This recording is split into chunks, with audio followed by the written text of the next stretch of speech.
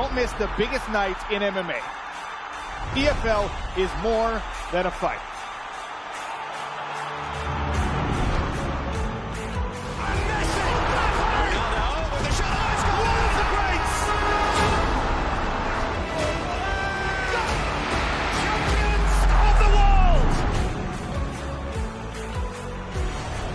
There's all to play for, which is so exciting. These teams have to come in here and give it their all.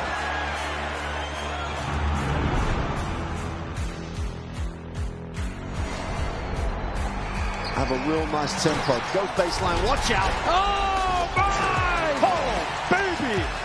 All the way down the runway for a big-time throwdown.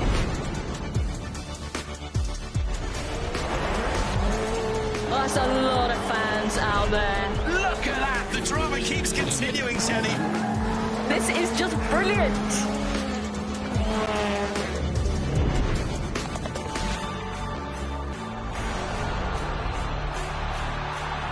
He strikes.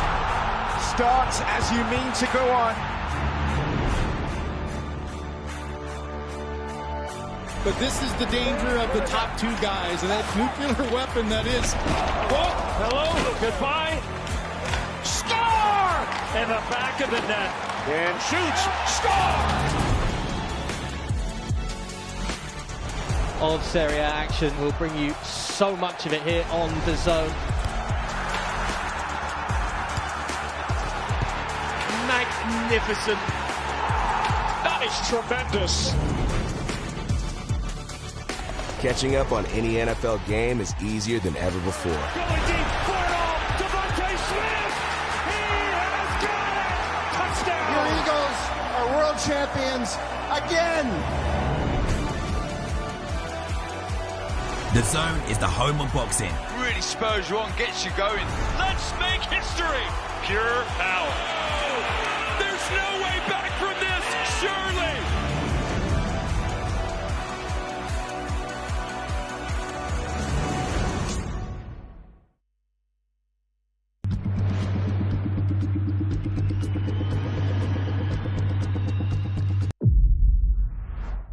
We are talking about World Sevens football. 8 teams, 7-a-side games, half the size of a usual pitch, rolling subs, no offside. It's going to be fast and feisty. Wow! The revolutionary Grand Slam style tournament. Absolutely sensational. Don't miss Serrano versus Cruz 2 for the Unified World Featherweight Championship, live on DAZN. The mother of all matches, Napoli against Juventus. Somebody, sir, on fire! Kenny! There's no fixture that gets the pulse racing quite like this. Don't miss Ring 5, Night of the Samurai, Inoue versus Picasso, Saturday, December 27th, only on DAZN. Exclusively on DAZN. Watch every match from the National League, where anything can happen. With every kick from all 24 clubs across the country and iconic names on the touchline, inspiring the next generation. All chasing one dream, promotion to the Football League. Back in the Football League. This league does not disappoint. It's all to play for. Watch every match from the National League. Sign up at DAZN.com/NLTV. Welcome back to Inside the Ring. Ryan Garcia, one of the biggest stars. You got to have these characters, you got to build them, and then you got to have the fight. Because you should be the king of boxing. The greatest things in the world take patience. In the lab. Or it's a level change. Right, I felt that. No one's looking out for boxing's best interest. Who's Crawford? Where does he fall? Yeah, I'm going to need it for sure. Are you on a different level than Canelo? We're going to see. Inside the Ring. That's the name of this show. The Locker Room. The new home of DAZN's boxing content. All your big hitters, all in one place. I am not going to stop until I am pulled off of this guy. The Locker Room takes you further than the ring. Daniel, don't disrespect me. Daniel, don't disrespect me. I'll put this shirt. Where rivals collide before the bell. I personally think you're a bit of a I don't really like you. Where legends are eternalized. Welcome on board the rivalry line. And prospects rise. I do not want to be average. I fear being average. More exclusive content than ever before. Look at that blood. You remember what's coming. Welcome to Inside the Ring. Boxing's official show of record. I'm your host, Max Keller. Where boxing lives, breathes, and never stops. I never thought being with Matchroom I'd be doing stuff like that. Weekly content from all your favourite creators, promoters, and influencers. The Locker Room. Only on DAZN, the global home of boxing.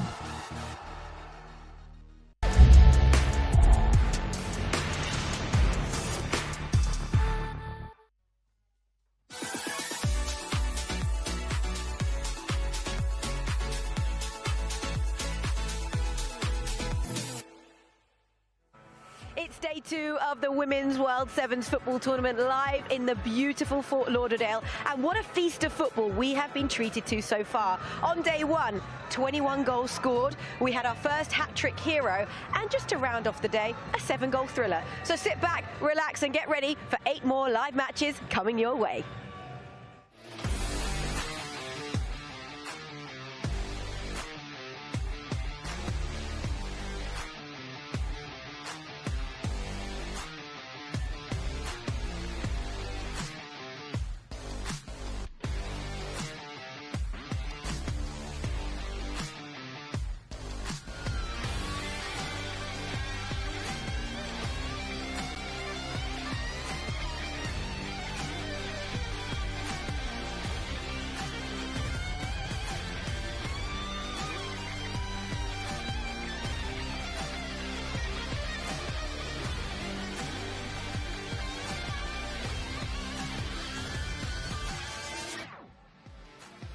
Wow, what a stunning opening day it was in Florida, and the scenes today are just as beautiful. We're having an absolute blast here in the Sunshine State, but it's business time now for the teams and the players involved, because after today, we will know who progresses to the semi-finals of the Women's World Sevens football tournament. So the countdown to kickoff is well and truly on, and I think now would be an excellent time to bring you right up to date with the current state of play, because today it really is crunch time. So here we go. Here is the current state of play in Group 1. So Club Tigres and Flamengo got off to victory, so they took maximum points from their opening game. It's pressure on Kansas City, Current and AFC Toronto to see if they can notch up some points. Remember, by the close of today, we will know who our semi-finalists are. As for Group 2, here is how it stands. Club America, they were involved in the highest scoring game of the day yesterday with that 5-2 victory. They topped the table. San Diego Wave in second. Both of those teams with maximum points respectively. Nacional and Deportivo, it's over to you to see if you can react. Wow, what a day we have in store. It's an absolute pleasure to have your company from wherever you are around the world. You're in the right place because we have had so much fun so far. I have such a stellar lineup once again. Former Scotland and Arsenal player Jen Beattie is back with me for the whole day. We enjoyed the sunshine yesterday, didn't we, Jen? Oh, yeah, we did. It was excellent. Happy to be out all day long. Jordan Angeli, former US under-20s player and in commentary for us today. Welcome along. Thank you. And Tobin Heath, just a couple of World Cup wins to her name. And, of course, on the council as well for the Women's World Sevens. Tobin Heath, lovely to have you here. Thank you. Tell me, first of all, how much did you enjoy day 1? I love day 1. It's kind of the awkward day when people are first experience sevens and they're trying to figure out the strategy, they're trying to figure out the subs, and obviously you want to get off to a really strong start. And the personalities are just starting to emerge. By that 4th game, you saw the celebrations were bigger, the runouts were bigger, and that's what this tournament's all about. And what does it mean for you to have it on home soil as well? Because, of course, last time, for the first time, we were in Estoril, in Lisbon, and now we're in your home country. I mean, this is what I'm familiar with. Right, I know football in this country so well, so it's obviously fantastic to see all of the Americas represented in this region. But the different styles of soccer, which is represented in the Americas, is incredible. Before we were obviously in Europe, and I saw less of styles and more of the style of the players emerge. But here, the actual team styles are the things that are really dictating the play. Jordan, what did you make of the standard of play we saw yesterday? Oh my goodness, it was elite. I thought the level was so high from the beginning, but as the day went on, and I don't know if this is something that you noticed in the other tournament as well, Tobin, but it felt like teams got some different tactics. Like, I thought Club America came out with a really good setup. That surprised me, and it was just fun, fast-paced. I think we need some more goals, though. I was calling for more shots yesterday. I felt like there could have been more shots because you can really shoot from anywhere. It was exciting and so much fun. I think we might well see that today because it's crunch time, right? Yeah. You have to put it all out there today because we know who will make it through to tomorrow's semi-finals and then final. Apart from the singing and the DJ and the walk-ons. Yeah, should we get back to football? what did you enjoy, Jen? No, I thought the skill level was brilliant. I think going to Jordan's point, I think when it comes to sevens, you know, these teams are all used to the 11s format, so it is different tactically. And I think Maria Sanchez stood out for me because she understood the memo of you're close to goal. You might think you're outside the box, but you're so much closer than you are to a regular game in 11. So I think Club America definitely stood out for me in that standpoint. You said it yourself, both of you. Being the fourth game, having that bit of familiarity, having the ability to watch the games prior, coming into it. So now it's ready to go, and now it is crunch time. You have to pick up points to get to that final. Everyone wants to be there. Was there a particular team or player that you enjoyed watching the most? I mean, I think Jen Beatty said it well. I mean, Maria Sanchez, I wrote on my Instagram on her third goal, I said, clean. That was just doesn't get more clean. Nasty. Wow. I mean, you can't hit a ball better than that, and the timing in between the players' legs. Like, that's intentional, people. That was absolutely intentional, and it's great to see a player like Maria playing against or, like, in tournament with one of her former teams as well. Like, it adds a little bit of spiciness to that, 100%. right? I think Christiane, for me as well, even, you know, her international experience for Flamengo coming in and that third goal, just that sheer bit of quality, that's what we all want to see. That's what so in those condensed small spaces, 1v1 play, but that sheer bit of skill just to go and get the third goal and create that assist was... I can't wait to watch it back again. Well, you know what? You teed me up nicely there because Thanks. we are going to watch some footage back from yesterday. Let's start with the opening match, a 5-goal thriller. It was brilliant. We loved it. It was, of course, Kansas City that lost to Flamengo. And let's have a look back at all of the goals. It was a spectacular opening, was it not, Jordan? Yeah, it was a really great opening. I thought Kansas City came out on the front foot. They did a good job of setting the tone right away and playing exciting football to get after this Flamengo team. And it was Alex Pfeiffer, the young teenager, who gets the first goal. Nice celebration. And then Ellie Wheeler on the second goal. And this is really the story, Jen, is the Kansas City got on the front foot. They get the 2 goals, but then Flamengo was like, all right, let me show you a little bit of our Brazilian flair. 100%. That's what Kansas City are known for in the NWSL, right? Starting fast, starting strong, but they struggled to maintain that throughout the entire game. And I think that just goes to show again, this sevens format, that you looks can't like my make any somersault mistakes. too, by the way. And for players that have played international football, South Americans know how to fight. Even if they're not the more superior team, they will figure out a way to make it a team.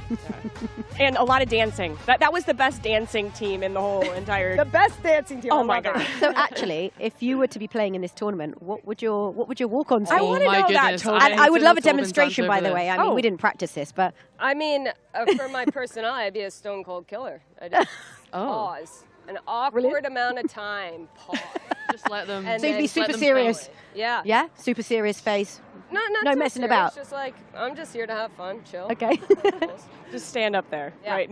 And Jordan? Just leave them waiting. I think I would have to do something a little out there because that's how I am. I liked the group ones where like the photography and someone was walking or the dance that the Flamengo players did. So I'd have to think of something creative with some teammates. Yes, the group celebrations, especially from Tournament 1, I love the creativity. Yes, that was very cool, wasn't it? Well, I'm sure we'll see more of that today. Let's go on to the next game. So it was Deportivo Cali. By the way, I love their fans that were here. They brought the noise, didn't they? It was amazing. They did lose out in the end, though, to San Diego Wave. Jen, what did you make of this match? Yeah, I thought, look, San Diego Wave were, for me, probably one of the standout performers. The kind of one team on the first day that did dictate the entire game, kind of dominated possession. Of course, they did concede a goal, but for me, I think Jonas Eideveld came into this, and even we had the honour to chat to him after, and looking at players still holding their runs, not really getting a grip of the sevens format, and I can't wait to watch them again today and see what they've learned from even this first game running out. Must take time to get used to, though, holding your line. Absolutely. I think that's one of the things that a lot of players said yesterday is like, how do you adjust not just offensively with not being offside, but defensively too? The one thing that impressed me about Deportivo Cali, their goalkeeper was amazing. Phenomenal. Yeah, so I'm excited to see what she can do again today because she really kept them in a game where you said it. San Diego was on the front foot. 100%. And for me, another standout was Kenza Dali. I thought her decision-making, I wanted to say final third, but can you say that? Kenza's phenomenal, but she got rocked one time, and you could see her with the ref, and it's just like, play on. This is World Sevens football. You're going to get knocked around. No, I do love that about the sevens, though. There's so many more duels. Yes. And for me, that's because there's much more player-for-player marking. And you're so much more aware of that one 1v1 situation, much more isolating. You get more duels. It's feisty. It's brilliant to watch, isn't it? And also, I'm expecting there's going to be a lot more battles, but it's also going to be really tough out there in these conditions today because it is very hot. Let's move on. Next match, Club Tigres against AFC Toronto. Maria Sanchez, take a bow, hey? I mean, Maria Sanchez, come on. These goals were absolutely phenomenal. This is actually the first hat trick in World Sevens football history. Ever. Okay. Ever, which is great. But I will say, AFC Toronto, come on now. Yeah. I was pleasantly surprised. If anybody's actually recruiting from World Sevens, I think there were some phenomenal stand-ups actually on that side of the pitch. Ismail was really good for Toronto, and their young 17-year-old Hunter was really bright as well. But the story was Maria Sanchez and what she could do. And this goal, it goes outside the post first before it comes in. Yeah. I was... Cross or a shot? Yep. Cross or a shot? Shot. What I love that's about a shot. 100%. If you watch Maria Sanchez play, there's nobody with a silkier left foot now. What I love about all three of her goals as well, they were all completely individual. Yeah. We talk a lot about combination play, short spaces. She was bodying people, all creating them let herself. me tell you though, people think you have to dribble around the defense to score. In World Sevens football, you shoot in front of the defenders because it's the easiest way to score.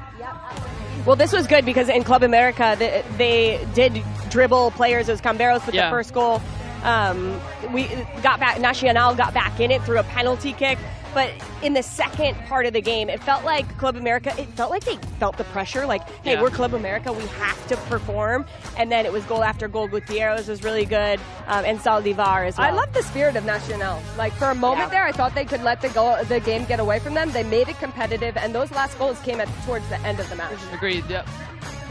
And you know what? I think it's worth pointing out at the moment now that these teams are playing for serious money here today. The winner will get $2 million. The runner-up, $1 million. Third place, $700,000. Fourth place, $500,000. And then fifth to eighth, they walk away with $200,000. I mean, for you that, you know, when you were playing, that money was not available. Get your bag. Have fun. Get your bag. I think the best part is you're going to get paid if you come too, and so you're participating. You're going to get some kind of money, but today's going to get serious because 2 games. You got to figure out a way to get out of the group. Yeah, and look, it's easy to compare, right? But there are other top tournaments that even if you're in it, you leave with nothing if you don't get any further than a certain aspect. So there's been a massive conversation. Yeah, no, it's congratulations to every single part of the teams that are involved, the people behind the scenes, because I think this is all about growing the sport, and that's exactly what this tournament's doing. Yeah, absolutely. Well said there. Really well said. Okay, let's move on and head over to Jenny Chu, who's standing by with Chelsea, reflecting on the tournament and standout moments so far.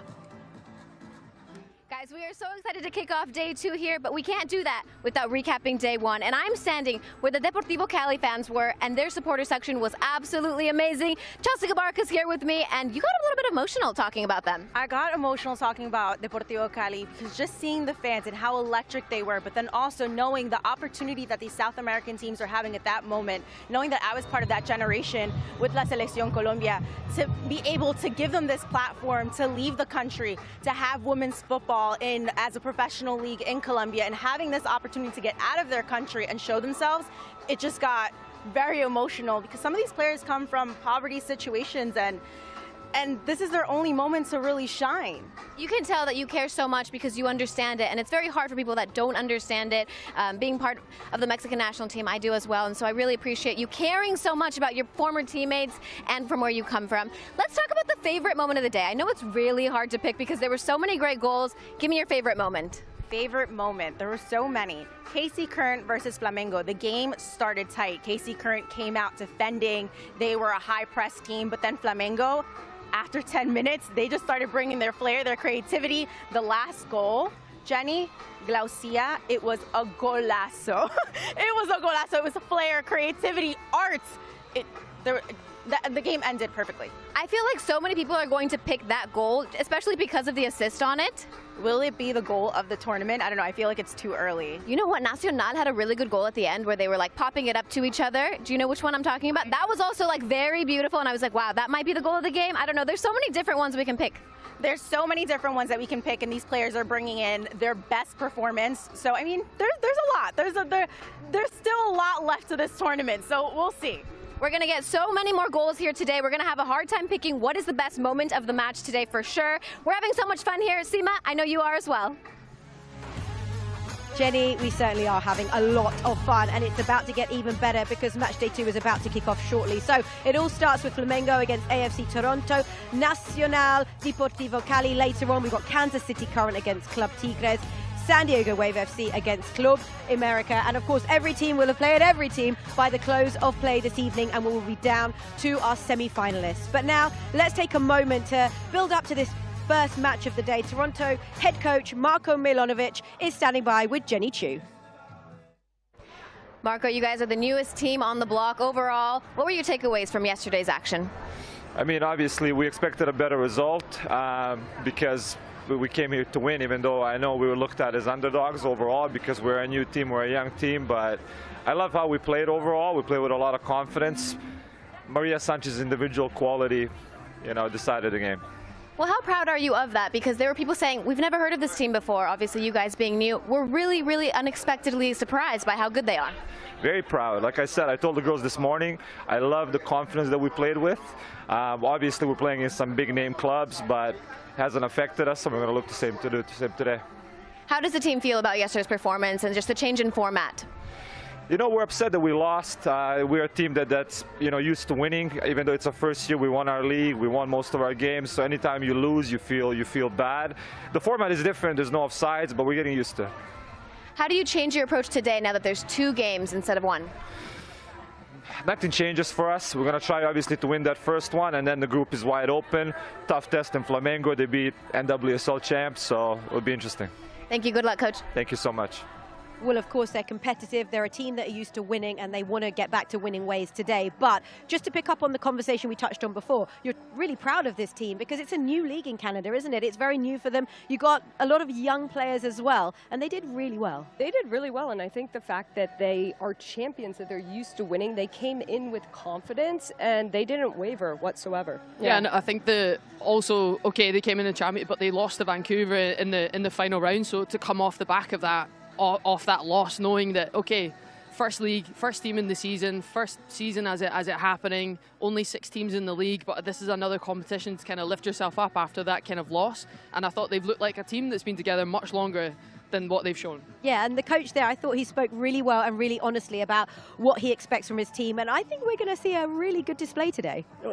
They have to, and this is one of the things that I'm excited to see for day 2 is you're going to see teams have to adapt a little bit, but capitalize. And I think one of the things that Toronto just missed out on yesterday is they had momentum in 2 times of the games, and they didn't find goals when they needed it. So can they do that here today and really make sure that they're getting points from these 2 games? And of course, Flamengo arrive full of confidence because they were underdogs in their first match against Kansas. They completely surprised us all, came from behind and took the 3 points. So they're going to be feeling good. Massive. I mean, in terms of being a fan of the game and watching Flamengo play was an absolute joy and delight. Yeah. And I'm just so, I love that they're in this tournament. I love that they're bringing the Brazilian flair, and I would love to see them win. Yeah, I think they would have been maybe a little bit intimidated coming up against Kansas City in the opening game, knowing how dominating they were in the NWSL. I know they didn't obviously win the championship, but still many records made, multiple shutouts, and really defensively really strong.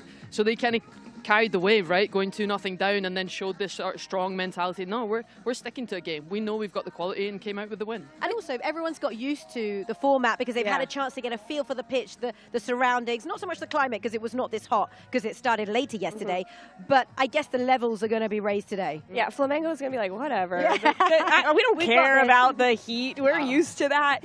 I really feel like because of where they're from, in Brazil, they have this just baller style about them. It is not about tactics out here, really. It's about, can you win your 1v1 battles? Can you show some flair? And they sent so many players forward, and that gave them a lot of opportunities. So it'll be exciting to see how many goals, how many more flicks we see from Christiani. Christiani, 40 years old, come on. She did a somersault. Yeah, I mean, she's inspiring me, yeah. Well, the intensity was high yesterday, but it's going to ramp up because everyone's playing 2 matches today. Would rest and recovery have been really important last night after all the matches were done? No, we're not about that yet. No rest. I hope they had fun, And honestly, this format is to see the best, most energized version of these players. Yeah, I think subs will be a little bit quicker, though, today. And that was one thing I was talking to you guys about before just everybody on the council that has been to the first tournament, like how important were the substitutions in that first iteration? And it feels like today with the heat that subs have to be flying in, get fresh legs out as quickly as possible. Of all the tactics, substitutions are the most important. Yeah, absolutely. Okay, well, we are having fun in the sunshine. Hope you're enjoying this as well. Now, if you've missed any of the action or you're just joining us for the first time, here's everything you need to know about the World Sevens football tournament with our Jackie Oatley. The stage is smaller, but the stakes are bigger than ever. Welcome to World Sevens football, a bold new frontier in the women's game. 8 elite clubs, 7 players aside. 2 halves, 15 minutes each. It's fast, it's fierce, it's football without the filter. Unlimited rolling subs keep the tempo relentless. No offside, no draws, just winners. If it's tied at full time, 5 minutes of extra time. 5 versus 5, first goal wins. Still level, sudden death penalties decide it. 1 shot each till someone breaks the deadlock. Under the sun of Fort Lauderdale in Florida, the world's best battle, not just for glory, but for a share of a $5 million prize pool. This is a game reimagined for the fearless. Streaming live on DAZN or catch the action in person. Tickets on sale now at world7sfootball.com.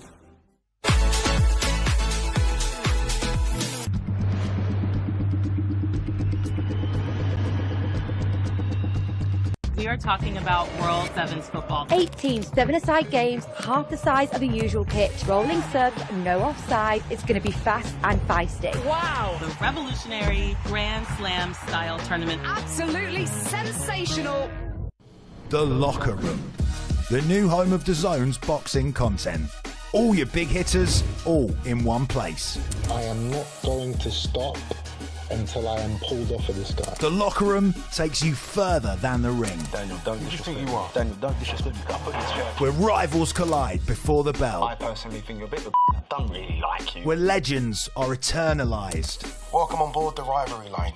And prospects rise. I do not want to be average. I fear being average. More exclusive content than ever before. Look at that blood. You remember what's coming. Welcome to Inside the Ring, boxing's official show of record. I'm your host, Max Keller. Where boxing lives, breathes, and never stops. I never thought being with Matchroom I'd be doing stuff like that. Weekly content from all your favourite creators, promoters, and influencers. The Locker Room, only on DAZN, the global home of boxing. The mother of all matches, Napoli against Juventus. Somebody, sir, on fire! Kenny! There's no fixture that gets the pulse racing quite like this. Don't miss Serrano versus Cruz 2 for the Unified World Featherweight Championship, live on DAZN. Exclusively on DAZN. Watch every match from the National League, where anything can happen. With every kick from all 24 clubs across the country and iconic names on the touchline, inspiring the next generation. All chasing one dream, promotion to the Football League. Back in the Football League. This league does not disappoint. It's all to play for. Watch every match from the National League. Sign up at DAZN.com/NLTV. Don't miss Ring 5, Night of the Samurai, Inoue versus Picasso, Saturday, December 27th, only on DAZN. Welcome back to Inside the Ring. Ryan Garcia, one of the biggest stars. You got to have these characters, you got to build them, and then you got to have the fight. Because you should be the king of boxing. The greatest things in the world take patience. In the lab. Or it's a level change. Right there. I felt that. No one's looking out for boxing's best interest. Who's Crawford? Where does he fall? Yeah, I'm going to need it for sure. Are you on a different level than Canelo? We're going to see. Inside the Ring. That's the name of this show.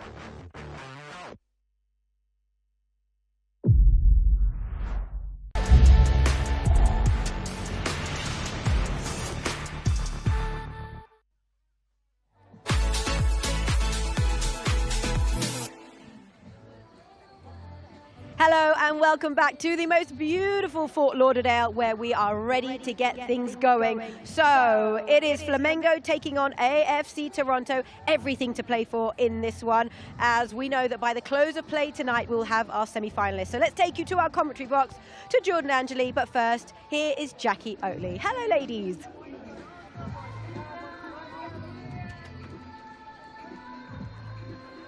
Feliz sábado, día número 2 en el World Sevens Football. La competencia continúa en Fort Lauderdale, a las afueras de la hermosa ciudad de Miami. Tenemos 4 partidos para comenzar la primera parte de este día, arrancando con el duelo entre el AFC Toronto, que se mide al Flamengo de Brasil. Le saluda con mucho gusto Moisés Linares, acompañado por Chelsea Cabarcas. Chelsea, ¿cómo estás? ¿Lista para otra jornada futbolística? Lista.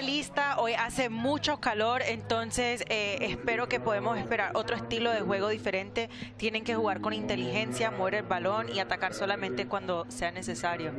Y vemos en pantalla a las jugadoras de Flamengo que salen con ese uniforme histórico, el tradicional, el que conoce el mundo entero. El equipo de Flamengo que ayer arrancó la competencia con el pie derecho, una victoria por marcador de 3-2 frente al KC Current. Tienen ya un pie en lo que sería la próxima fase, pero tienen que cumplir contra un equipo de Toronto que llega golpeado, también necesitado de ganar, porque ayer terminó cayendo contra Tigres en un partidazo por marcador de 3-2. Son dos equipos bastante distintos. Toronto juega más táctica, física, mientras Flamengo, como vimos ayer, el tercer gol, un golazo de Glaucia, creativo, y pues iniciaron el partido un poco lento, pero ahora que ya saben qué esperar, tal vez en este partido van a iniciar con más chispa.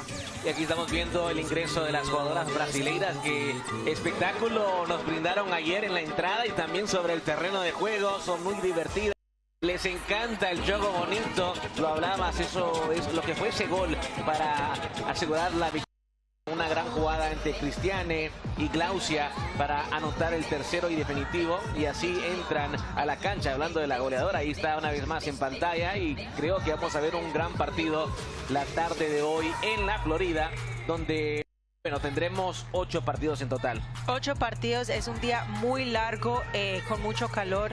El clima en Fort Lauderdale está caliente, entonces mucho va a depender de la inteligencia de juego, pausas, saber cuándo atacar, cuándo replegar. Esos son momentos muy importantes. Vemos a las jugadoras brasileiras entrando, capoeira también incluida.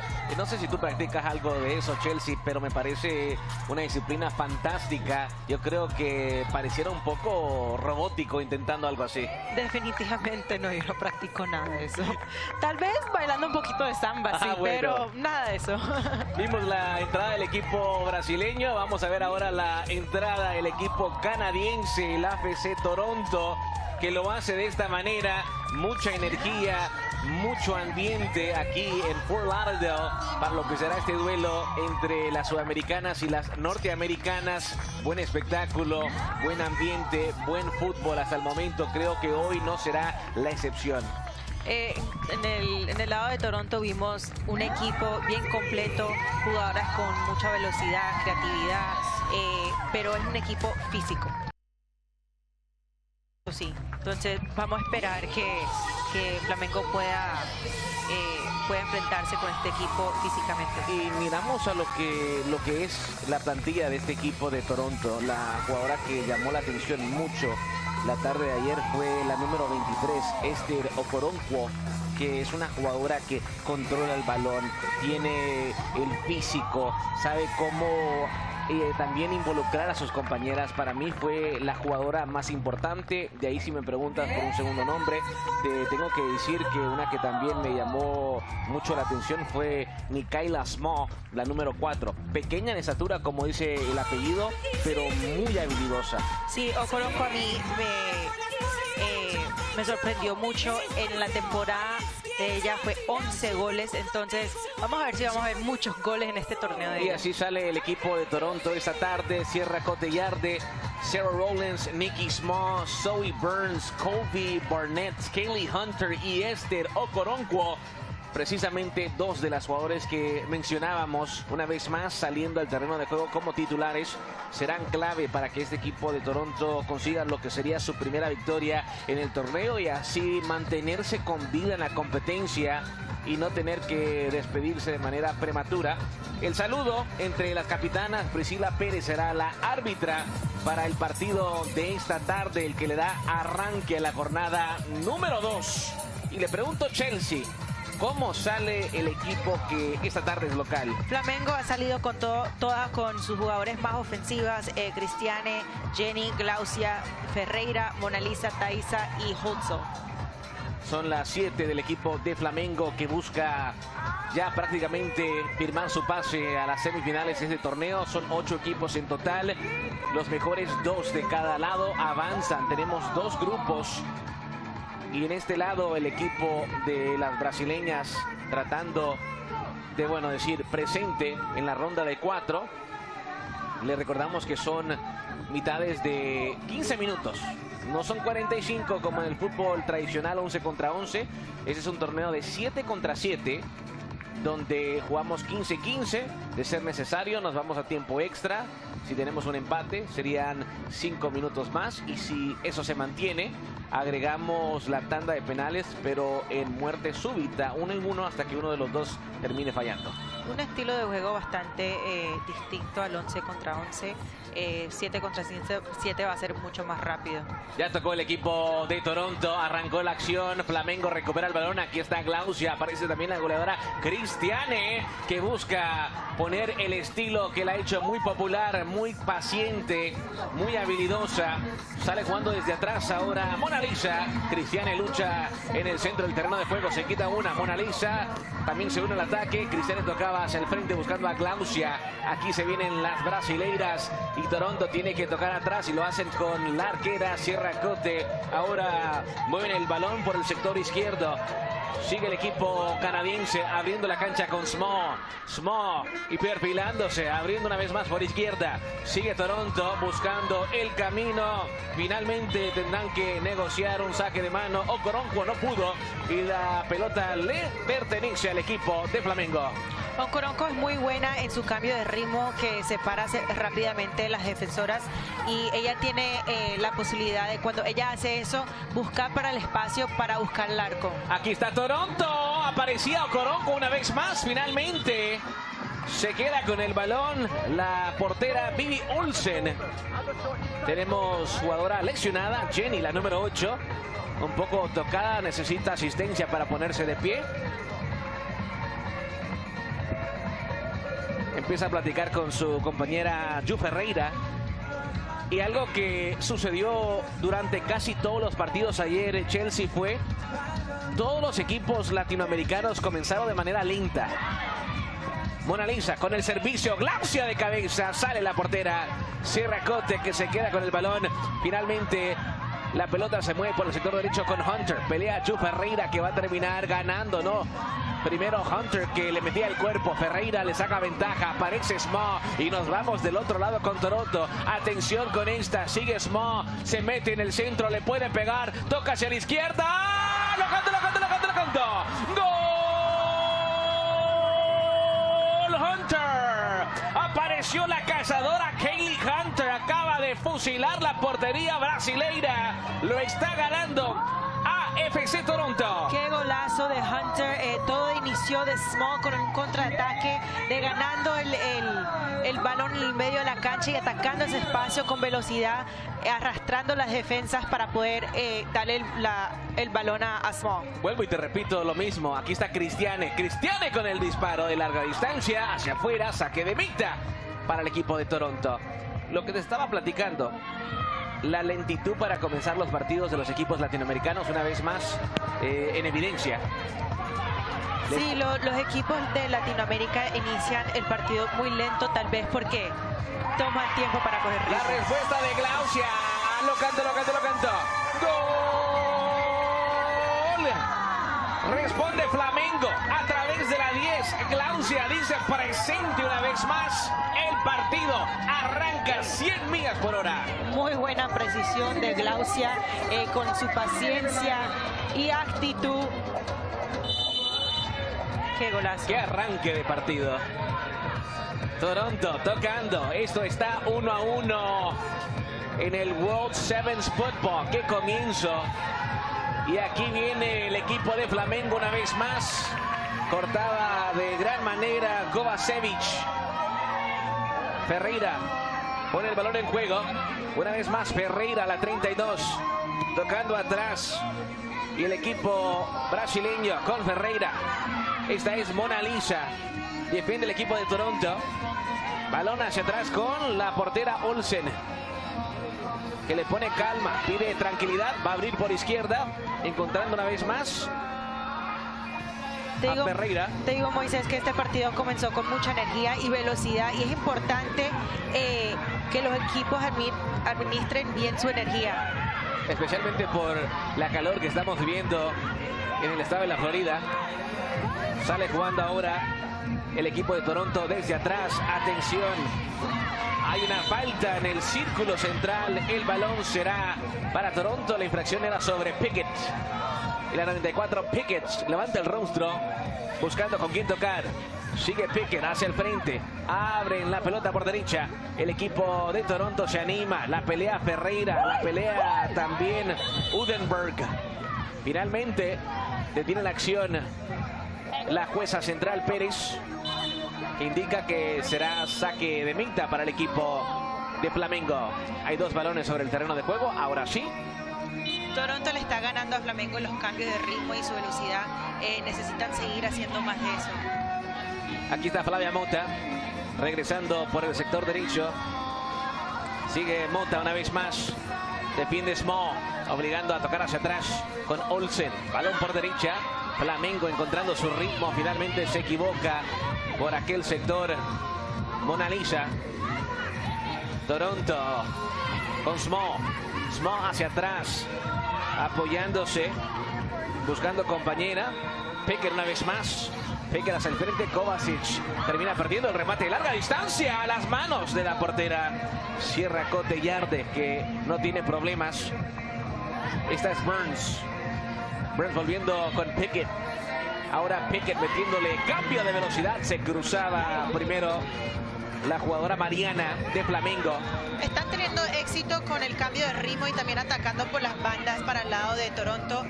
Quizás si estiran aún más un poquito el campo, podrían abrir esos espacios para recibir el balón adentro. Rollins hacia el frente buscando a Coronquo. Y la jueza dice que el balón lo tocó por último la número 23. Será saque de meta para Flamengo. Balón en corto con Jenny. Olsen complicándose. Pelotazo largo al otro lado con la otra guardameta que pone el balón en juego de manera inmediata. Atención con esta. Aquí se viene la autora del único gol, Hunter, que no va a llegar. Se le terminó la cancha. Balón para Flamengo, que juega rápido también. Me gusta la dinámica, me gusta el ritmo. Ya vamos 6 minutos de tiempo corrido. Partido interesante para arrancar esta jornada número 2 del torneo World Sevens Football. Llega Small, recupera, termina cayendo. Hay falta y será tiro libre para Toronto. Rollins abre por izquierda. Aquí está el balón largo de Barnett. Okoronkwo. Sigue Okoronkwo, encara a Okoronkwo. Defiende Jenny. Lo peor que puede hacer Flamengo es dejar que Okoronkwo se gire. No darle espacio.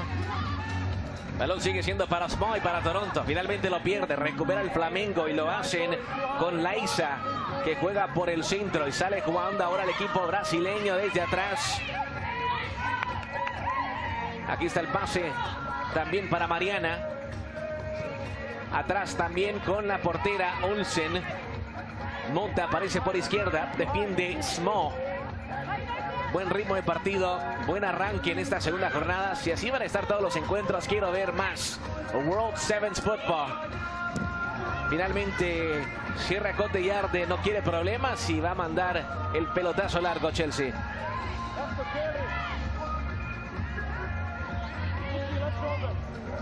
Olsen va a poner el balón en juego. Ya vemos a Okoronkwo ahí cerquita, cazando. Small. Pelea y lucha en el centro. Leidiani termina ganando. Esta es Mariana. Mariana aguanta, hace la pausa, toca atrás, se apoya con su compañera. Abren por izquierda. Yusinara. Yusinara jugando hacia el frente. Sigue tocando Flamengo. Yusinara no va a poder. Aparecía Okoronkwo para cortar. Mota con Leidiani. Leidiani atrás con Mariana. Mariana jugándose el frente para Ferreira. Primero la defensa del equipo de Toronto y ahora tienen oportunidad con Hunter. Va a encarar Hunter 1 contra 1. Hunter aguanta, hace el recorte, termina perdiendo. Sale Olsen que se queda con el balón. Estamos viendo un lado de Flamengo un poco distinto que ayer. Están moviendo el balón muy bien. 2 toques, manteniendo el partido simple porque saben que el calor tiene mucho efecto. Ferreira de taquito con Mota. Mota aguanta, defiende Okoronkwo, tocan atrás. Yusinare, la 81 con la zurda. Yusinare, la Leidiani dejaba que el balón corriera. Pasa cerca del poste izquierdo. Esa que demita para Toronto. Muy buena pegada y jugada entre las dos. Se vienen ya todos los cambios de ambos equipos para conservar energía. Regresa al terreno de juego Cristiane. Presiona el equipo de Flamengo.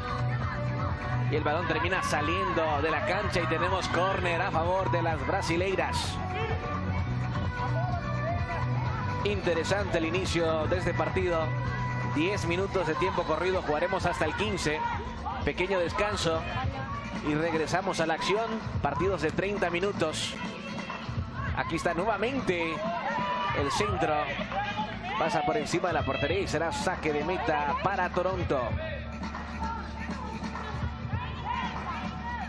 Le pone ya un poco más de tranquilidad la portera Sierra Cotellarte para tratar de tranquilizar los ánimos. Sí, y la manera en que gestionas las sustituciones es muy crucial en un partido como este porque tampoco quieres cambiar el ritmo del equipo.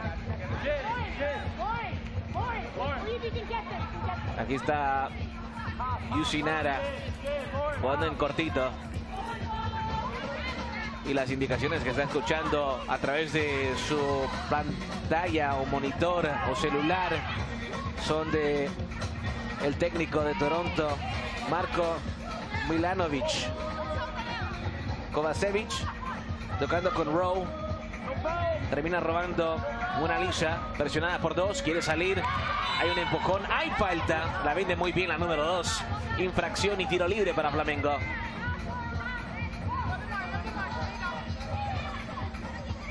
En corto ahora. Abren por derecha. Por allá está Yusinara. Cristiane. Aguanta Cristiane. La defienden 2. Roba Rowe. Sigue siendo para Flamengo. 11 minutos. 1-1 el marcador. Vamos a ver qué más tienen estas cracks. Mona Lisa tras el taquito de Cristiane, que parece ser su jugada favorita. Glaucia ahora. Glaucia al primer palo. No llegó Cristiane, sí apareció la portera. Y aquí se viene Toronto una vez más, abriendo por izquierda.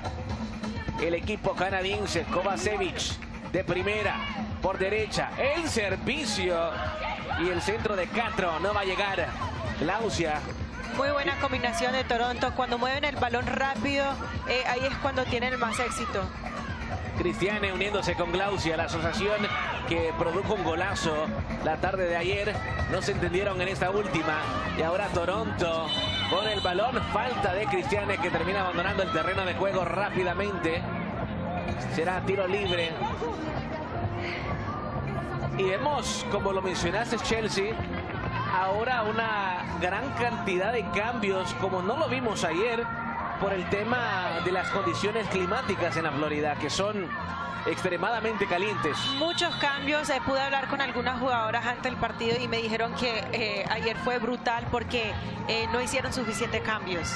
Y como es un juego tan rápido, 7 contra 7, tienes que usar tu velocidad en espacios pequeños.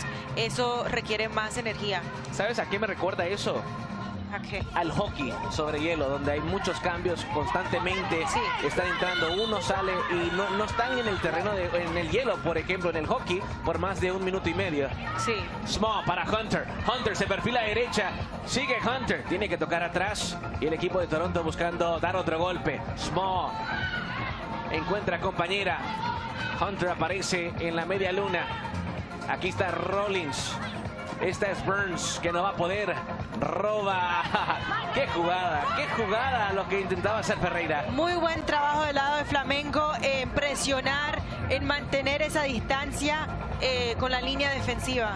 Glaucia protege, gana, sigue Glaucia a la 10, intenta tocar hacia el frente, recupera el balón el equipo de Toronto con Barnett, ahora es la portera Sierra Cote, corta muy bien la brasileira Ju Ferreira, jugadora de 33 años de edad, mucha experiencia sobre el terreno de juego. Recuerden que tenemos otro partido a continuación, KC Current enfrentando a Club Tigres, y Tigres nos dejó un gran sabor de boca.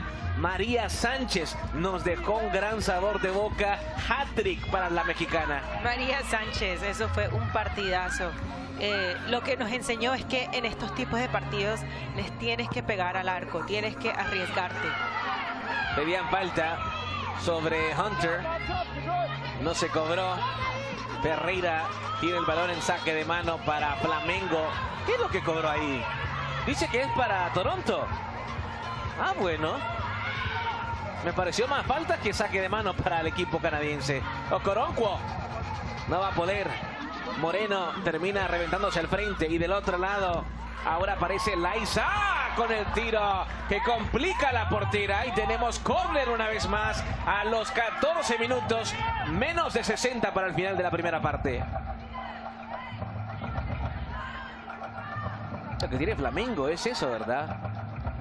Tiene jugadoras con mucha habilidad para encontrar espacios donde parece que no hay nada. Exactamente, y también tienen esa conexión entre ellas que ni tienen que mirar, ya saben que su compañera va a estar ahí.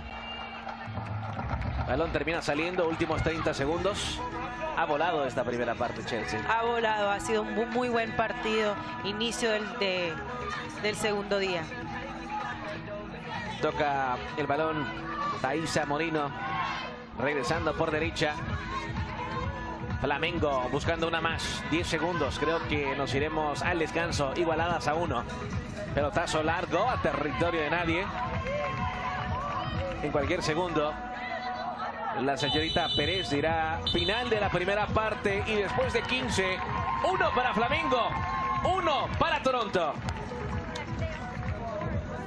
Buen inicio en este match day número 2. Un buen empate, nos faltan 15 más. Flamengo, Toronto brindando espectáculo aquí en el World Sevens Football.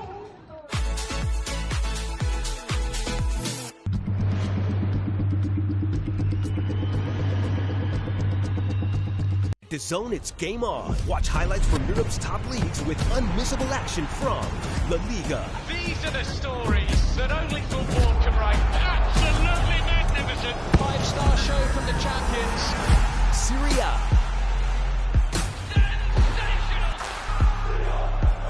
One to take, one to hit. Bang! Bundesliga. Stunner of a strike.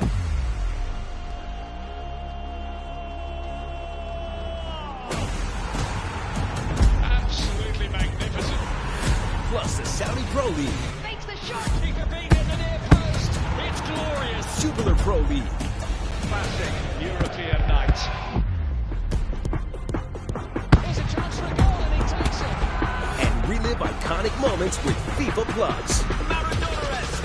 It's magical. All in one place, all season long. Watch now on DAZN. DAZN, the undisputed global home of boxing. Over 185 fight nights a year. From the world's biggest events, straight into your home. The kings, the chaos, the comebacks. From weigh-ins to walkouts. Inside the corners, raw reactions. Expert analysis. Behind the scenes, top commentary. Watch it your way, anytime, any screen. On your phone, on your couch, on the move. You don't just watch it, you live it. Because passion doesn't take a round off, and neither do we. It's the glamour division of boxing. Show for the ages. This is intensity at its best. Champion of the world. DAZN, the undisputed global home of boxing.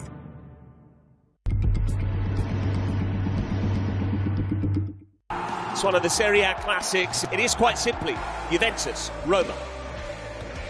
Topic once again. A real statement.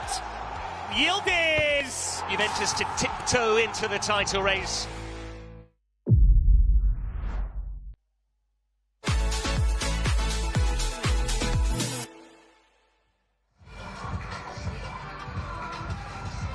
¿Qué le parece si repasamos lo mejor de los primeros 15 minutos? Estos son los highlights de la primera parte. Toronto arrancaba de mejor manera y el Small encontrando a Hunter, que con la pierna derecha fusilaba a la portería de Olsen para el 1-0. Gran inicio de Toronto con este contraataque de Small, aprovechando su velocidad y coronando una excelente definición de Hunter. Y Glaucia del otro lado con esta gran definición al ángulo, colocando el balón ahí en la esquina para que la portera Sierra Cotellarte no pudiera llegar. 1-1 tras 15 minutos, faltan 15 más. Necesitamos tener un ganador, no hay empates, así que esperamos una segunda parte de muchas emociones. Hasta música, y si quiere DJ, aquí también tenemos ambiente, Chelsea. Hace un ambiente muy diferente. Pude hablar con algunas jugadoras y me dijeron que se están divirtiendo mucho, se sienten como que están jugando en un parque, en sus casas, como cuando eran niñas. Eso es increíble escuchar, porque claro, ese torneo tiene el foco sobre el fútbol femenino, y escuchar que te están diciendo eso creo que es algo muy productivo.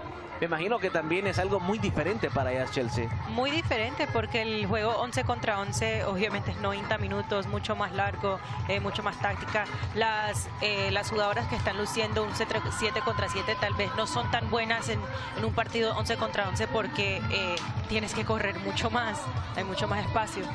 Flamengo va a tocar el balón para arrancar la segunda mitad. Equipo que ya suma una victoria en su participación en este World Sevens Football. Toronto buscando su primer triunfo del torneo. Cada equipo juega 3 partidos. De clasificar pasan a la ronda de 4.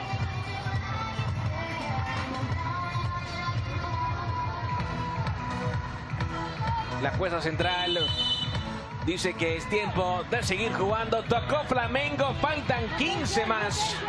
Olsen abriendo el balón por derecha. Y vamos a ver si Flamengo puede encontrar el segundo. Mona Lisa tocando con Glaucia. Sigue Glaucia, deja 1 en el camino, 2 en el camino. Abre por izquierda. Se anima Flamengo. Cristiane, una vez más la devolución era para Jenny. No llegó.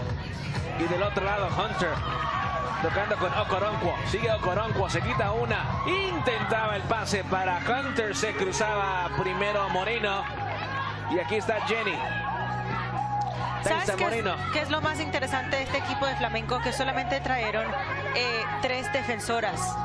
Lo que a mí me dice, vamos a jugar de manera muy ofensiva. Muy ofensivas. Y solamente hay 3 defensas. Es lo contrario a un equipo como Nacional. Un equipo totalmente, en su mayoría muy defensivo. Exactamente, mitad del equipo son defensas. Olsen intentaba el disparo desde muy lejos. Okoronkwo por derecha, tocando en cortito para Burns, que no va a llegar. Recupera Flamengo, protegen el balón, aparecía por aquel sector Ferreira. Y hay saque de meta para el equipo brasileiro. Equipo brasileiro que fue fundado en 1995. Tiene un título en sus palmares que llegó en el 2016. Glaucia. Se cruzaba primero Small. ¿Y será saque de mano o cobró falta? Falta, es tiro libre para el equipo de Toronto. Podemos ver la diferencia también, Chelsea, en las historias de ambas franquicias, clubes. Un Flamengo fundado en el 95, mientras que Toronto fundado hace solo un par de años, en el 2023. Flamengo tiene una historia muy larga, 97 jugadoras que han pasado por este equipo, que son las mejores del mundo, una de las mejores del mundo, mientras Toronto, un poquito más joven, el primer año, pero ganaron en su temporada. Sí, un equipo que terminó con el Supporter Shield en el 2025. Y infortunadamente terminó cayendo en los playoffs 2-1 contra el Vancouver Rice. Rollins Saliendo desde atrás, jugando con Small. Se mueve el Hunter. Balón filtrado para Hunter. Se cruzaba primero Mona Lisa. No hay falta. Balón largo una vez más. Y aquí está Pickett con Small. Estamos viendo el lado de Flamengo un poco más lento en este segundo tiempo. Hunter. Se ven un poco fatigas. Barnett, la 31, no va a poder. Termina perdiendo el balón, pero negocia lo que es un saque de mano para las canadienses. 19 minutos de tiempo corrido. Punta del millón en un segundo. Aquí viene primero Rowe, que va a terminar perdiendo el balón. ¿Será este el partido, Chelsea? ¿Será este el primer partido de tiempo extra? Tal vez, porque veo que este partido está un poco cerrado. Ambos están cansadas. Podría ser, vamos a ver, faltan todavía un poco más de 10 minutos, así que hay demasiado tiempo. Olsen a nivel de cancha se equivoca. Rowe ahora aparece ahí en el círculo central, presionada. Y vemos la picardía de la jugadora brasileña que rápidamente le mete un empujón pequeño. Jenny. Pickett. Sigue Pickett. Termina cayendo Pickett. Cae. No hay falta. Y después hay contacto sobre Rowe. Esta sí se va a cobrar. Será tiro libre para Toronto. Le metieron con todo a Lauren Rowe. Vemos la jugada una vez más. Clarísima la infracción. Llegó un poco tarde. Sí, Jenny llega tarde. Ashley Castro, la jugadora encima del esférico. Y de esta distancia creo que tiene todo para pegarle a portería. Tienen todo para pegarle a la portería, aunque es un ángulo. Ahí está el remate, ahí está el gol. Lo canto. ¡Gol! Le pegó a la portería. Hubo un desvío. Autogol, podríamos decir. Un error de la línea defensiva de Flamengo. Pero tú lo dijiste, tienen que tomar sus riesgos para pegarle al gol. No desaprovechó la oportunidad y con asistencia de una jugadora del equipo de Flamengo, me parece que fue Liza la que hizo un poco de contacto.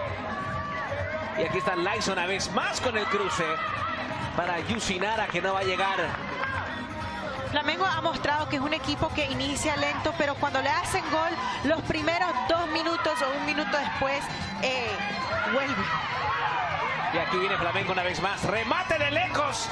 Había un pequeño desvío otra vez, pero en esta ocasión no corrió con fortuna el equipo de Flamengo. Cierra Cote en cortito. Y la guardameta del equipo canadiense sale jugando con los pies, encontrando a Small. Y la 4 ahí, a mitad de cancha. Toca por el centro. Balón al frente con la número 9, Kovacevic. Esas combinaciones, corto, largo, van a tener éxito. Aquí está Toronto. Lo que se acaba de perder. Chloe Ottenberg. Sola frente a la portería. Era el tercero de Toronto. Son oportunidades que no se puede perder. Tiene que hacer gol en esos momentos. Cristiane termina cayendo, no hay falta, se pone de pie y se arma ahora la contra con Barnett, que toca por derecha con Hunter, también le pega por encima de la portería. La puntería no anda fina, Chelsea. No hay mucha calma en ese último tercio de la cancha cuando reciban el balón. Me gustaría verlas un poco más calmadas. Quizás coger ese toque adicional. Hunter para Small. Toronto quiere otro. Okoronkwo también se une. Leidiani aparece. Okoronkwo de zurda. Desvío en la pierna de Leidiani. Sigue Okoronkwo. Deja Leidiani en el camino al remate, que es desviado. Hay córner. Será tiro de esquina para el equipo de Toronto, que cada vez está más cerca de conseguir el tercero. Estamos viendo un equipo de Toronto con mucho más chispa en este segundo tiempo. Están atacando esos espacios, están buscando gol, pero no han tenido suerte en ese último tercio de la cancha. A cobrar Barnett a nivel de cancha. Se cruza primero Ferreira. Manda balón largo. Aparece Liza y Cristiane. No van a llegar. Ahí sí está Small para Toronto, que abre con Barnett por izquierda. Manda el centro. Se cruza Ferreira. Tenemos otro córner. Otro tiro de esquina para Toronto. Juega rápido el equipo canadiense. Aquí está el centro de Hunter, que es desviado por Yusinara. Barnett cobrando el saque de mano. Small aparece, se mete. Intentaba meterse al área grande. Termina perdiendo la pelota. 23 minutos de tiempo corrido. Olsen a cobrar de manera rápida. Balón largo. Aquí está Fernandinha. Sigue Fernandinha. Gira, aguanta. Toca y abre con Ferreira. Recupera Toronto con Hunter. Juegan por el centro con Small. Hunter la tiene. Sigue y encara. Le va a pegar Hunter. Olsen. Tapadón de la portera. Buenos reflejos por parte de Olsen. Muy buenos reflejos de Olsen. Es la experiencia. Ella ha sido muy bien y ha ¿Qué hecho tal la Glaucia? ¿Qué tal Glaucia? ¿Qué tal Glaucia? ¿Qué te parece lo de Glaucia? Tocó el balón la portera porque eso llevaba veneno. Glaucia tiene muy buena inteligencia del área alrededor de ella, cómo crear como esa distancia entre ella y la jugadora, y cuando se gira es muy peligroso. Le tiene que cobrar Flamengo en ataque. Aquí está el remate. Los dos puños, pedía mano, no se cobró penal. Eso pedía mano. Me pareció mano, no se cobró. Small, no hay portera. Small con el remate. Small termina desperdiciando. Olsen estaba lejos de su área grande. Casi le cuesta. Interesante el final de este partido. 25 de tiempo corrido. Me pareció mano. Eso pareció mano. Una mano muy clara. Dicen que no. Bueno. Jenny con Olsen. Flamengo jugando contra el reloj. Olsen alza el frente. Fernandinha controlando. Encara Fernandinha. Tiene a Jenny y también tiene a Mona Lisa. Toca con la 2. Mona Lisa buscando a Chu Ferreira. Llega Small a lucharlas todas. Es una jugadora que no se rinde. Toda una guerrera, la número 4 de Toronto. Mona Lisa tocando al frente para Fernandinha, que no va a poder. Recupera el equipo de Toronto. Terminan mandando el balón hacia afuera. Será saque de mano. Y recuerden que a las 2:30 tenemos el partido entre Kansas City Current y el Club Tigres. Promete ser un partidazo. Rose se equivoca en el pase. Y aquí viene Flamengo, una más. Sigue Flamengo. Va a perder el balón. Liza, antes hay una falta. Hay tiro libre. Y con menos de 5, el balón es para el equipo brasileiro. Toronto está cerrando esos espacios muy bien defensivamente. Estamos viendo mucha comunicación con la línea defensiva, que han sido muy compactas. Se la están haciendo difícil a Flamengo. Y se le está acabando el tiempo al equipo de Brasil. Se le está acabando el tiempo. Lo interesante de eso es que una derrota no elimina a Flamengo, pero lo complica. También estoy viendo mucho más cambios del lado de Toronto que Flamengo. Está utilizando más a sus jugadoras el equipo canadiense. Mariana. Sigue Mariana. Intentaba cruzar. Termina saliendo el balón, será saque de mano. Juega rápido para Glaucia. Aquí está la 10. Glaucia con la individual. Glaucia con el remate. Iba a ser un golazo por poco. Qué jugada de Glaucia en ese último tercio de la cancha. Muy creativa, peligrosa. No le puedes dar el balón a Glaucia en ese último tercio porque ella sí va a terminar. Qué habilidad la de Glaucia. Si tú me preguntas, de todas las jugadoras que hemos visto hasta este momento, y hemos visto ya 8 equipos, te cuento más después de esta. Mota cruzando, se viene ahora Hunter por derecha, el remate, las manos de Olsen, le dicen que no para cerrar el punto. Me parece que Glaucia es la jugadora más habilidosa de este torneo. Hasta ahora sí. puedo decir? Tiene una gran habilidad individual para crear jugadas y fantasías que se ven en muy pocos jugadores. Pues también estamos viendo que es la 10 del equipo. Sí, claro. Y en Brasil, la casaca número 10 significa algo. Brasil. Cristiane al corre. 27 minutos. Castro. Presionada por Laisa. Sigue Toronto. Gran jugada por el centro. Y ahora se viene el equipo canadiense buscando sentenciar con Pickett. Kovacevic no va a llegar. Balón largo buscando a Glaucia. Una vez más. Sigue siendo para Toronto. Se anima Castro. Hunter tocando para Kovacevic. Aquí está el remate a puerta. Contra remate. El palo le dice que no. El palo le dice que no. Esto sigue 2-1. Flamengo sigue con vida.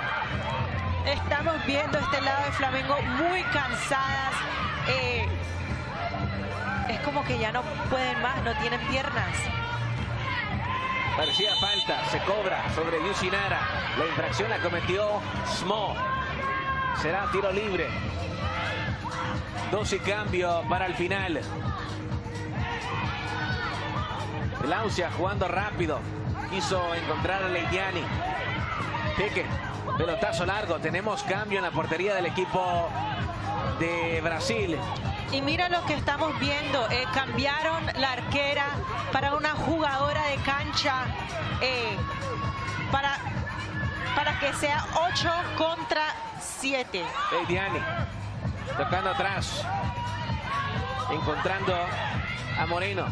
La que ahora funge como guardameta es la número 2, Mona Lisa. Aquí está Ferreira. Por poco termina funcionando la estrategia de Flamengo. Juega rápido el equipo brasileiro. Leidiani negociando córner. Se viene el tiro de esquina, parte final de este partido. Minuto 29. Recordamos que cuando tenemos córner se detiene el reloj. Balón en juego. 1 minuto y cambio. Regresamos a la normalidad con Olsen como portera del equipo de Flamengo. Muy interesante la estrategia que está usando Flamengo. Cada vez que están defendiendo cambian. Okoronkwo para el tercero. Okoronkwo casi fulmina el encuentro. Olsen detiene. Thaisa sigue la 5 al frente con Fernandinha. No va a llegar. Sale ahora Yusinara desde atrás. Vuelve a salir la portera. Otra jugadora en cancha. Mona Lisa. 60 segundos es lo que le resta a ese partido. Me está gustando mucho esta estrategia. Thaisa con Mona Lisa. Pierna zurda. Mona Lisa el remate. Cae una jugadora. El contratiro. Está el tanto. Lo canto.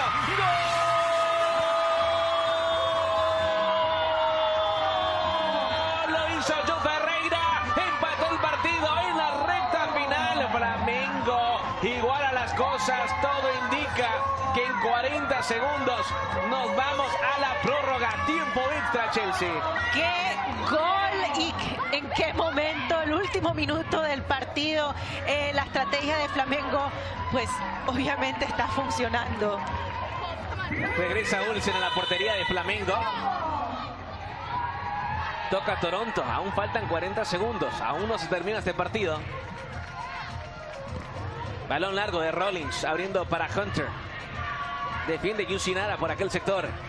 Mariana también baja a defender. Sigue Mariana al frente, encontrando a Jenny. Ataca Flamengo, quiere una más. Cae la jugadora de Toronto. Hay falta. Será tiro libre para el equipo canadiense. 15 segundos por jugar. Creo que vamos a tiempo adicional. Todo parece indicarlo. Así va a arrancar lo que es esta segunda jornada.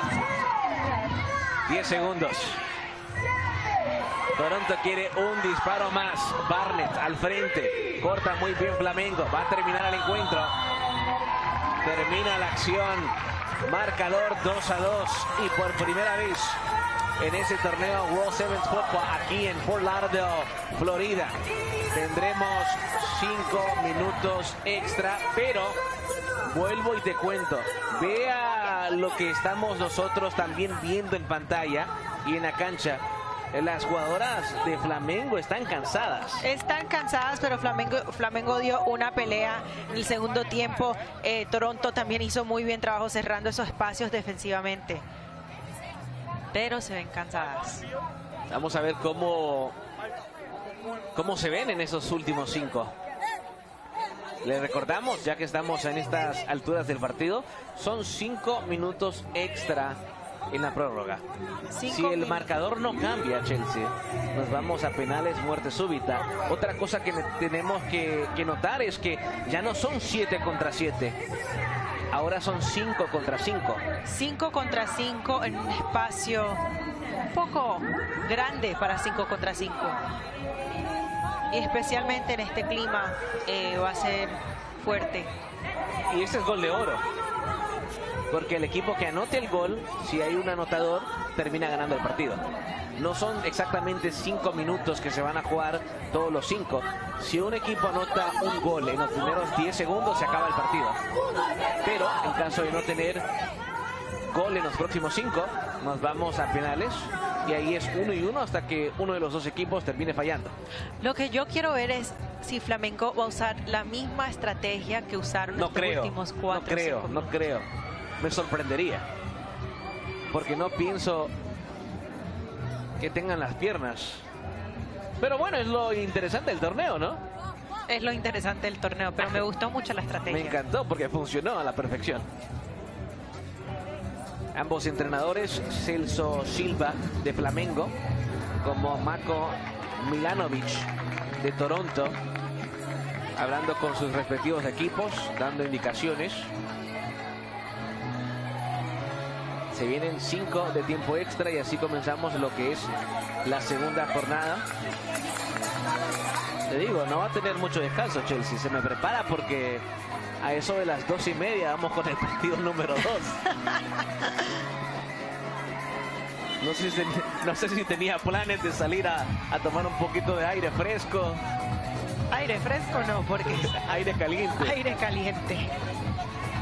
Estamos nosotros aquí Chelsea y este servidor Moisés Linares disfrutando en vivo desde el World Sevens Football que se disputa en Fort Lauderdale, Florida, a las afueras de Miami, en el estadio NSU.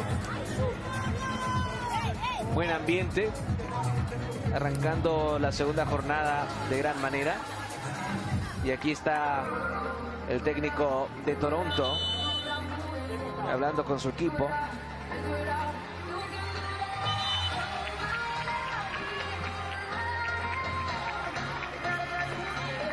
Es muy fundamental que en este momento controlen los detalles, que sean muy detallistas.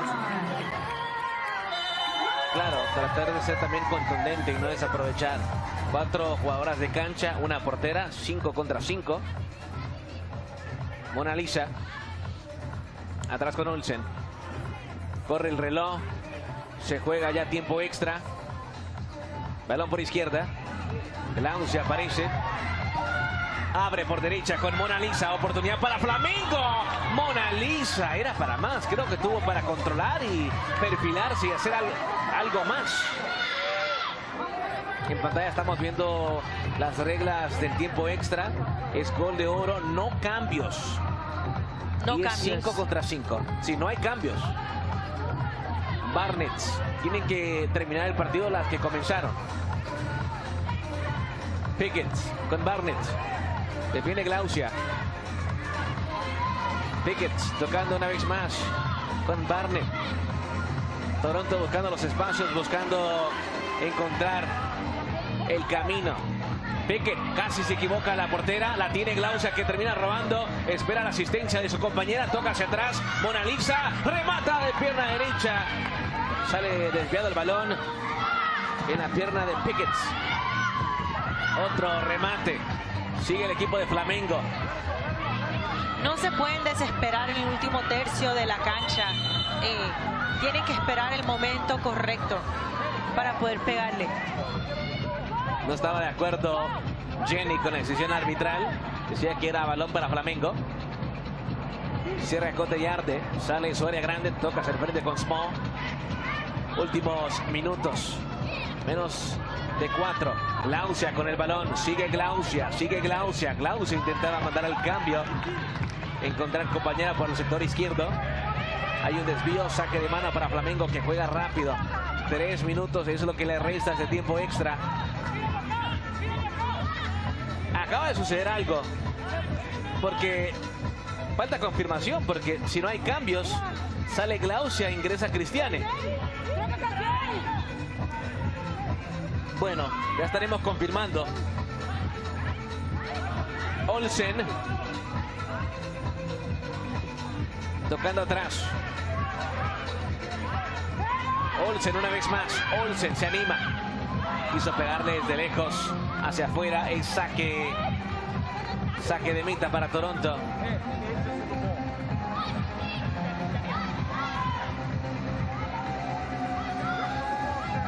Aquí está Serracote y Arde. Tocan por derecha. Poco más de 2 minutos. Rollins atrás. Una vez más Rollins. Aparece Small. Se mete entre 2. Toca por derecha. Cuidado con esta. Aquí está. Lo que era el gol de la victoria para Barnett. Pasó cerca. Tan cerca. Small hace un muy buen trabajo de separarse del defensa. Su cambio de ritmo. Quiero ver más de eso. A cobrar Mona Lisa el saque de mano. Juega atrás con Olsen, la portera. Aguanta el equipo de Toronto. 1:30. Si no hay gol, nos vamos a los penales. Muerte súbita. Cristiane, hay contacto. O ahora tocada para el equipo de Toronto. Parece ser un manotazo al rostro de Cristiane sobre, no sé si es Hunter, pero se duele en serio. Y tampoco pienso que fue intencional. No, le parece que le termina como puyando el ojo. No fue intencional, definitivamente fue el ojo.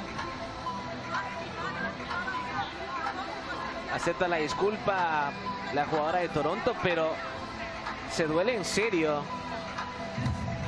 Y tendrá que prácticamente, me imagino, abandonar el partido. Ahí estamos viendo las imágenes. No hubo mala intención por parte de Cristiane, que es una jugadora de mucha experiencia, trayectoria enorme, lo mencionábamos ayer.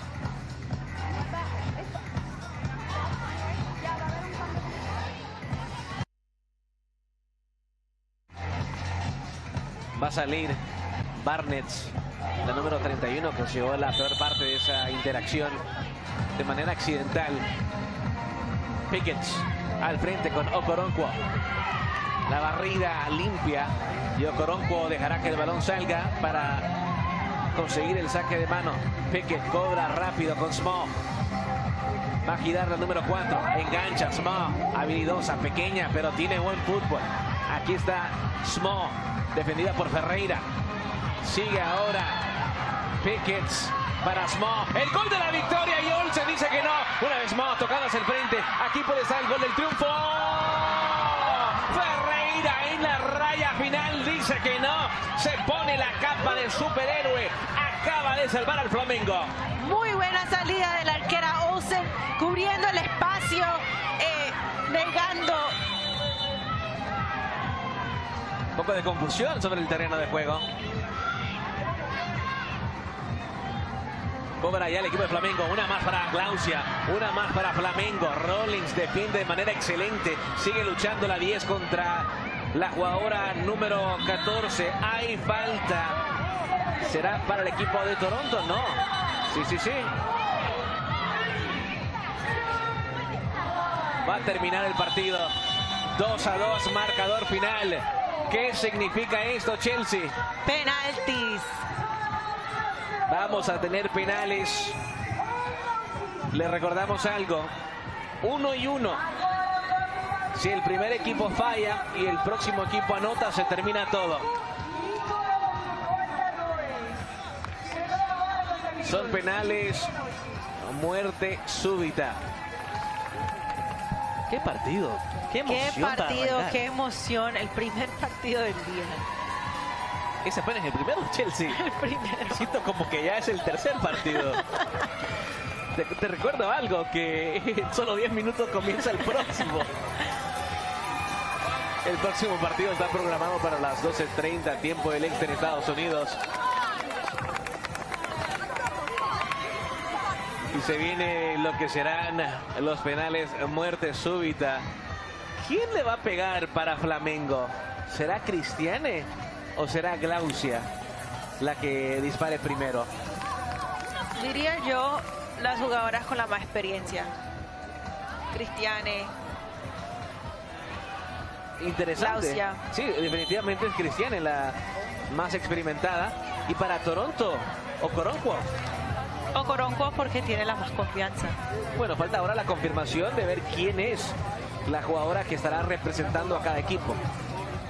La tarea complicada, y no es que te quiera poner ahí en el spotlight, como decimos en inglés. Estos penales, creo que nadie tiene más experiencia que tú, ya que ayer te tocó. Ya que ayer me tocó. ¿Qué tan complicado es por el size de la portería? Exactamente, la portería es mucho más pequeña. Va a patear primero el equipo de Toronto. ¿Eso es algo positivo o negativo cuando estamos hablando de un torneo 7 contra 7 y es muerte súbita? Para ir primero. Sí, ¿qué piensas? Yo creo que eso sería lo mejor. ¿Ir primero? Ir primero. Ok. Para salir de esos nervios. De acuerdo contigo. El saludo entre las dos porteras. Cota Yarde, Sierra y Bibi Olsen. Olsen ha jugado un partidazo. Oh, sí, figura. Para mí. Figura. Y crédito también a Ju Ferreira, que terminó evitando la derrota porque se puso ahí en la línea final y terminó sacando un balón. Bueno, aquí está la confirmación. ¿Quién va primero? Y será Fernandinha la que va a disparar para el equipo de Flamengo. Se perfila la número 32. Cotellard en la portería. Toma distancia. Fernandinha buscando anotar desde el manchón de penal. Fernandinha. ¡Gol! Anota el primero Flamengo. Qué buena pegada, con mucha fuerza. Le pegó perfectamente en la esquina. La autora de uno de los dos goles para Toronto, Hunter, contra Bibi Olsen. Si falla, se termina todo. Aquí se viene Hunter, se perfila, toma carrera. La número 11, va a pegarle. ¡Gol! Esto está 1-1. Muy buena pegada del lado de Toronto. Con el empeine, mucha fuerza y calma. Aquí viene la experiencia ahora para Flamengo. Cristiane, 40 años de edad. Se perfila la 11, pierna zurda. ¡Gol! Clase, calidad, al ángulo, suavecito. Con mucha creatividad. Y mucha personalidad. Las dos que nosotros habíamos elegido como las principales dispararon en la segunda tanda de penales. Ahora le toca a Okoronkwo. Vamos a ver si la nigeriana tiene la misma suerte. También es zurda. Okoronkwo de pierna zurda. Detiene Olsen. Se terminó el partido. Victoria para Flamengo. Termina ganando 2-1 en la tanda de penales. Y si no me equivoco, estarán en la ronda de 4. Felicito al lado de Flamengo, pero también un partidazo del lado de Toronto.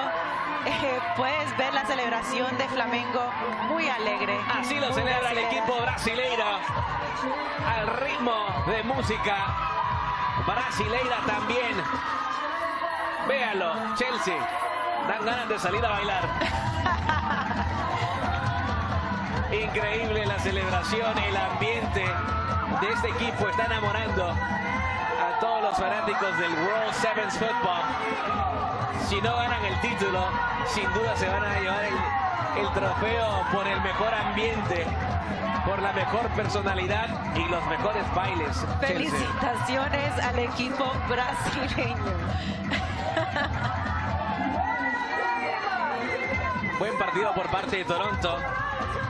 Se van a quedar cortas.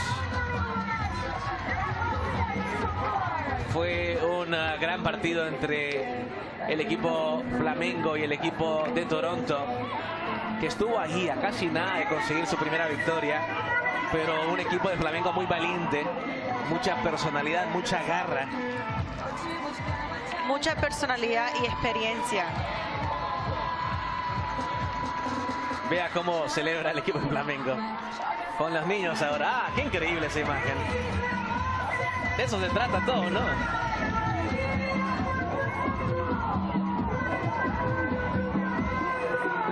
Bueno, aunque es una pregunta no tan complicada, la de siempre.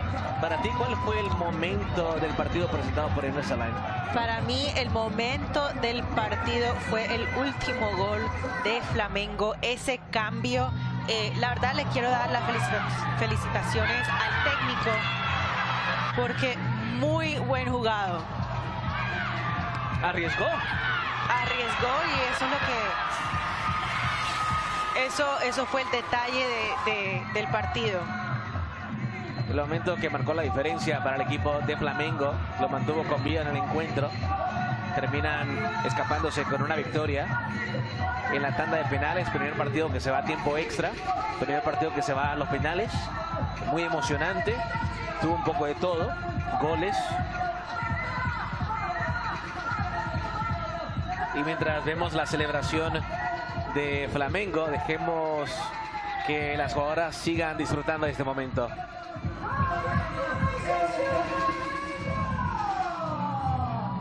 Wow, wow, wow. Flamengo, take a bow, take a dance, take a somersault, do what you like. That was absolutely sensational. As Jackie just said in commentary, they came from behind against Kansas to take all 3 points. They've come from behind, yes again. Credit to the manager for the tactics, credit to them for sticking in there, credit to them for showing the character, Tobin. How much did you enjoy that? I mean, you have to be a stone cold killer in this format. Between the golden goal overtime and then the golden goal penalty kicks, come on now.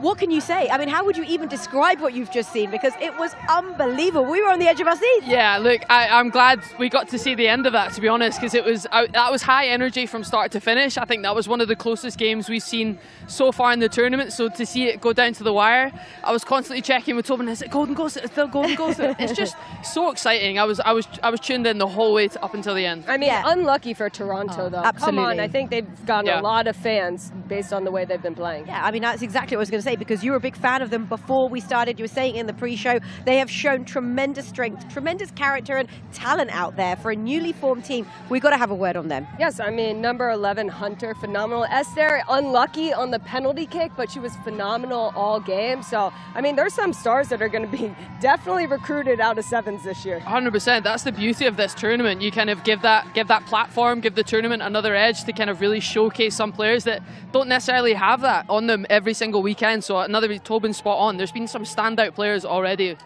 And also, we have got to give credit to the tactics from the manager, because obviously Flamengo brought on an outfield player, brought off the goalkeeper, and that actually played a massive part, Jen. It changes the game. It changes the dynamic, the structure, pushing that extra number further up the pitch. We've seen it happen in sevens around the world elsewhere, and I was ready to see that, because it really pushes the team back. It adds another number forward, and it really gets you progress higher up the pitch. So it worked for them. That's what got them back into the game and took them to penalties and ultimately got them the win. And I mean, Flamengo, never say die mentality. 2 games coming from behind. I mean, this is a team that has no quit in them. No, absolutely. It was unbelievable. What a way to start match day 2. And by the way, that means Flamengo are confirmed as our first semi-finalists, and they thoroughly deserve it. They can relax for the rest of the day. Well, yeah, you could see it. They were well and truly dancing, getting involved with the fans. I thought credit to them that, 2 wins back-to-back secured. in going into day 3, and they deserve it. They've been a standout team, and I think it was awesome to see them celebrate the way they did with everyone. And that is the magic of this tournament, the fact that you see fast-paced football, you see attacking football, but you see all of these players, they just do not give up because they know it's just so important in terms of the prize on offer, but also it's just pride out there as well. I know. I mean, but in that overtime, I'm thinking I'm settling this score now. I'm not taking it to penalty kicks, right? Yeah. Do you think so let's take a breather from that one for a moment. I'm sure those Flamengo players are still celebrating, but we're building up to the next match now because I can see the players are about to now walk out. We've got Kansas City current against Tigres. Tigres, a dangerous team. Kansas City, probably the favourites in this one. Yeah, on paper, yeah, but at the end of the day, they've come off the back of a loss. They lost their opening game against Flamengo. They were up 2-0. So for Kansas City, this is another opportunity to get some points on the board.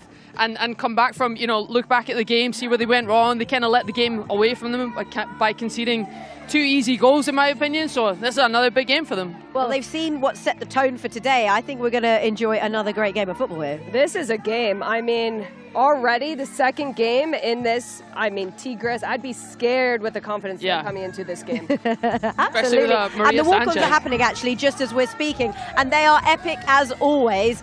I just think that it's just set the tone now for what's to come. And what sort of a match then are you expecting to see between these two, Tobin? I mean, I am personally looking for Ali Sentnor to absolutely explode this second match of the tournament. We didn't see much of her in the first game, but we know this is a talent beyond the stars, and I'm looking forward to her getting on the ball and making some magic happen. Yeah, I think they started really strong. Last game, Kansas City going up 2-0, but for me, you always have to keep an eye on Maria Sanchez. She was an absolute standout, and she'll be looking for another hat-trick today.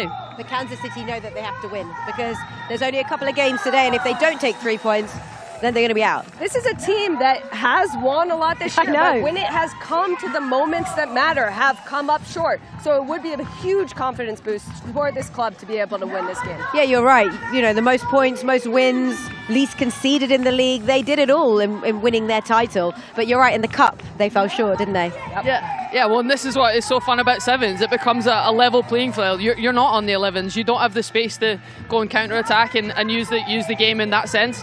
Short, condensed, and you're up against a hugely technical team with Tigres, so another difficult one for KC. Absolutely. And by the way, let's just take a moment. For anyone that is just joining us, you are in the right place. The sun is shining. We're in Fort Lauderdale. The DJ is playing some fantastic music. So far, how much are we enjoying this? Oh my gosh, 10 out of 10 enjoyment. Day 2, I mean, it's only going to get better. Okay, well, let's get ready, right? Because the players are ready, their warm-ups are done, their entrances are done, so it's now time to head straight to the commentary box. I hope you've had a chance to have a breather. It's Jordan and Jackie once again.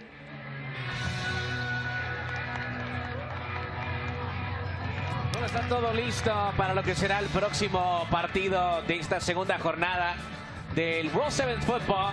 Tenemos un buen espectáculo a continuación. Tigres enfrentándose al KC Currents. Promete ser un buen duelo entre esos dos equipos.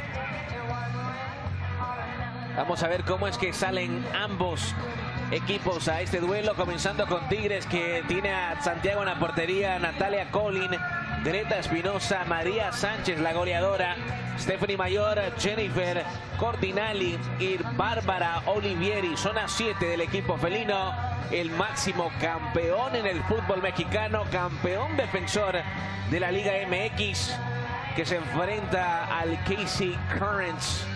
Y vemos en pantalla a la referee Ivana Proyovska, la encargada de que todo esté en orden sobre esta cancha. Así sale el KC Current Chelsea. KC Current, el equipo que menos goles ha conseguido esta temporada. Salen con Hopkins, Labonta, McCamey, Pfeiffer, Robinson, Wheeler y Jones. Son las 7 para el KC Currents. Un equipo que defienden extremadamente bien, pero la pregunta es, ¿podrán negar el servicio a Sánchez después de ayer? Eso es, creo que, la tarea complicada. Recordemos que KC Current perdió su primer partido contra Flamengo, marcador final de 3-2. Fue todo lo contrario para Tigres, que terminó ganando 3-2 contra Toronto. Y ahora sí arrancó la acción en el World Sevens Football. Tocó primero el equipo de Kansas City. Y aquí está Wheeler con el remate de de larga distancia. Cuidado con ese disparo, porque llevaba veneno. Qué pegada de Wheeler. Ayer la vimos jugar y ella era la que estaba atacando esos espacios, también tratando de pegarle al arco. Entonces es una jugadora muy peligrosa. Sale desde atrás el equipo felino, buscando a Olivieri. Termina saliendo el balón, no va a llegar Jennifer. Saque de mano para Kansas City. Pelota atrás. Y aquí está el equipo de Kansas City con McCamey, la portera del equipo de KCC. Hay una falta, no se cobró, me pareció infracción de Sánchez. Sigan jugando. Recupera el equipo de Tigres con Jennifer. Olivieri también por aquel sector derecho. Las dos atacantes al frente con Jennifer. Podemos decir que el lado de Tigres es el equipo con más experiencia Claro. en ganar campeonatos y saben exactamente cuándo activarse en los momentos importantes. Lo vimos ayer. Sale ahora Kansas City. Balón por izquierda, buscando el primero de este partido. Atención, el remate. El remate de pierna zurda de Pfeiffer, que ya sabe lo que es marcar goles en esta competencia. Es desviado al saque de mano. Escuchamos las indicaciones de Pedro Martínez Loza, técnico del equipo felino. 49 años de edad, español, entrenador desde 2024.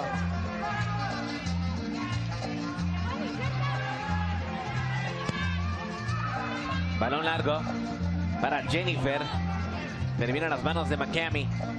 Va a salir jugando rápido y por derecha con Jones. McCamey presionado por Jennifer.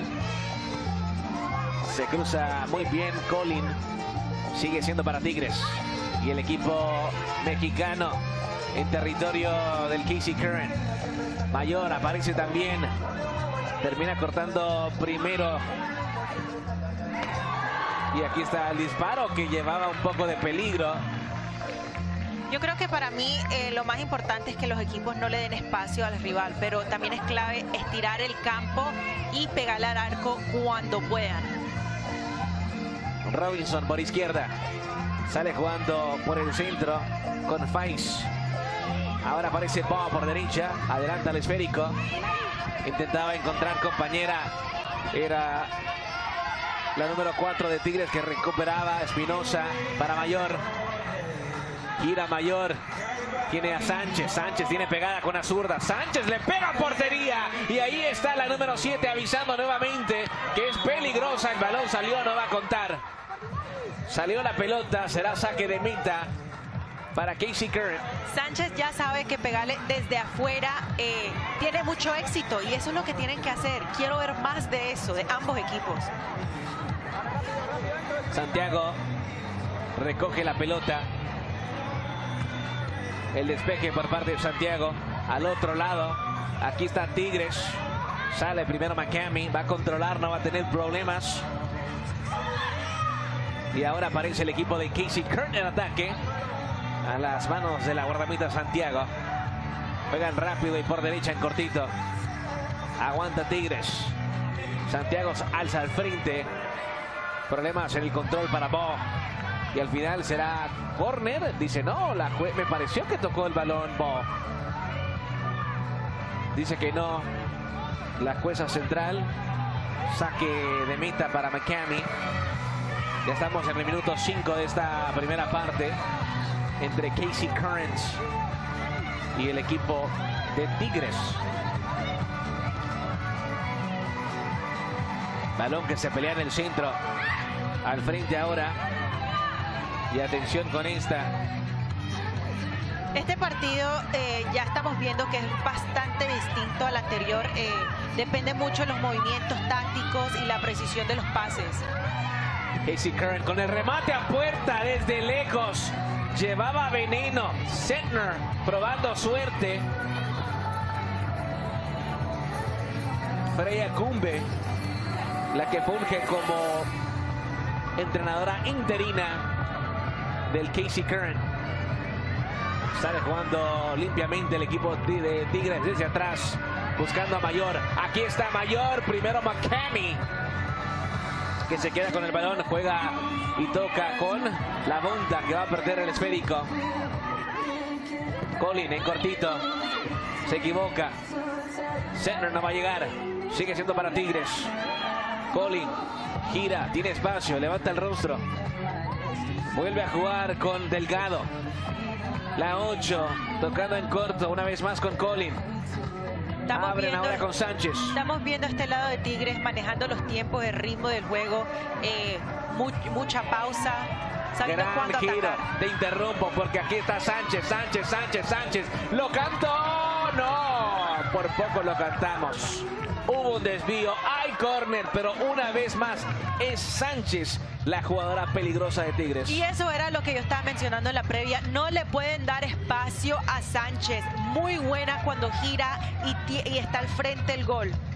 Aquí está el servicio, el segundo palo. Aparecía por ese sector Colin. Se cruzaba la jugadora de Casey Curran. Hay saque de mano para el equipo de Tigres. Colin una vez más se perfila de pierna derecha. Colin con el remate. El desvío me parece haber sido de Covert. Tigres en ataque. Error en el pase por parte de Delgado. Saque de meta.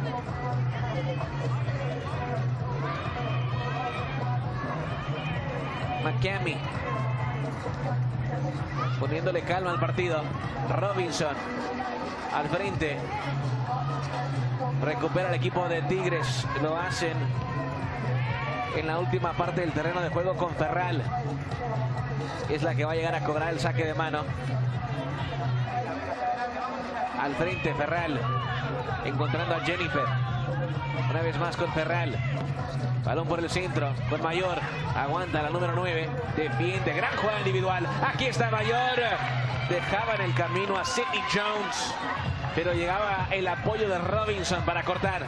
Gran jugada de Sánchez. Pero Robinson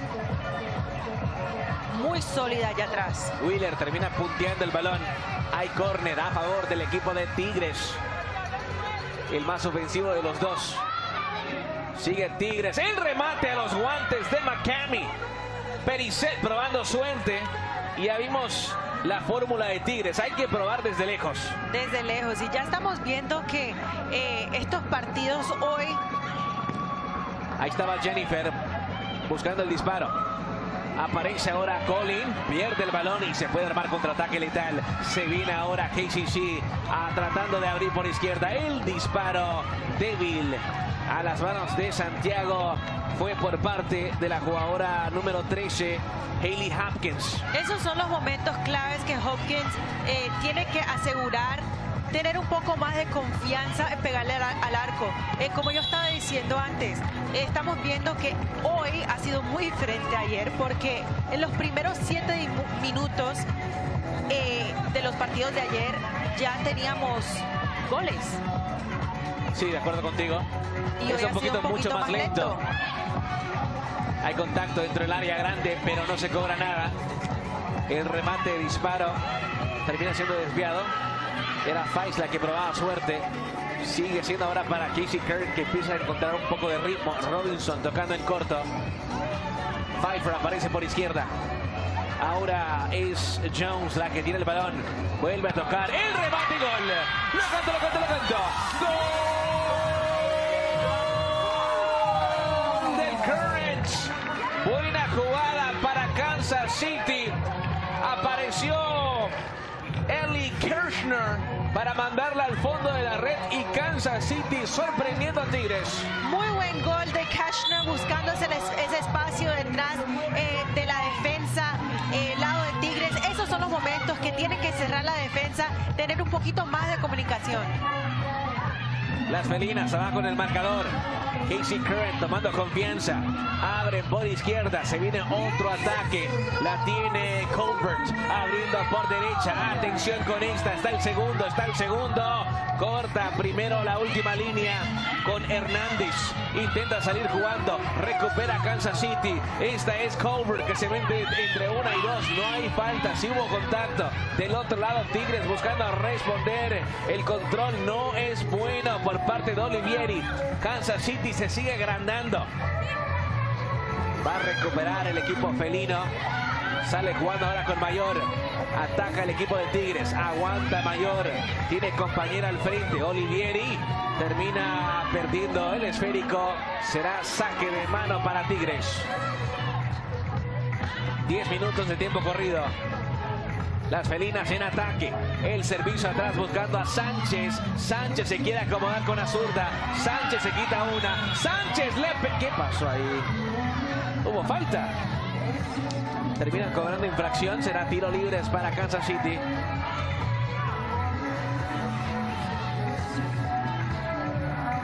Bo atrás con McCamey. Una vez más con la 7. Tiene a Faiz en cortito.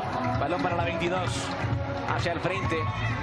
Buen giro. Buena jugada individual por parte de Senor. Y al final el balón termina abandonando el terreno de juego. Será saque de meta. Casey Kern ganándolo 1-0 contra Tigres.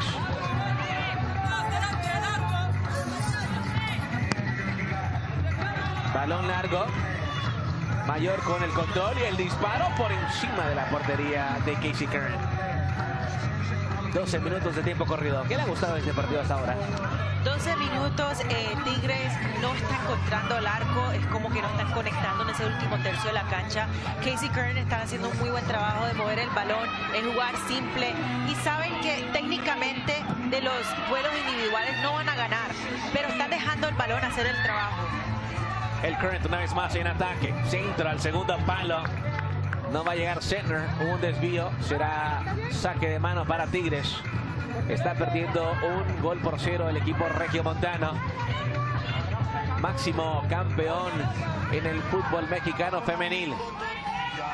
Podríamos decir que es el rey de copas en México. Rey de copas. 7 veces campeón. Apertura 2020, 2022, 2023 y 2025. Clausura 2018, 2019 y 2021. Creo que es el equipo en este torneo que más tiene títulos en este momento, ¿verdad? Si no estoy equivocado. De acuerdo contigo. Sí. Lo podemos revisar, pero no creo que estés mal. Y en pantalla tenemos la invitación para el próximo encuentro entre Deportivo Cali, que se enfrenta al Nacional de Uruguay. Un duelo sudamericano. Casey Curran, el cabezazo era de Jones, la tiene Sánchez, busca asistencia, toca hacia el frente con Mayor, se anima Tigres, 13 minutos. Esta es Delgado, Olivieri por el centro, abriendo por derecha y lo hacen. Aquí está Mayor, que no va a llegar a esa pelota. Sánchez con Delgado. No encuentra los espacios, sigue siendo para Tigres. 13 minutos a 2 del final de la primera parte. Sánchez abriendo por izquierda, encontrando a Espinosa. Viene la 4, defienden 2. Sigue Espinosa. Primero se termina cruzando Hopkins. Es lateral para Tigres. Pide calma la jueza central. Balón al área grande.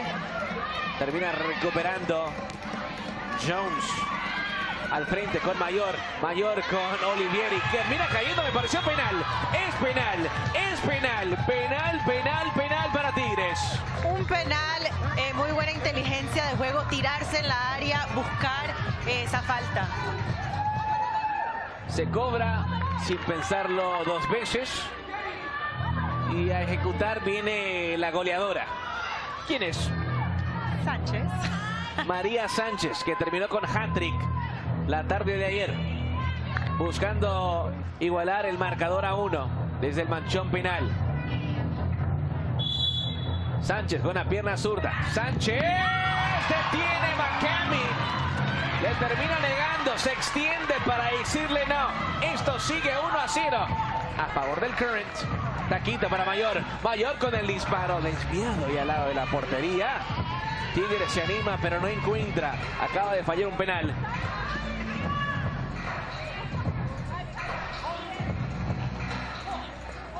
McCamey haciendo tiempo. Llegando ya al minuto 14. Estamos a 60 segundos. Balón atrás para McCamey. De primera hacia el frente. Buscando a Hopkins. Aquí está Pfeiffer. Tocando atrás. Empieza a pasear el balón el equipo de Kansas City. Jones por derecha. Presión de Sánchez. No va a llegar a tiempo Kirchner. Mayor pone el balón en juego. Tocando con Delgado. Atrás ahora. Y lo hacen con Espinosa. Recupera el equipo de Kansas City. Se podía armar una más. 25 segundos por jugar. Aparece Mayor en cortito con Delgado. Aguanta la número 8. Pide asistencia. Levanta las manos. 15 mueve. 15 abre. 15 habilita. 10 segundos. Delgado hacia el frente. Con Mayor. Una más para Tigres. Últimos 5. Tiene que pegarle. Le va a pegar. ¡Lo canto!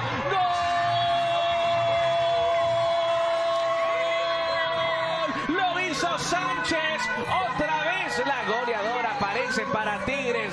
Dando la cara por parte del equipo felino. 1-1. ¡Qué gol de Sánchez! No le puedes dar el espacio, el cambio de ritmo que ella tiene después de hacer ese movimiento para separarse de la defensa en muy buena precisión, tiene una muy buena pegada.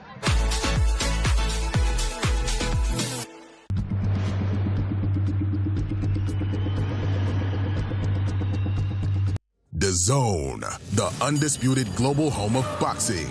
Over 185 fight nights a year. From the world's biggest events straight into your home. The Kings, the Chaos, the Comebacks.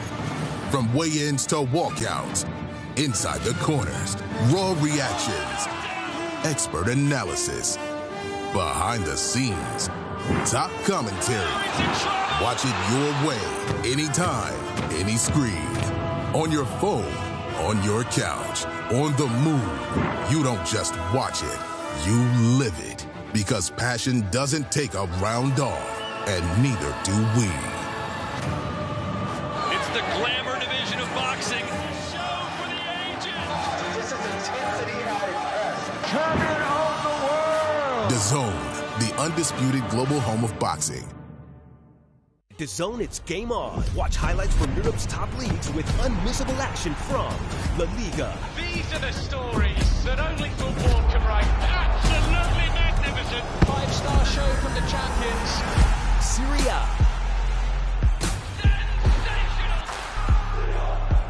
One to take, one to hit.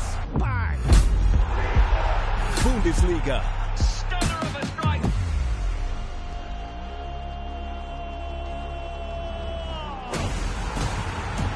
Absolutely magnificent.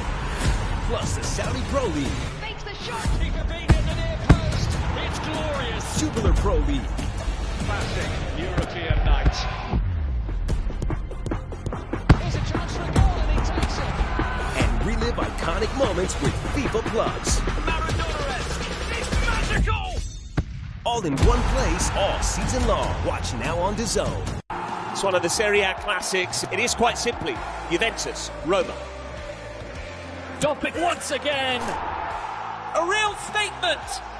Yildiz! Juventus to tiptoe into the title race.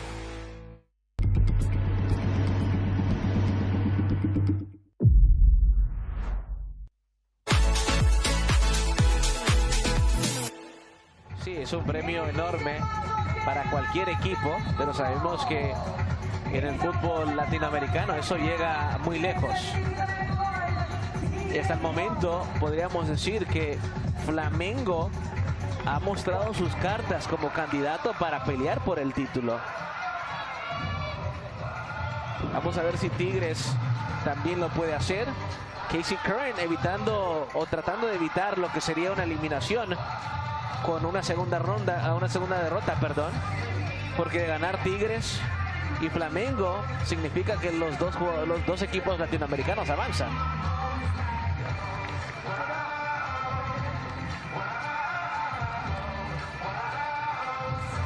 Vemos a las juezas hablando con los entrenadores. ¿Qué me dice también de la atacada de McCamey, que atacó ese penal? Se estiró, pero al final no pudo detener de Sánchez, que Sánchez creo que ya ha jugado en varios torneos 7 contra 7, porque encuentra los ángulos que prácticamente dejan a las porteras estáticas. Los ángulos perfectos, y es como yo te dije, o sea, estos equipos de Latinoamérica se crían jugando estos tipos de juegos. Tienen mucha experiencia en lo que es juego reducido y también el fútbol calle. El fútbol calle y también el juego reducido. Va a tocar el equipo de Tigres para arrancar esta segunda parte. Es el segundo partido de 8 en total, el segundo de 4 por lo que sería la jornada 2. Después pasamos a lo que es la jornada número 3 en la segunda parte del día. Va a ser muy importante para este lado de Casey Curran controlar los detalles y negar el servicio a Tigres, especialmente fuera del área. Ya toca el equipo felino con Colin atrás. Balón hacia frente, se equivocan en la salida, recupera a Casey Curran. Aquí está Sentner, se perfila con la pierna zurda. Sigue Sentner, defiende el equipo felino. Llega el apoyo de Sánchez, recupera ahora Delgado, que sale jugando con la 7. Robinson en defensa, termina robando el balón. Se le escapa y se le termina la cancha. Juega rápido Sánchez. Jennifer con el taquito de lujo, la rabona. Pfeiffer deja mujer en el camino, ahora se anima, abre por derecha, está el segundo de Casey Curran, no pudo controlar. Llega el apoyo también, otro contrarremate, el disparo de Wheeler, sale desviado, vamos a tener córner, es tiro de esquina para Casey Curran.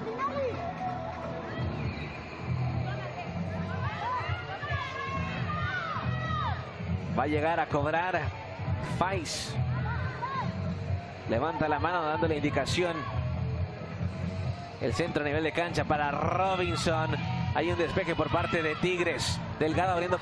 Sometimes it can take a while for the brains of the players to adjust to that because they're simply so used to offside. Well, and not just offensively, but defensively too. How do you mark a player who's offside? It's a good strike from Delgado, blocked by Ball. It's a corner, has to be taken within 7 seconds. Keeping the game flowing. Subs just come on. Cruz, who's going straight for goal. Wow! The pace and power on that strike from the player who'd literally been on about 2 seconds. And the current players hadn't even seen her. That's a great shot. Going from all the way downtown, nearly at the half field. Oh, what a strike! What a strike, once again, this time with the right foot of Maria Sanchez. And that's 5 goals for her. And Tigres coming from a goal down to lead the Current, who also lost the lead in their opening match. What can't she do? Maria Sanchez. The PA says she cannot stop scoring goals, and that's the truth. Maria Sanchez this time just goes quickly, maybe even off the toe of her right foot, just to get the pace and deception to lead the goalkeeper in the wrong direction. Now Current needs something. Ball. Maria Sanchez with 6 goals in 23 appearances last season. She's got 5 already here. Oh, now they could be in here again if they're not careful. They're back there defending, but good defending as well. Current.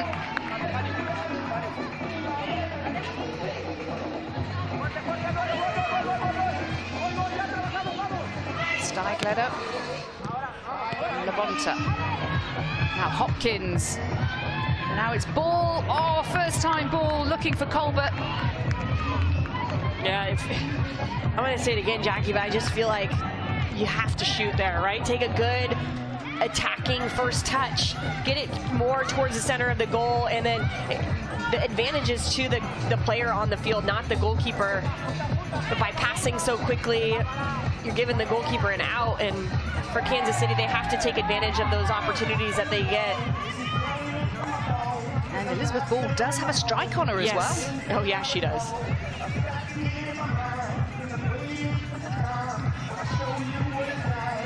Alonso with the interception. Now here's Hopkins. The Current need to find an equaliser. Have no points on the board as yet, and that's a little too far ahead of Kayla Colbert, young defender, US Youth International.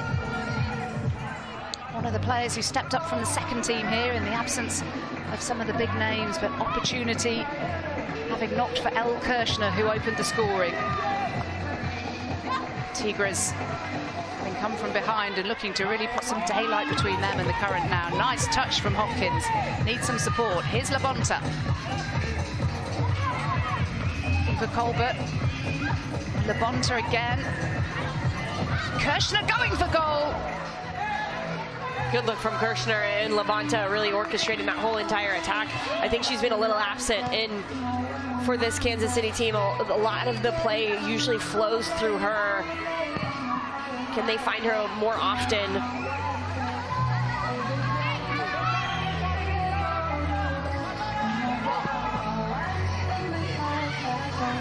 Priced on for Labonta. These rolling subs happening all the time.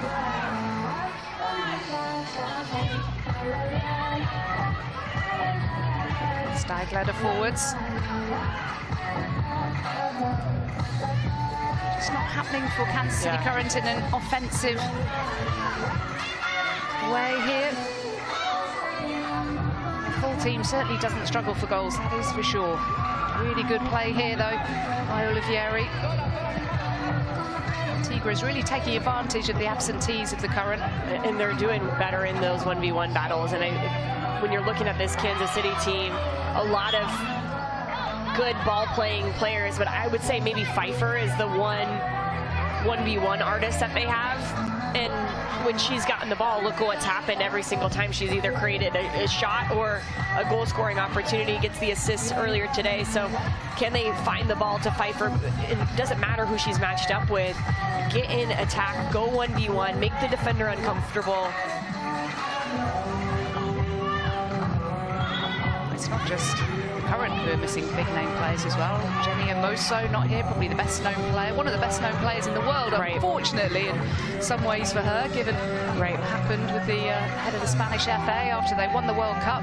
Should have been her greatest ever moment, but in her absence, her teammates are doing a pretty good job here and on course for maximum points from their opening 2 matches against Toronto and now here against the NWSL Shield winners.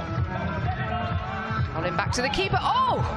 Goodness gracious, it was behind the goalkeeper. Making things interesting. Still part of the Sevens fun. It does feel like after that goal, Tigres has found a good rhythm and stretching the field when they do have the ball just to make Kansas City chase, tire them out a little bit. They do look very comfortable in this format, they do. the Mexicans. They do. I think there is an element of street ball to this game, and you have to almost have that instinct of when it's right to go 1v1, when you can quick combine around players. Pfeiffer towards Feist. It's just not quite happening. They're not getting those connections in the final third. Tigres looking to take advantage, and his ball.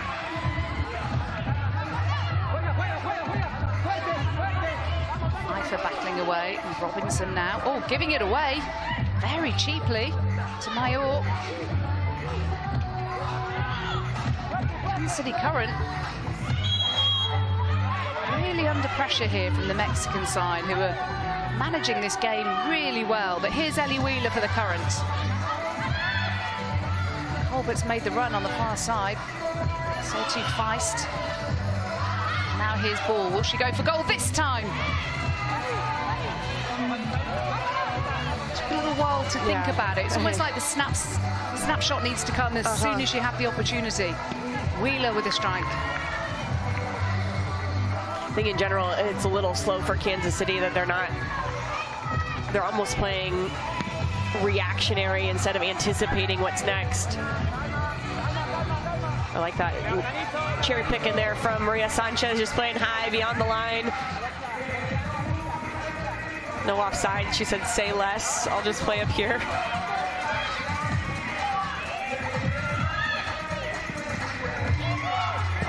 Wheeler. Looking for Colbert. Here she is. Kayla Colbert. Now Sentinel. Can she get a shot away? They close her down. Wheeler, what a strike! Ellie Wheeler levels things up for Kansas City Current. And we're back on level terms. What an essential moment that was for the NWSL Shield winners. Yeah, I spoke about it in the first half about how Ellie Wheeler just thrives in these situations. Far post, finding the right position. Usually it's a tap in. Here it's an absolute golazo inside of the left foot, bending it towards the near post, and Kansas City was desperate for that goal.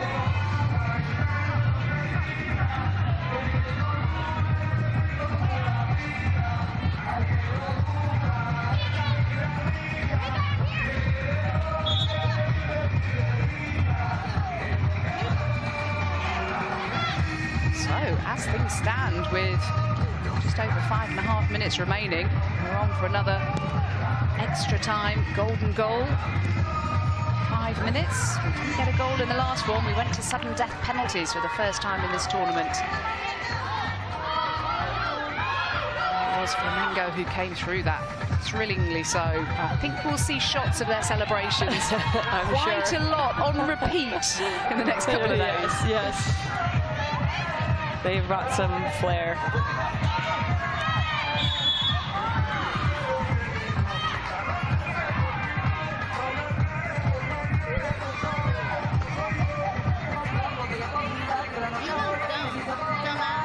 That's an awkward fall there from Cruz. Mexico international midfielder.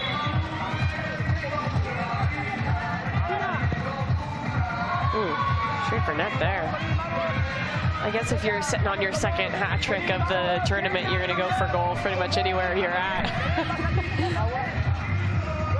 Maria Sanchez already the World Sevens leading goal scorer across the two competitions. 4 was the previous record. Now she has 5 in fewer than 2 full games. Right. She's still got time for another couple today. Why not? She scored that last one late in the first game, so I'm sure she's got something up her sleeve. Hopkins for the Current. Kirshner playing away. One Pfeiffer's in here. Pass to goal. Closed down though. All she could see was yellow. Good for Kansas City getting more players in and around the penalty box. Can't quite find the final product. But if I'm Tigres, I'm just trying to find Maria Sanchez, get her in a situation where she can get the ball, go at the defense.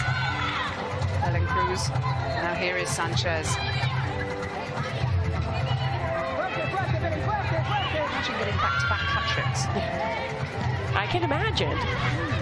Yeah, you wouldn't really bet against it, would you? Hopkins on for Labonta. Oh, looking for Pfeiffer. It's a nice idea. Hopkins, and now Pfeiffer going for goal. Tigres closing down the space so sharply. A really good defensive effort from Tigres. They know how important it is as the seconds tick away.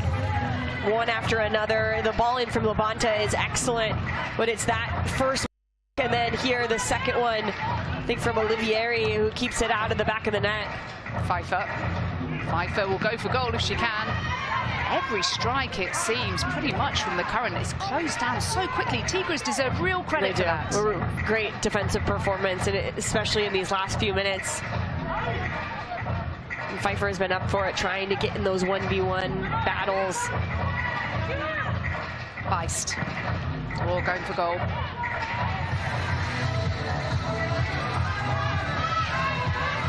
What's going to decide this one? Will it be an open play? Will it be golden goal?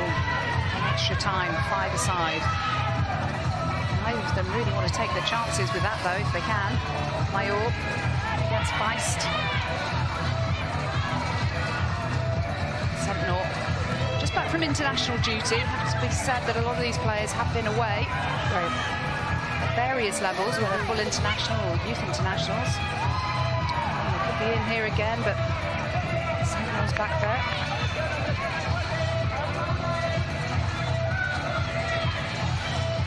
different levels of freshness, the various players.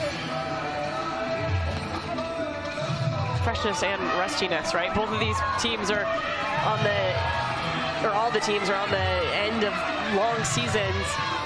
Vice, now Sentinel, is this a chance, Ali Sentinel? Oh, it's cleared off the line. And it all started with a fabulous tackle way back from this player, Elizabeth Ball.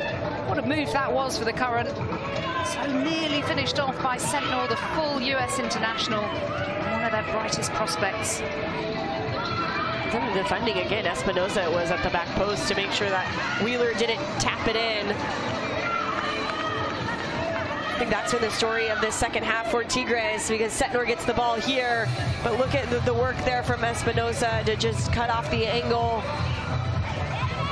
Hard to see on that replay if it was her or Wheeler who ends up touching the ball last. Delgado. Sanchez. She's thinking, I haven't got my hat trick yet in this game. We can't stop the clock yet. Feels like it's hat trick time, doesn't it? Well, the coaches will be thinking about their 5 starting players. Extra time. If he gets that far, oh, and it so nearly didn't. My goodness, what a strike that was from Barbara Olivieri. This would have been excellent.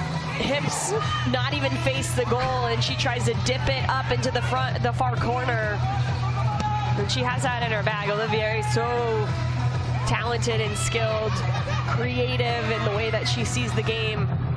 Is there time for a winner here? Oh, what about it from Sentinel? And again, fabulous, fabulous defending, this time from Farrell. Much better passing from Kansas City, though. Quicker through the seams, quick combinations. 15 seconds remaining for a winner. Wheeler already with a couple of goals to her name. Well, the rush is on now. So little time, but now would be the perfect goal to find a winner. Ball. Robinson. Feist. Sentinel! Oh, that would have settled it. That would have been victory for the Current. It was right there on a platter, too. Sentinel found herself in the middle of the goal. She just drags it wide with a little too much of a swing on it.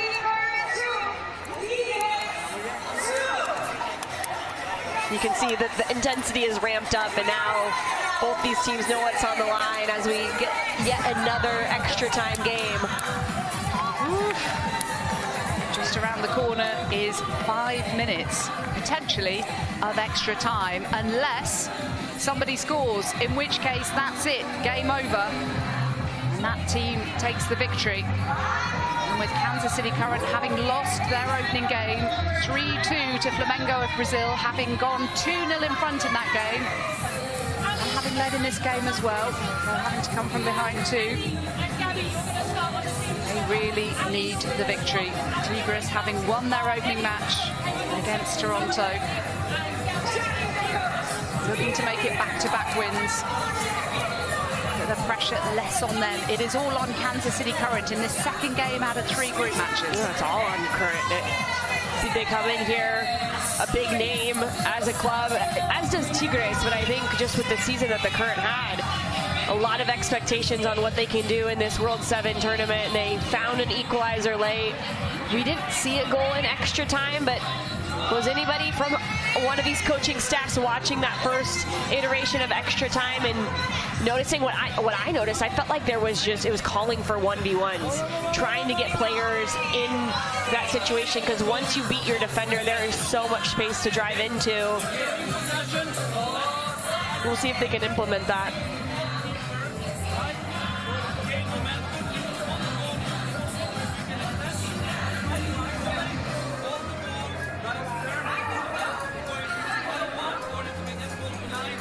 Coaching staff earning their money here. Freya Kuhn and co. And Kansas City Current focused and ready. They have the leadership of Lola Bonta to lean on as well, and she is a considerable presence in that squad in both ways, in terms of the positivity and the energy, but also the experience and the know-how. She's such a leader, a true captain. She'll get the vibes high really make sure that the team is confident going into this extra time. I can see her down there just chirping at everybody, instilling some emotions within the group.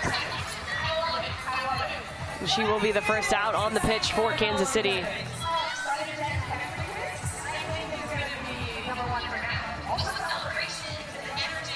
I'm actually shocked for this Kansas City team that Pfeiffer isn't out there in this 5v5. It's Setnor, Levanta, Wheeler, and Robinson. I felt like Pfeiffer has been very excellent in this game. Her ability to take players on, create some space. Well, here come Tigres right from the off. And it's Sanchez looking for a second hat-trick in as many games.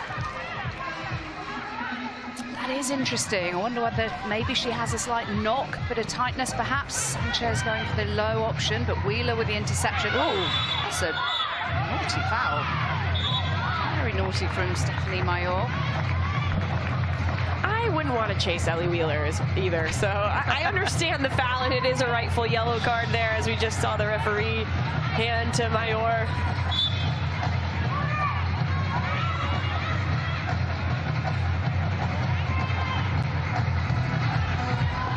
Levanta. So 5 aside for 5 minutes potentially of extra time. Wheeler with a turn. Was she fouled there? It was right in front of the referee. She had the best view of everybody. Well, the Tigres bench demonstrating with the referee saying that wasn't a foul, but it is a free kick to the Currents. But smart of Tigres too, because they grabbed the ball right away. They weren't allowing Kansas City to do a quick restart with the numbers that they had forward. Levanta. The strike at goal, but Mayor is standing right in her way. Instead, it's to Setnor. Another player needs an outlet though. Here's Levanta. To McCamey, who's more than played her part.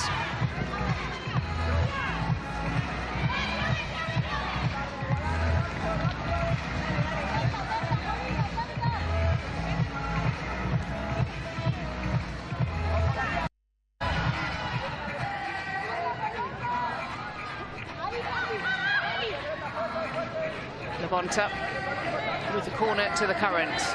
Robinson, the defender, with the movement. Wheeler wants it. She's full of confidence, but good defending by Espinosa. They have been outstanding defensively. I feel like lofting the ball up like that is so dangerous if you're Kansas City. The counterattack is on. Everybody's forward.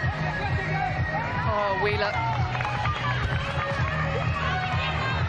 Just not quite coming together in this tournament yet for the Current. If they concede a goal, they're in danger of effectively going straight out. Well, the strike from long range, and it was well worth an effort as well. Why wouldn't you have a pop from there? A full line change here for Kansas City. All 4 players coming out, 4 new going in. We'll see if I was right. If Alex Pfeiffer is the key piece here for Kansas City. Here she is, hands of space to run into. Alex Pfeiffer, they don't want to give her too much space. And they didn't, they closed her down really effectively, as they do every time. Feist! Oh, and that would have won it. But what an important save from Cecilia Santiago. Great from Santiago, but it's Pfeiffer who just wreaks havoc, makes this go pop out to Feist. And here they go. Oh, Pfeiffer. Another opportunity.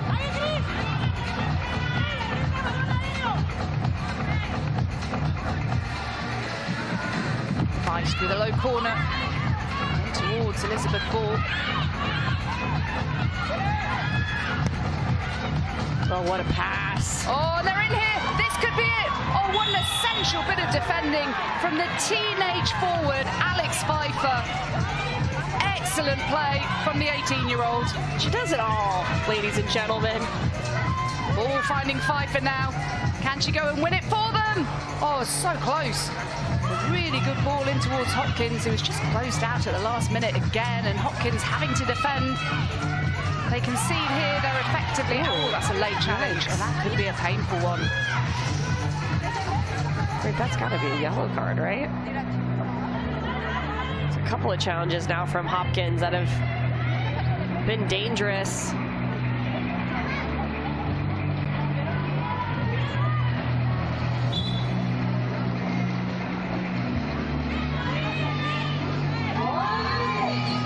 remaining. Somebody has to win here. Colin thought about the strike closed down by Hopkins.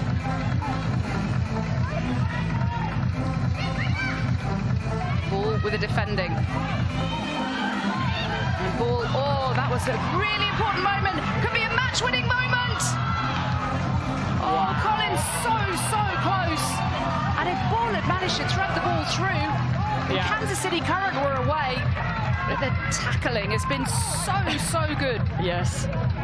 Colin nearly making the most out of a misplay from Kansas City. Not a lot of time here. You got to think about getting a shot. Robinson, Kansas City Current have to win this game or they are out. They cannot win the $2 million prize pot. 10 seconds remaining. And then we'll be going to a shootout unless, no, it is a sudden death penalty shootout for Kansas City Current to prolong their stay in this competition, this lucrative prize fund, which everybody would love to win. $2 million for the winner of this 8-team tournament. And the Current and their chances are hanging by a thread. For the second game in succession today, we're going to sudden death.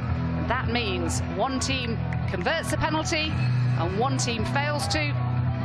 Then the one that's converted goes through and the other goes out. There's no 5 penalty opportunities, just the one each. And so it goes on until somebody fails to convert. So the pressure, as you mentioned earlier, Jordan, all on the American side. Absolutely. And we saw how difficult it is to finish a penalty in the last shootout. One of them gets saved in this one. Maria Sanchez had a penalty that got saved in this match already.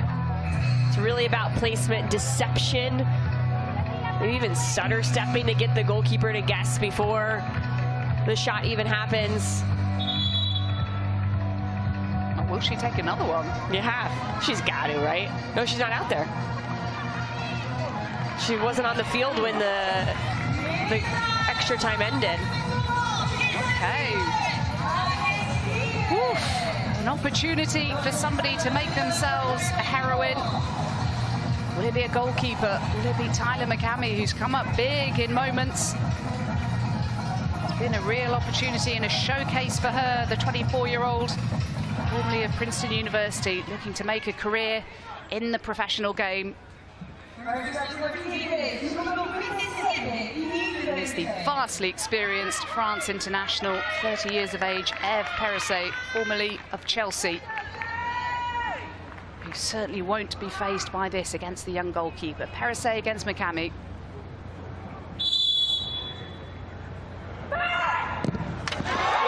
Tigres. McCamey with no chance.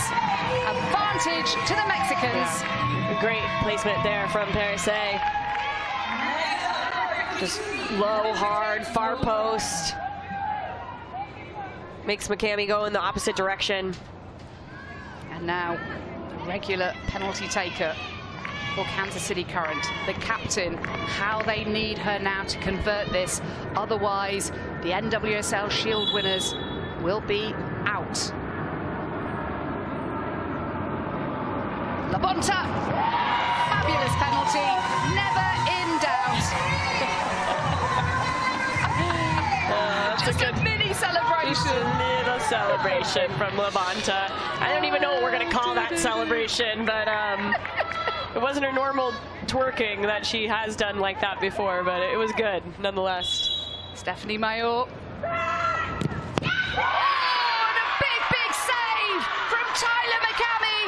She got down so well. And now an opportunity for Ali Sentinel to give Kansas City Current the points that they so desperately need to prolong their stay in this most lucrative of competitions. I think Robinson thought that the game was over with that save. I liked the celebration. This is about celebrations, but you still got to make this one for that save to really matter. Sentinel against Cecilia Santiago to put Casey through. Emphatically done. A big moment for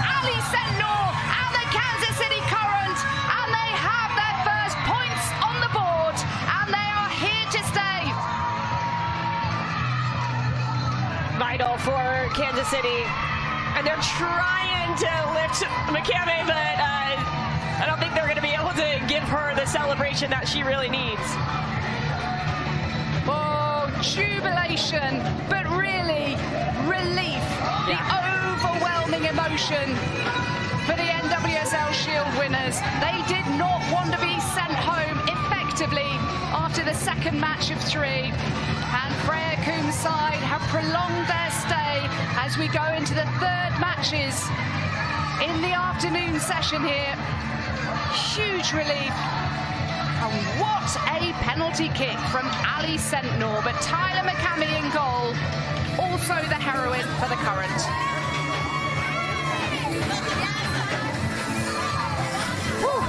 They needed that. The Kansas City team wanted to keep themselves alive. They have one more game later today. They've got to rest, re-energize, knowing that all is on the line when it comes to tonight's game.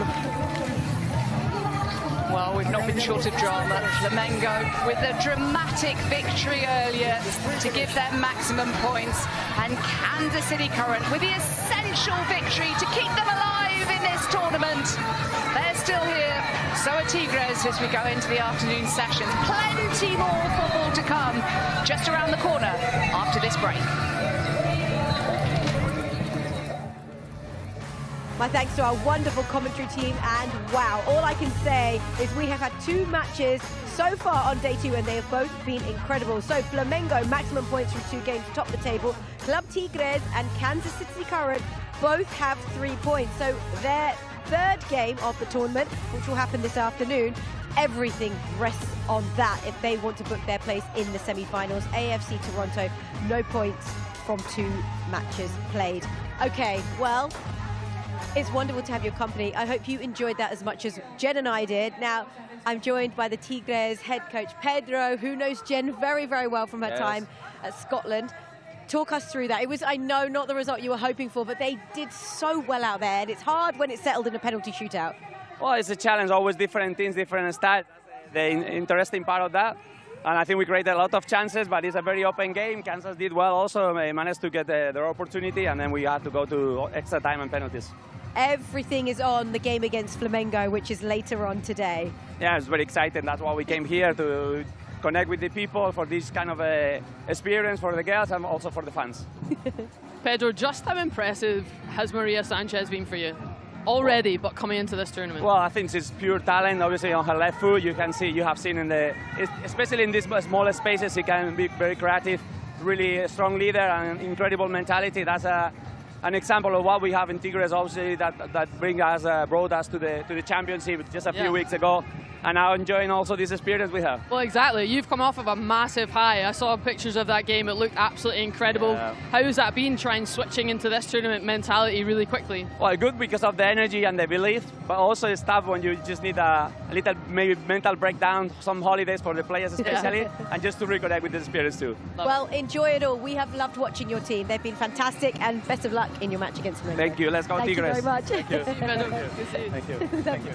Oh, sorry, I'm sweaty. I'm sorry. No, we are too. We're all sweating here. We could do with going under those sprinklers, by the way. Okay, let's have a look at the winning moment, the winning penalty, because this was everything, Jen. Yeah, this is what it comes down to, and this is the beauty of golden goal, even within penalty kicks. I think Ali Sentnor this has been her moment so far coming into this tournament. She's played well, but not quite been adding to goals, so this was their moment, but it went down to the wire. We've seen that twice now, just in the one day, Simo, so it just goes to show how competitive this tournament actually is. But what a moment for Kansas City to get points on the board. Huge moment. And also, you mentioned about Maria Sanchez and how good she's been. We've also seen some wonderful saves. We've seen it all. Oh, everyone is well and truly standing up, and that again is the beauty of Sevens format. That's the amount of players you have on the pitch, and we saw big saves at both ends in this game, and really making it go down to the wire. Just how impressed have you been with Maria Sanchez? By the way, she scored 5 goals. She's a top goal scorer of the tournament so far. In Estoril, the top goal scorer had 4 goals by the end of the tournament. So we're only on day 2. She's already shown her quality. I've been honestly in awe, even by the hat-trick on game 1, to see her score another 2 today. It's truly incredible, and the beauty, she'll hopefully still have many more games to go in this tournament, so we can still watch and enjoy the quality that she brings to it. And now we know that it's not yet settled in that Group A. it's going to go down to the final match? We love it. Of course, you want to see people come out as front runners, but for me, to keep the competition really alive and really making sure everyone's still focused going into that last game, it's making for great football, Simos. That's all we want to see. And that's what we are absolutely loving. Nacional against Deportivo Cali, who Chelsea spoke about with so much passion earlier on today and yesterday.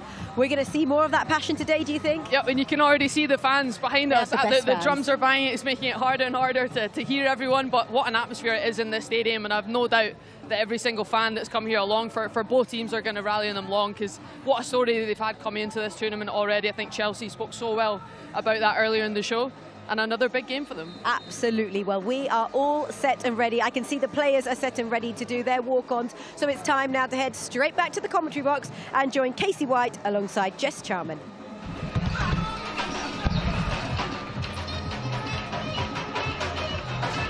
Welcome back to World Sevens football. It is heating up in Fort Lauderdale, Florida. It's game day 2, the Saturday action, a full slate, and we've already had 2 incredible matches, both of which have forced penalties after the extra time. That is how much parity there is in World Sevens football. It's Nacional and Deportivo Cali, 2 sides that were defeated in their opening game, searching desperately for a victory in game number 2. It is a 6-pointer of sorts, with both teams desperately looking to keep their hopes alive to make it to Sunday's semi-finals. The fans of Deportivo Cali, the Colombian champions, have shown up in incredible fashion. The drums are beating, we can barely hear ourselves, and that's a good time, I think, to introduce myself, Jessica Charman, alongside former US Women's National Team midfielder Casey White. Casey, welcome to World Sevens football. You took a flight in, and you must be mind blown by the atmosphere right now here in Fort Lauderdale.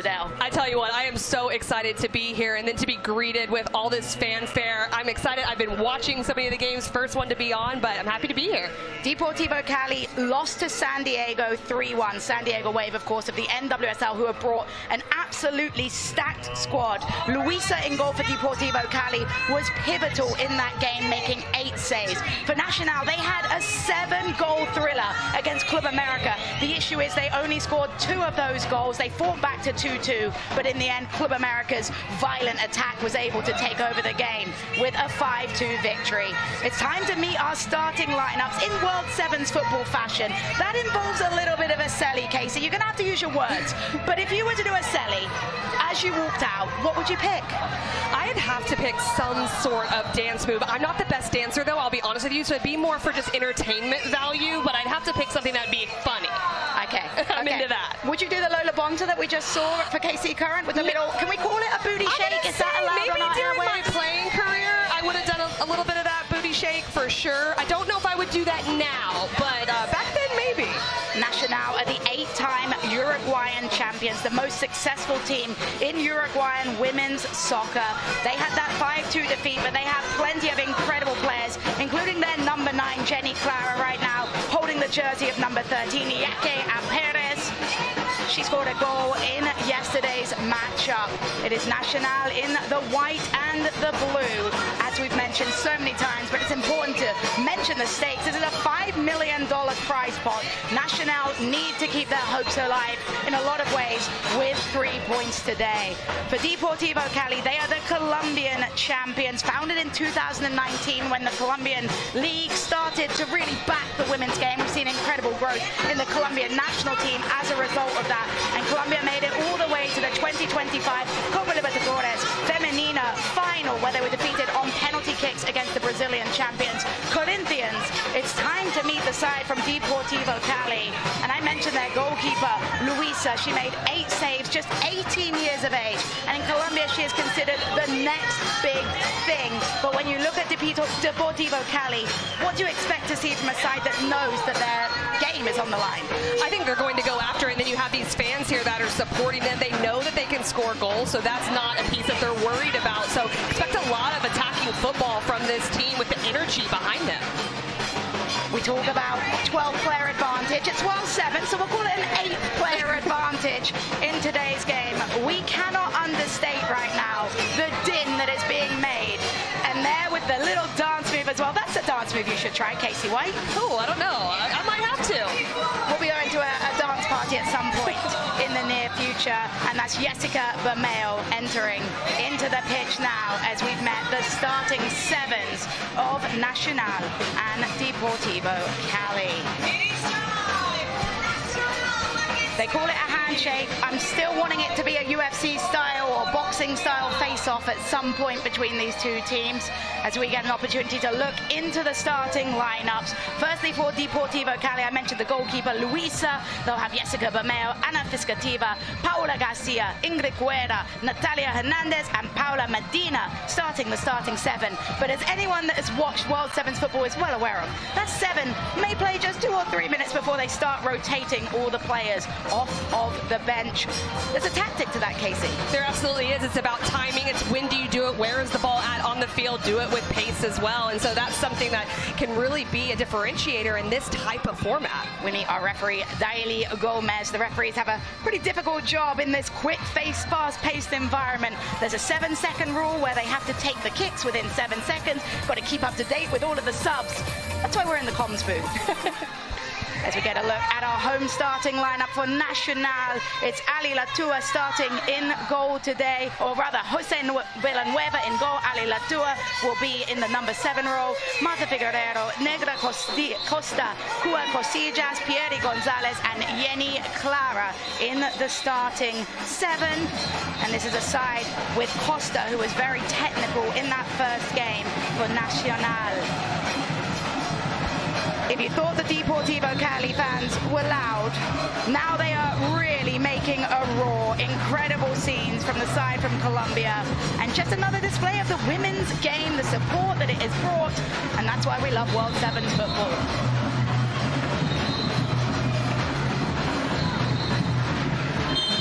Deportivo will get us kicked off underway. Let's have some fun. That's what World Sevens football is all about. And Deportivo Cali looking to start things quickly in the attack as they drive forward with Bermeo. It's won though by Nacional. They were dangerous on the counter-attack yesterday. Weaving through traffic forward is Figueiredo. Figueiredo couldn't find the pass. It's out of play. Off of a deflection, the ball will stay with Nacional.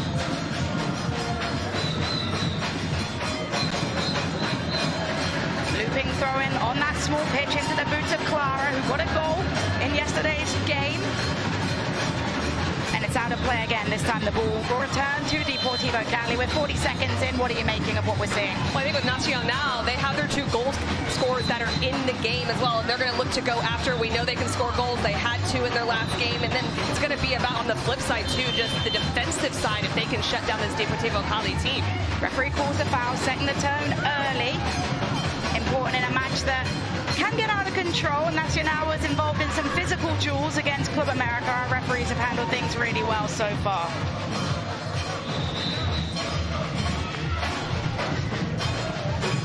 Josefina Villanueva, who made 3 saves. Drop kicks, punts, whatever you want to call it, are allowed, and that was quite some release. Looking for Latua. She keeps it in play with a lofted high ball.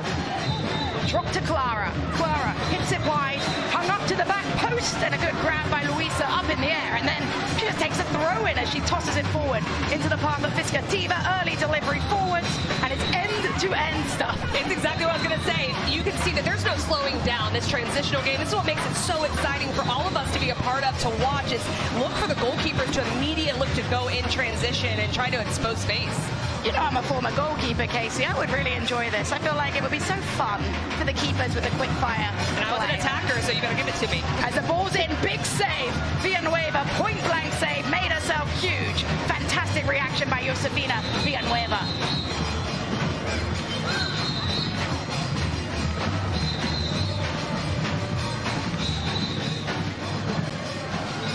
It's Deportivo Cali with the ball in hands. Throwing it into the corner area. Finds a drop towards Guerra. A big tackle came in. Foul is called by our referee. Bit of a late one there by Ingrid Guerra.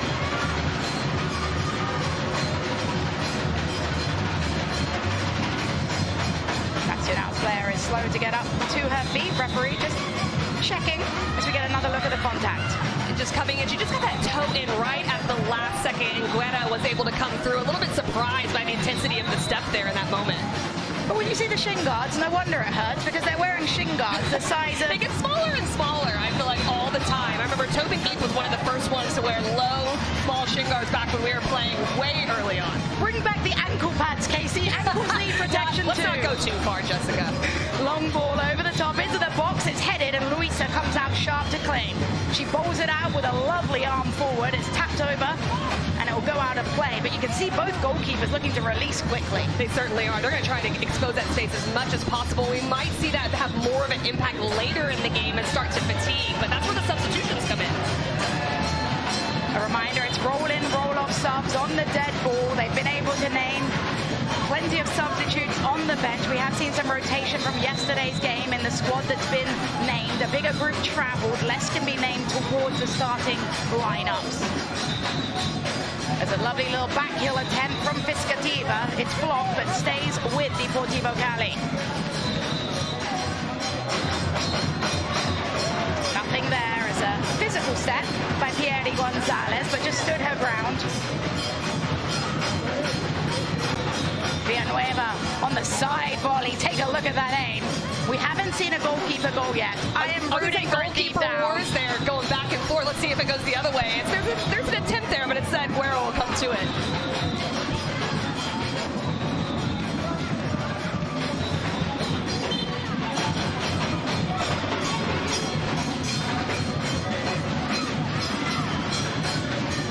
We get a look at John Alba Ortiz, Deportivo Cali's head coach in his second stint back with the side. Deportivo Cali only founded in 2019 with a professional game really flourishing in Colombia. And again, it's a testament as we've watched the women's game grow throughout our careers, Casey, and needing a domestic league to really see success on the national stage. That's been one of the women's soccer programs that I've been mostly excited to watch over the last years, and just how much they've been able to take that to the international stage. And like you said, the investment of the domestic leagues feed right into that, and we're seeing it at the highest level in Colombia. Nacional on the flip side with a little bit more history in terms of times. 8-time champion in Uruguay as a goalkeeper strike. Josefina Villanueva had me off of my seat, standing up and jumping through the window. Of course it did. You would have done that too. You'd want to get involved as a goalkeeper. I love what Villanueva does in that, and it causes someone to step out in that moment. It's going to open up a little bit of space, which is few and far between in a 7v7 format. As a good run by Jenny Clara. She pulls the trigger, misses by a fine margin.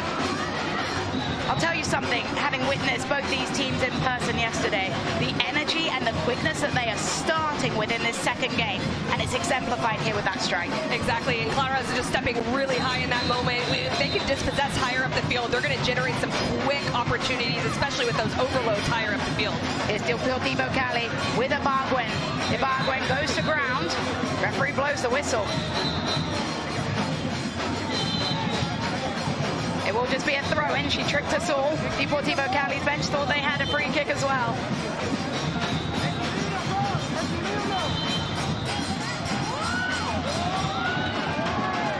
And a little bit of confusion right now about which way the decision goes. It ends up with Nacional. Not exactly sure why, but play continues with Jenny Clara. Clara, lovely footwork. She's taken down. Referee, did she give a foul? This time she did, and there's also a player down in the box. It's a little chaotic right now, Case. It certainly hasn't slowed down, but I think that's what we all want to see, is just this end-to-end action. And even on throw-ins, looking to create a 1v1 higher up the field so they can get after it and try to go to goal immediately. It was Scatola that was down on the ground. She is up to her feet now. And set pieces so dangerous in World Sevens football. We've seen a lot of low-driven balls looking for any sort of chaos deflection into the box. We saw an own goal in earlier matches today as well, off of one of those deflections. Let's see what Alison Latua can whip up. Latua drives it straight into the boots of a Deportivo Cali defender. But you saw what she was trying to do there. You certainly could, and why not get it into the penalty area, see what can happen. Little deflections just for an opportunity. Scatola had to lay it into the path of her teammate Adri. Put enough of a weight of a pass on it. As it's hung instantly forward, Deportivo Cali with the header into the hands of Villanueva. Long direct ball, no offsides. A reminder, no offsides of any kind You can do a little cherry picking, goal hanging, whatever we call it these days.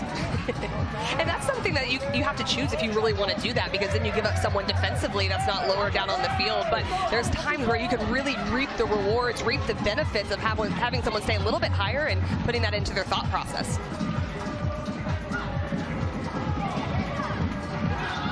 Here comes Deportivo Cali in the center of the pitch, distributing wide to Aponza. Aponza drives it straight into the legs of Maitel Costa.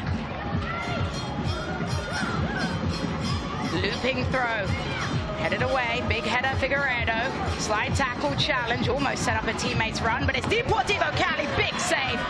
Josefina Villanueva, full stretch to parry it out for our first quarter kick. And that's big, that's what you have to have. You have to have these types of saves. It's released right there from Cardenas, but Villanueva coming up big. Outswinging corner, readying for Ibargüen, plays it low, knocked back. There's a miscontrol there by Cardenas.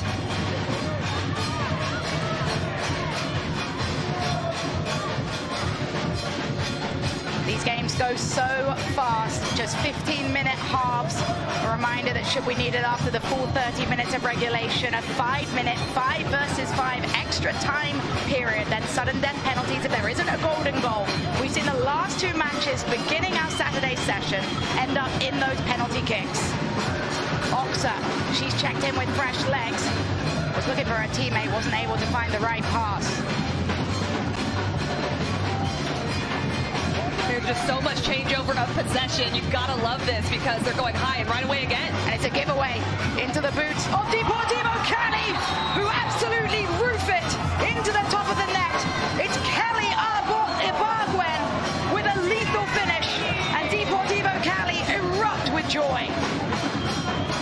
And just as we're talking about turnovers, it happens right here with pressure on the ball. Gonzalez gives it up. Ibargüen gets on the ball and just absolutely roofs it to the near post. Nothing Villanueva could do in that moment. You don't expect the near post to the upper corner there. What an incredible finish for the lead. So much spice put on that strike, and the Colombians are rejoicing right now, and they're playing with momentum.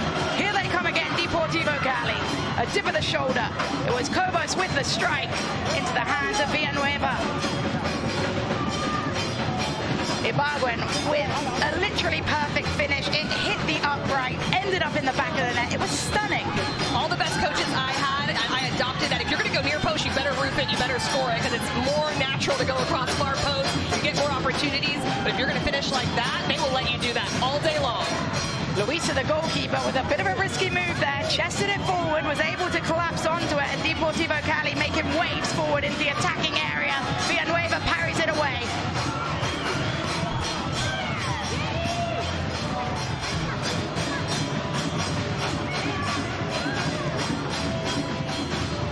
Long ball will find Ibargüen again. Ibargüen selflessly lays it off. There's an open player on top of the box if they can find Aponza. Instead, they drop it further back. Long strike over the top of the crossbar. Casey, you're obviously a UEFA A licensed coach as well as being a former national team player. How would you approach? What's your messaging for the best style of play in this format? Well, one of the big things that you're recognizing is there's just a transition game to this World Sevens environment, into the format. So you have to be able to transition defensively. That's the biggest one. It's Clara on the byline, blocked away. Ends up being a goal kick, much to Nacional's head coach Dado Perez's frustration. And I'm probably also reminding my players, if we're going to play like this, then the energy has to stay higher. So as a coach, I'm subbing even maybe more often than I normally would, because as the game goes on, the fatigue can set in a little bit in those moments. And not to forget, it's absolutely toasty in Fort Lauderdale as well. It's hard to remember that it is December. We are in the month of Christmas, and we're up here in the booth sweating. The players, they must be absolutely flabbergasted with this heat. I love it, though. Where can you be in December and feel like this and have the sun out like it is? Not too many places. As someone that has spent a lot of time in Colombia, it is warm, but it's not Florida warm. Florida heat hits you a little differently. Different level, Jessica. Here's Ibargüen, the goal scorer. Long ball forward, delightful service into the box. Caught in 2 minds as it's dropped towards Aponza. Here's Bermeo, hangs it up back post, just over the head of a leaping Melanin. Aponza.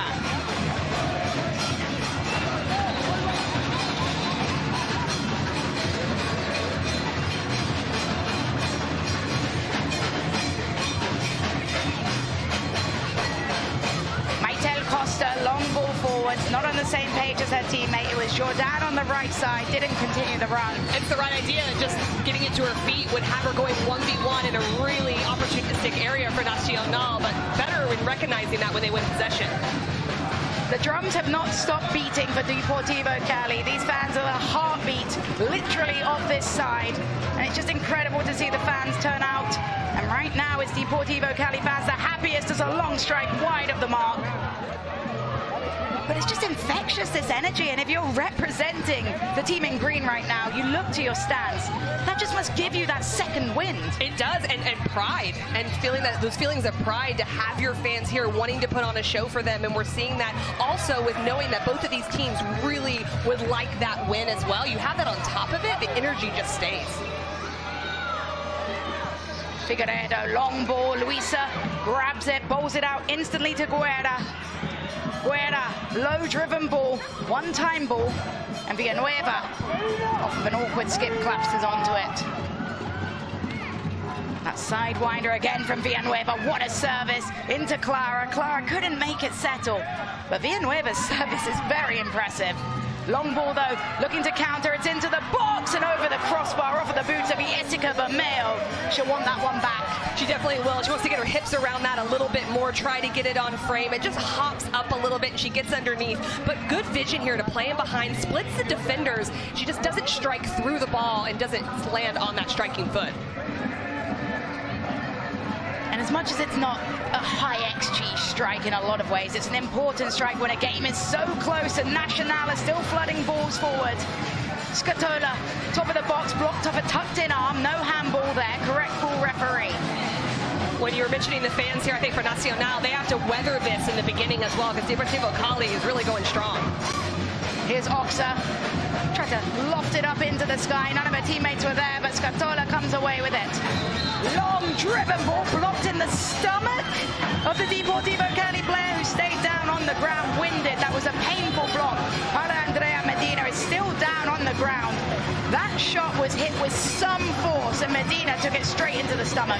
Figueiredo stepped up and just didn't even think twice about hitting that shot. She had that level that she got over it where there's a lot of power, a lot of snap, and it was Medina who stood right in front, really strong, and hopefully she's going to be okay. But Nacional trying to just generate a little bit more in that attacking third. I'll tell you, Marta Figueiredo scored a penalty against Club America, and she almost broke a hole in the net. If that one had found its way into the back of the net, we'd be needing new goals. Well, she hit it pure. She hit it absolutely pure. It was a great strike by her, but organized defensively with Deportivo. I want to give a lot of love to Nacional as well. We haven't mentioned their fan base enough either. The Uruguayan champions behind the goal right now. Would love to get a clip if they bury a strike at some point of that celebration. As it's over the crossbar again. Waning seconds of this first half of play between Nacional and Deportivo Cali, two of the teams in Group 2, along with Club America and San Diego. Both these teams searching for their first victory of the World Sevens football tournament. Figueiredo. And that'll be it for the first half here. It's Nacional that are trailing Deportivo Cali by a goal to nil, courtesy of a fantastic Kelly Ibargüen finish. What a first half that was. We're going to take a step aside, but it's Deportivo Cali 1, Nacional 0.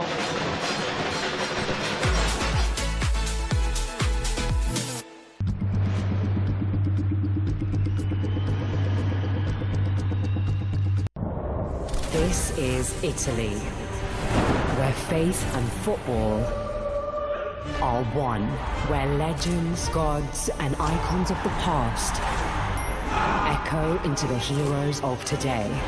This is a land where gladiatorial battlegrounds sit alongside blood-lit fortresses, cauldrons of passion and drama. Witness the symphony of Italian football, where beauty and chaos collide in the hardest fought league on the planet. Absolutely relentless. This is Serie A on DAZN, where the drama is unstoppable.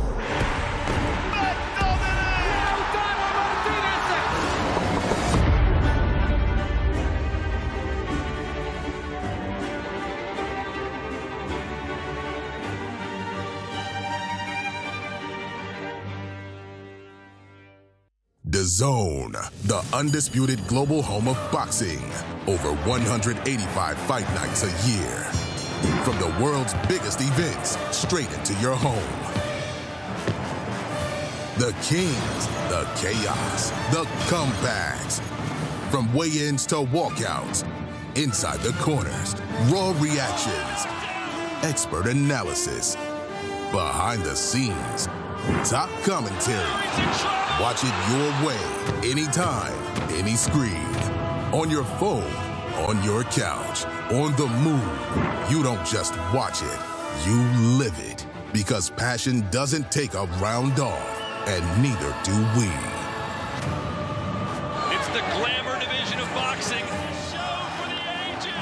This is intensity at its best. Champion of the world. DAZN, the undisputed global home of boxing.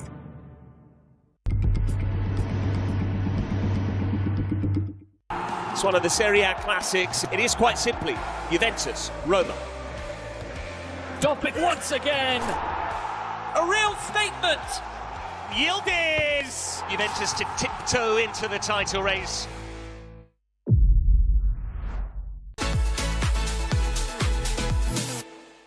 Deportivo Cali right now.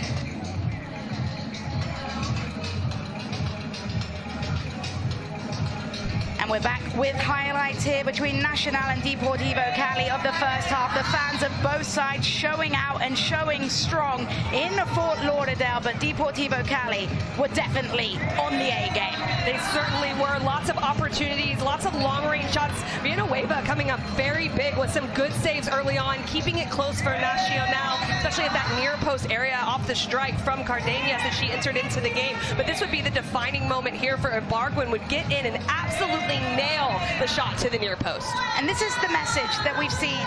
There's no room for mistakes. And if you make a mistake, if you get caught in possession, you'll be punished. Oh, and that's the 1v1 I'm referencing, is that you're able to do that. Lots of fun, and she's enjoying it as well when she scores that goal. But you're right, they make them pay when there's mistakes, especially in the back. 50% done. The fans are showing out and showing hard here in Fort Lauderdale. The sun is beating down. There's $5 million of a prize pot on the line. It's game-changing money for the beautiful game. It absolutely is. It's such a wonderful thing for these players to come out here and compete for that. We all love the beautiful game, but you have that kind of prize money on the line. Creates an electric atmosphere all around this place. We've talked in depth about Deportivo Cali. Nacional fans urging their side through to make a comeback. They were able to come back from a 2-0 deficit to equalize to 2-2 for Club America. That game obviously ended up going out of hand. But for Nacional, what do they need?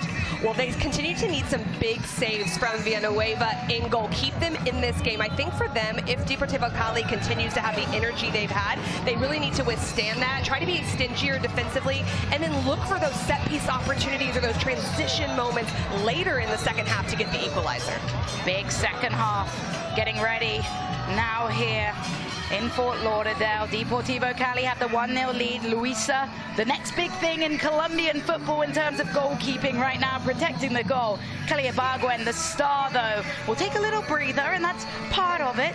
Nacional need big performances, big step-ups from the likes of Yeni Clara and Alison Latua. We're back underway. Let's have some more fun. World Sevens football here. Jessica Charman, Casey White with you. Nacional through Yeni Clara. It's a big step away. Toe poked by Garcia. Throw in taken quick. Nacional fresh legs after that break. As a crunching block falls to the boot of Alves. As Deportivo Cali with some tricky footwork to come away with possession. A little too predictable as it's blocked away. Figueredo in possession. Unleashes a very fine pass. Nacional into the boot of Latua. Latua distributes further wide. Clara hangs it up into the sky, looking for the back post header over the crossbar. But that's some good play from Nacional. It is. It's a change of point. They're switching the sides, and they're looking to be goal dangerous still. It's not just about that. It's about getting it into the penalty area. That's what Clara is always looking to do. Already a goal already in this tournament. Now it's the distribution and the service into the penalty spot. It was Alves with that header just wide of the mark, and here she is again. Alves will leave it, though, for a teammate. Was looking for the give and go. Alves and Scatola not on the same page. That can be hard sometimes. When we talk about the 1v1s, I like when they put their head down and go for a goal, especially when Nacional is a little bit higher up the field. The other thing is, if you make a full-field sprint, you can always sub yourself out for a quick breather. As Deportivo Cali, driven strike, cleared first time away by Gonzalez. But straight back where it came from, Deportivo Cali looking to take this one down. Be calm now as it's hung in and a big grab away. Villanueva comes up sharp under a lot of pressure there. And that's probably the first time we've seen the pace of play slow down just a little bit. But Hernandez was hanging high for Deportivo Cali. I think Nacional actually had a moment to go a little bit quicker there where they had numbers up. Ibargüen tossed it down and Villanueva off of a line quickly to come claim. It's a big punt this time, higher up into the sky. Luisa will have to watch that one. Instead, it's headed up away. Deportivo Cali able to put in a crunching tackle, too crunching of a tackle. It was Paula Andrea Garcia penalized for the contact as she left her foot in just a bit too much for the referee. Garcia does come in very hard there at the last moment, and actually both of them came in. Figueiredo actually initiated that contact, but she was the one that was hurt by her own contact at that moment. A little bit confusing there, but in any event, Nacional has a good set piece. Give the referee a little bit of leeway there. It's so quick, and that's what we love about it. Alison Latua stands over the ball. Latua! It's going to be very difficult to get it up and over into those small goals from that range. It absolutely is, but I like the mentality piece of it. She actually struck it quite well, but with the world-class goalkeeping we have and players here, it's going to be incredibly hard to do. Luisa taking her space over to the goal scorer, Ibargüen, who's sitting more defensively. Down the channel, nice pass into Bermeo. Bermeo looking to sneak that one in at the back post. There was a runner, just didn't quite have the speed to get there. And you mentioned Ibargüen being a bit further back, a little bit of a lower position. She did that a little bit in the first half, but it was after she scored the goal, so an interesting starting point. Villanueva's long ball. Nacional asking for a foul, and at this point it does seem like the Uruguayan side is searching for some set pieces, and understandably so.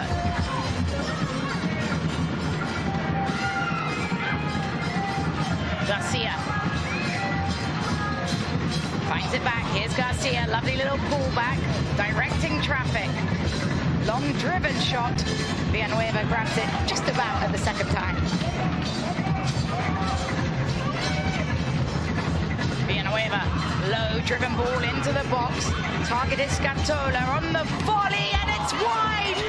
Luisa came to close down the angle, and Nacional not able to find the finish at the back post. And Costa just rips it on the first time and almost gets it, it bounces up at the last second there, and Perez is not able to get over the ball to get it on frame, but much better from Nacional, getting numbers forward. The wake-up call is there.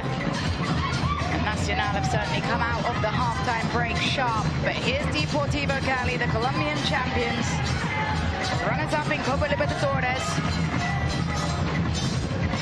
Bermeo. Ibargüen uses her body, but she's dispossessed. Here comes Nacional. 3v3 if they can utilize it. Scatola threaded into the boots of Figueiredo. And Gonzalez won't be able to, or she will keep it in just about. That's great work from her. Kua. Costa. Luisa, great technique, and then instantly trying to punt it forwards. There was almost a 1v1. Big contact, nothing there. Play will continue. Nacional. Good recognition, though, from Luisa to play long. Immediately, there's forward running to get him behind. Just needed a little bit more sauce on the punt. Figueiredo curling. You just saw a little moment of frustration there. Figueiredo wasn't able to curl it into the pathway of her teammate, Isa Perez. Well, spaces are just cut down so quickly, and it's such fine margins with how quick this game is and how quickly it's moving. And so you can see that, like you said, that little bit of frustration on her face, but much better still from the group. Take a look at that spin from Medina. Beautiful as she slots the pass forward. Pop back first time. Nacional defending well. Ibargüen, the hero right now for Deportivo Cali to keep their tournament well and truly alive. Garcia, misplaced. Nacional trying to get the ball out from underneath their boots, over to Isa Perez. And the reason Nacional is doing better is because they have 3 players under their front runner, so when they win it, they go quick. And they do take it quick with the throw-in. Aponza skips through the first tackle. She's marked by 4. Aponza can't pull the trigger, drops to her teammate though. It's Cobos resetting. Garcia, wide, driven strike, will go past the far post.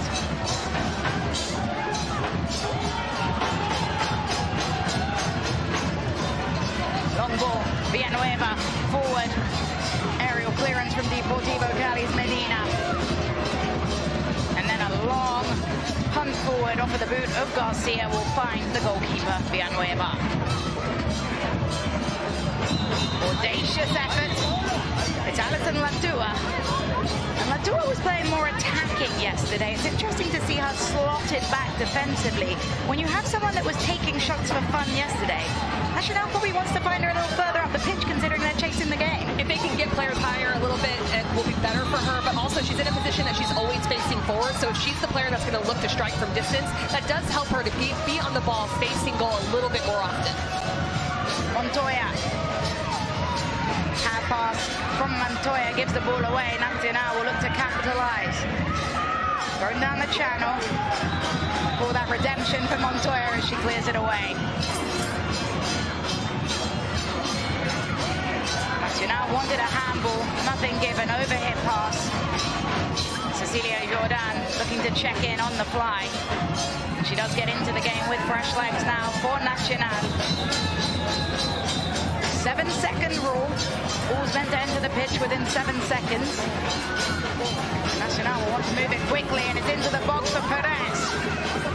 Perez finds a way round, almost a shoulder charge by Fiscativia. A little surprised the referee's whistle didn't blow there. That was a close one, right on the edge of the penalty area as well. But Nacional getting a little bit more comfortable in the 1v1, trying to beat their own players, and it's really helping them make Deportivo Cali more uncomfortable. Here is Deportivo Cali in the attacking areas with Cardenas.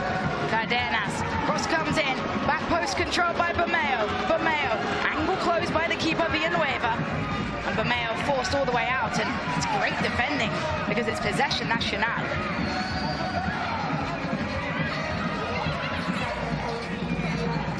Clara. Big step out the back by Natalia Hernandez.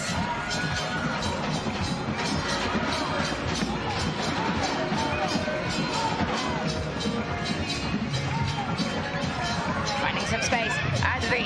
Adri, the Brazilian, crossed into the body of the defender. Adri, looping throw forward, up into the sky, at the back post. Important header away. Natalia Hernandez, defensive duty stellar. It's not just positioning, but her ability to time that and be able to head it, because the player on the back post is just absolutely chomping at it to be able to go to goal. And Luisa parrying that one away. Will be a corner kick, but Luisa had to be sharp to that. We've got 2 balls on the pitch. Deportivo Cali will have to defend a dangerous Nacional corner. Nacional asking for a little bit of space. Driven corner, toe poked away. Cardenas with that final touch, and then up into the sky. Luisa, good decision to punch, drops in the box. Nacional just can't find a way to sneak it in. And here comes the counter-attack. Deportivo Cali, 2 versus 1. They'll make the perfect pass. Here they are into the box. And a wonderful finish for Deportivo Cali.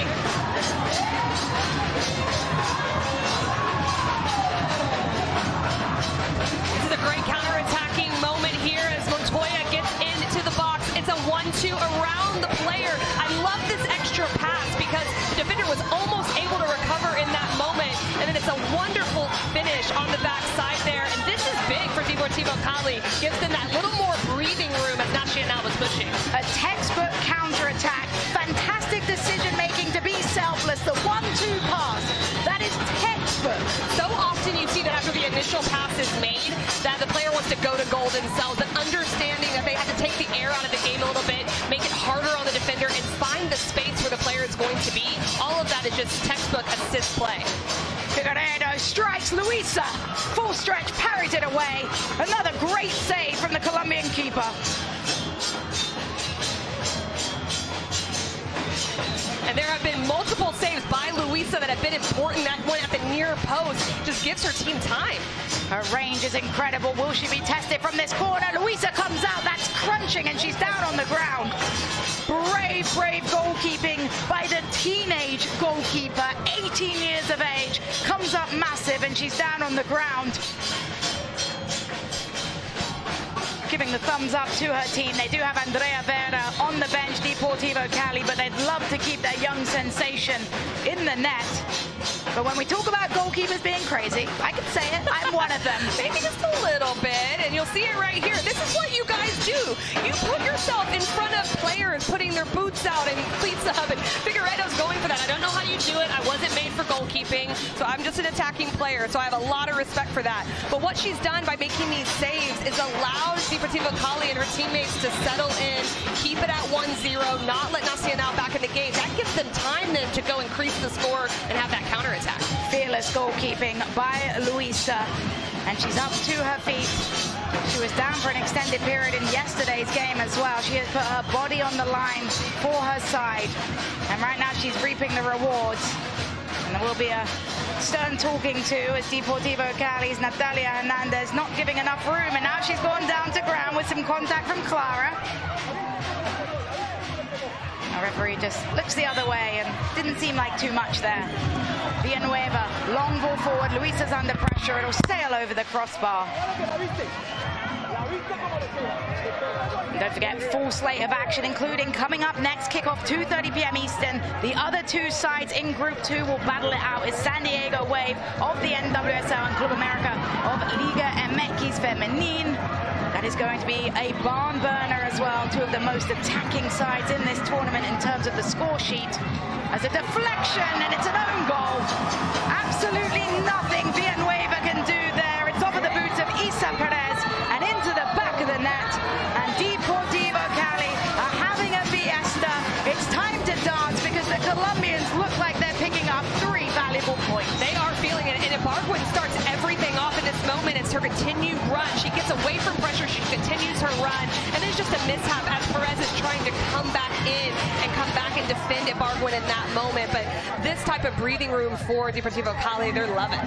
But just how important are those saves from Luisa now? Exactly, those are critical moments because it just allows your team to settle. And as a goalkeeper, you want to be consistent, but you also have to have the ability, as you know, to come up with a big save when your team needs it. I don't know about that. Maybe made a big save once or twice, but Luisa now, huge save. Maybe 3 or 4 times, Jessica. We'll give you that.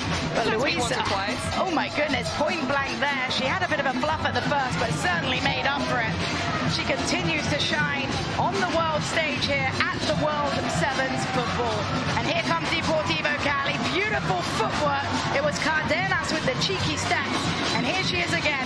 Cardenas blocked away slide tackle. Nacional getting back behind the ball.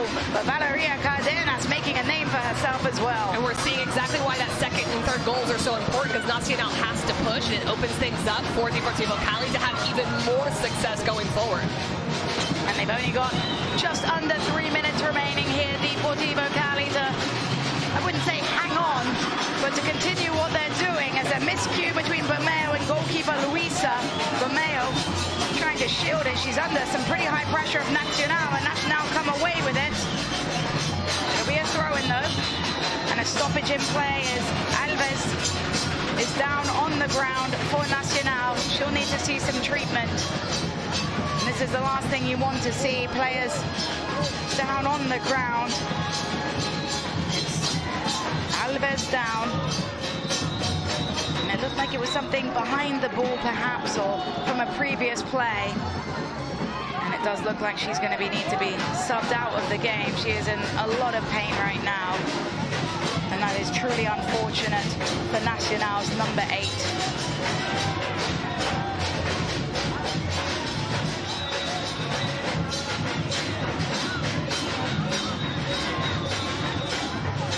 Nacional, the Uruguayan champions. have fought hard in all 2 of their matches so far, defeated by Club America 5-2 yesterday in a 7-goal thriller. They have brought the entertainment value. Today, it's a 3-0 scoreline, but without the saves, as we mentioned, of Luisa, a couple of near misses, it could have been a completely different result for Nacional. Football's about moments, and we noticed that in the 11v11 environment. You definitely notice it in World Sevens because it's so quick, it's so transitional, and so those moments change games. They change the trajectory, they change the feel. And Nacional, if one of those goes in, I agree with you, it all of a sudden turns the game into something very different. But credit Deportivo Cali for sticking in it as well and being able to work through that with the help of their goalkeeping, obviously. I think they're waiting for a stretcher right now for Alves, which is really unfortunate. And they do have the medical cart coming on for Alves. And as we mentioned, the last thing you want to see, wishing Jaime Alves all the best as she'll be stretchered off of the pitch.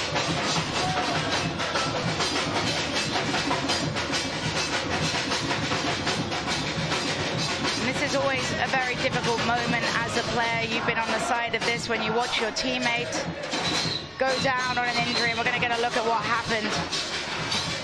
And Alves just going back to the ball there, just landing very awkwardly after the strike. It looked like there was some impact there right when she struck the ball, but you're right, like as players, this is not what you want to see. No one in this environment wants to see someone in that type of pain, and going through that, it can be incredibly hard. And so you just kind of want to galvanize your team together and make sure everyone's still focused in with the well wishes also to the player Alves. And it is great to see the World Sevens football and how they have all of these medical staff on hand right now. It's Davy Fire Rescue right now, qualified people here in the States. So fantastic to see that she'll be getting all the best care. Jaime Alves.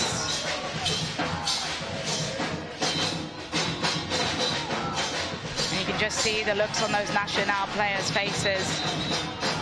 And it's so difficult. We've seen a couple of big injuries in the NWSL this season as broadcasters, in Major League Soccer as broadcasters. And for Coach Dardo Perez, you can see the element of concern when you have this disruption, because it's taking a time, and rightly so, it should take a time, but it just becomes so difficult on how you respond. And for both teams as well, when you see a player in such pain. It does, and because it's so late in this game and the score is what it is, it's not really one of those tactical responses that we would maybe be talking about if it was a 1-0 game at this point and how each team manages that. It's more of the emotional response to it, and how do they stay there with their players, make sure that everyone's comfortable. Same thing for Deportivo Cali as well, but especially for Nacional as they're watching their teammate be taken care of. That's Valentina Kua looking on, and a good moment for these teams to get their hydration. Thierry Gonzalez as well. And I think the hardest thing when you've made this long journey is it ending in disappointment. Of course, Nacional disappointed with the score lines right now on their way to a second defeat. But now your teammate being injured, it just makes it that much more difficult. It certainly does. It is the last thing that you want to see in those moments is having your teammate do that. You don't want to ever see that. That is never something that's fun to watch, but especially, like you said, with 2 results that have not gone their way as well, extra difficult. For Deportivo Cali, they have been very clinical in today's game, as we see Jaime Alves stretchered off of the pitch. And just really difficult to watch those moments. Just really disappointing to see a player have to go through that, and we send her all the wishes in the world that she has a smooth recovery and that hopefully it is nothing too serious, and her teammates will be in the same boat. The Deportivo Cali players will be in the same boat, and we had an opportunity to look back at it. It's nothing cynical, it's nothing nasty, it's just a really unfortunate landing. It really was, and that happens sometimes, you know, as former players. I myself went through a lot of injuries. I know I can almost think of any player that didn't go through those types of injuries, but it's never easy, and you always feel for anyone that is struggling with that on the field, no matter what it may be.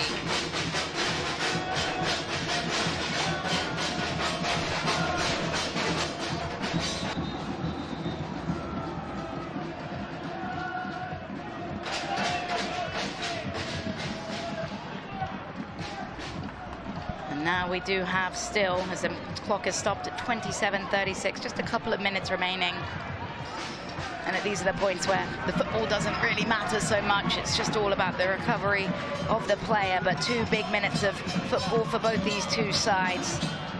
And great to see a round of applause all around this fantastic stadium in Fort Lauderdale as fans embracing the moment and really looking on with concern. We are back underway here in the World Sevens football.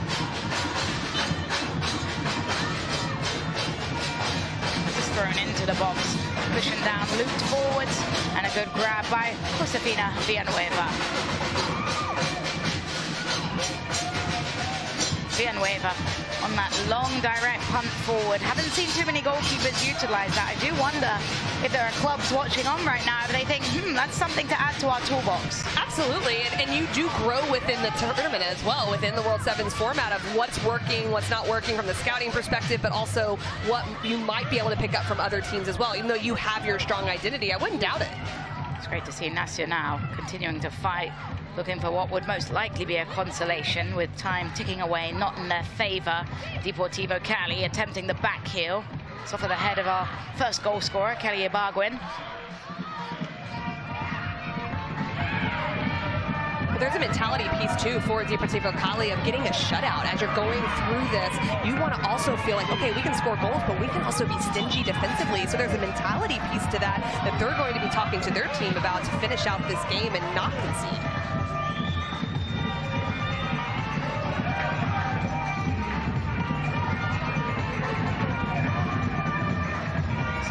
For Deportivo Cali, just looking to drain the clock as we hear the announcement of just a minute remaining in this game. We said those games are fast and furious.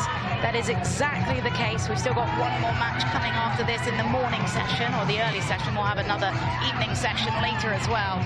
It is a full slate of football, soccer, whatever you want to call it, all weekend long. Tomorrow, the semi-finals and the final as a $5 million prize pot into the box, and that's gorgeous. What an incredibly cheeky finish by Lady Cobos. It's stunning. And Deportivo Cali continue to enjoy Saturday here in Fort Lauderdale.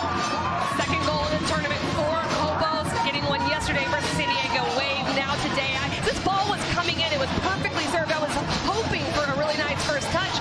Even though it did bounce, she had a great second touch for the finish. It was unbelievable as Villanueva comes out. There's not much space to be able to get this over an onrushing goalkeeper, but Cobos does it perfectly.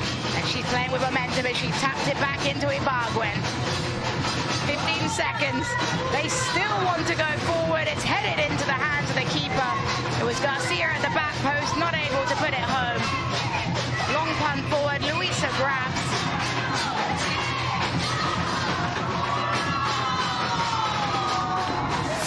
Deportivo Cali had the win, a complete performance from the Colombians, a wonderful 4-goal emphatic victory.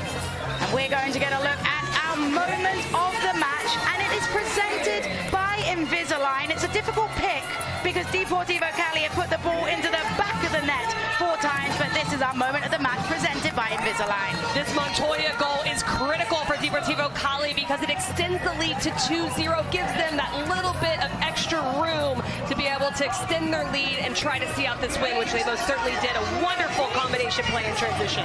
Montoya with a gorgeous idea and an even better finish. And Deportivo Cali have really put the exclamation point to begin their Saturday of action. They've got one more match later tonight, but it's all smiles right now, and rightly so for the Colombian champions, because they have kept themselves well and truly alive in Group 2. We've got the second match of Group 2 coming up soon between Club America and San Diego Wave. But your full-time score between Deportivo Cali and Nacional is Deportivo Cali 4, Nacional 0. Thank you so much for joining us. Thank you very much indeed, Jess. Yes, what a dominant performance from Deportivo. Commiserations to Nacional. Sadly, it marks the end of the road for them in the competition. And here is what's coming up on DAZN. In terms of women's football, we have got it all covered for you. So enjoy it all. If you haven't had enough football in your life, it's coming thick and fast across our platforms. But for now, it's time for a break, after which we'll analyse and dissect everything that we have seen in that very dominant performance. And of course, we look ahead to a big one to round off this afternoon as San Diego Wave FC take on Club America for top spot in the table. We'll see you straight after this.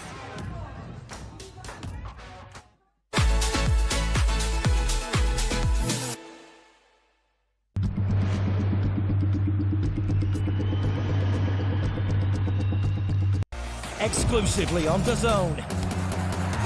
Watch every match from the National League, where anything can happen. With every kick from all 24 clubs across the country and iconic names on the touchline, inspiring the next generation. All chasing one dream, promotion to the Football League. Back in the Football League. This league does not disappoint. It's all to play for. Watch every match from the National League. Sign up at DAZN.com/NLTV. We are talking about World Sevens football. 8 teams, 7-a-side games, half the size of a usual pitch, rolling subs, no offside. It's going to be fast and feisty. Wow! The revolutionary Grand Slam style tournament. Absolutely sensational. The mother of all matches, Napoli against Juventus. Somboakisa on fire! Kenny! There's no fixture that gets the pulse racing quite like this. Don't miss Serrano versus Cruz 2 for the Unified World Featherweight Championship, live on DAZN. The Locker Room, the new home of DAZN's boxing content. All your big hitters, all in one place. I am not going to stop until I am pulled off of this guy. The Locker Room takes you further than the ring. Daniel, don't disrespect me.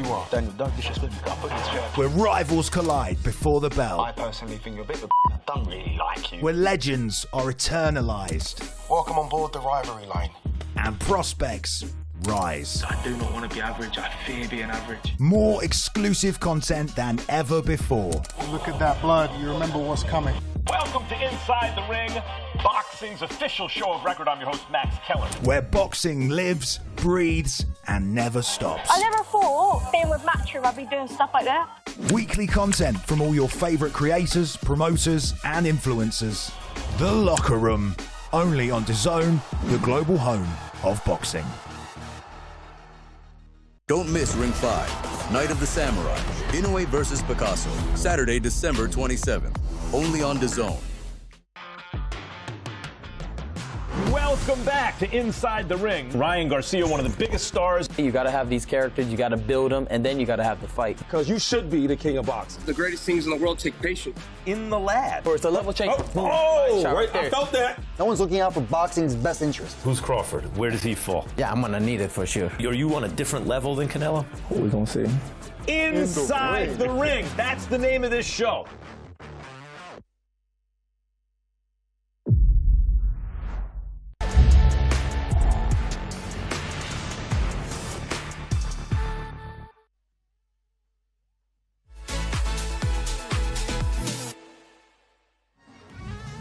Hello, welcome back to the most beautiful Fort Lauderdale, where the temperature has literally just ramped up a few notches, as it has done on that pitch all afternoon. Now, well done to Deportivo for the 4-0 dominant victory. It was incredible. We must say commiserations to Nacional. It's the end of the road for them. And Cecilia Jordan, the player that was injured, never nice to see. So we really do wish her all the very best. But for Deportivo, those fans, and we were sat next to a few, they were absolutely amazing. Brilliant. They were. I think the fans rallied them the entire time, but what a performance. I think especially to score 4 goals, that was just an incredible performance that, to be honest, they dominated from start to finish, and credit to them, they've celebrated so well, but it was the goals for me that massively stand out. But to get an early goal, I think was really important in the first half.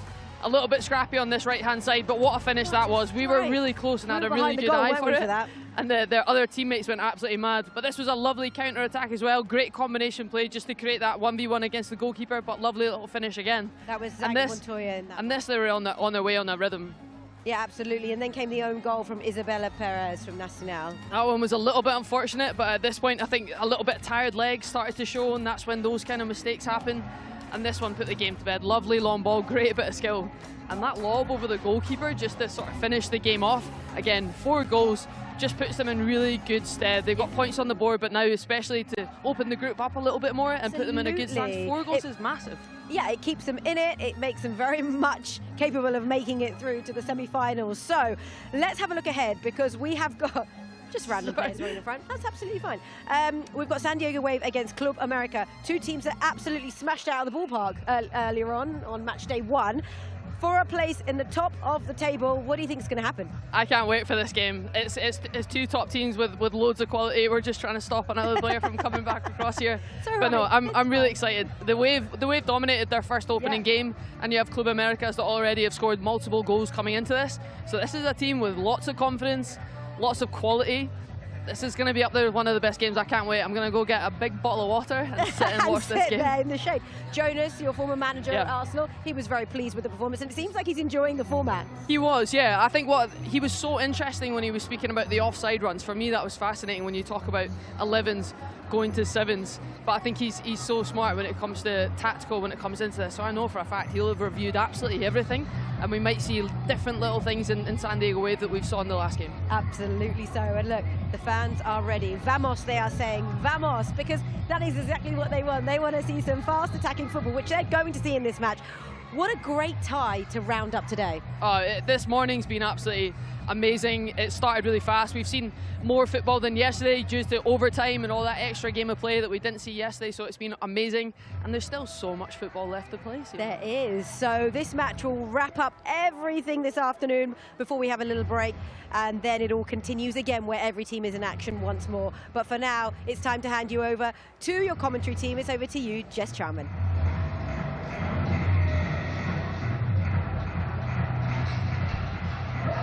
Welcome back to World Sevens football from the stunning Fort Lauderdale, Florida area. It's San Diego Wave FC and Club America, the final match of our early session here for Saturday. And every team after this game will have completed 2 matches. It's a Group 2 game between the 2 sides that had emphatic victories yesterday. San Diego Wave picked up 3 points with a 3-1 victory over Deportivo Cali, and Club America played in one of the best matches we've seen in World Sevens football, a 5-2 victory over Nacional. Jessica Charman alongside former US Women's National Team player Casey White.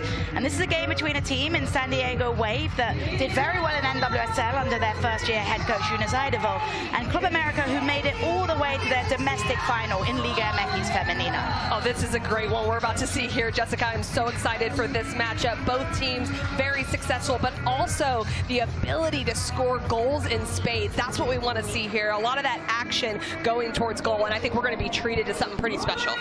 Vamos Paños. That is an ode to Sandra Paños, the Club America goalkeeper. She only made 1 save in yesterday's game, but what I love about her is her footwork. She's the perfect goalkeeper for World Sevens because she understands the need to be able to be that extra 7th player on the pitch. That adds such an advantage when you have that comfortability with your feet to go out and be able to manipulate play. So to have that on top of being able to be a shot stopper, that's incredible. We're getting an opportunity now to meet the side from San Diego Wave. That is Kenza Dali in fine fashion, a tricky customer that has already made a name for herself in NWSL. I think San Diego Wave might have got the memo that they need a little bit more in their run-outs. That's Kaylin Sheridan getting involved. You asked me what I wanted to do for if I did a run-out. I like that first one by Dali, but I like the swag a little bit from Gia Corley as well. Gia Corley, who has made the change over to Germany, or to the US from Germany now, is a wow. I couldn't do that one. That would not be one for me. I don't think I'd be able to get up and ever play I love again. It, Kennedy Wesley, I love it. And more agility displayed again, this time by Delphine Cascarino. It is a full-strength squad from San Diego Wave. There's Jordan Fusco with the boxing moves, and some nice agility from Mackenzie Roby, who was fantastic yesterday off the bench as well. And the goalkeepers as well, having a party. Didi Haricic also credited with just one save, but was a real vocal point for San Diego Wave as well. That is the NWSL side, San Diego Wave, in what are some of the most beautiful kits in world football that we can see. The pink, the blue, the white, the orange, it is all colors of the rainbow. And San Diego Wave looking to really bring a storm to this game. It's Club America coming onto the game as well with some style, with some flair. And this is a side that showed a lot of style and flair in yesterday's game, putting 5 past Nacional. Unbelievable, just so many weapons going forward, so many offensive threats that they're able to do on the field, but also doing it with a lot of personality. We see it here on the walkouts. We're definitely going to see it on the field. Oh, I love that little dance move action. That is Chindamina Okeke with some style. She was fantastic defensively, a brick wall yesterday in the back line. That's Scarlett Camberos, who scored one of the best goals in terms of individual brilliance in yesterday's game as well. 100%. She's an attacking threat for sure going forward. Loves to go off the dribble, can strike from distance. A lot of players here that are looking to get in that attacking third. Club America in their yellow jerseys. So we get a look at Sarah Lubert. And it's Jana Gutierrez finishing up here. She had 2 goals yesterday as well, so lots of goal scorers for this Club America side. San Diego Wave have a lot of attacking flair. This feels like a matchup between 2 teams that just love to attack, that love to score goals as well. We're going to get a look at our starting 7s. As we always mention, starting 7s don't really mean that much because they're going to bring on all their bench players as well. But it's Club America firstly. Sandra Panos we mentioned in goal. Okeke, fantastic defensively. Irene Guerrero, Annie Kadic, Sarah Lubert, Jana Gutierrez, and Scarlett Camberos. All of these players will be fluid in the way they position themselves on this pitch. Well, we talk about a lot of the goal scoring, but Lubert also with 2 assists in the first outing as well. So that's so much of why they're able to attack, is what she can facilitate in midfield and her vision. This Club America side dominant in their match, but would have been disappointed to concede 2 goals as well. And against San Diego Wave, that boast a lot of promising attackers, it will be difficult. Our referee today, Vimares Diaz. This game will be fast-paced, and it's not easy for the referees. We'll give them all the credit they deserve as the skipper's coming in for the well-important coin toss. And we get a look at ref cam. We love a ref cam. Oh, we do. We love that. You remember Mad Marta this year in NWSL? Absolutely. Maybe we'll get a Grumpy Dia. I don't know, I'm trying to think of one off the top of my head. I'm really... You say Grumpy Gia? Grumpy Gia, yeah. I mean, yes, it kind of works. And we'll see the home team lineup for San Diego, and it does include Gia Corley. She's never grumpy. Look at that smile. It's Delphine Cascarino, Gia Corley, Kenza Dali, Jordan Fusco, Didi Hadicic in goal, Hannah Lundqvist and Kennedy Wesley. Hannah Lundqvist is a player I want to watch today because she might be a fullback in NWSL play. She was striking balls for fun in the attacking third, left, right, center yesterday. Don't you love seeing that in this format? You are up and down. You're a defender, you're an attacker. If you're an attacker, you're a defender. You're doing it all. It is all about bringing the energy. It's all about bringing the tempo. A huddle for San Diego Wave as they look to remain unbeaten and pick up 3 more points to boost themselves into tomorrow's semi-final. Remember, $5 million prize pot to be split between the most successful teams in this tournament. It's game-changing money for anybody. For Club America, Jana Gutierrez was just a star on the ball yesterday. She'll have to keep Didi Hadicic busy in goal for San Diego Wave. The atmosphere is incredible in Fort Lauderdale. Lots of people starting to filter in to enjoy the sunshine, to enjoy the beautiful game, and to have some fun at World Sevens Football Kickoff. It's time to have some fun. Jess Charman, Casey White here with you. There's a long ball over the top. And instantly on the front foot, searching for Jordan Fusco. Panos with a little dink forward. Wesley steps forward, looking to release Fusco again on the byline. She runs out of real estate. A nice little move there as San Diego starting with the aggressive touches.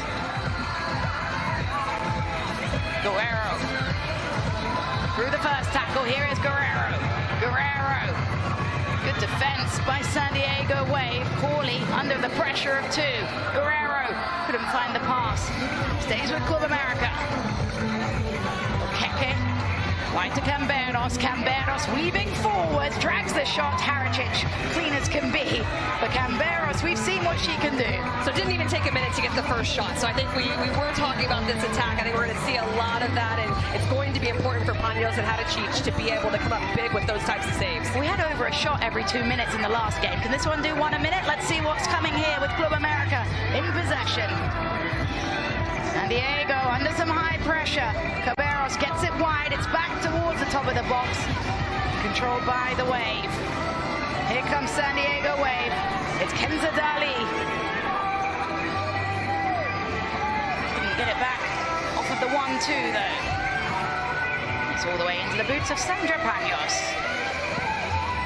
Paños, that's that distribution we were alluding to. It's played into the box for Hadicic to claim. As it went back to Paños, I actually thought they're going to look to play out of the back short, and then she went for that long service. I love that. The space behind the back line of defenders is wide open in most of these games and these matchups. Giacorli with the nutmeg. No!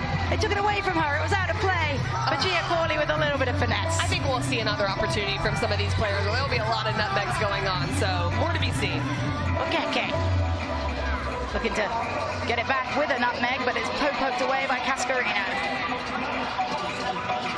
Okeke couldn't find the pass that time, forced it a little bit. Does take a deflection. Get a look at Eunice Idevall, the former Arsenal head coach.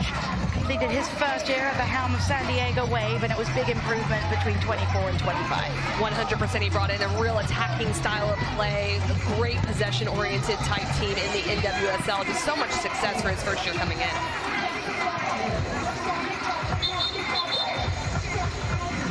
Decision that the ball went out of play, far side. We do have 4 referees involved in this game as we get a look at Angel Villacampa, the head coach of Club America. They made it all the way to the final of the Liga MX. Apertura were defeated by a team that they may well see in the semi-finals. Tigres has a long ball over the top. Easy grab for Paños in goal. Mexican derby would be quite fun, I would say. Yes, it would. That'd be a great matchup. Clip forward, Corley chests it down to herself. Here's Giacorli. Dali. Back to Corley through the legs. Corley can't get there. A wonderful slide tackle away. It was Lubert, had to time it right, does it perfectly. But that is some stunning play by San Diego. It certainly is. Just a comfortability on the ball. They take it quickly into Corley. Corley, Lundqvist. Lundqvist up into the air, chested down and cleared on the half volley away from danger.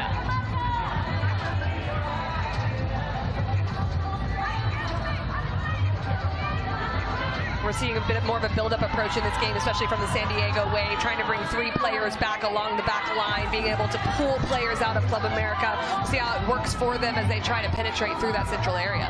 Just checked in Quincy McMahon with the sub. Fresh legs important as the Florida Heat starting to really cook today, headed towards Leon. Leon in the danger zone, couldn't get there. I have a feeling this is the sort of play that Adriana Leon really enjoys. 100%, that battle up front, she likes to use her body to hold possession, so a lot of pushing higher up the field, pressing high, really good and efficient in and around goal. She's the sort of player you love having on your team, but you really don't like to play against, isn't she? And I say that with a lot of compliments. That is a huge compliment, you're right. She's into the game, didn't play much yesterday. Guerrero, top of the box. It's cleared away by Wesley, up to Leon, one-time pass. Just too much on it for Corley to keep in.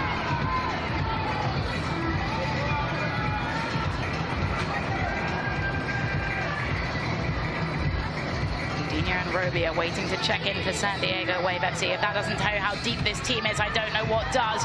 But Leon has played it forward into Cascarino. Cascarino with a burst of pace. It's another massive slide tackle.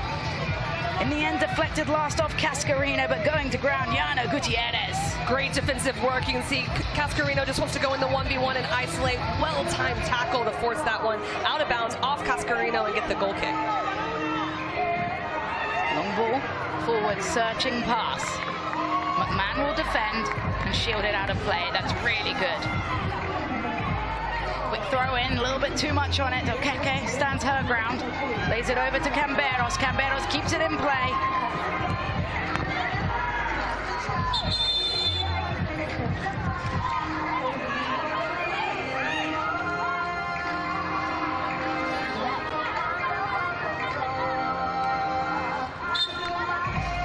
Looping throw into the box, and it's on the volley off of the crossbar. That strike was hit with some venom, but the crossbar bails out San Diego, and they're almost on the counter with Leon. Okeke dangles out a leg to clear it away, but that goal is still shaking. It is, and it was the turn right in front of goal from Saldivar in that moment to be able to really spin her defender there and be able to play that ball. It was so incredibly close to being the opening goal.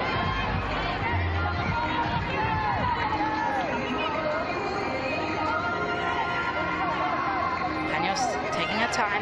7 seconds doesn't apply since she's just holding the ball at her feet in that moment. It's not a re-entry of play. Over to Okeke. Palacios. Back to Okeke. Okeke taking her space. Over to Saldivar. Saldivar on the score sheet twice at the end of the game yesterday evening. And on the flip side, Club America is more just building out of this two-back system. We're seeing some different things from the first game, or the last game we just had, and then also into this game where San Diego's building with 3 in the back, trying to keep it. Club America has 2 in the back. So some different tactics going on in this game. And in the previous game was more transitional at times. Leon. Into the boxes, Leon deflects off of a boot into Panos' hand. I told you, Leon really likes this style of play. It's one of those players, they call it the fox in the box, just right there, just trying to get anything on it. You mentioned the cherry picking earlier, but I like that from Leon. She just causes problems in and around the penalty area. Great time to remind everyone, no offsides here, which is huge. Arias, the Colombian, has checked into the game for San Diego Wave. And the lack of offsides in this game, it causes defenders to make decisions. Do they drop with you if you have a high starting position, or do they commit to pressing a little higher and just hope that they have enough pressure to not allow that long service? So just different things you can play with in this format that are so fun. On the volley, dragged wide for Club America. As he Dudina into the game. She was on fire at the end of the NWSL season. And Fazur as well. Get a look at this opportunity for Club America.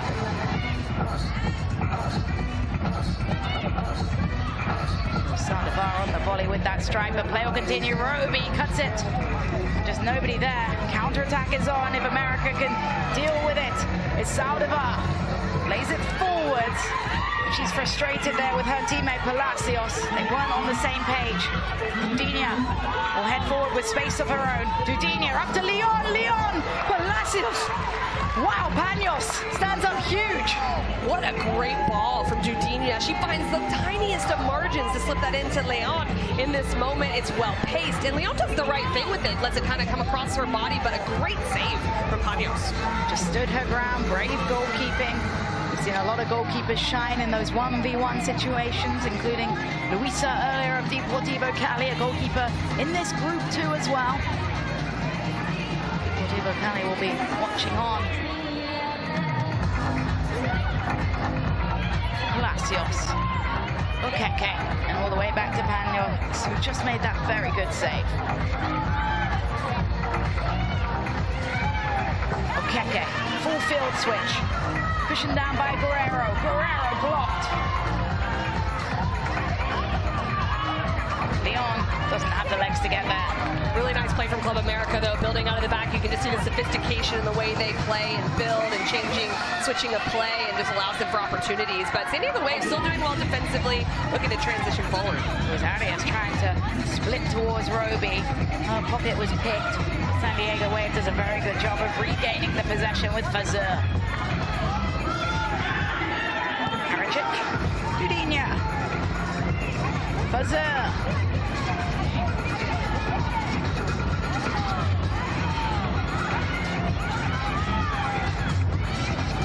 Fazur holding on to it, was able to find Dudina, who's almost double-teamed. This is a great phase of possession. It certainly is. And you can see that they're trying to probe a little bit, trying to figure out their 1v1 battle against their opposition, and just not quite able to do it because the defending right now is so incredibly tight, and they're not making any mistakes from a defensive standpoint. Shout out to the San Diego Wave fans who are behind there dancing to Pink Pony Club right now. It's quite the different football environment, soccer environment, while you're listening to pop songs and watching the game as its outside boot attempt by Irene Guerrero goes wide of the mark.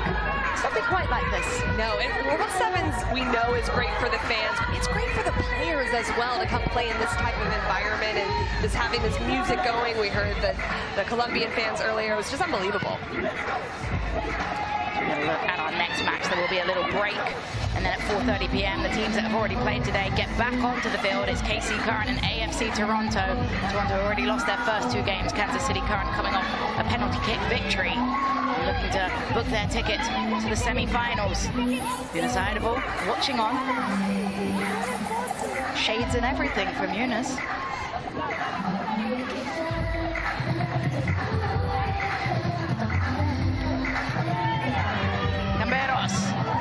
Defended by Lundqvist, who's back in the game.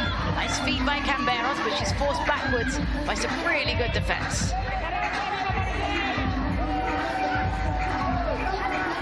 Panos, driven. Arias, right place, right time. Couldn't control it to keep possession. And this is one of those games where the goalkeeper's feet become very important because the defending is so good. It's really tight. It's not overcommitting. You got to draw players out, and that's where goalkeepers can help. Lubert. Tackle away by Daniela Arias. Leads to a corner kick for Club America. It's hung up towards the back post, headed off of the crossbar again. On the volley, blocked by Corley. Lundqvist comes away with it, but that crossbar twice has saved San Diego away from going behind. Club America hoping it's 3rd time's the charm. Incredibly close. The finest of margins is Cubero in that moment on the header with the cross coming into the area, but so close to Club America taking the lead. Game of fine margins. We have said that a lot so far today in World Sevens football. I have a feeling that for San Diego Wave, when you see that happen 2 times like you do here, it makes you think, okay, maybe this is our day. It's that one wide of the mark again. I can't believe we've only got 2 minutes left in the half. It flies. It flies. And what you mentioned also for San Diego, thinking, okay, it might be their day, but I'm sure their coaching staff is saying, let's not let them have that open opportunity again. As Guerrero threaded it into the box, it is back to Guerrero now. Guerrero goes near post, big save. Haricic sharp down to her right, played in off of the head. As Cascarino trying to settle things down, she has Dali, but she's double teamed, earns a goal kick. And that's some really smart play there by Cascarino to earn the possession. It was, because Guerrero is looking very comfortable on the ball. She's looking to be creative, technically efficient. She looks like she's having a lot of fun out there. So when you defend that, you have to be really smart about how you do it. And Cascarino does well. Clipped by Haricic. Forward was looking for Cascarino. America again, quickest to that loose ball. Haricic has twice seen the ball past her, but saved by the crossbar. Dali. Lundqvist. Saw her take a couple of strikes in yesterday's game against Deportivo Cali. This time, her pass is picked away by Guerrero. Lubert back into Guerrero. And although we're not seeing as end-to-end action necessarily, it is a lot of transition still. It's just being done in the middle third, quick reactions. It's given away as a curling strike off of the boots of Lubert is saved comfortably in the end by Didi Haricic. She bowls it out right away, just over 30 seconds. Dali to Corley. This could be lethal. Corley, Dali, Cascarino, big save, Panos. An unbelievable save by Panos off some great build-up play.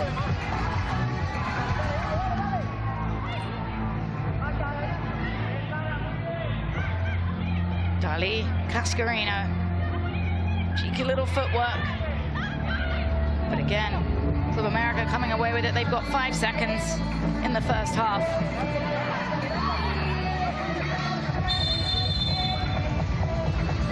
And that'll do it between the first half here, between San Diego Wave and Club America. The sides from Liga MX and the NWSL in the United States are scoreless through the first 15. Second half is right around the corner. Stick with us right here.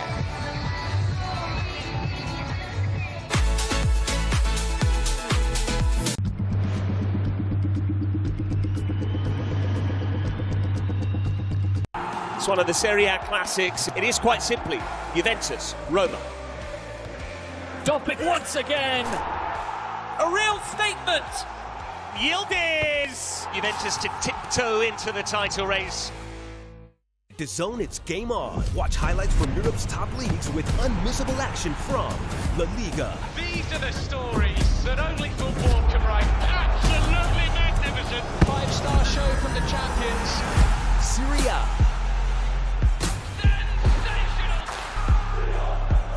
One to take, one to hit, bang! Bundesliga. Stunner of a strike.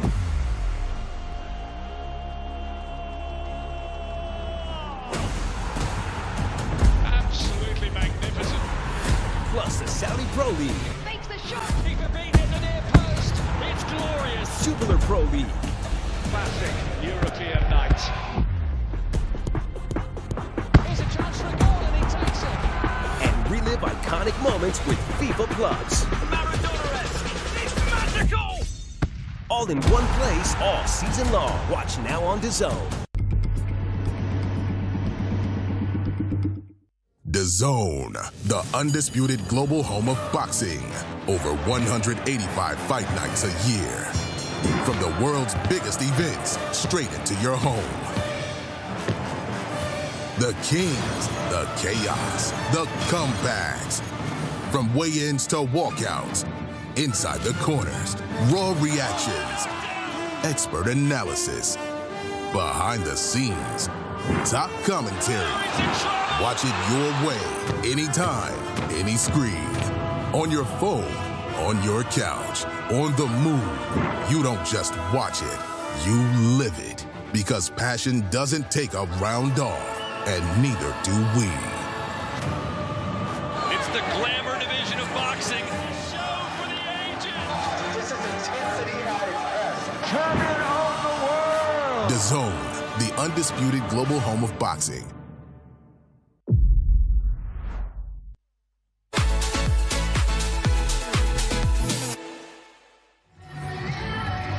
San Diego Wave and Club America may be scoreless through the first half, but there is plenty of action between two sides that already picked up 3 points in yesterday's action. San Diego Wave with some great attacking football. They certainly did, and this is what they want. They want Cascarino in isolation, but Gutierrez has a perfectly timed tackle there, and then it ends up going off Cascarino. But Saldivar in the box, already 2 goals in the World Sevens format so far, gets on the turn here, goes to the left foot. This was the first crossbar that was hit, bouncing out, and then this was the next one coming across with the header in that moment. It looked like Hadachich was beat there, but it didn't go in. We can call that deja vu for San Diego Wave's back line, but they did bring a beautiful phase of play here. They certainly did. Good switch of play from Dali to find Cascarino, but again, a great save by Panos.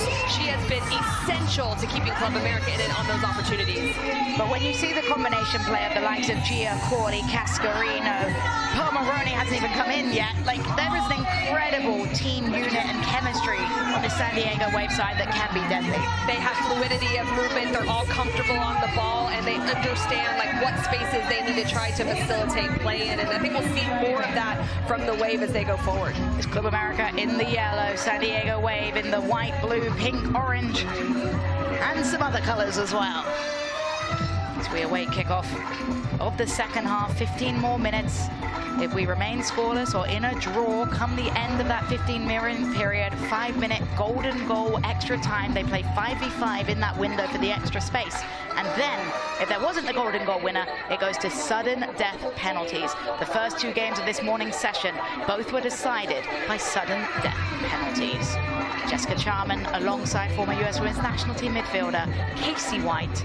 This the grand finale of the morning session, the early session of World Sevens football. We've still got so much more to come. 4 more matches this evening. Semi-finals and final and third place game take place tomorrow.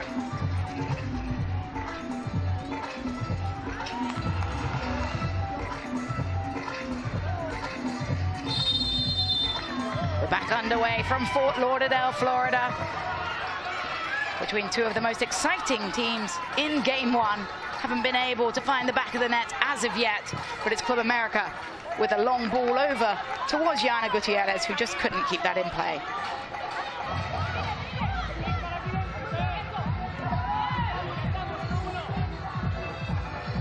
Haricic, driven ball towards Corley. She settles it through a crunching tackle, though. Club America come away with it. Strike is blocked off the boots of Wesley. And ends ends up taking an extra deflection, stays with San Diego Wave. And we see from both spells of possession, they're trying to find their holding midfielder on the ball, and there's such pressure and high pressing moments that even the goalkeepers are having to look beyond. Here's Dali, a lovely move to get over the top of the first defender. Dali couldn't get on the end of her outside boot touch. Okeke, physical in the challenge. Smartly done though, as she gets on the end but couldn't connect with Gutierrez. Here's Okeke again, great positioning as Okeke through one tackle, resets. Club America enjoying a little bit of the ball here. Guerrero slots, out of play. Club America corner. I like what Guerrero's done in this game. She has been lively on the ball, technical. She wants to have a little bit of flair, and we love seeing that. Guerrero, the skipper, will take this corner. Guerrero low. Lundqvist gets a big step in to knock that one away.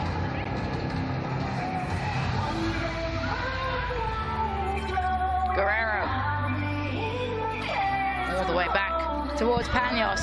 Can't underestimate how big of a save it was from Panos on that last San Diego Wave attempt to keep things deadlocked at 0-0.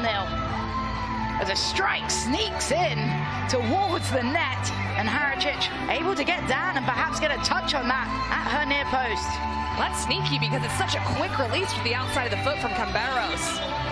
The corner goes out for the goal kick, too much on it.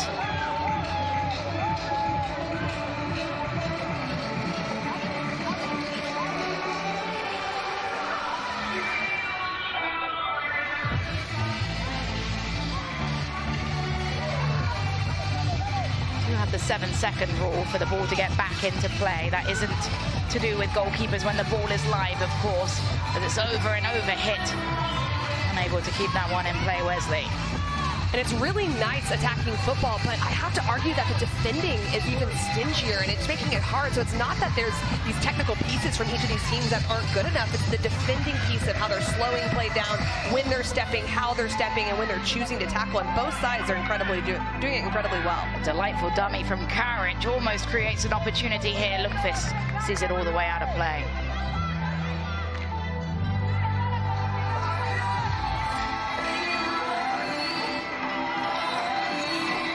Club America again.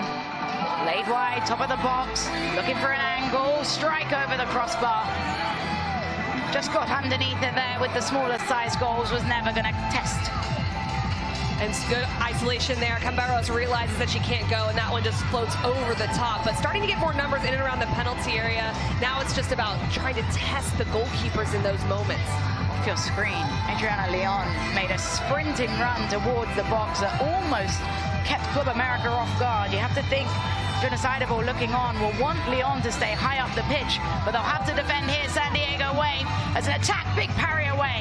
Haricic comes up massive again, and Wesley on a weaving run forward, displaying her nice footwork, just couldn't get through the defense of Scarlett Camberos.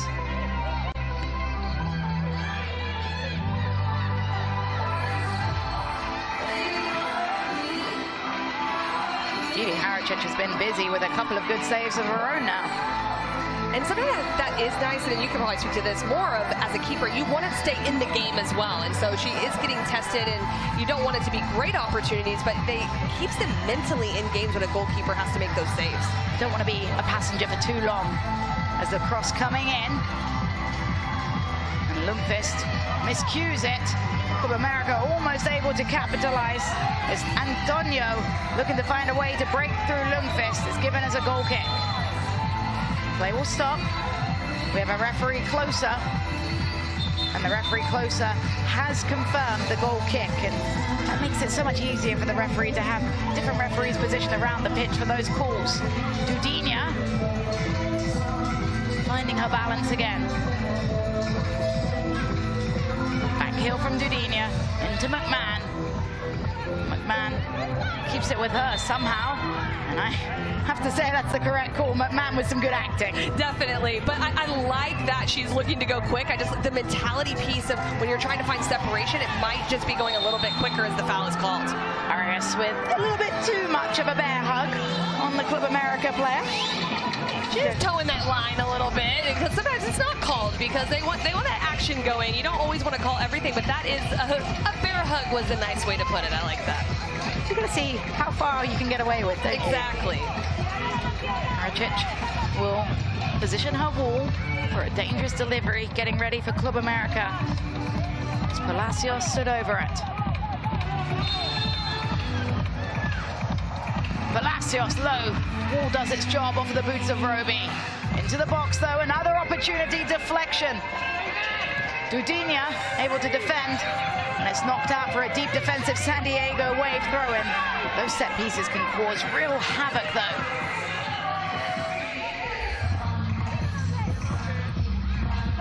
Saldivar had 2 goals yesterday. Cutting through the challenge of Arias. Saldivar blocked off the body of Haricic. And then she punts it instantly forward, looking for Roby, who just can't get the touch to settle. That's the right thing, though. I think that for San Diego especially, they're trying to catch in transition. You have willing runners above the ball. And Club America is showing a lot more possession, being able to move it around, staying in their attacking half more often. So we've got a look at that save from Haricic.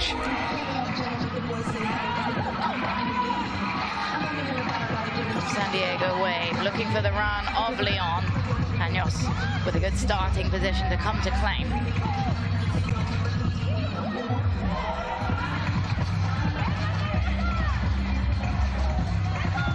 Both these teams will be happy, as you mentioned, Casey, with their defensive performances so far, but looking for a little bit more in the attack. Saldivar, top of the box, strike deflects, and Haricic.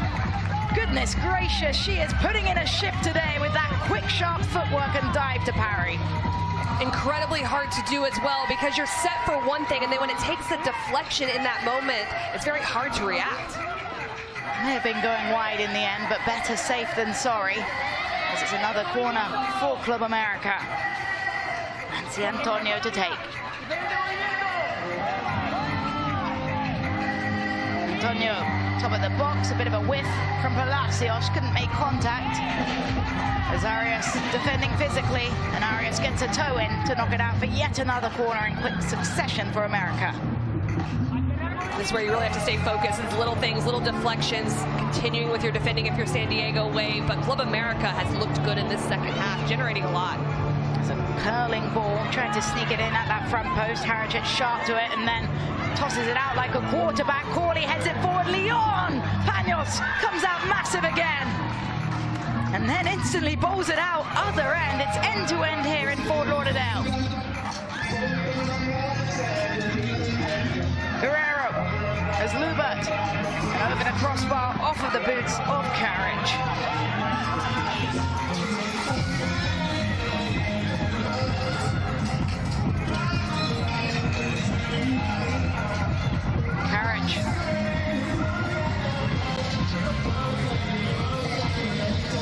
McMahon up to Leon, popped over quickly to Corley. Corley, heavy touch, but she should be able to keep it in play, and does, tight roping the byline.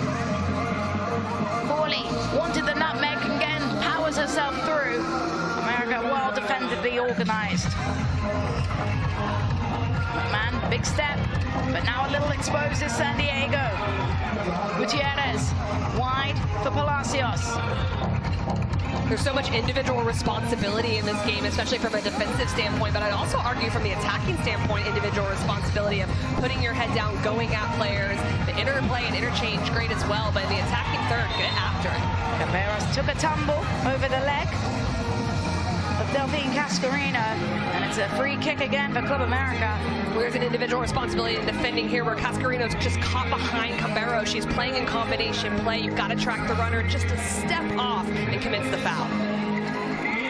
They've had some innovative set pieces so far. Team out of Liga MX Femenine.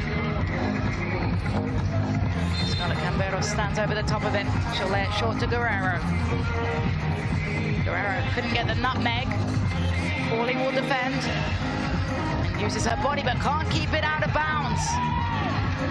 Cascarino, pocket is picked, and a free kick is awarded to San Diego Wave. That was some risky play by Gia Corley. She almost got caught off guard.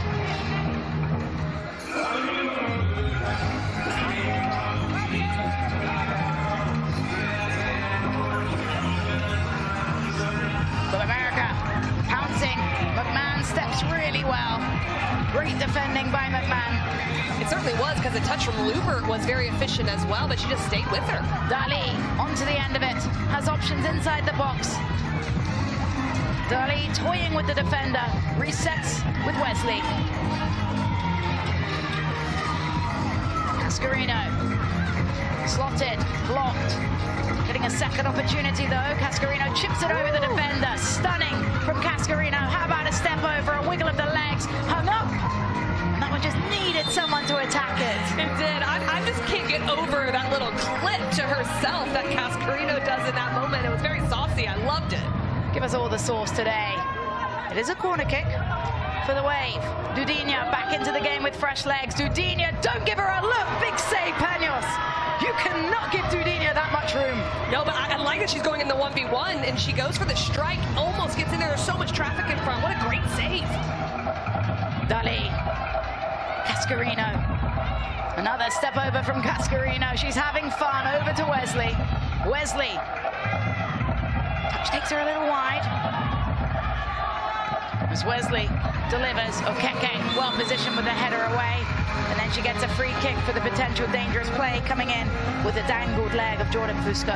Okeke's been a stalwart there in the back and just quietly so confident defensively, has done very well inside the penalty area. The marking in the box has been brilliant. But it's a 4v3 for San Diego Wave. Dali over to Dudinia. Panos again. Sandra Panos, take a bow. Dali can't even believe it. She did everything right in that moment to play in that space. Dudinia actually took it well, but Panos is up to the task.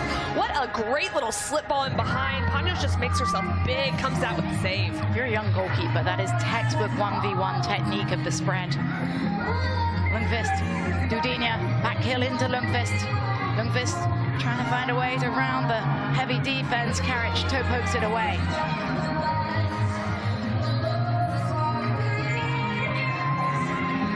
Lundqvist under some pressure, no free kick awarded. And Club America looking to capitalize. It's Camberos, finds the pass, a strike over the crossbar. Sizzles over the crossbar from Saldivar. San Diego Wave would have been fuming if that one had gone in, but this time they'll have their own chance. Cascarino takes it down. Cascarino, Panos! She just keeps getting better. Yes, she does, because the recognition of the space to go along by Hadicic is right. What an incredible first touch from Cascarino. The proper finishing choice as well, as she knows Panos is going to go down, but she still finds a way to get her arm up. San Diego Wave have to wonder what they have to do to get a goal. Saldivar cleared long, far away, but Dudinia will have the pace to get on it. Dudinia has Jordan Fusco in the box.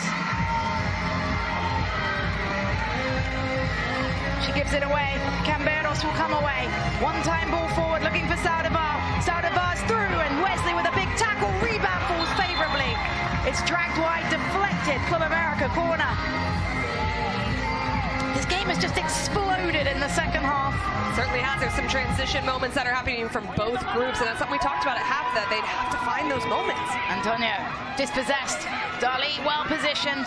Kenza Dali on the counter-attack. Dudinia would be there, finds the different pass. As Okeke stepped to her left, I think she thought she could find Leon and really put her in on goal, just lacking the pace to get behind the back line in that moment. Panos, long ball over the top.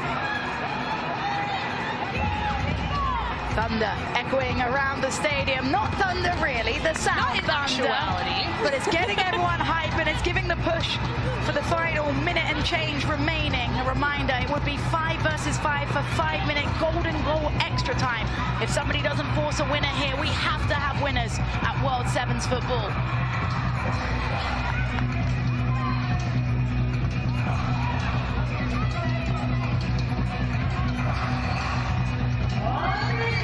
The final minute has been announced. The players are well aware. Hail Mary opportunity. Panos, long ball, Leon all the way back to defend. Gets it back now, has Roby ahead of her. Leon goes inside herself. It's Leon on a weaving run forward. Corley receives. Back to Leon. Nice give and go. Leon with some nifty footwork. Earns a corner kick off the boots of Gutierrez. And no real need to rush this, because this is a real opportunity. So take your time with the service. Make sure that it's in an area that's uncomfortable for Club America. Dali gets it. Dali drags. Corley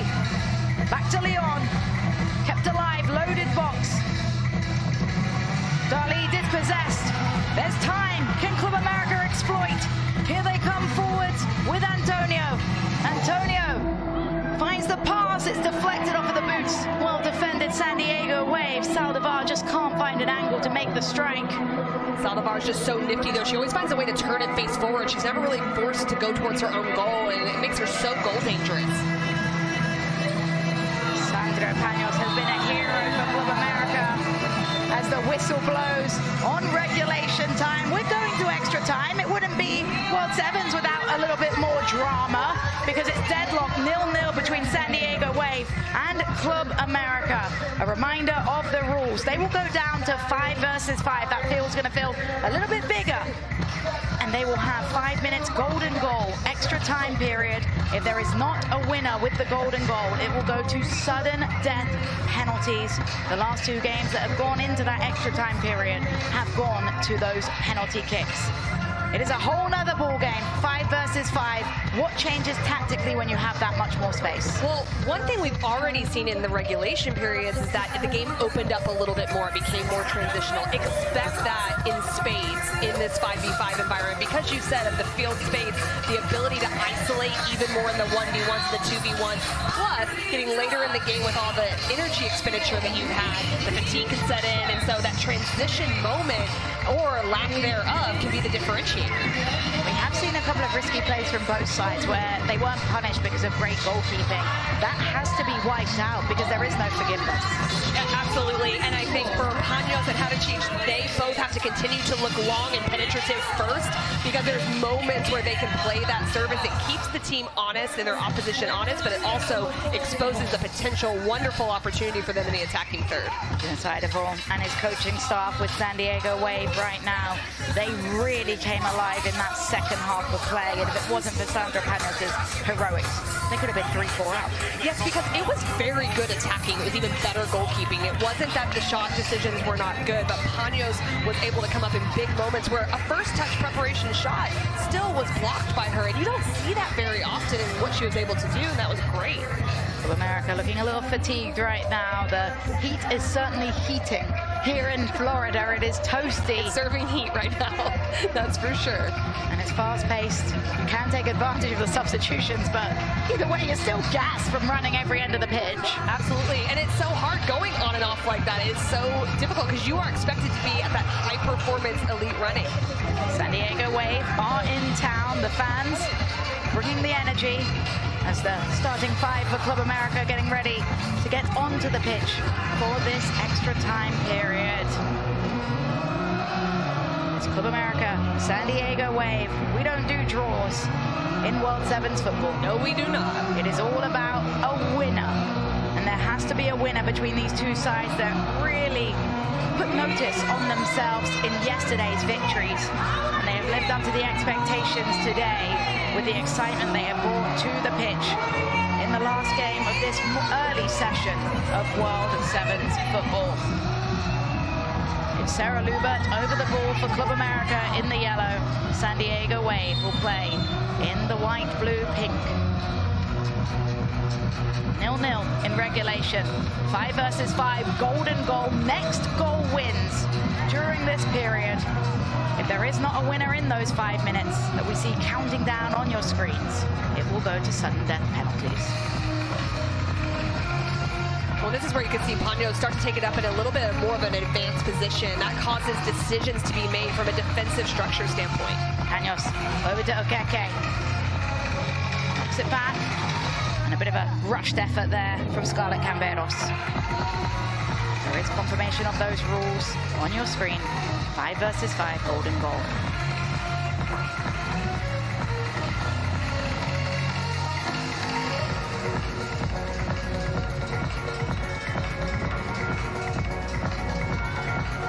Panos assessing that space. Launches it into the hands of Hadicic.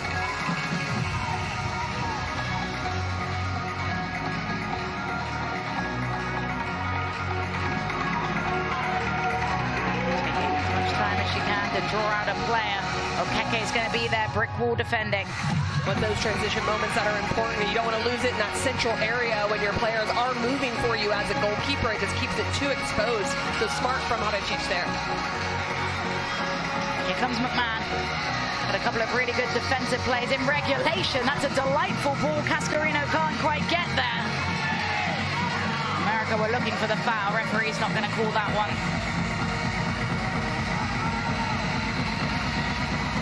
Lundqvist resets the play to McMahon. McMahon dings it forward. Lundqvist the runner. Panos, great positioning.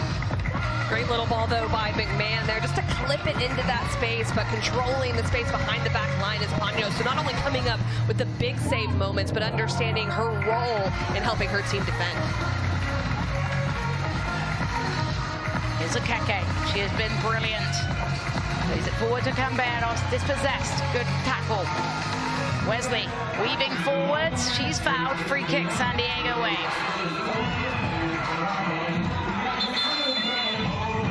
Looked like Wesley was a little worse for wear. She was struggling a little bit a couple of moments ago and now takes some heavy contact.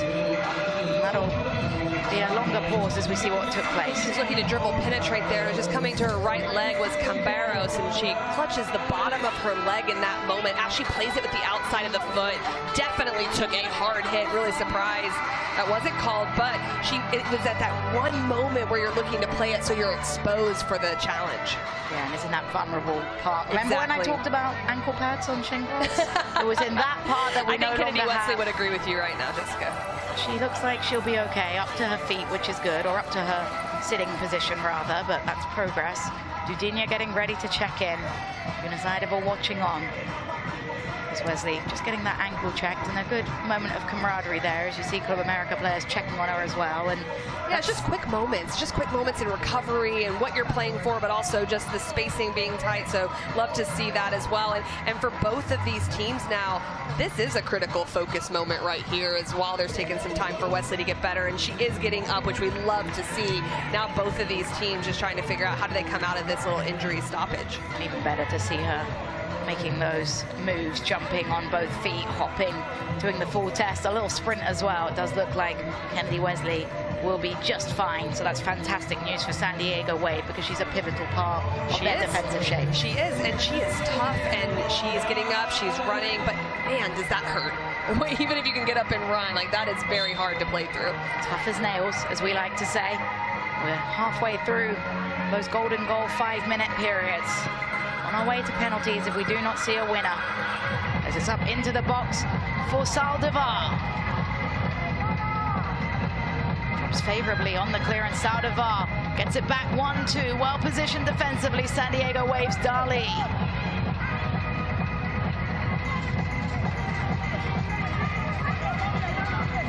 McMahon, little risky. McMahon really risky. And she'll feel very relieved that that one was knocked into the side netting by Irene Guerrero. And that's where you're really in the 1v1. Guerrero pressing high, wanting to dispossess in those areas. You got to be really careful when you're back to goal. Dudinia settles. Dudinia fighting forward. It's a good tackle away by Carriage. Carriage comes away with it. It's 3 versus 2 for Club America. Saldivar keeps it in. Has bodies in the box. Saldivar curls it back post. It's headed up into the air by McMahon. And it'll be calmed down by Heritage.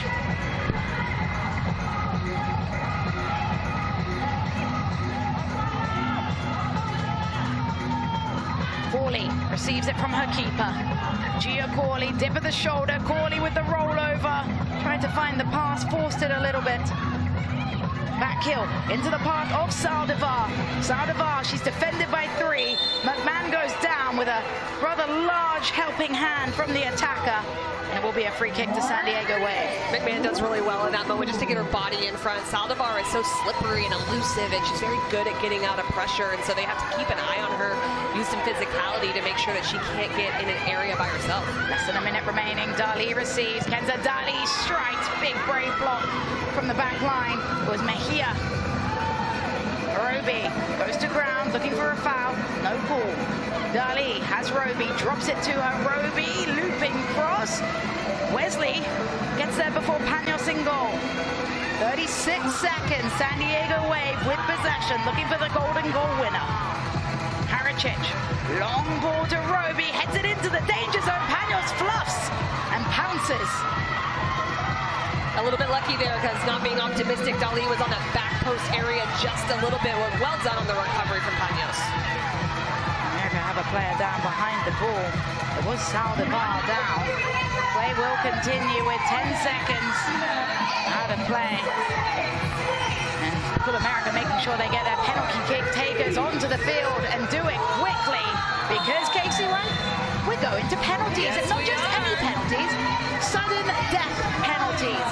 If your team scores, the other team misses, you win. There is no room for mistake here. Talk about the ultimate pressure, and so you have to go for it straight from the beginning, get your best penalty kick takers there at the beginning, but just amping up the pressure of penalty kicks. It does help that both teams' goalkeepers had really good games. Of course, Sandra Paños with that little moment of lapse there, but other than that, she has been flawless. And Didi Haricic as well has a bit of a point to prove as the regular backup goalkeeper, quote unquote, in NWSL play. Exactly. You bring up a good mental point as well for each of these players as individuals and as humans and what their individual environment is. But you're right, for goalkeeping as well, the mentality piece and knowing you just got to come up with one save in this moment. So amping yourself up for that potential.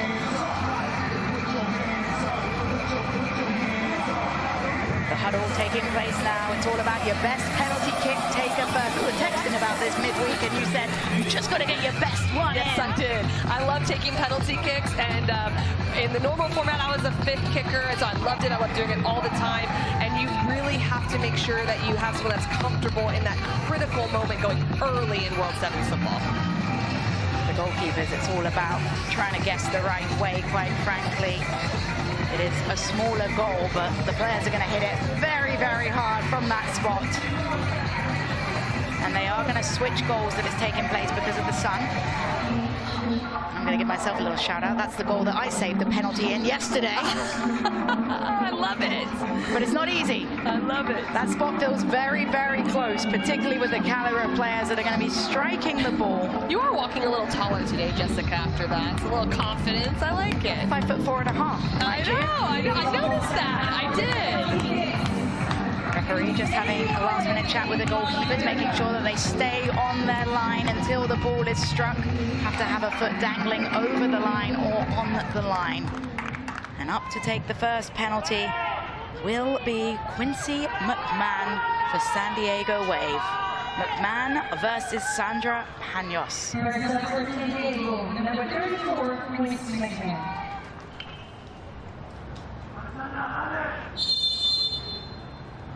McMahon nails it! A fabulous penalty to set the tone by Quincy McMahon. Wonderful composure, enough power on the ball, but it's the precision. Just slots it into that far corner. Wonderfully taken penalty. It's Scarlett Camberos up to the mark, was subbed in specifically at the death of the extra time period to take a penalty.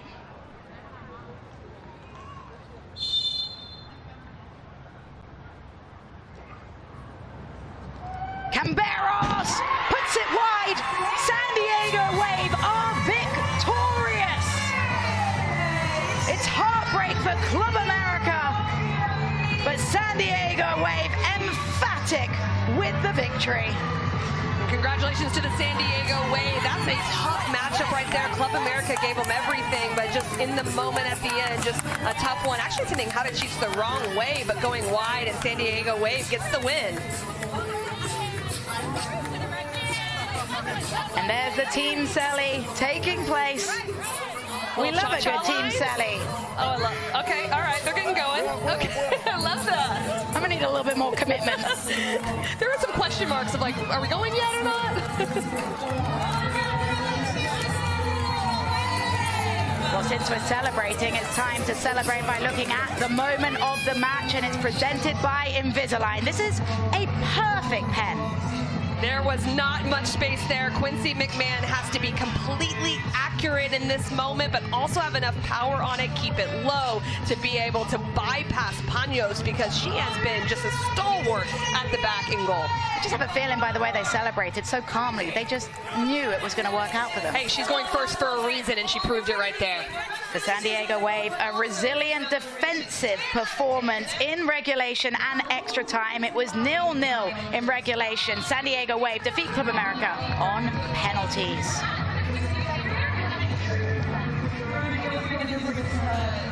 Thank you very much indeed, Jess. Yes, it's San Diego Wave that go through as winners, so they top their table. But here's a look at Group 1, Flamengo with maximum points from their opening 2 games. So it looks as though they've sealed their place in the semi-finals. It's not yet completely confirmed, but that is the current state of play in Group 1. And then as for Group 2, there you go.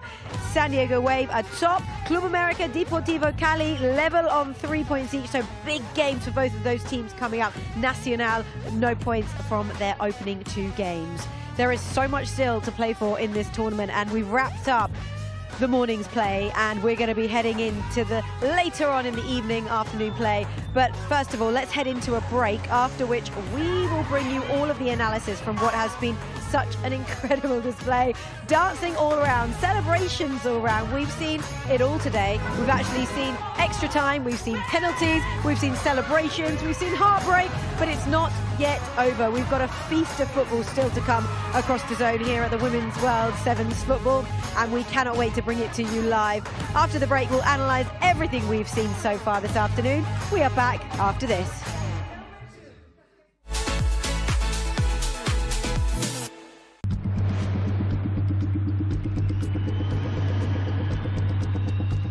The mother of all matches, Napoli against Juventus. Somboangisa on fire!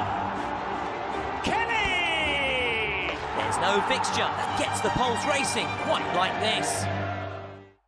We are talking about World Sevens football. 18 7-a-side games, half the size of the usual pitch. Rolling serves, no offside. It's going to be fast and feisty. Wow! The revolutionary Grand Slam style tournament. Absolutely sensational. Exclusively on DAZN. Watch every match from the National League, where anything can happen. With every kick from all 24 clubs across the country and iconic names on the touchline, inspiring the next generation. All chasing one dream, promotion to the Football League. Back in the Football League. This league does not disappoint. It's all to play for. Watch every match from the National League. Sign up at DAZN.com/NLTV.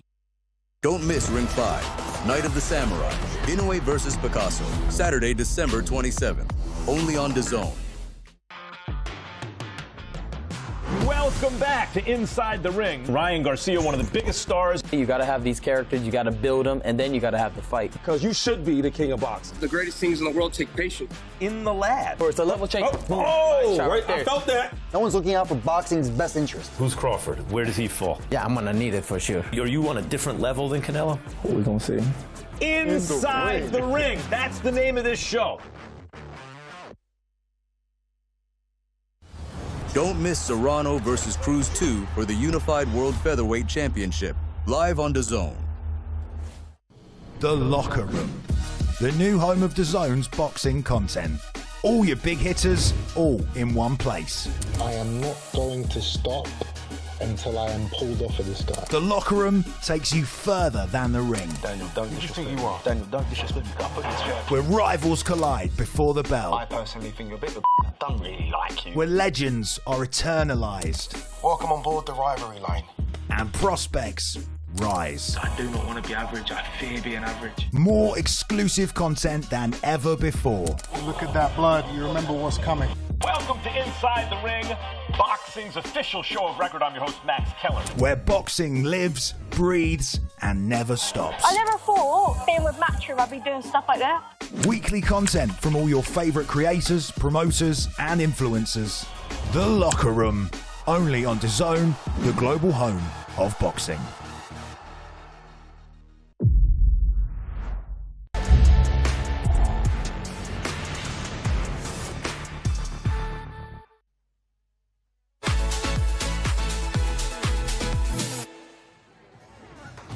Welcome back to the beautiful Fort Lauderdale, and what a day we have had. Jordan Angeli is alongside me. You were with me at the top of the show to preview it all, and it more than lived up to expectations. Yeah, we flew through that, right? And there were some really good matches. You can tell the intensity has notched up in this second day. 3 of the games going to pens, and it was kind of exactly what we thought. Yeah, and it was incredible for those teams that came through on penalties. It's always nice when you win a penalty shootout. Oh, yeah, well, I would say the first ones where the goalkeepers made the saves feel a little bit better than that last one when Camberos misses the net. That's got to feel a little heartbreaking for them. I thought that was one of the most exciting games of the entire tournament so far against Club America in San Diego. There's the first save.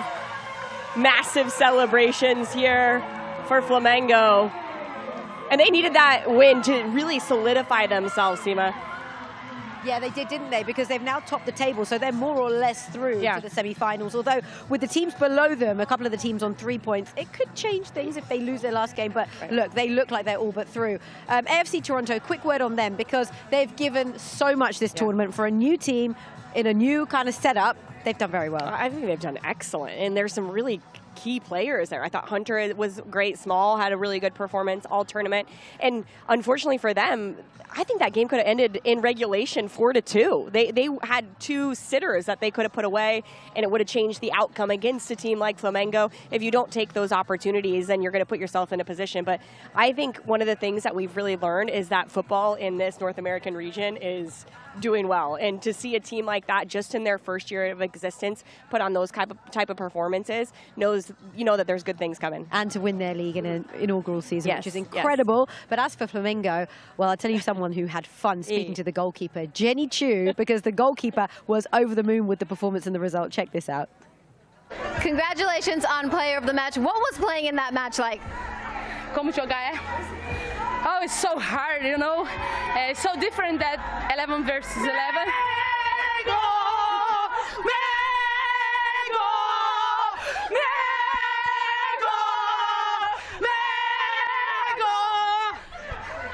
These girls are awesome. It's so hard, you know, but we are here to enjoy the competition. It's such a good pleasure to be here, and I'm so happy. So let's go playing.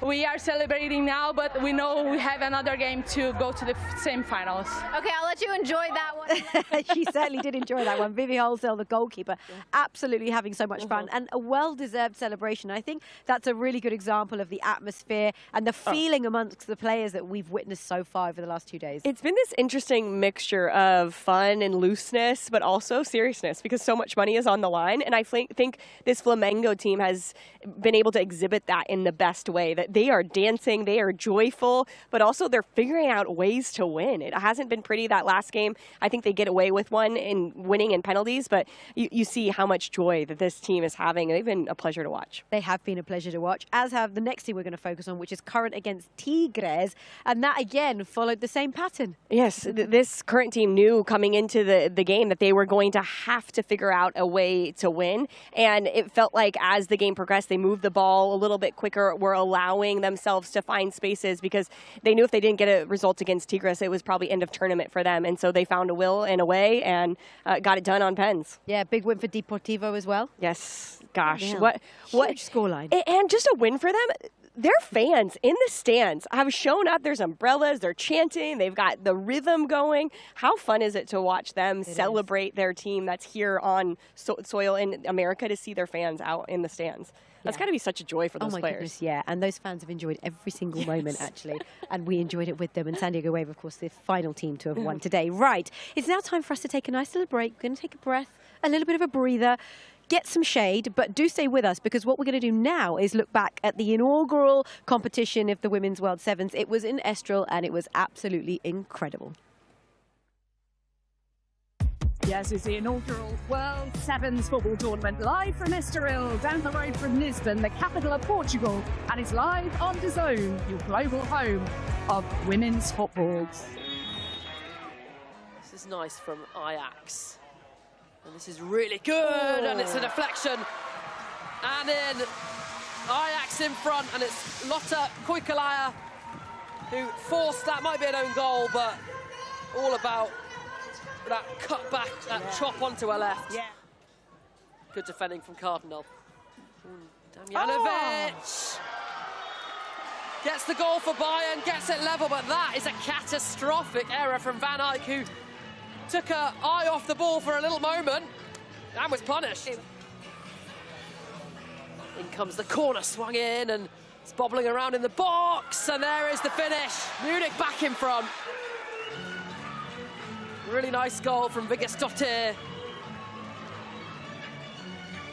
Well, it's a nice little layoff. Oh, yeah, and she just really pulls the trigger. Look, behind, great shot there, great angle from the camera. And the low ball across. Wonderful finish. Bayern Munich have a third, and it's Tuva Hansen. And they're over to celebrate with the injured players. Whole Bayern Munich squad here.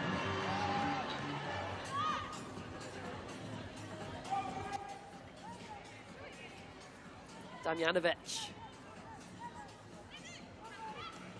Nice. Really nice play. Oh, yeah. And finished off by Linda Dahlmann. Bayern Munich enjoying themselves. Jovana Damjanovic from the spot. Oh, and it is a save. It's a fantastic save. It's in for Bayern Munich today, and that's a bit of a poor pass, and Lily Johannes has a goal back for Ajax. Eriksson puts her hand up in the air to her goalkeeper, acknowledging the part she played in that. Yeah. And there is the full-time whistle then. Bayern Munich with the win. Ajax scored first, but the reigning German champions, once they got in the swing of things and in the mood, they scored some really, really good goals. Full-time Ajax 2, Bayern Munich 4.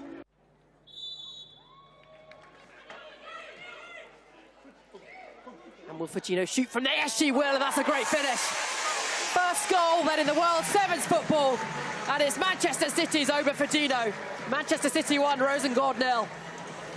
They've gone short here, Caroline. Yeah, strategic one. And that's a nice move. I wonder if they've set plays up, and that's a great finish. City have a second, and it's Caroline from the short corner. Manchester City 2, Rosengård 0. This is nice from Rosengård. They've really come out. Yeah, I think now the 1v1. And let's see Caroline racing forward away from the defender. Look at the pace. City have a third. And that is a great illustration of why she's so good in these kind of small-sided games. Fantastic from Caroline. Fantastic. The skill, the pace, and then just putting in the back of the net. That's a really nice turn and shot. Crashes off the crossbar. She'll get another opportunity. What a one-handed save that was from Eartha Cummings. That was incredible. Rosengård need to get a goal back. They need the next goal, you feel, if they've got any chance of getting anything out of this. Poppy Pritchard now lays it off. Oh, that's wonderful. And City have a fourth. They're running away with this, and they're making it look very easy. Great pass by Laura Brown, and then the footwork, pushing inside, and then just like a pass to the net. Great goal by Oyama. And there is the full-time whistle then, the first game in this World Sevens football competition. And Manchester City breeze to victory. And we are underway then. Now can PSG come forward? Space, left and right, and that's surely a foul. Shot comes in, and she can't finish. Uchebe on the ball. A forward pass. Oh, no. And a cut back. Wonderful finish. Laura Martins, curling effort, and Benfica in front. What a beautiful finish. Just as it's squared back, she's running away from the ball. She wasn't holding a space on the edge of the box, ready for the cutback. But she's picked out beautifully, and look at that. Fired with swerve and dip and pace. That's a really good chance of the game for Benfica, and they take it. But PSG are level almost immediately. And that is why we are loving this tournament, because it is just swinging back and forth. In the last game, didn't we, with Ajax and Bayern Munich? Ajax got an early lead, and quickly the stronger, you would suggest, team quickly get a hold on things. And it's a wonderful a wonderful control finish. Only 40 seconds between the two goals. Yeah, first sight of her on the pitch then. First action is to pass it into the path of a PSG player, and they take advantage of that mistake, and the side from Paris are back in front. She's a striker, she scores goals. She shouldn't really be back there, but she is, and she does her best for the team. Uchebi just misses the tackle, can't get the second one. There's the ball's shot towards goal. It squeezes through. Lara Martins squeezes through. Player that's just come on, Pietro. And there it is then. Paris Saint-Germain edge it just about.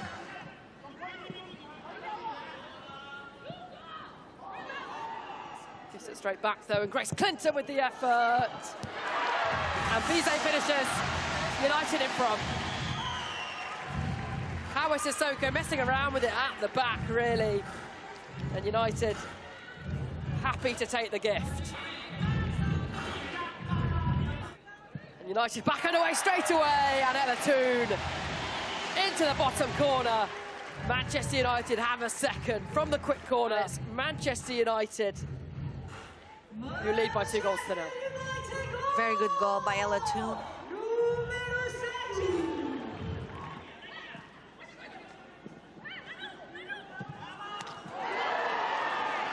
Wow, Roma have a goal back. That has to be also one of the moments. That is one of the girls that I was expecting to see on this type of pitch, and she did not disappoint. Amazing goal by Manuela Giuliano. And 2 in the back, really trying to push forward. 3v3. Picked up by Giuliano, who shoots, and wow, again. Manuela Giuliano gets Roma level. She's been Roma's top goal scorer in all competitions this season. And we are seeing today just how good she is. That's another fantastic finish. Does manage to win the throw-in even. Oh, lovely flick on from Mallard, and Grace Clinton sits down the goalkeeper, and what about that? Manchester United back in front, and that is a simply stunning goal. And What the kind of finish. goal as well that we want to see at this kind of tournament. Front. Got the whistle poised in her mouth, and there it is. Checkmate, Manchester United. A game with some really good goals. Grace Clinton's maybe the pick of the bunch. Welcome to day 2 of the action in this inaugural World Sevens football tournament in Estoril. We're about half an hour or so down the road from the capital city of Lisbon.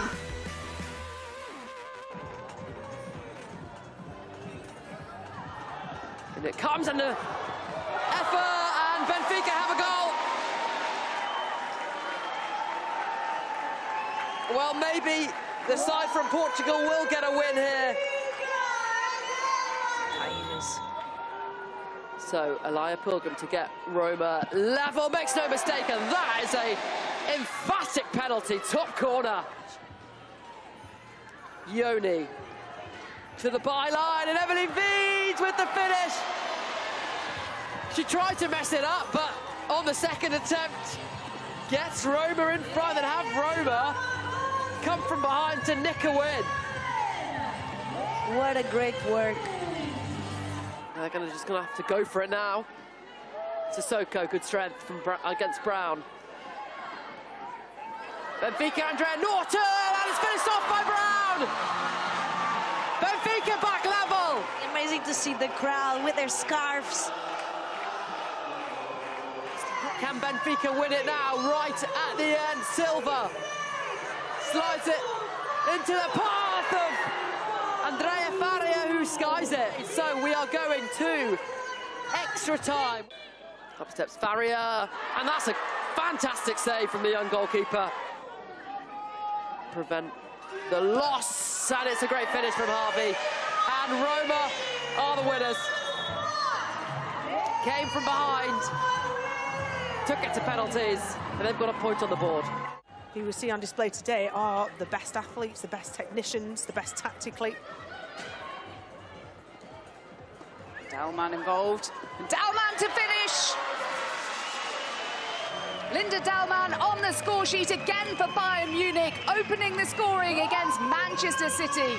Fujino, oh, this is what she does best. Oh, but Fujino, 1-1. What a strike from the Japanese player. Bayern again. Oh, what a strike by Julia Zighiotti-Ulmer. That is absolutely sensational. Oh, and Keating's beaten just seconds after the restart. Bayern Munich score again. Manchester City just switched off, didn't they? Weren't quite, still having a drinks break. Chiara Keating should have got down, should have saved that. She'll know that difficult situation, having just gone off and switched off mentally to come back on. Keating, and it's all over. The Bayern Munich players celebrate. They have topped Group 1.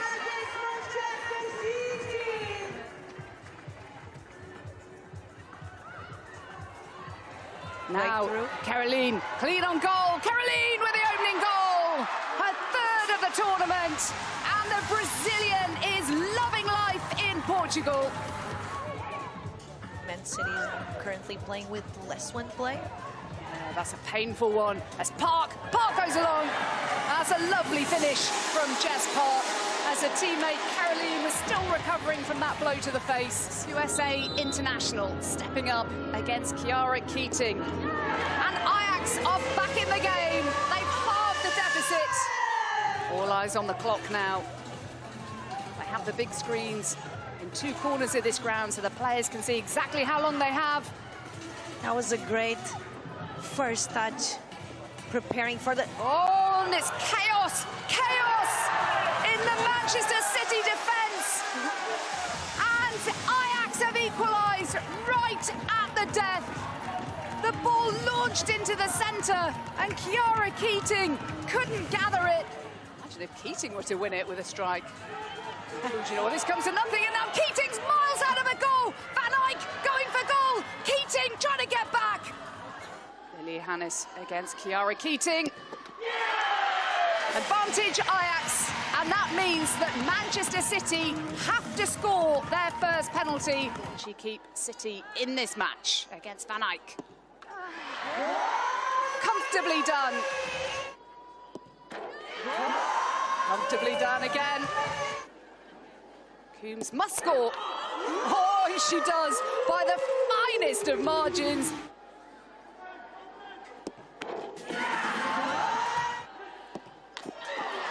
Beautifully done by the young Japanese player. Now it's 18-year-old Bo van Egmond stepping up. Each of them has to score to keep their side in the match. Park, beautifully done. No substitutions, which means the goalkeepers get to take them against each other. Van Eyck against Keating. Oh, saved by Chiara Keating. Redemption. And now it's Keating to win it for Manchester City off the post. This is extraordinary. Johannes. Caroline. And she has not put a foot wrong yet in this tournament. Cardinal denied. And for a second win on the board for City. And this time they've done it. Laura Coombs, the heroine for Manchester City.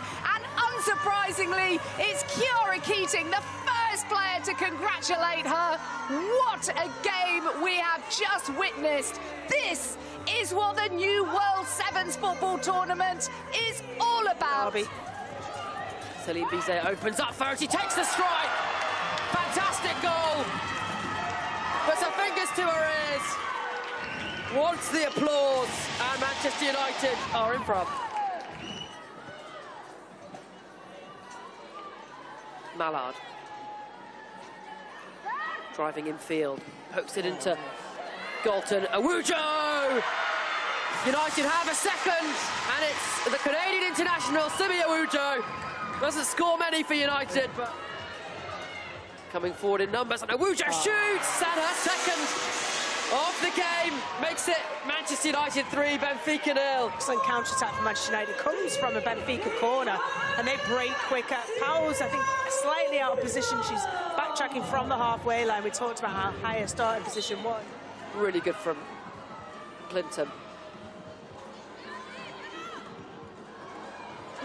Oh, spilled by Talis Joyce. Benfica have a goal back. And that, a bit of a gift. Yeah, it was good trickery from Benfica. But here you see, get the touch. Lara Martins again. And there is the full-time whistle then. Manchester United are into the semi-finals. 2 goals from Simi Awujo, Celine Bizet as well on the score sheet. Benfica did get a goal through Andrea Norton, but wasn't enough for them. They are out full-time. Manchester United 3, Benfica 1. PSG coming forward straight away. Lukta with the ball across. And wow, look at that. 13 seconds on the clock. Sakine Kachawi puts Paris Saint-Germain in front. Amazing goal, wow. The Man United team hasn't even got the chance to touch the ball. Lisa Northland lays it off to Awujo.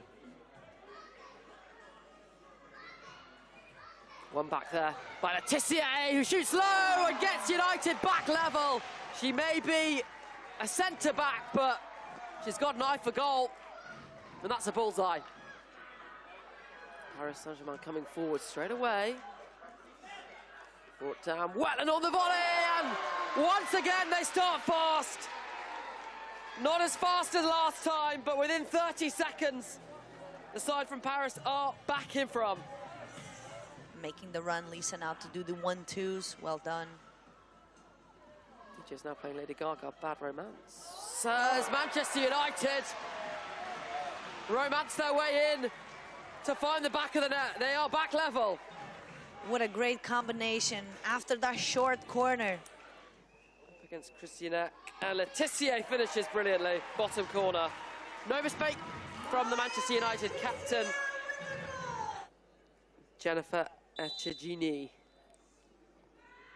Steps up and hits that right in the top corner. That's an excellent penalty. Kyla Rendell then. She's taking it really quickly, not waiting around, and gets the goal. No problem. Up steps Gioro, and she hits the bar. Manchester United win it on penalties. Yeah, the teams are defending well. And this is a good chance. That's a nice cut back, and it's a fantastic finish. Roma in front.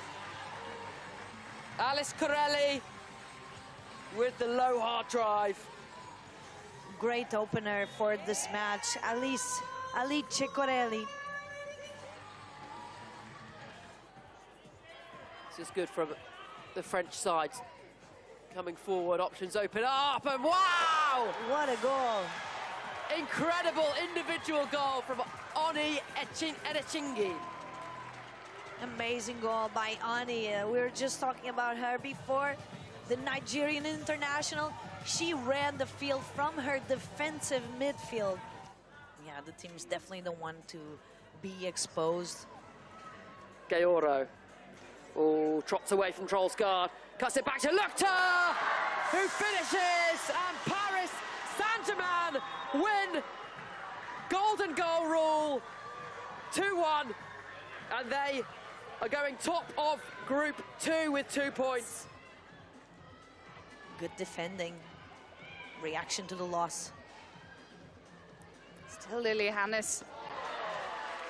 And she does score.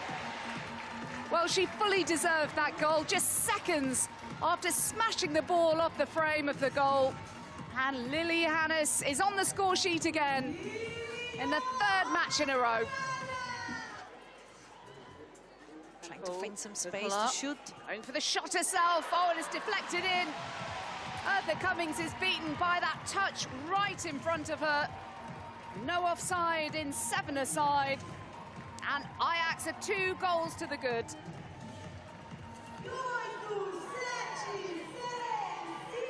Last attack. Oh, and they really wanted a goal. Molly Johansson with surely the last effort of the game, and it is all over. A 2-0 victory for Ajax, their first in 3 games, having drawn against Man City, but lost on penalties. Well done. Surely a chance here now. Surely opening goal is for Bayern Munich. Great combination between these 3 in the attack.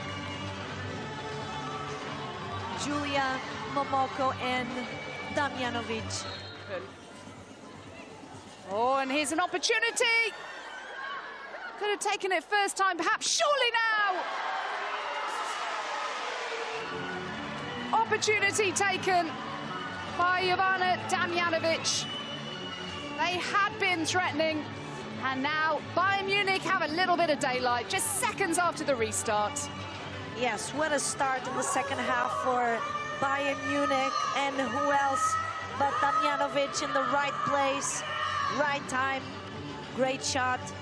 In terms of that last match, which was utterly sensational to get us underway. On, they're in for 3-0, Pernilla Harder, and the first header of this tournament.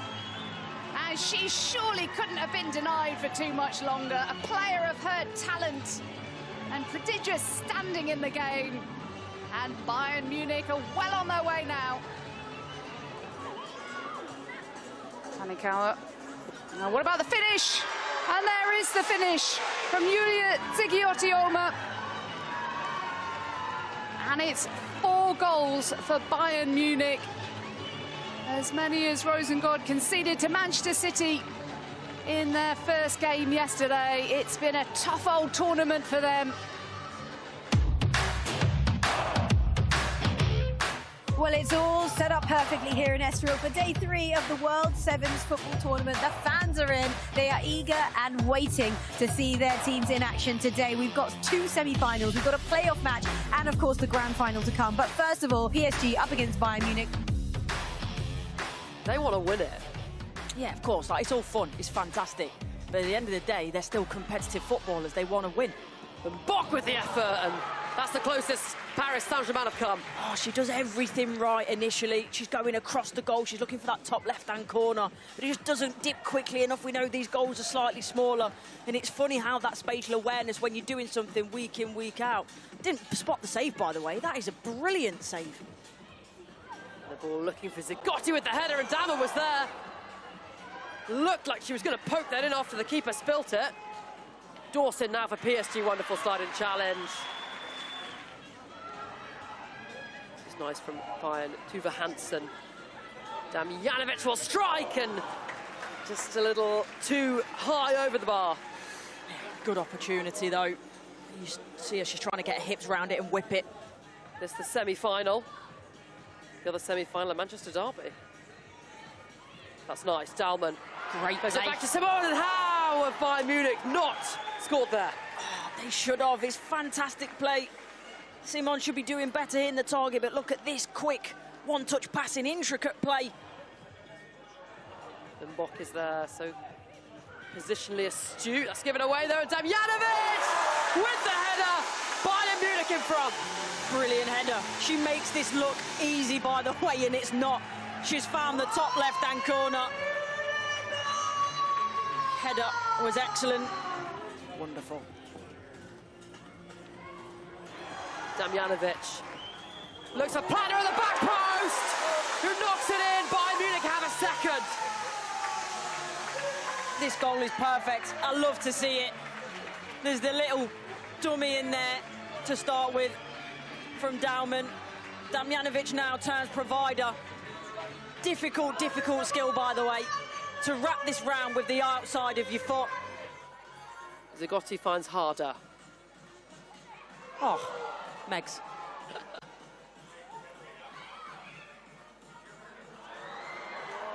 Tanikwa, another nutmeg! And it's Bayern 3! Momoko Tanikwa with a fantastic individual goal. Well, I'm sat here in the gantry clapping, because that was brilliant. Absolutely love to see it. You see the players on the pitch as well celebrating. Everyone absolutely loved that.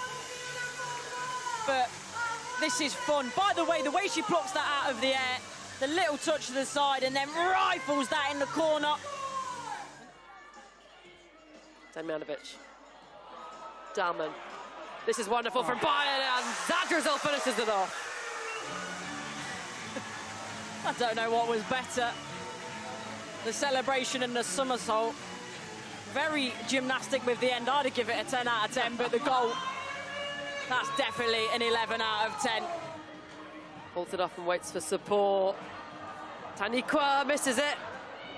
Harder. Taniqua, and they have a fifth. Well, we spoke about the beauty of a lot of Bayern Munich's goals. That one, not so much. And Bayern Munich are into the final of the inaugural World Sevens football competition. They thumped Paris Saint-Germain by 5 goals to 0. Fresh and ready to go. And so too are the Manchester United players who are being ushered onto the field. And what do they have in store for us? One of these sides is going to join the German giants Bayern Munich.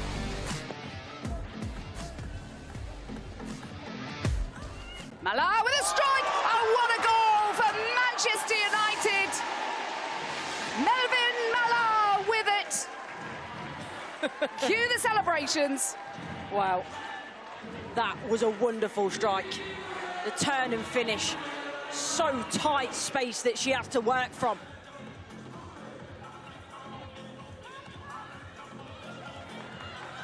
Now here's Clinton, she's already scored a fine goal. Opportunity for Turlen. Saved by Keating. Don't know how much Keaton knew about that, but it was vital. She got herself in the right place at the right time, and that's half the battle sometimes as a goalkeeper. It's just about getting your positioning right, and does really well with her reaction.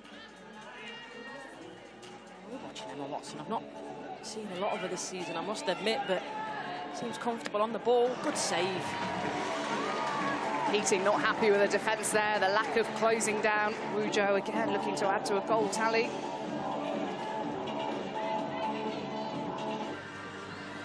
Maisel has some work to do, she's caught out, and a chance here. Nelson, oh, what a miss by Clinton. Off the bar, and that was a chance for some daylight for United. Narsland initially does so well. I think she should take the shot on a little bit earlier. When she gets pushed wide, she makes the right decision to find Clinton. Goes for power, cannons off the crossbar.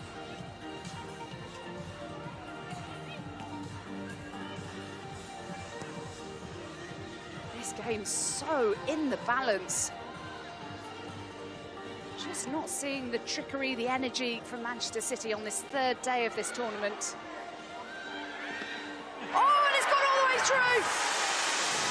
And it's Gabby George, the defender, who's put United 2-0 to the good against their City rivals.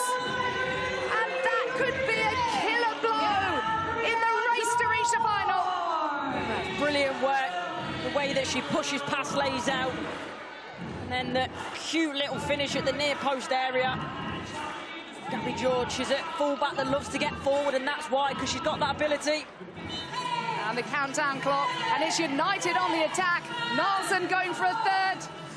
Clinton. It's Manchester United who have reached the final of the inaugural World Sevens football tournament in Estoril. It'll be Bayern Munich against Manchester United tonight. Let the celebrations commence. Two nearly facing off for third place then. And this is no dead rubber. The winner of this game gets $650,000. So it's 7-aside with plenty at stake. If it goes against PSG. And these semi-finals, as third place games, they have all been a little cagey to get going, unlike the early group games where it was a bit of a free-for-all in terms of teams getting used to the format and getting goals as Lily Murphy strikes the foot of the post. The referee probably plays the advantage there. Poppy Pritchard, I think it was a foul, but does well. Someone in the City hierarchy. As Caroline comes forward and it whistles just wide. That's the chance she will have wanted. She does really well. Rolls that ball, that soul roll across. Jess Park.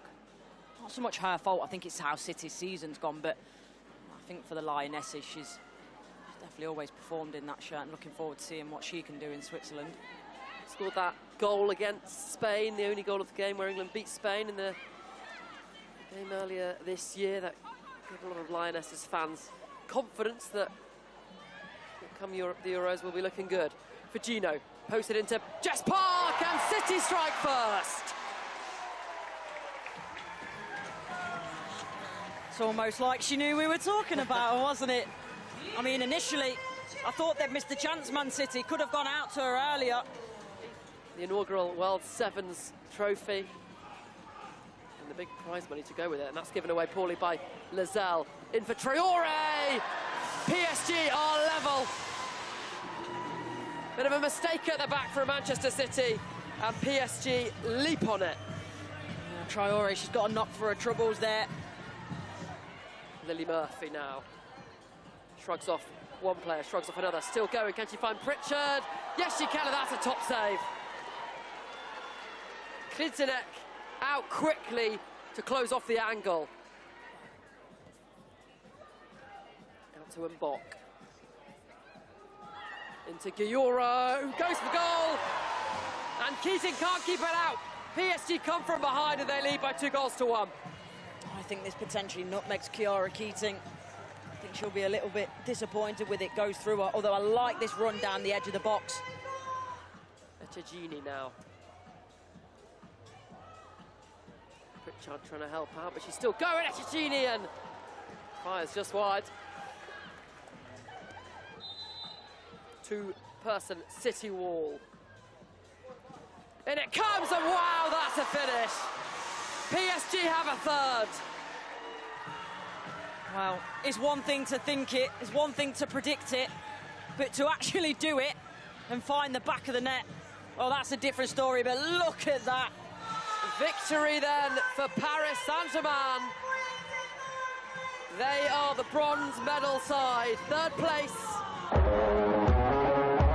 It is time for the 16th and final match of the inaugural World Women's Sevens Tournament in Estoril, sunny south of Portugal. It's the climax of 3 days of sensational entertainment.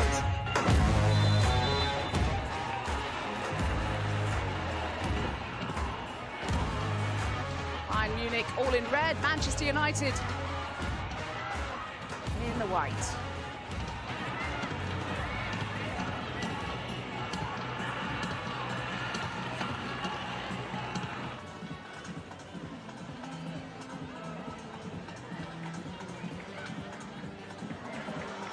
An early chance. It's off target. She knows where the back of the net is. Yeah, it was difficult though, she was under pressure. South Brazil on a chance for the early goal for Harder. Look at it. That's a brilliant save from Tullis Joy. She was my player of the season in the WSL, and just showing there why she is so good. She does well. It's not far away, it just shaves the outside of the post, that one. Mala. Played by Mala, now Awujo! Awujo! Manchester United score first in the final, and look at what it means! Mala there, she's being inventive, aggressive, wanting to win the ball back, finds a teammate.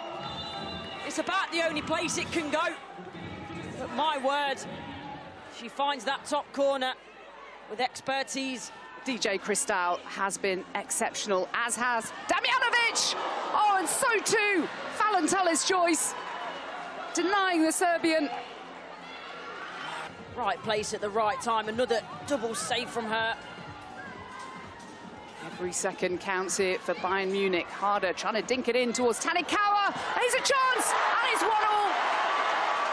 Momoko Tanikawa levelling up the final for Bayern Munich. In terms of, she's just backing it up, making sure that if this ball comes across, she's there. Damjanovic was asking for a foul in the build-up. This is really tense now. And the chance for the strike. And what a finish from Sarah Zadrazil as Bayern Munich have come from behind against Manchester United. 2-1 they lead. From a technical perspective, to hold it up, the strength, the turn, the quick turn, and then the snapshot into the corner. Helen Tullis-Joyce has got absolutely no chance of saving that. That is brilliant. They've gone high, it's held up in the wind! And it flicked off the head of Malar and either side of Marla Gross, and that would have been the equaliser in the final minute of the game. It's all over. Bayern Munich are the inaugural World Sevens football champions in Estoril, Portugal. They've come from behind against Manchester United with a stunning strike from Sarah Zadrazil. And Bayern Munich take home the trophy and $2.5 million. $1 million of that goes to these players and their staff members. It is now time for the moment that we've all been waiting for. The 2025 World Sevens football champions, the team that brought energy, unity and brilliance to the tournament from start to finish. Please make some noise and welcome the 2025 World Seven winners, Bayern Munich! Isn't this what we wanted to see? Look how every single player is enjoying every moment of it. Absolutely, you know, any competition you ever play, and these players are professionals, they're competitive. They want to win, they want to be celebrated, they want to be valued, and they want to be seen. And that's exactly what we've seen across the 3 days here at World Sevens. And we hope to have many more events where we can enjoy as many more moments like this. It was the most incredible win for Bayern Munich in the inaugural Women's World Sevens tournament. And now it's time to get back to today here in Fort Lauderdale. We've got 4 matches to come. Let's get straight to it on the other side of this break.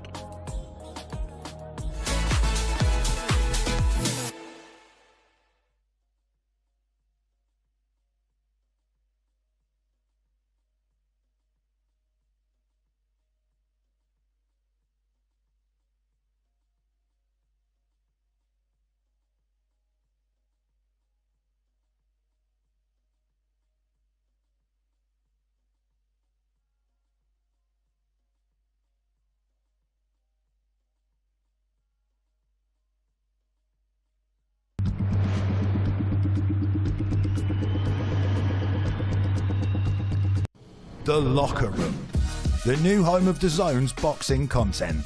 All your big hitters, all in one place. I am not going to stop until I am pulled off of this guy. The Locker Room takes you further than the ring. Daniel, don't disrespect me. Daniel, don't disrespect me. I'll put this shirt. Where rivals collide before the bell. I personally think you're a bit of a I don't really like you. Where legends are eternalised. Welcome on board the rivalry line. And prospects rise. I do not want to be average. I fear being average. More exclusive content than ever before. Look at that blood. You remember what's coming. Welcome to Inside the Ring, boxing's official show of record. I'm your host, Max Keller. Where boxing lives, breathes, and never stops. I never thought being with Matchroom I'd be doing stuff like that. Weekly content from all your favourite creators, promoters, and influencers. The Locker Room, only on DAZN, the global home of boxing. We are talking about World Sevens football. 8 teams, 7-a-side games, half the size of a usual pitch, rolling subs, no offside. It's going to be fast and feisty. Wow! The revolutionary Grand Slam style tournament. Absolutely sensational. Welcome back to Inside the Ring. Ryan Garcia, one of the biggest stars. You got to have these characters, you got to build them, and then you got to have the fight. Because you should be the king of boxing. The greatest things in the world take patience. In the lab. Or it's a level change. I felt that. No one's looking out for boxing's best interest. Who's Crawford? Where does he fall? Yeah, I'm going to need it for sure. Are you on a different level than Canelo? We're going to see. Inside the Ring. That's the name of this show.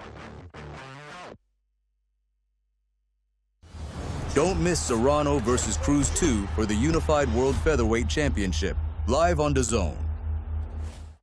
Exclusively on DAZN. Watch every match from the National League, where anything can happen. With every kick from all 24 clubs across the country and iconic names on the touchline, inspiring the next generation. All chasing one dream, promotion to the Football League. Back in the Football League. This league does not disappoint. It's all to play for. Watch every match from the National League. Sign up at DAZN.com/NLTV. Don't miss Ring 5, Night of the Samurai, Inoue versus Picasso, Saturday, December 27th, only on DAZN. The mother of all matches, Napoli against Juventus. Somebody, sir, on fire! Kenny! There's no fixture that gets the pulse racing quite like this.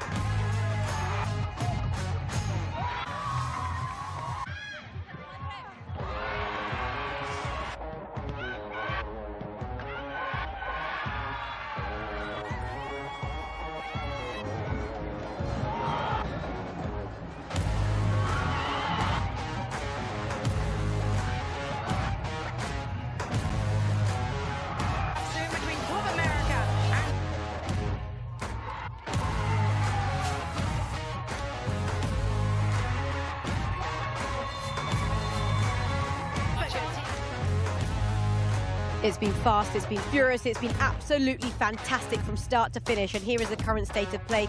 Group 1, here we go. Flamengo, maximum points from their opening 2 games. They are top of the group, likely to make it through to the semi-finals. Club Tigres and Kansas City Current. This is where it gets interesting because both of these teams have won a game each. So now it's over to them. It is must-win territory for these teams if they are to book their place in the semi-finals. Sadly, the end of the road for AFC Toronto, but they do walk away with some prize money. So that is a really important point to make there. San Diego Wave FC, again, it's a similar story in this group. They are top of the group, maximum points from their opening 2 games. Club America, Deportivo Cali, who put in an absolutely incredible display with their 4-0 victory. Well, both of those clubs have to win their respective games to book their place in the semi-finals tomorrow. Nacional, 0 points from their opening 2 games. Wow, what a tournament it has been so far. We couldn't have scripted it any better, and this is what we love about this particular tournament, because it's real-life drama at its very best, and we are loving it, aren't we, Jordan? And the rules are changing, too, as we go. There were some rule changes from yesterday today, some rule changes during today's matches, so I think that it's really fun, that it feels a little bit like a free style of play. The players are loving it. The fans are loving it. It's fun for us. Oh, we love it. It's been a blast. It has. And you know what? It's really exciting to see all of the players genuinely really enjoy it, because I think that's contributed to the freedom that we're seeing out there, the music playing in the background. We are seeing some really good and high quality football. I think as a player, you want to be able to display your joyfulness on the field, that what football really means to you is it's your first love. And so I think we're seeing that a little bit out there as these players, you know, it's gotten a little bit more intense, like it's notched up a few notches, but you are getting to see the joy of the celebrations, the teams when they win, what that means to them.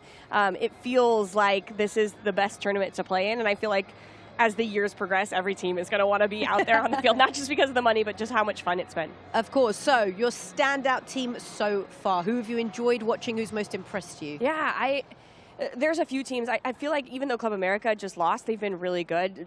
Great defensively. Paños, as their goalkeeper, has been excellent. Flamengo, it's hard to not talk about Flamengo with getting those 2 wins in 2 very different ways. I like their tactic of switching the goalkeeper for a field player. So clever. It was so clever, utilizing these rules to their advantage. So I like them and the flair that they've brought in. And then San Diego Wave, 2 wins for them. They've brought in an A-list team. A lot of their heavy hitters are here, and it's showing with 2 wins already. Have you been surprised that Kansas City haven't been as good as we thought they were going to be, given their stats in the season? Yeah, yes and no. You know, it was a long season, and a lot went through them. I think with that loss, losing like the way they did in the playoffs, I think took a lot out of them. They haven't brought their whole team, and this is a very structured Kansas City team, and this is a very free-flowing style of play. So I think that they've been trying to get used to 1v1 battles. Their best player has been the youngster Alex Pfeiffer, who is elite in 1v1 dribbling skills, and so can they get her the ball a little bit more? Because otherwise it does feel a little monotonous for this Kansas City team. Okay, well, you know, on that note, we are going to take a break, after which we begin the second round. Every team will have played each other by the close of play, and after the break, we will be watching Kansas City against Toronto. The fans are ready, the players are ready to do their fabulous walk-ons, and we'll bring you some build-up on the other side of this. See you in a moment.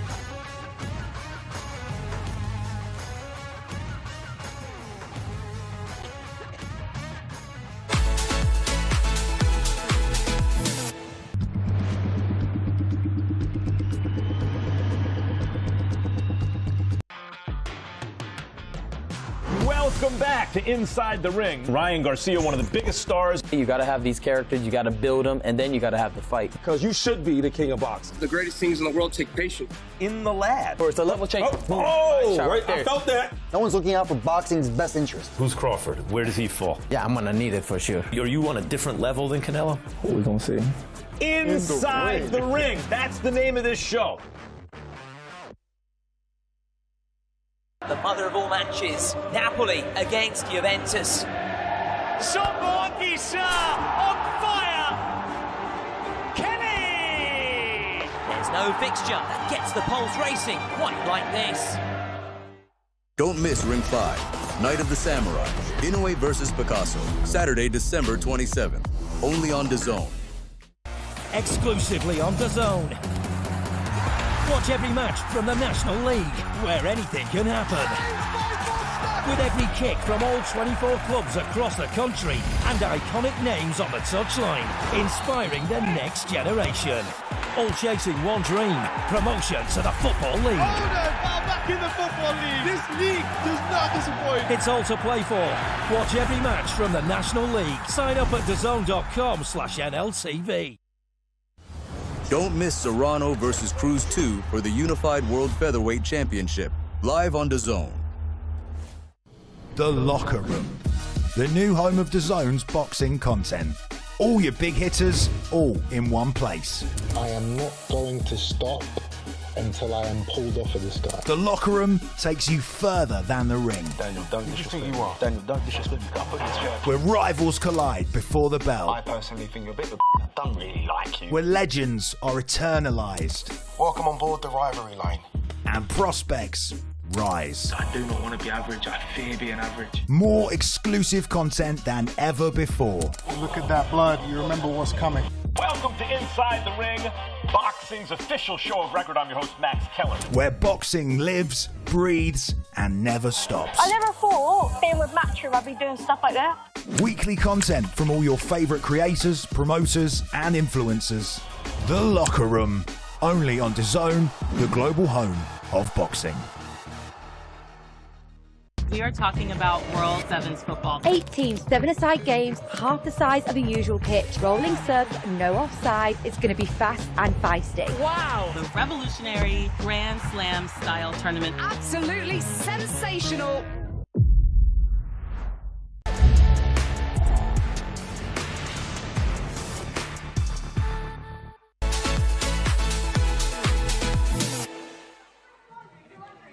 Welcome back. We are all set and ready here in Fort Lauderdale to bring you 4 more live matches. This one is going to be Kansas City against Toronto. Kansas City are in must-win territory. Toronto will want to go out on a high. So let's hand you to your commentary team, Casey White, but first, Jess Charman.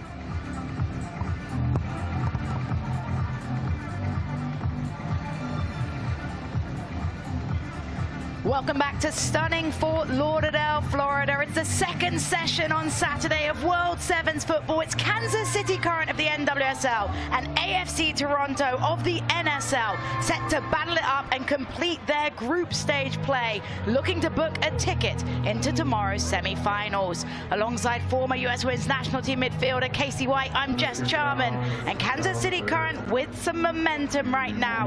We're able to draw 2-2 with Tigres earlier on today and then took home the victory courtesy of penalties. On the flip side for AFC Toronto, they have had two heartbreaking defeats, a 3-2 loss yesterday and then a 2-2 draw against Flamengo where they lost on penalties. Emotionally, Katie, two different moments for two teams. How do they approach this game?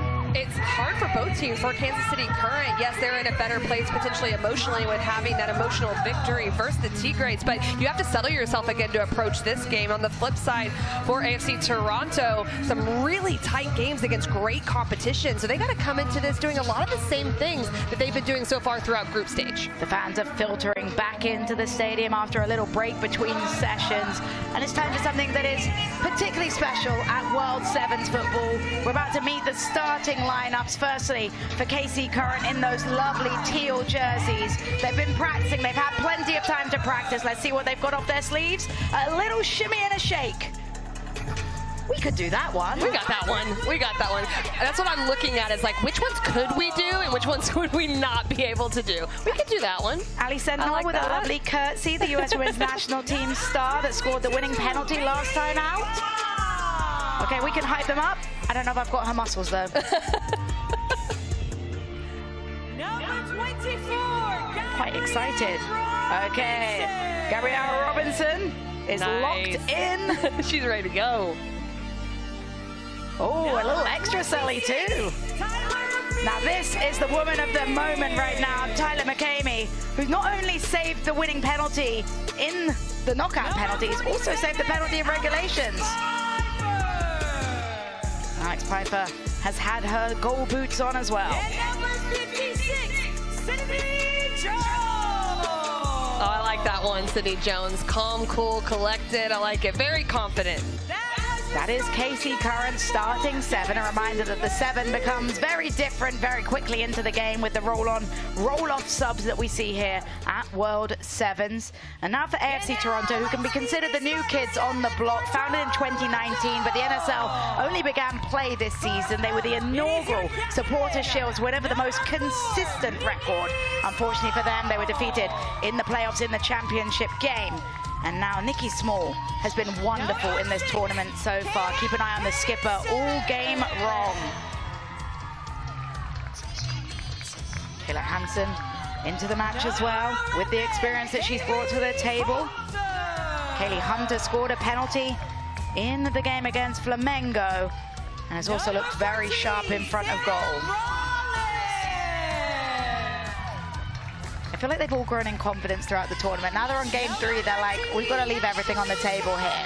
Exactly, and we're not talking about soccer. We're not talking about on the field. We're talking about these performances right here. Definitely getting better and better. I will say AFC Toronto have done a group celebration as well at the start. We'll see if they have anything up their sleeves. As Sierra coded the yards into the game, she has made 11 saves so far in the tournament.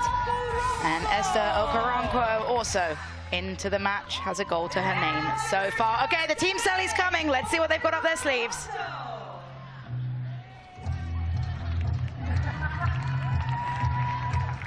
I'm guessing she told them off a little bit. It looks like it. Is that naughty school children?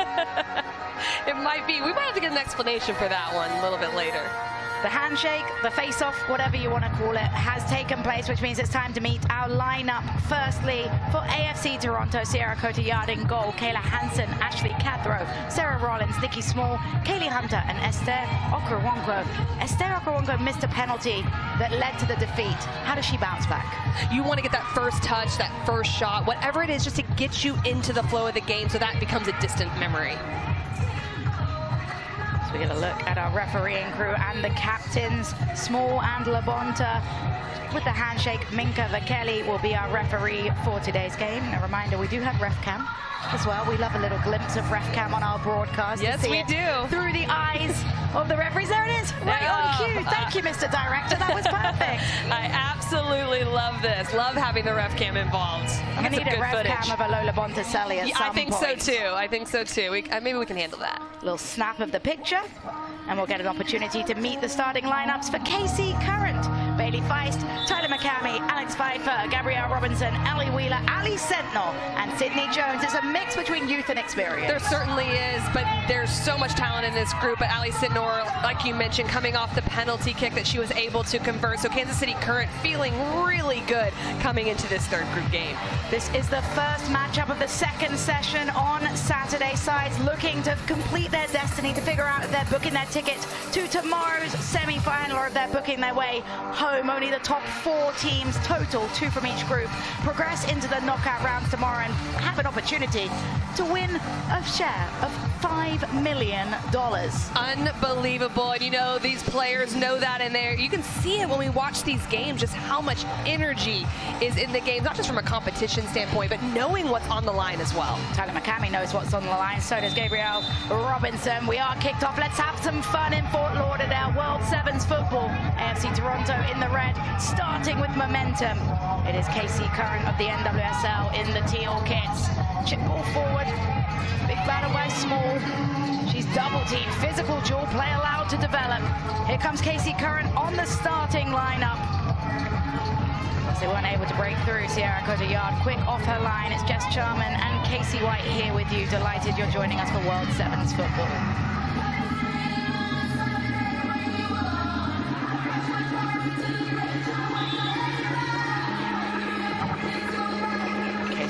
Littered with some stars, but also an opportunity for younger players stepping into the lineup from Kansas City Current too. But here comes Okoronkwo. Okoronkwo cuts it towards the back post. No one making the run. Kaylee Hunter didn't have the legs to get there. But you talk about Esther Okoronkwo needing the first touch to be sublime. That's absolutely brilliant from her. And not only the first touch efficiency, but the mentality to go towards goal as well. She gets in the 1v1 isolation, wants to go right away. You can see that she wants to be having an impact early on in this game. Hunter, Okoronkwo dispossessed. Here comes the counter with KC Current streaming forward. Sydney Jones lays it across, a deflection. And Sierra Cotillard had to be sharp down there. Well, Kansas City Current, we know what they can do on the attacking side, getting players involved. And Ali Sentinel on the ball, she'll certainly look to go in transition. There she is with the pass through to Pfeiffer. Pfeiffer strikes, and KC Current had the lead. A perfect pass finds Pfeiffer, and Pfeiffer's on the dance. And again, at that attacking transition moment where Ali Sentinel wins it, she faces forward and is able to play that little slip ball to Alex Pfeiffer. Pfeiffer does incredibly well to get her hips around the ball, get it to the far post area, able to find the seam to convert. AFC Toronto have shown plenty of resilience in this tournament. Small has been a key part of that. Small cuts it forward, trying to force their way in. Toronto unable to do so. Everybody back behind the ball for KC Current. They're creating a rather blue bus, parking it in front of frame. They certainly are, and then you got to manage these next few minutes here because AFC Toronto had that one opportunity, then they're getting immediately into the final third again, so now it's set piece for them going forward. It's Small to take it. Small hangs it up. Okoronkwo heads it, crashes the woodwork, and it's a big save from the keeper. Tyler McCamey comes up huge yet again to make the kick save. And this was very close, right in front, just not enough power on the one to really test anyone in front of goal. McCamey gets right into the right position on time. So double team defensive play, but they'll have to defend yet again here. Long strike from distance, sizzles off the boots of Robinson. Ended up taking another touch on the way. It will be a goal kick for Tyler McCamey. But I talked about the resiliency, and they have shown that already with the comeback. Look at Freya Kuhn, who actually coached me at Reading Football Club back in the day. Oh, did she now? Got to get that name drop in, Freya Kuhn. An assistant under Vlatko Andonovski last season with the club. A fantastic coach, and I can say that firsthand.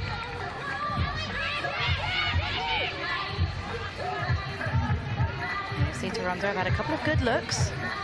Just haven't haven't been able to find a way past Tyler McCamey, and a lot of people have struggled to find the way past Tyler McCamey, including Maria Sanchez, who saw her penalty saved in their matchup against Tigres. And that's a foul every day of the week, as challenging down was Elizabeth Ball.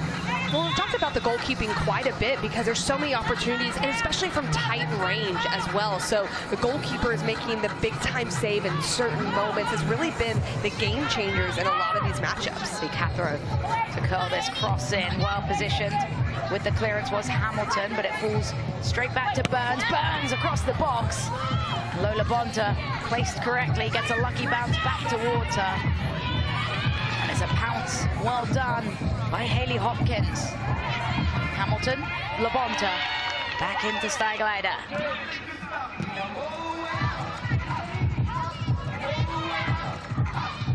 It's chaotic right now as the ball pinballing between both these two sides. Reagan Steiglider trying to settle things down, finds her teammate Elizabeth Ball. Well, those are moments that are really important, and now you can go quickly after settling. Elizabeth Ball, beautiful ball almost towards Hopkins, just ran out of real estate, but you saw what Elizabeth Ball was doing from that defensive run. The dribble penetration is good. She sees that gap open up. She goes in there quickly for Freya Coombs' side and able to take on that role of facilitator from the backline position. It was a dream start for Freya Coombs' side, but they have faced some fight back from this AFC Toronto side, who still has plenty of game left to be played. Elizabeth Ball challenging, toe pokes it forward, Hopkins settles, Lola Bonta, little volley forwards, a miscue, falls to Pfeiffer, Cotillard, did she get a touch? Yes, she did. An acrobatic save by Cotillard. And Alex Pfeiffer is a willing runner. She's just always getting beyond where the play is and looking to go to goal. She's not even thinking about passing. You love to see that from a front runner, a young player going to goal. Who wants to pass? I want to go. Will be a corner kick for KC Current. Bailey Feist to take. Feist in swinger, low driven. A strike is blocked by Toronto. Robinson will slot it forwards, but it goes straight back to a Toronto player. Cotillard, big boot forward, straying forwards was Novak. Good run from her. Current deal with it. They don't just deal with it, they create an almost attack. Pfeiffer can't get there quick enough. One of the committed numbers forward from the Kansas City Current is causing AFC Toronto to really bring players back behind the ball. So when they do win it, they need to keep it a little more so they can build numbers forward. Ali Sentinel. Just calming things down. This KC Current team is an interesting group because there is such a mix of players that have played a lot together in NWSL, but also newcomers brought up. I've been impressed with the way they've gelled together by game 3. And that can be really hard to do, but it can sometimes be your secret sauce a little bit as well, because there's some unpredictability in that. You're not going to always see the same types of runs, the same types of decision making when those types of things occur, but they start to gel as you go throughout a tournament, which can help. Pfeiffer, nifty footwork, but forced backwards by patient defending. So Zoe Burns, who now subs out on the quick fly to get Hansen back into the game. Reminder, subs on the fly. Quick, fast-paced entries. As it cross into the box. Pfeiffer just couldn't get it to sit right for her for the strike.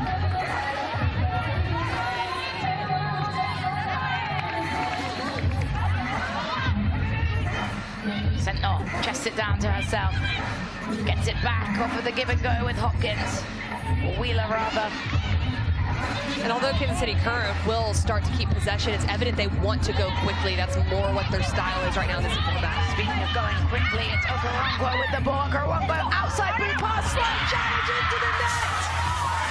It's Kaylee Hunter with the slide into the goal, and AFC Toronto have equalized.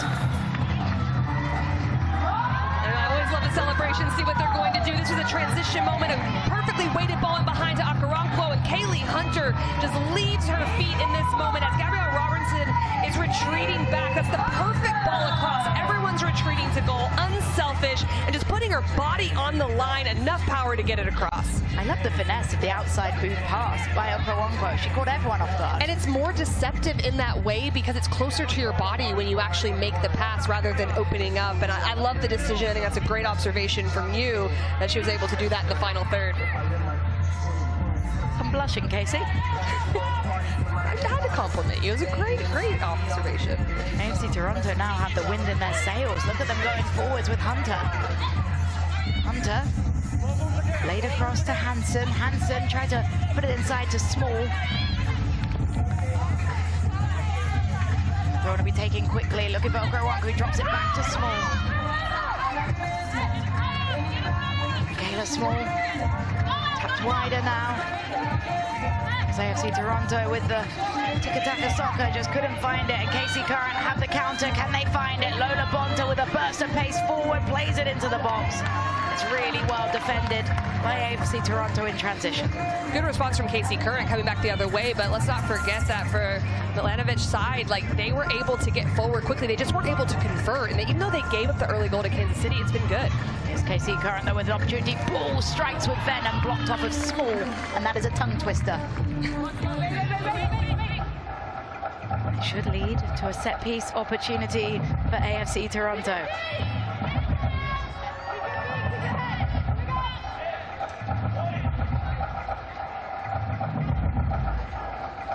Lola Bonta will have the set piece.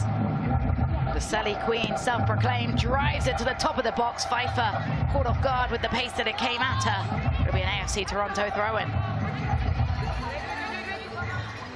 Triple subs getting ready. As AFC Toronto making a lot of fresh legs into this game. Rollins under the pressure of Hopkins. Hopkins can only Topo get out for another AFC Toronto throw. And now it's about escaping this pressure. How do you get out of this? So many numbers, 4 players for the Kansas City Current in this one part of the field, just trying to keep it really tight in this area. Some great movement as Byrne. Inside pass, a dip of the shoulder, delightfully done by Barnett. Barnett deflects, cleared by Ball on the volley. Pfeiffer, end-to-end stuff. Casey Curran looking to create a wave of attackers here. Pfeiffer deflects off of Barnett, and Barnett took the strike, and now she's all the way back blocking. Well, Zoe Burns was having to slow down the attack of Alex Pfeiffer. It allowed Barnett to get back, but you're right, just the industriousness of Barnett to be on one end to get to the other. That's what World Sevens football requires of you in that transition moment. There's no putting your hand up to say, sorry, mate, you got to make that run for me. No, you have to get back. That's just me at five-a-side. As the ball driven across the top of the box, Ellie Wheeler just couldn't get a clean connection on it.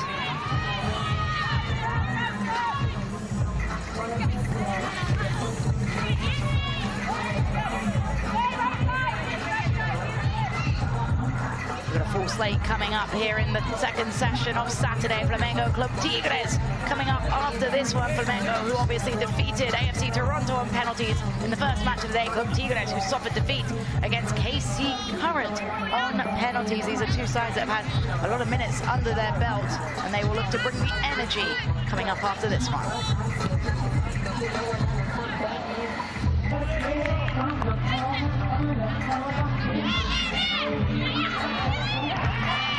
Bit of space. Novak inside, cross, diving save. Still in danger. Novak kick save. McCamey.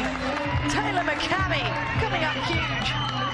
Great stuff from McCamey, and it's Kaylee Hunter willing to put her body on the line. This is a great ball across. She's not letting that go anywhere. She's going to go for it herself, and I love that to have the nose for goal.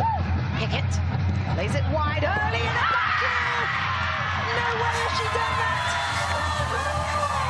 Wonderful finish on the back heel. AFC Toronto had the lead. Now this is some good stuff right here from Kaylee Hunter, and it's Victoria Pickett who operates play. She gets it to the other side, finds the space, and just looks to put it to the back post area. It doesn't need power. She just bends it in there. There's a distraction in front of goal, the traffic in front of McCamey, and they convert.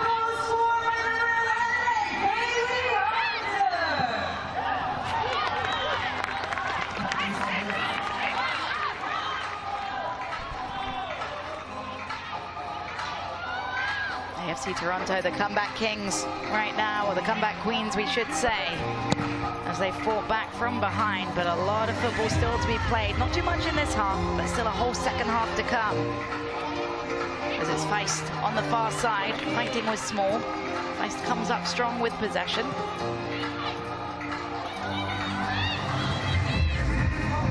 Okoronkwo is coming a lot deeper, and it's really the catalyst for the attack. It allows Kaylee Hunter to get a little bit higher in Lantane as well. She's doing the work defensively. Here is Okoronkwo into the box, trying to square it across the smaller box. Nobody made their run. And while Okoronkwo can post up top and hold off pressure, I like her facing forward because she's such a distraction, pulls players out of the Kansas City Current, which leaves her teammates open. Reminder, if it is your first World Sevens that you're consuming, there is no offside, so you can capitalize on being able to hold that high position. A Sentinel to Lola Bonta to Sentinel, no! Half an inch away, Ali Sentinel just couldn't get on the end of it. A little too much pace on the ball from Lola Bonta, but it was wonderful play. Ali Sitnor flicking it around the corner, and Lola Bonta very unselfish. You have the feeling you've got to put pace on this, but you just have to beat that first defender. Ali Sitnor not able to leave her feet, but great attacking movement from the pair.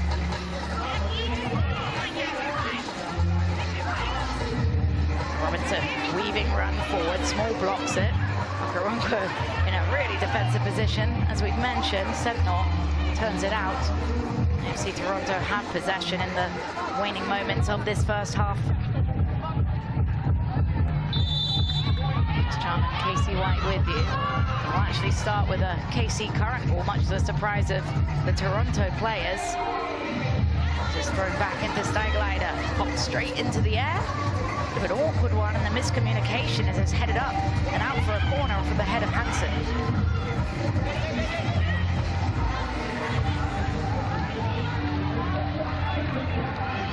Lola Bonta, driven. Hopkins couldn't quite get a good connection. That was a good idea with that delivery style. It certainly was, and when you have those runners in front, it can be distracting, and you just need those little balls to go through. We saw what's happened with Kaylee Hunter for AFC Toronto, is when there's balls in the box, you've just got to be timing it well, leave your feet, the willingness to get on it. Pfeiffer. Stagglider. Ooh. Hit the pass there from Elizabeth Ball.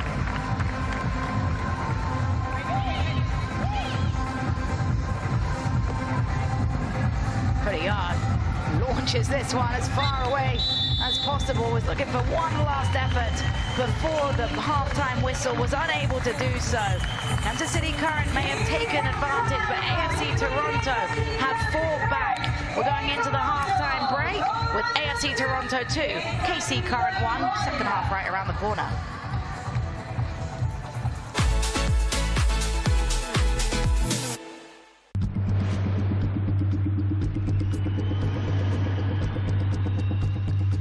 It's one of the Serie A classics. It is quite simply Juventus, Roma.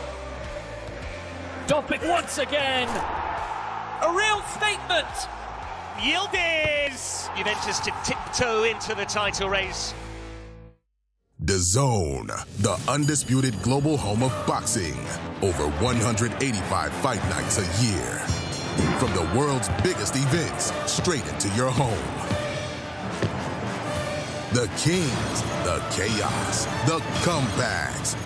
From weigh-ins to walkouts, inside the corners, raw reactions, expert analysis, behind the scenes, top commentary. Watch it your way, anytime, any screen. On your phone, on your couch, on the move. You don't just watch it, you live it. Because passion doesn't take a round off. And neither do we. It's the glamour division of boxing. Show for the ages. This is intensity at its best. Champion of the world. DAZN, the undisputed global home of boxing.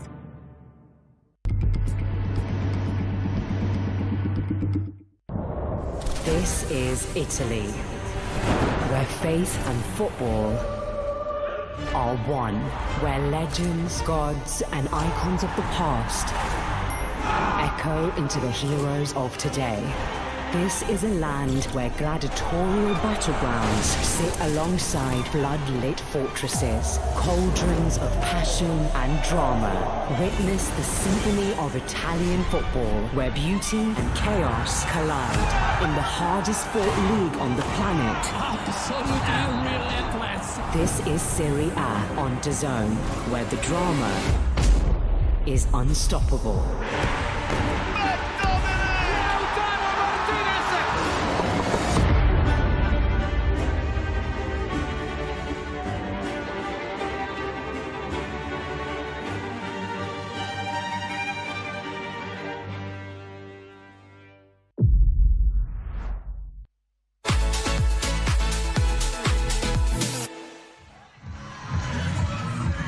Welcome back. It is a thriller between KC Current and AFC Toronto as we get a look at the first half action between KC Current with momentum and AFC Toronto looking to keep their hopes alive. Their hopes looked a little thin with the start from KC Current. The Current came out flying. Alex Pfeiffer with the goal very early on. Ali Sitnor finds the youngster for the goal, but AFC Toronto fights back. Okoronkwo was a catalyst. The first opportunity goes off the crossbar. McCammy's able to come over and stop this shot from Cathro at the back post.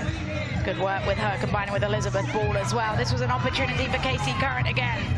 Alex Pfeiffer always looking to go to goal, wants to be a difference maker. That one sails a little high. Okoronkwo gets in behind, plays the ball across. Kaylee Hunter has the commitment to not only get in the penalty area, but to get in front of her defender and make sure this gets on frame. This is how AFC Toronto would come back and equalize. Kaylee Hunter, remember that name because she would be active again.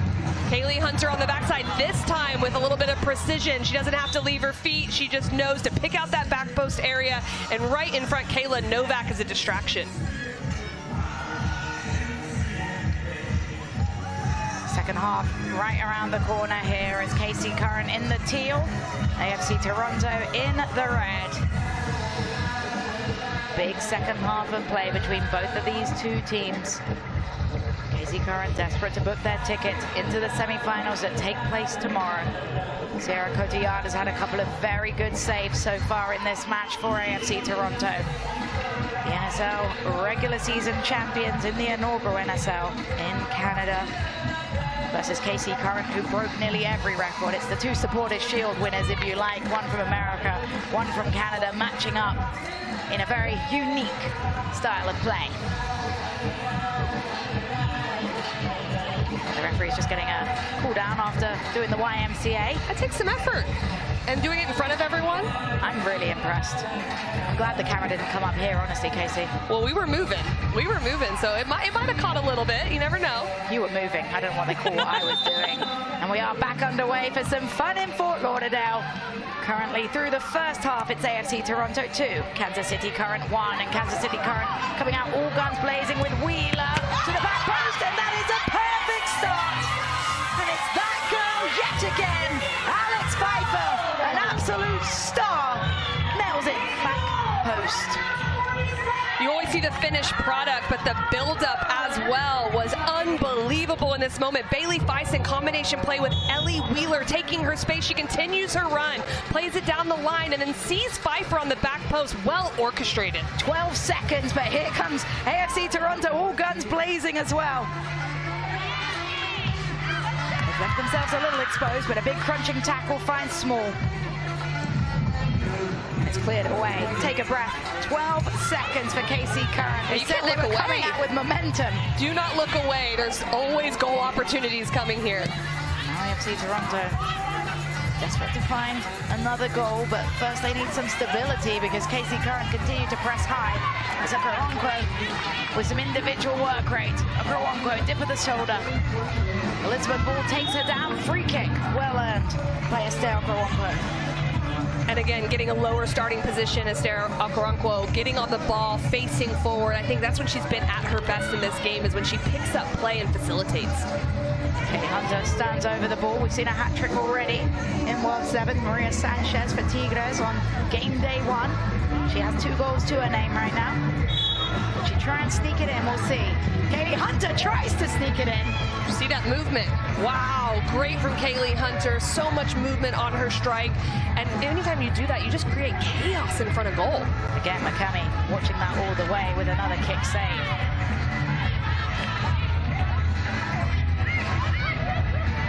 Robinson, easily picked up by Small. Here comes Small, 3 versus 3. Okoronkwo full turn, drags the shot, come cross wide. Toronto is finding some success when they're in that area of the field in the middle third where they can dribble at speed. We talked about outplaying in the 1v1 in so many of these matchups, and taking space just causes problems for opposition. Cami across to Jones.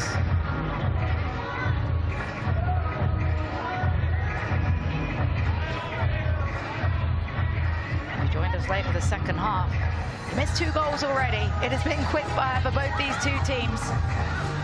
And I'm pretty sure we're going to see even more opportunities in this second half of play between two sides that really desperately want to make sure they build momentum. Kershaw, swinging cross, underhits it a little bit. Toronto able to go forward with it, opt to reset instead. Pickett. Skips through one challenge, she's blocked by Hamilton, and in the end, the free kick is whistled, a late whistle. The veteran Kristen Hamilton a little frustrated. And a little scary from Pickett trying to dribble out of the back, but she does a great job with it. Lantain goes to ground, slide tackled away, gets back up, Lantain, and another kick save by McCamey. Up into the air for the keeper to control, go to yard, but Tyler McCamey is certainly getting her saves in. Certainly, there's so many opportunities right in front. Toronto's capitalizing in transition moments, just bouncing balls. Strike in, big parry away, this time with her hands. Tyler McCamey take a bow.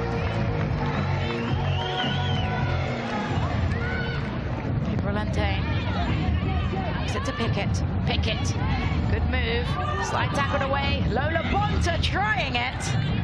Sierra Cotillard was off her line, but Lola Bonta couldn't execute the way she would have liked. I like that she sees that, though. She's got such great vision as a holding midfielder. She sees that Cotillard's off her line and goes for it. Technically a tough thing to handle from that distance at that point, but really nice execution there. Lola Bonta, who became the oldest debutante for the US women's national team, said she wears that badge with pride. It's not offensive, don't worry. I like that. But she's got so much personality. She's so much fun.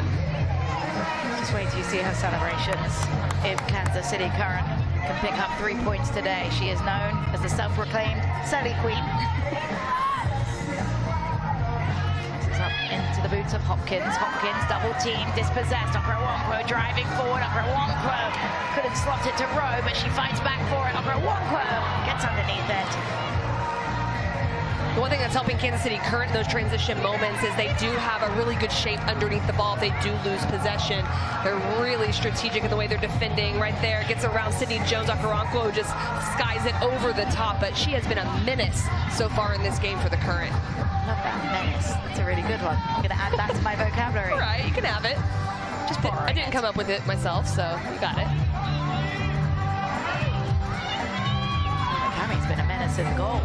She absolutely has. Small. Can do the first tackle. If her options ahead, goes alone, earns a throw in.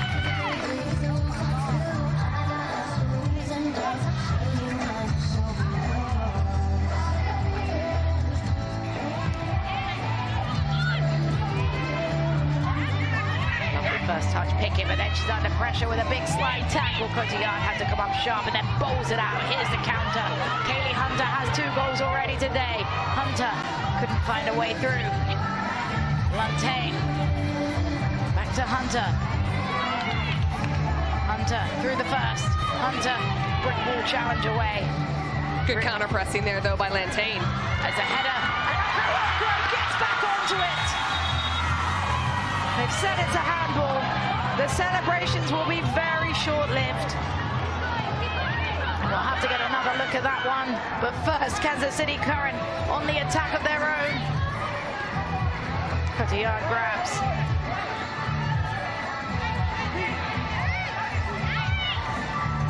Referee a lot closer to the action than we are. Okoronkwo did look adamant that it wasn't a handball as she's in a foot race. McCamey makes the right choice to clear it out, but she's evaded the goal. And 2 balls onto the pitch, and sometimes it just doesn't roll your way.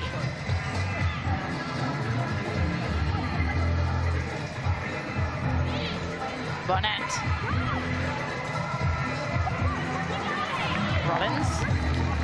Just some good opportunities. Okoronkwo is getting a little higher now as well. And so this cross comes off the counter pressing. Lantane does well. And you almost wonder if that ball went out of bounds first or if it was off Okoronkwo. I think it might have gone over the line for Lantane. What do you think? Having seen both, I think it can be called for either. Right. Because at the end of the day, it doesn't matter any intention. If it strikes your hand, intentional, out of bounds, nothing, it rules out the goal. So referee's done really well there. Lola Bonta. Steiglider strikes. A lot of power on that shot. Just always rising.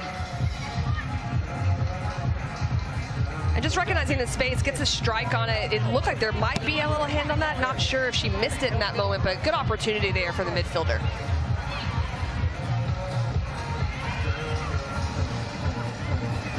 Kershaw, chopped down, free kick, KC Current. As Barnett's a little over challenging.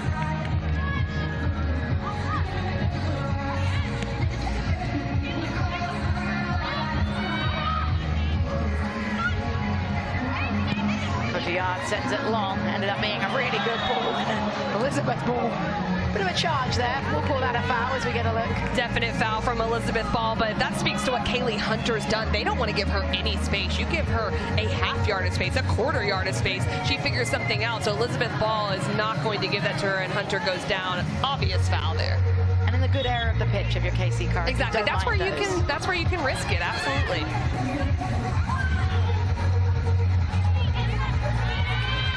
Ball in possession. Lola Bonta receives from Sentinel. Wide to Hamilton. Labonta. Forced backwards. Around the hit pass, Elizabeth Ball. Hospital pass, but she makes it work. Kershaw. Blocked away. Set piece, KC Current.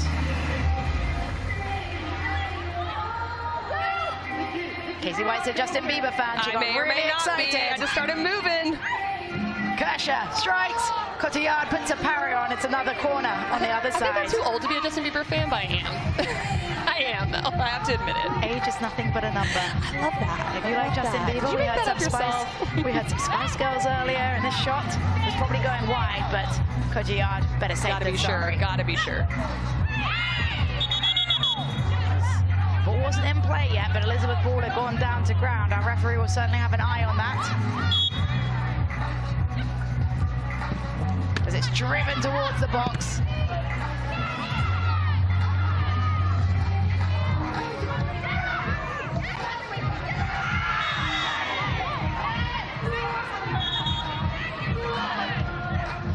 Full flooding of substitutions. A reminder, if we're still deadlocked at the final whistle of regulation, 5 minutes of extra time, 5 versus 5. Golden goal. And if there isn't a winner in golden goal, and we haven't had a golden goal winner today so far, straight to sudden death penalties. We have to have a winner. These sides both went to sudden death penalties in their last game today. Either side of victory. AFC Toronto saw cruel defeat, and KC Current had jubilant victory.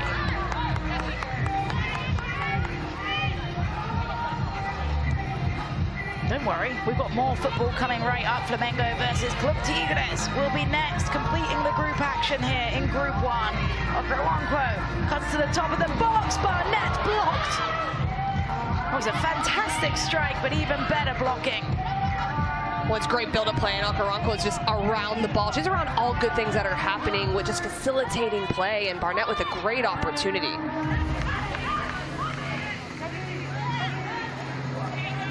Pickett trying to thread it forward. Wheeler's touch a little heavy. Back onto the end of it is Toronto. Okoronkwo curling cross off the back of the defender. Positions herself well, but not the best pass to Pickett. Some move by Pickett to thwart Hopkins. Pickett, reverse ball, too much on it.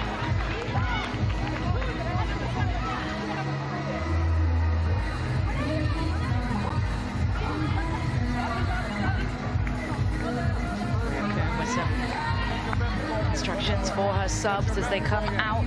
Expect to see more rotation, keeping fresh, and She'll have to start thinking about the best 5 players that she wants to start extra time should we tick through these 3.5 minutes without a score.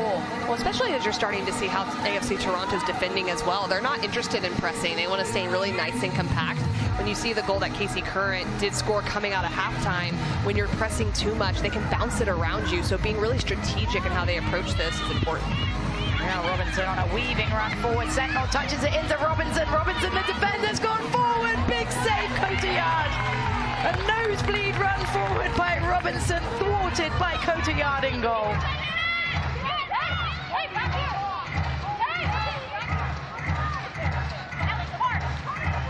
Corner kick, lifted up off of the head of a Toronto defender. Out of play for a KC throw.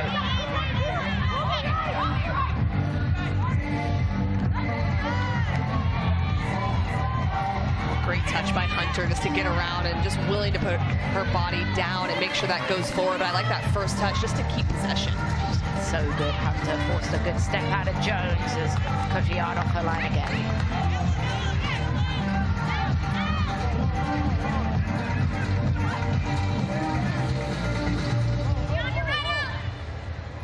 Ali Sentinel presses Cotillard. She just puts her foot through it, headed back where it came from. Taken down by Pickett, really tidy touch. Lantain weaves inside, lovely from Lantain. Here comes Lantain. Her strike is blocked off of the defender. Victoria Pickett's been good at the back as well for AFC Toronto. She's so comfortable in possession. You have to be careful sometimes when it's a 1v1, but she's been great at facilitating play. Almost kept in, was kept in by Novak. No, it wasn't. Had a couple of those where they really had to tightrope the touchline.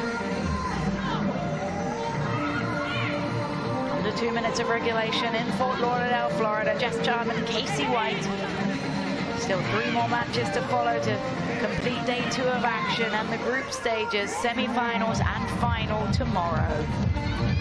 Watch that battle with Rollins and Ali Sitnor. They're trying to isolate Ali Sitnor with her, but it's such a physical battle up top. She's trying to get on the ball and try to take her in the 1v1. Lola Bonta launches that throw in towards Pfeiffer. Pfeiffer. Sentinel didn't go early enough, but she keeps it in, but maybe shouldn't have kept it in because here comes Rollins. Forward pass. As AFC Toronto will keep it in, and Okaranku will punish!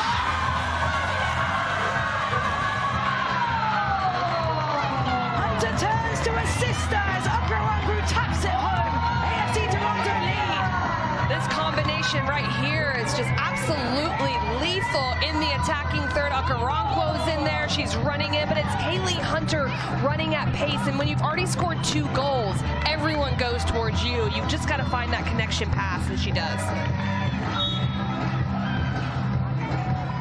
AFC Toronto have kept going all game long. We called them the comeback queens earlier. They prove it yet again as they retake a lead against Kansas City Current.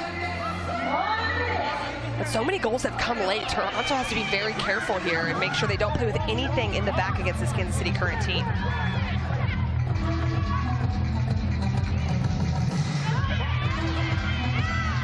Okaranku as Barnett goes solo. Okaranku waiting for the overlap. She finds the pass and kick save away from McCamey. They've got to go. 30 seconds ticking away.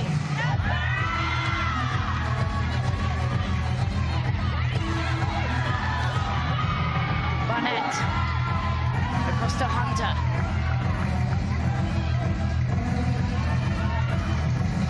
Lovely turn from Hunter. She's toying with the defenders. She squares it. Can they finish? It's a strike that's blocked away. Pfeiffer. 6-second countdown. Sentinel has to go. Sentinel has to score. She doesn't. It's blocked away. And look what it means for AFC Toronto. They've won.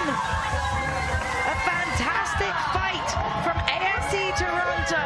An absolutely incredible performance. It was difficult to choose a moment of the match, but it has to be the game-winning goal. The moment of the match is sponsored by Invisalign, the game-winning goal. This game had it all, but this was it. Kaylee Hunter getting to the inline. Okaranku coming in, getting the game-winning goal. Just the 1v1 battle, strong here to avoid the challenge, but then playing it into the perfect area Rakawanko just had to get her body behind it with a great finish. A brace and an assist for Kaylee Hunter. Not a bad day at the office either for her. Not at all. She's got to be incredibly happy with that performance, especially when it brings the 3 points to your team. What I love about this moment too is Rakawanko missed a penalty that caused a defeat, and now she gets to be the hero. That's how you bounce back. And AFC Toronto has displayed every moment of how you bounce back. The NSL 2025 Supporters Shield champions get the bragging rights against the NWSL Supporters Shield champions. It's Kansas City current AFC Toronto 3. We've got so much more World Sevens football coming up soon.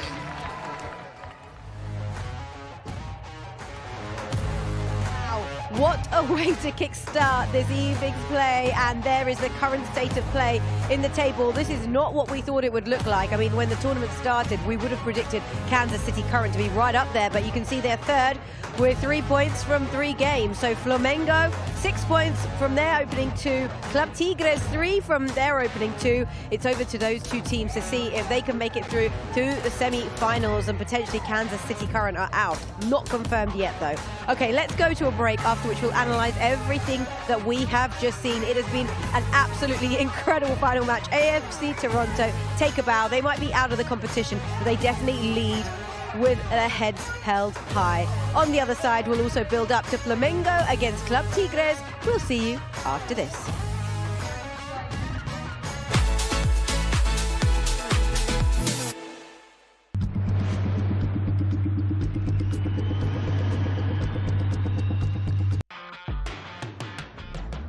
Welcome back to Inside the Ring. Ryan Garcia, one of the biggest stars. You got to have these characters, you got to build them, and then you got to have the fight. Because you should be the king of boxing. The greatest things in the world take patience. In the lab. Or it's a level change. Right I felt that. No one's looking out for boxing's best interest. Who's Crawford? Where does he fall? Yeah, I'm going to need it for sure. Are you on a different level than Canelo? We're going to see. Inside the Ring. That's the name of this show.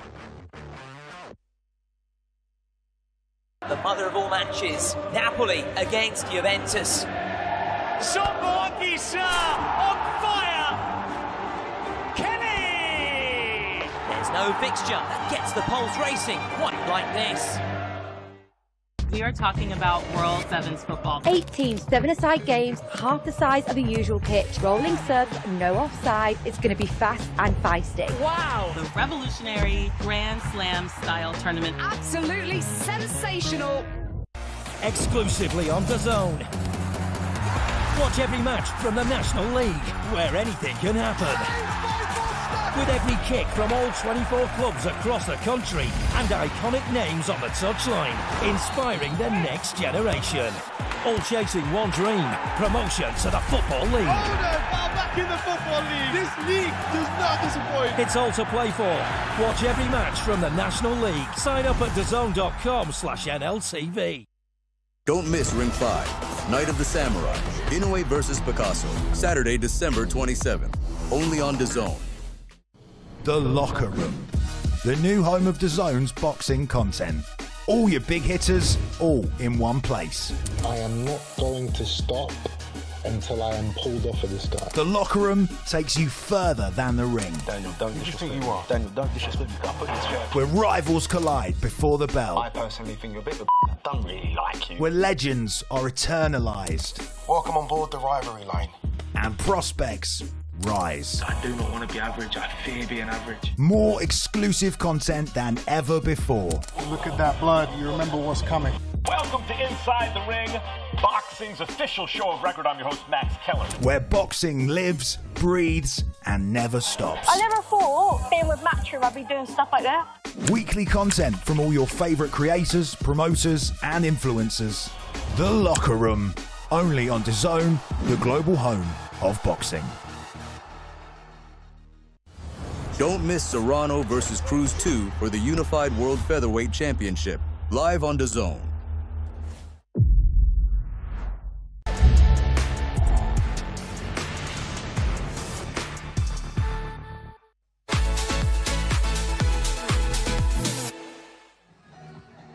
Hello, welcome back to Fort Lauderdale, where the World Sevens football tournament has just ramped up another notch. Take about AFC Toronto. They go out on a high. That was an exciting game, back-to-back, end-to-end. And then for Hunter to show off the way she did, that was one of the best assists we've seen in this tournament. And for it to be a game-winning goal right at the end of the game, so, that was amazing. They dug in. They did everything. They put it all out there. It was so entertaining. Yes, it's this touch right here from Hunter that gets in beyond the defender to allow herself just to knock it across. And then Okoronkwo does what she needs to do. Knows that if this cross is coming across the face of the goal, she will be the one to finish it. Chef's kiss from this Toronto team. Nice Selly to boot. Yeah, unbelievable. And you know, they'll take so much confidence going back to their league when it starts again, just from this experience. Well, you could tell everybody wanted to beat this Kansas City Current team. Yes. That they had a little chip on their shoulder. Like, everybody talks about NWSL and how good that Current squad was this year. And it feels like Toronto, a little extra emphasis on the celebration, knowing that the two Shield winners, one from NSL, one from NWSL, that they won the battle this time. Yeah, absolutely. And Esther Okoronkwo, well, she was amazing. She was just unbelievable. She just uses her body so well to post up, to utilize the space and create space for her teammates. And then she's in the right spot. If you're a goal scorer, you have to know where to be at the right time, and she was showing off today. So much fun to watch this Toronto team. Great to watch. And seeing as we're talking about Esther, let's hear from her now. She's been speaking to Jenny Chu. Esther, first of all, congratulations on Player of the Match. How was that? It felt amazing. It's all to my team, not just me. I think we deserve this, everyone on the team. Kansas City is Supporter Shield winners this year, and you guys just beat them. What kind of message does that send about the team you guys are building? Like I always said, we've always been the underdog coming in, so it's finally great to see that we can show the world that what we can do, you know? Yeah. You and Kaylee Hunter dominating together. There's a good relationship between the two of you. Yeah, 100%. That's a wonder kid. She's only 17, and the sky is her limit. She's an amazing kid, and I love playing with her. How much fun are you having in this tournament? Having a lot of fun. We came here to have fun, so that's what we're doing. Congratulations. Thank you. So much. Thank you. A wonder kid, she surely is, right? We could have given her a second to catch her breath, though, before she went to the interview. It was straight from the pitch to the interview. She's still trying to catch her breath after that massive goal there, but she is. This Hunter kid is a wonder kid, and I think a lot of people are going to be watching and liking what they see. So just a quick word on Kansas City as well. What have you made of them throughout the tournament so far? They're still live, technically, right? It depends on what happens in this Tigres Flamengo game. I feel like it's just been a little, they haven't been able to find their footing in this style of tournament. It does feel a little bit more street ball, a little looser, and if you don't play in that looseness, it gets stiff, and I think for them, they just tightened up. That's when they lose the goal at the end of the game. The teams that bring a little bit more flair, I feel like, are the ones that are finding success, and they just haven't been able to quite find that yet. It is a little bit underwhelming from their perspective, given how well they've done in the league. But as you said, maybe the format, because we saw it in the Cup as well, didn't we? Yeah. Maybe perhaps it doesn't suit them as much. Yeah, format, and also a lot of changes, right? This isn't a lot of their natural players that are with them week in and week out. They've got some second-team players. They got some players that don't normally play. So just kind of getting used to the players around you as well, where it feels like this Toronto team know each other really well. Flamengo know each other really well.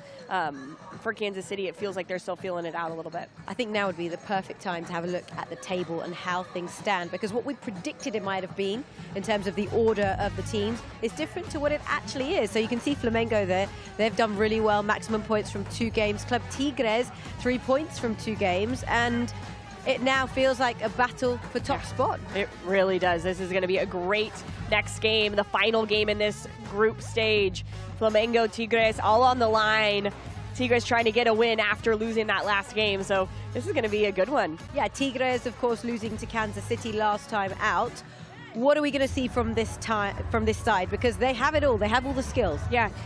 Well, their tactics of finding Maria Sanchez tend to work. So I think find Maria Sanchez as much as possible. She has put in a lot of minutes, but it's cooled down again, Seema. So I think that the players are going to be able to feel a little bit lighter when they're out on the field. Defensively, I feel like this Tigres squad has really held it down. But they're going to have to watch out because Flamengo does a they're really aggressive in their positioning. I feel like they send so many players forward, which can be a benefit if you're Tigres. If you leave somebody a little bit higher, offside, sneak them up there, almost play with a player cherry picking to see if you can go quickly and transition the opposite way. They obviously have Maria Sanchez, top goal scorer, 5 goals across today and yesterday, which surpasses the top goals scored by a single player in Estoril, which was 4. I mean, she is just their weapon. Just as you said, get the ball to her. It's wild because you know she wants to go to her left foot, but it's that little dip of the right shoulder. You have to respect her right. She did score 1 goal with her right foot. She did. But it's that little play where she just dips. She'll do a scissor. She'll get you off your footing if you're a defender, and then it's her shots from anywhere. She can execute from the sideline. We've seen her score, dribbling in centrally. She has so many different weapons that you have to respect it. What do you think they would have done with her in this little break, like rest, ice bath, massages? They're like, what do you need? We will give it to you. Well, according to Tobin, no rest. It's not about rest. Well, Why? Tobin never needed rest, so. She didn't, did she? But it will be very, very interesting in terms of the style of play. What do you think we will see in terms of when these two teams go head-to-head? I feel like it's going to be similar styles of play because they both are 1v1. They can execute in those situations. Both of these teams are very comfortable with the flair, with a little bit of jazz on the ball. So I'm expecting this Flamengo team to bring it as they have. Cristiani with the flicks that she has. Ju Ferreira has been excellent for them, as has Glaucia. So I think this Flamengo team is going to feel confident at where they're sitting right now. But we have seen them all tournament long do a really good job of staying in games and finding a way at the end. Like I think they want to go perfect through this group stage. And also, I think what we've learned from Flamengo is the tactics that the manager instills. And I think a lot of teams could probably adopt some of that. We've seen it happen, but they're very, very clever. And I guess they've got to kind of watch out for that. Yeah, well, that's kind of half the game, right? Is figuring out what the tactics are. They don't want everybody else to steal their tactics, but this Flamengo team has done a really good job. I liked how they, we know they're going to push if they're losing at the end of the game. They switched goalkeeper for a field player earlier. This is a team who can spread the field, create those 1v1s, even drive the ball centrally to that target player and play off the target player. Those are a couple of the things that they've really liked to do so far in this tournament. We've seen a lot of penalty shootouts across the day, haven't we? I don't suppose either team really wants that to happen. You want to settle it in. That's why I like that last goal, right at the end. That's very cool. Very, very exciting indeed. Overall, how would you sum up what we've seen so far today? It's been a lot more tense, it feels like. Yesterday, I think everybody was trying to figure it out, and now the games have been tighter. There's more on the line, right, as you get closer and closer to the knockout stages. But it's been excellent football. I think we've seen some real moments of brilliance. Really good defending. The saves off the line that we've seen, the goal keeping that we've seen has really stood out today. And now it's all or nothing. You've got one more game to play. Can you figure out a way to get into the knockout stage? Big incentive in this one. Of course, it's a battle for top spot. But remember, the team that finishes top in this group will play the team that finishes second in Group 2 in that semi-final. So, of course, both of these teams want to give it their all to top that group. Yeah, I know. And now I'm racking my brain as who that could be in the other Exactly, group. we don't know. It's all settled by the close of play tonight, which is why this has actually gone down to the wire. Makes it so exciting. Yes. That's the point of this tournament, right? It keeps it fast flowing. It's really, there's so much happening all the time. Loads of goals, so much on the line. And so it keeps you tuned in as a viewer, as a spectator, as a broadcaster. We're loving it. We are loving it. And look, it's so nice to see how relaxed the players are looking right now as they stand ready to do their walk-ons. They really do, don't they? Yeah. It's amazing. Well, actually, let's have a look at Group 2. So I just wonder, who might they prefer to face? Oh. There's no easy match, really, is there? No, there's not. San Diego putting themselves in a good spot after those 2 wins. But Club America, I think, were the performers of the day yesterday. Don't get a victory against San Diego earlier today, but with one more victory, they could put themselves in that secure the second spot. And that would be a tough matchup in the second or the knockout round tomorrow. Absolutely. Wow, so many intriguing ties everywhere you look. And by the way, the fans have been sensational. It's really filled out today, and every single time I'm looking at any of the fans in the stands, they're doing that. They're all dancing, as you were, by the way, at the break. Yeah, we might be dancing too, right? We were doing the YMCA at times too. We did it. We committed fully. We'll do that again a bit later, hey? Well, look, we'll leave the fans to do the dancing and the players are ready to do their walk-ons. I'm looking at referees, by the way, doing a bit of a salsa right now. Let's head straight to the commentary box for our next match in the company of Casey White and Jess Charman.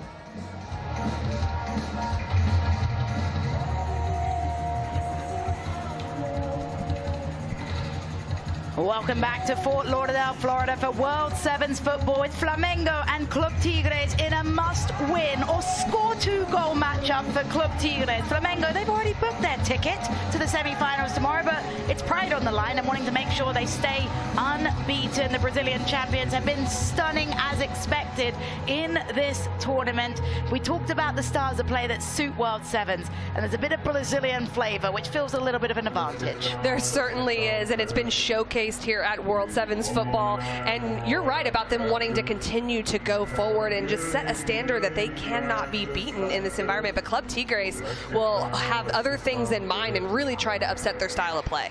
Casey, you're a former coach at a very high level. You've coached youth national teams. You're UEFA licensed as well. When you're a side like Tigres that is very aware of the permutations, they have that advantage. They know they need to score 2 goals to pass on the goals scored category, or they need a victory for 6 points. Does that affect the way you coach your team at all? I don't think as early on it affects very much. You still have to go after it. It seems like a short game, but it's a long game. So you can take the game into your hands by playing your style, and all of these teams have the confidence they can do that. So I don't expect much difference in the beginning. Where you might see it is as the game goes on and from some individual perspectives, just decision-making in front of goal.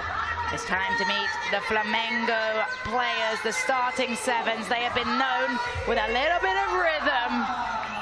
And we're seeing that rhythm right now. What a lovely start that is, you and me. We would not look nearly as fluid as that, Jessica. It could be us two doing it, but it's not going to look like that. We're nearly as athletic right now at this stage of our careers either. I like this though, they've got a game plan. All of the subs are meeting the starters, and it's sending a message of unity for a very successful team. Definitely, definitely. It's coordinated, they've planned this out. I think you like to see a little bit of fun with that, keeping everyone involved, and then just all creating a little bit of a tunnel we're starting to see come into play as well at midfield. But it's not just a tunnel, it's a dancing tunnel as the goalkeepers meet as well. There's a change in starting goalkeeper. Vivi Holzel, who had 8 saves across the first 2 games, will see the bench. Carol Alves will be the starting goalkeeper, which is a great experience for them as well. This tunnel brings me back to my youth soccer days and all the team unity you have as a young player. So much fun, so nostalgic. I love it. And what about when the birthday beats came through as well? You got to run under the tunnel. We see that at all levels of the game as well. Well, that is Flamengo. It's great to see these Sellies. They are bringing the energy, they're bringing the smiles, and who wouldn't be smiling when you're unbeaten? How long does this tunnel go off for, though? It's a never-ending They might be tunnel. going all the way to the inline there. You never know. Oh, they got stopped. Well, they tried to. Well, they got stopped because it's time to meet Tigres. Tigres, the most storied side in Mexican female soccer, led by Pedro Martinez Lausa. They're coming off a really tough defeat on penalties against KC, looking to bounce back. They very much, though, understand their destiny, as we've talked about. They've also made a change in goalkeeper, with Cecilia Santiago getting the start ahead of Itzel Gonzalez. And all smiles from the Tigres players. When you have been playing the way they have, even though they suffered the penalty kick loss, they do have their own fate in their own hands. That's a good feeling as a player coming out to the pitch. And they haven't struggled at scoring goals, and they haven't struggled scoring goals because of one of that player, Maria Sanchez, who did see a penalty saved in their last matchup, but scored a hat-trick in the opener against Toronto. Unbelievable player, unbelievable left foot. Love watching her play. Speaking of unbelievable left foot, she just took her shoe off of her left foot, so that was a perfect segue, Case.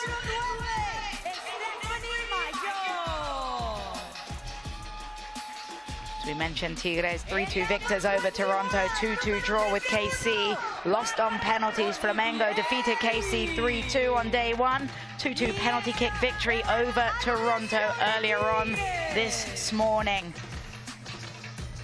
As Flamengo and Tigres set to battle things out as the face-off begins. Tigres in the purple, Flamengo in the white.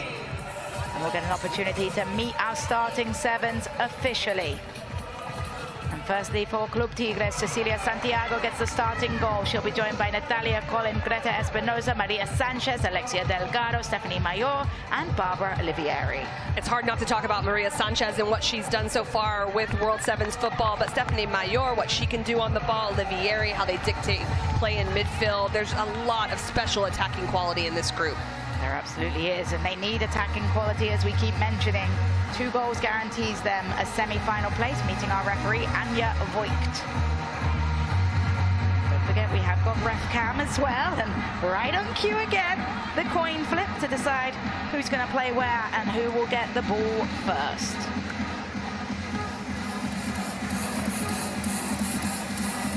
It's all smiles for now, but game faces will be on as we get a chance to see the starting 7 for Flamengo.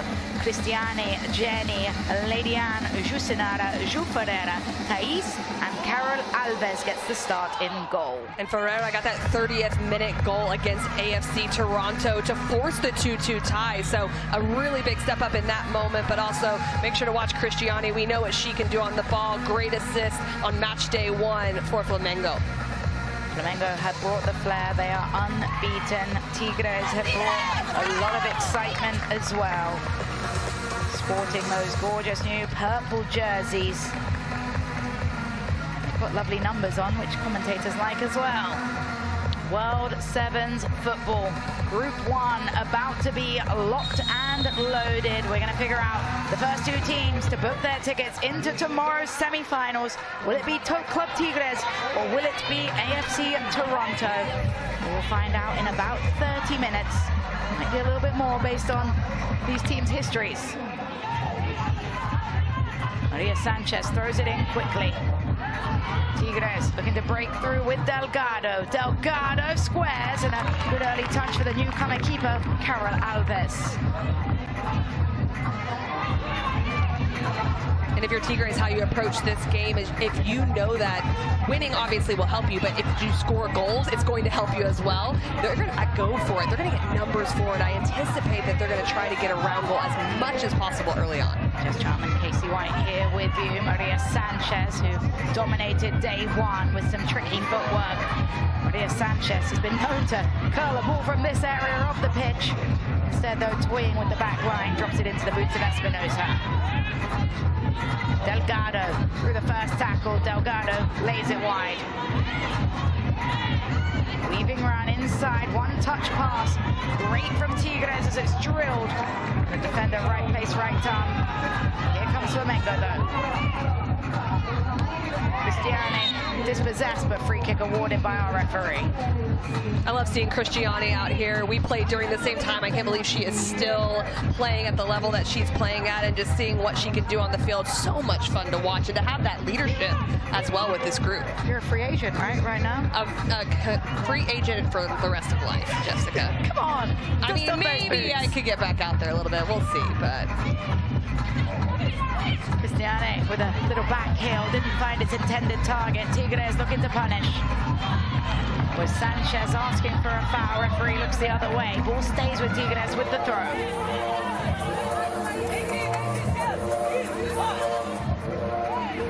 Espinosa into the box, blocked. And here comes Espinosa again.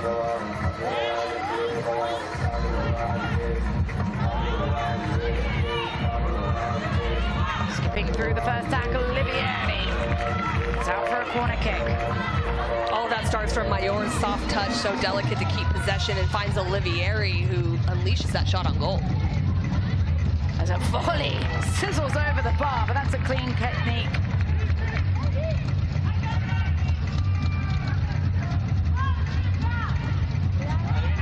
Really nice service. Good contact on the back post area. Not quite able to get her whole body over the ball to be able to direct that down on frame, but still very nice corner kick opportunity. Here comes Flamengo, laying off the pass, a little dip of the shoulder into the box.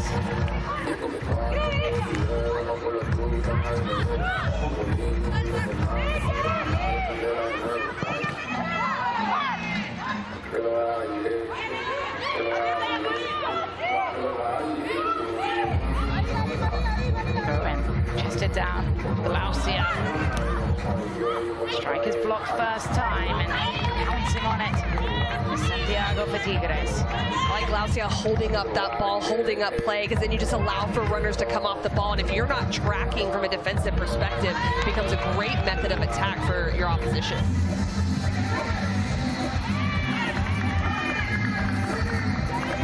Coaches watching on, including Jose Jr. on Flamengo. Has watched his side be extremely successful so far in this tournament. And here on a promising attack as well. Misses the target, Maria Sanchez back to defend. Launches the ball forward. To create an attack as it's scooped up, an easy grab for Karen Alves in goal.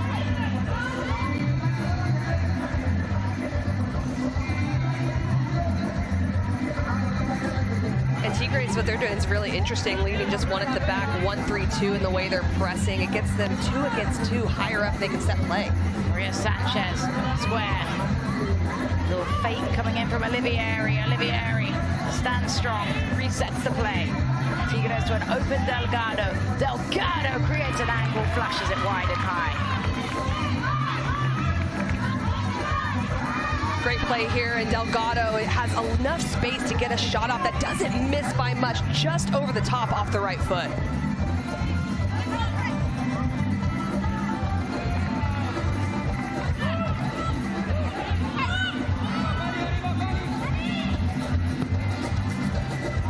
Long ball, looped forward, cushion down, big strike away.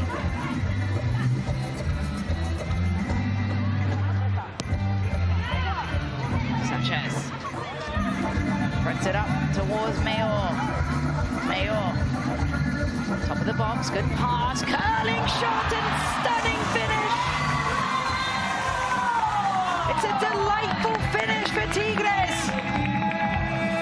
Maria Sanchez just can't stop scoring.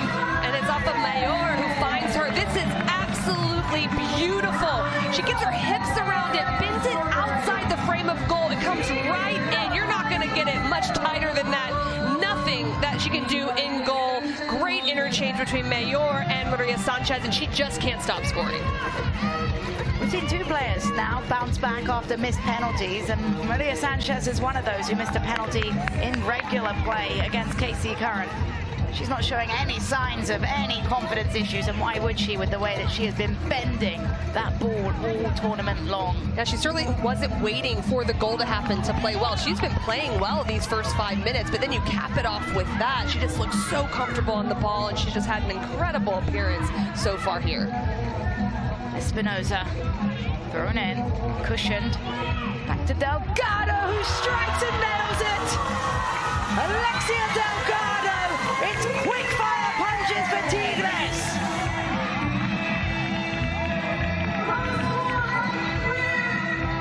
Both of these goals just come down to very high-level strikes. Delgado in this moment, again, she's facing the sideline. We just saw this with Maria Sanchez, but it gets in that near post area, not coming across to cover that space, gets the power on it, and just gets it right on frame for a great finish.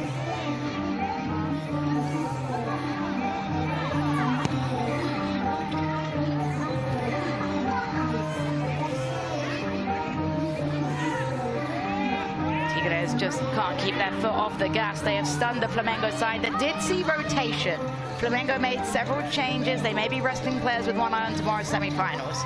And they definitely will compete and want the 3 points out of this game, but you have to be strategic. When you put yourself in a position that you know you are able to advance, then you have the luxury to make some of those decisions on how you manage players. There's a throw in, flicked in, cushioned by Cristiane. Cristiane. Lais. Laisa asking for some sort of deflection, and it does stay with Flamengo. A penny for the thoughts of the Tigres coaching staff and Pedro Martinez Losa. It's a dream start for his team, but they'll have to defend. They do so well.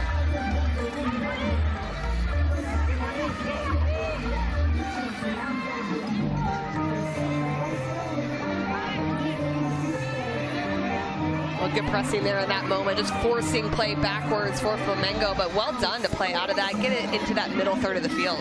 Give it out, just launch it long in the end. And you got to win second ball. Say midfielders, forwards, come back, win this bouncing ball in here. But now it's Tigres that comes away with a bouncing ball. Is Jennifer. Jennifer lays it wide as it's hung up towards the back stick and headed away by Flamengo.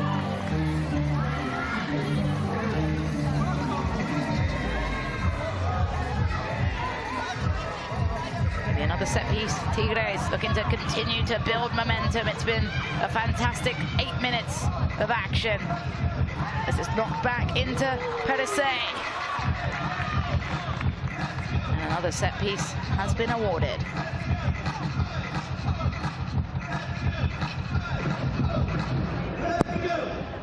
Perez, cross, big save! An agile save by Carol Alves as she flies across the goal. Wonderful goalkeeping in this moment, coming across, making sure that she can cut the angle and also has the strength to get it over the top of the crossbar. Another corner. This is 3 in quick succession for Tigres. It's crossed in, headed away, but still alive inside the box. Just no nonsense clearance up towards the chasing Cristiane.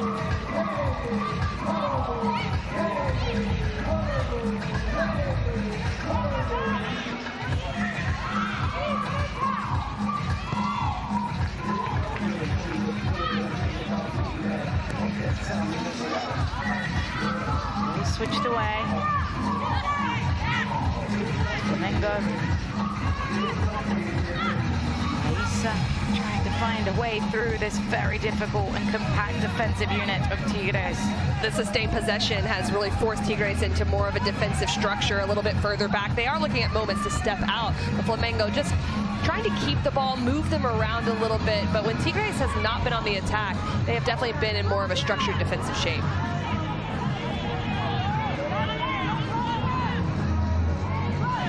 And Jessica, that's part of the tactics we were talking about earlier. When you know you need a certain amount of goals, you have to pull out a win.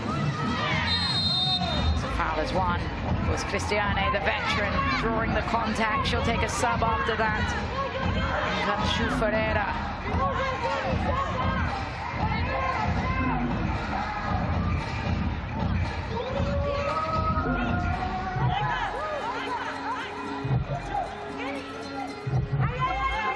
This is a big moment for Flamengo right here as they line things up. They'll want to take this opportunity to try to either find an open shot or just put it into an area that causes chaos in front of goal. Set pieces have been used really well in this tournament so far. It's Jusenara standing over with the left-footed option. Jusenara curls into the hands of an on-watching Cecilia Santiago, and she instantly kicks it forward, looking to unleash Cruz. Too much on it. Well, that's a really big opportunity as well. Important to make the save on that end because there were players that were crashing into the penalty area. Now you're starting to see a little bit more transition as well, looking for that more penetrating pass to cause problems for the opposition's defense. Here they come with Thaisa. Thaisa, lovely footwork, resets.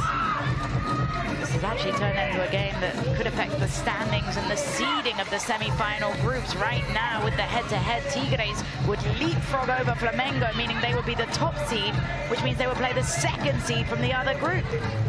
Well, it's constantly changing, and there's so much time left in this game. You don't know exactly what's going to happen, but if you're Tigres, you're happy with this. And it's allowed them to go into this defensive shape, which is really a back four with 2 up front, but then they just step out and press in the wide channel. So they're taking that more defensive shape because they have the 2-goal lead.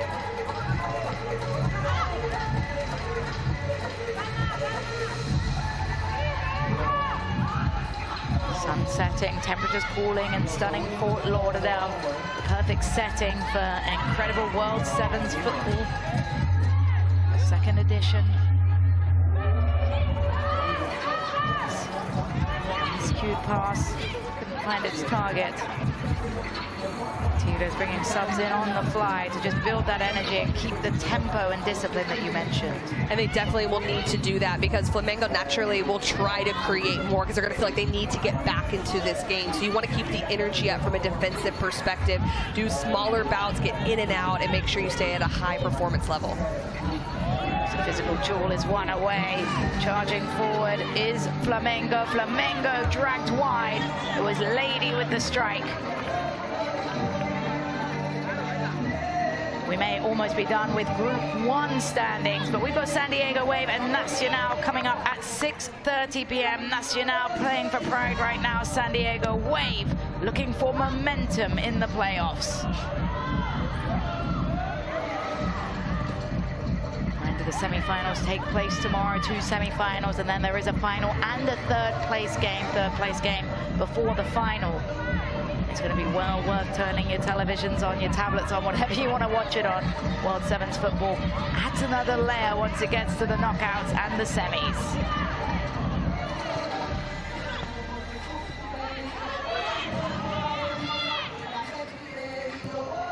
Tigres just stringing passes together for fun at this point, displaying all of that 5v2 they've been practicing. They certainly are, and Flamengo is putting pressure higher up the field, but the comfortability on the ball, they're able to evade that pressure and look to play more forward. And there is that forward ball. It's headed up into the air. Goalkeeper coming. Good feet there by Carol Alves to make sure she didn't step out of play. Good awareness as well.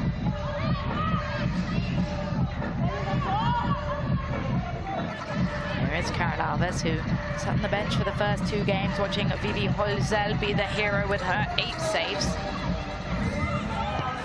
Shows the squad depth that Flamengo has. Some nifty footwork from Tigres, coming away with it. Pass from Villapando, just overhit. And that space that they're trying to penetrate into in that moment is where they need to go. Ferreira, if she can continue to dribble in there, that's a space that Tigres is giving up. It's actually right in front of their 2 center backs. So I'm interested to see if they can try to get a player to hold possession a little higher in that central area. Under a minute remaining in the first half of action here in our final game of Group 1 play. Tigres and Flamengo. There's a catch and a foul on the back of the heels of Jenny. Delgado wins the free kick for her side. Just that little clip at the very end, just trying to press. That's going to happen sometimes when you are pressing forward. Not only you're going to commit fouls, but you hope that you're able to swipe one of those balls, go in transition while your opposition is in a more expansive shape. Waning seconds of this first half. It has gone exactly how Tigres would have written it.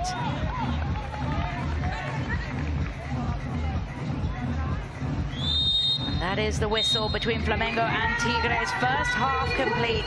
Tigres, courtesy of 2 bangers, have a 2-0 lead. Maria Sanchez and Alexia Delgado have scored golazos to put us in a 2-0 lead for Club Tigres over Flamengo through the first 15 minutes of play.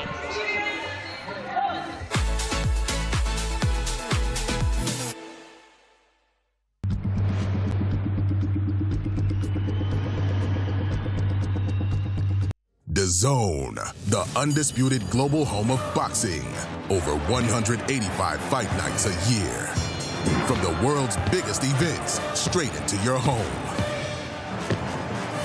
The kings, the chaos, the comebacks. From weigh-ins to walkouts, inside the corners, raw reactions, expert analysis, behind the scenes, top commentary. Watch it your way, anytime, any screen. On your phone, on your couch, on the move. You don't just watch it, you live it. Because passion doesn't take a round off, and neither do we. It's the glamour division of boxing. Show for the ages. This is intensity at its best. Champion of the world. DAZN, the undisputed global home of boxing. It's one of the Serie A classics. It is quite simply Juventus, Roma. Topic once again. A real statement. Yildiz. Juventus to tiptoe into the title race.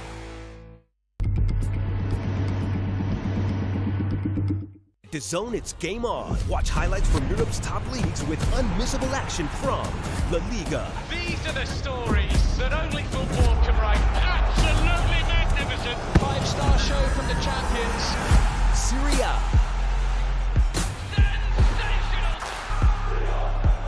One to take, one to hit. Bang! Bundesliga. Stunner of a strike.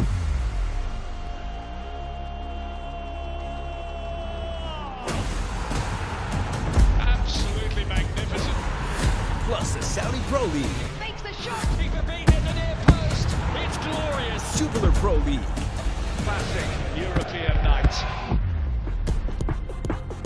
Here's a chance for a goal and he takes it. And relive iconic moments with FIFA Plus. Maradona-esque. It's magical. All in one place, all season long. Watch now on DAZN.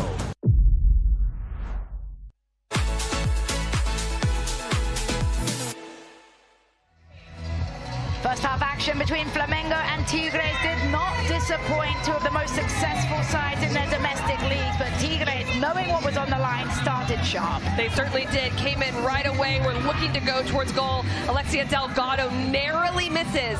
Keep your eye on her because she shows up later in this first half. But at first, it's Maria Sanchez. Takes a good prep touch. Has to get her hips around it. This is the 1-0 lead with an incredible strike from the forward. You foreshadowed what was coming next, though, in terms of goal scoring. Maria Sanchez has a worldie. What about this one?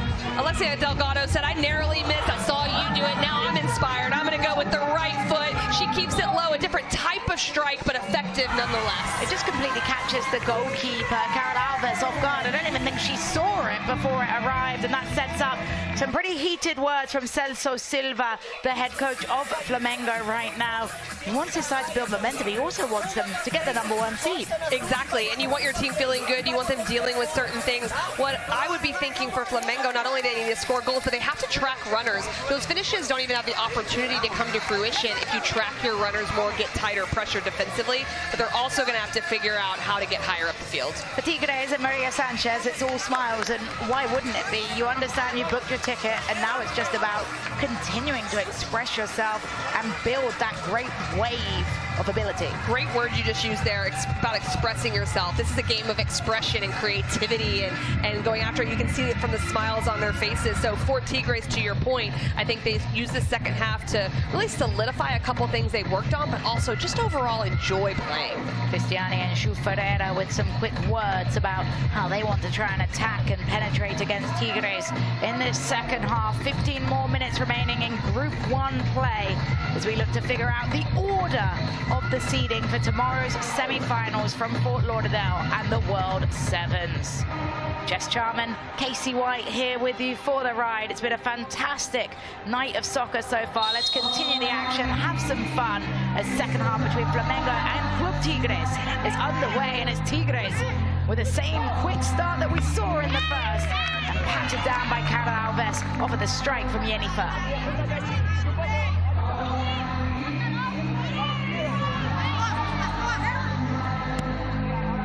Direct ball forward off the keeper's boots, chested down by Usinada.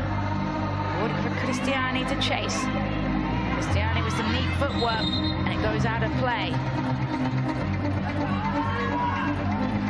Cristiani will take it short. It's dispossessed again and falls for Jennifer.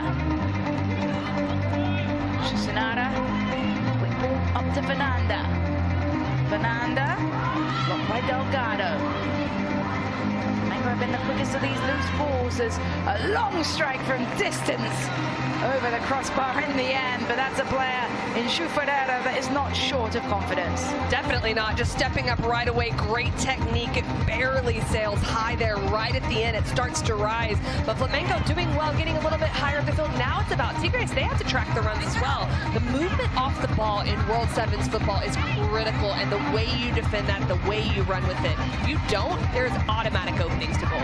Just like mindset, also very important. Tigres can't afford to get complacent as Carol Alves puts up an apologetic hand, caught under that pressure, just couldn't find the pass.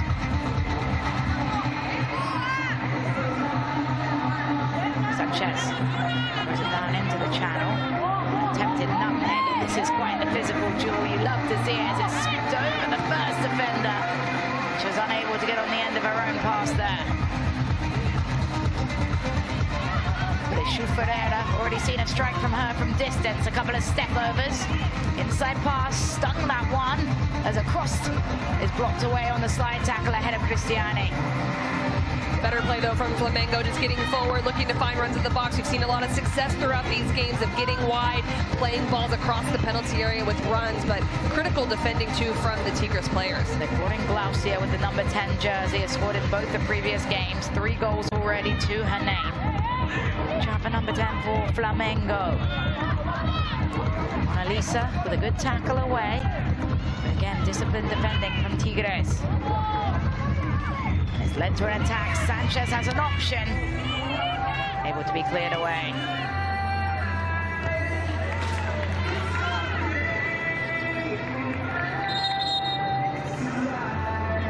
Cristiani just taking a couple of liberties with a few steps forward. Why not? Sometimes you just need reminders as a player. I would be doing that too. You're in the heat of the battle and competitive.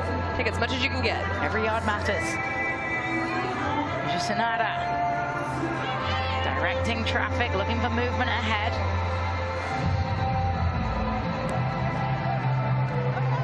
Raisa rolls over. What technique that is, a soul roll into Cristiani. Drops it for a driven strike to flex. And Cecilia Santiago had to watch that one move in front of her. Those deflections cause problems. Jene getting a little bit forward up the field. You go one way as a goalkeeper, it goes another. It can be incredibly difficult to manage. Here comes Glaucia. Star player just didn't have the legs after a heavy touch on it.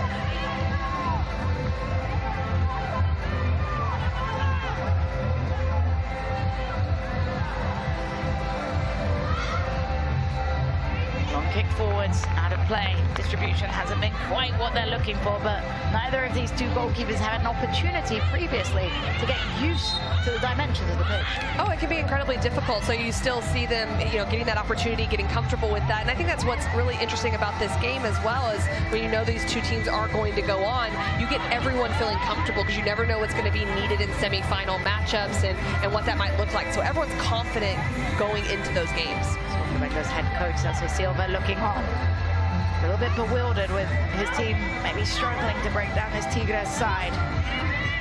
There's been not all cruise control. They faced some struggles, but they haven't been able to score. A handball. Barbara Olivieri wanted the free kick so much that she fell on the ball and ended up giving away a handball. It happens.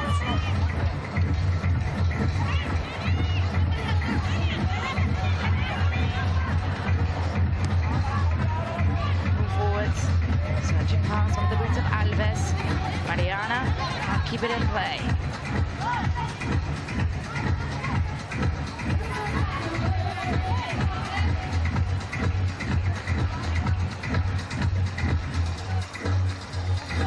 Down the channel. Thrown by Belen Cruz. Cruz able to earn the set piece. There's no real need to force it. They can just keep it if they want to. Obviously, the service is always a good option. Cruz hangs it up in the air. Blocked up ahead by Correcta Espinosa. Textbook set-piece magic from Tigres gives them a 3-0 emphatic lead. Great technical execution from Greta Espinosa, but the clip ball I really like as well from Cruz. She just lays it up there. Flamengo is not organized, and they've been so good in the 1v1. Nothing that Alves can really do in that moment. She has no pressure on her for this header, and it goes straight down into the ground to make it incredibly hard to keep out a goal. It seemed like Flamengo was defensively building, but that is great set-piece work. Laisa into the box. Glaucia hangs it up. Nobody on the back post, but it does deflect off a Tigres defender and out for a corner kick. Let's see if Flamengo can whip up their own set-piece magic. So they drop it back. They actually have put a sweeper keeper in goal right now. And it's worked as it kisses the post. Another strike deflects. I like that, though, because you just create that natural overload if you have someone that is comfortable going forward. It's good that they're able to try this as well, and knowing that this might be something they need to use if they're going to get through this tournament. It gives you 7 true outfield players. I'd like to see how she takes a parry. We'll see. Both teams are already through, but it is about the seeding right now, and Flamengo perhaps understanding that there's 9 minutes at the clock, they have to throw everything in the kitchen sink at it, and that's what they'll do as it's top of the box. Glaucia can't get there, and a wayward strike off the boots of Laisa. Well, and that's the reason I bring that up is, of course, as competitors, you want to win, you want to finish top of the group, but that kind of move is more about thinking about every single thing that could happen as they do advance into the next day, that they may need to use it. So try it right now. Not only will it help you in this game, but potentially in the future. Hey, that's a good technique. I'll take that every day of the week as a goalkeeper coach. And here comes the player that is subbed into the goal. As it's over to Mariana.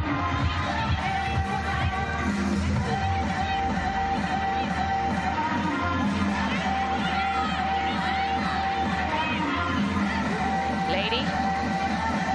Channel. Mariana.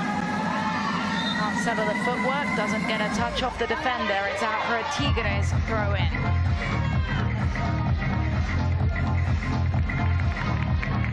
We do see some movement from Alves on the bench that she might go back in if it's needed, if Tigres is able to get possession. But this change has made it tactically much easier for Flamengo because they're keeping the ball much more often. So allows you to have that extra player. I've seen goalkeepers do that though, and it's given away, not able to be punished.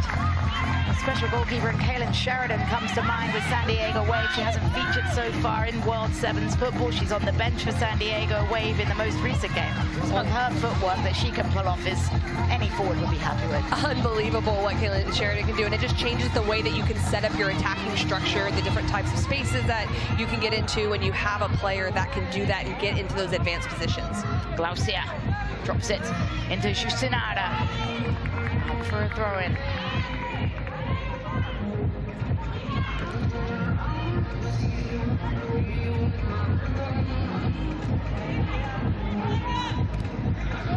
Pass, great distribution, crosses high in the air, too high for the leap of Laisa.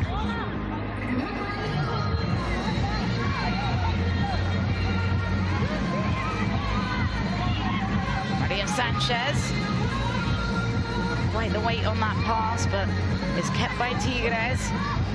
This is cushioned down, well done by Yennefer.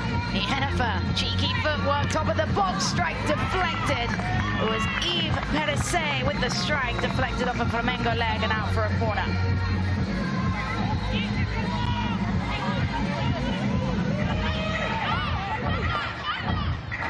Saw a fantastic set piece lead to a goal moments ago. Perese floats it again.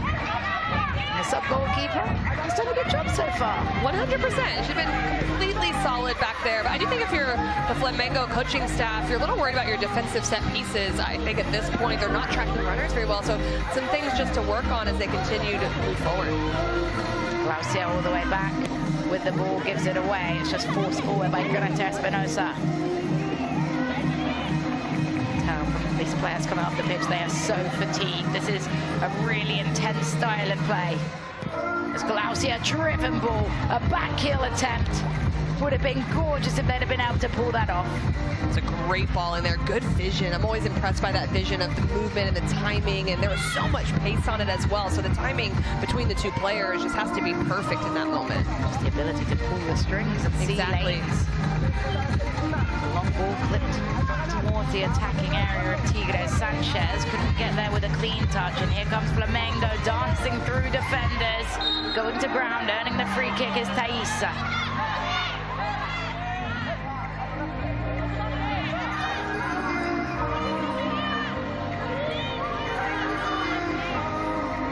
Flamengo set piece, Glaucia stands over the top of it. We've talked about her distribution, slots it out. Cristiane does not miss by much. Thumbs up because they were on the same page completely. They were, and Kashani wanted Fernanda to come off of her, play off of her shoulder here. It just skips a little bit by, but it actually almost sneaks into the goal. She wasn't looking to go to goal there. You could tell by her reaction after she wanted to connect. Loving the development of these set pieces, how to use free kicks, different techniques that we're seeing the players get used to, really. Laisa. A bit of a step over, cuts through the nutmeg, tries to force the nutmeg. It's really well defended by Tigres. And in the end, it is a free kick, and rightly so. Cristiana Farrell with some really good defending. It's Andrea Hernandez that is down on the ground now for Tigres. She took a little contact defending here. We'll get another look. And that was just tough there. Multiple people in that moment. Laisa putting the counter pressing on in that moment, causing her to go down and taking a bit of contact, whether it was from Laisa or her own teammate. Andrea Hernandez was holding her head, so referee, a right to take this slow, right to make sure they're checking everything correctly. It's a good time to revisit the impressive performance from Tigres in front of goal, though. Their 3 goals are spectacular, but all in very different ways.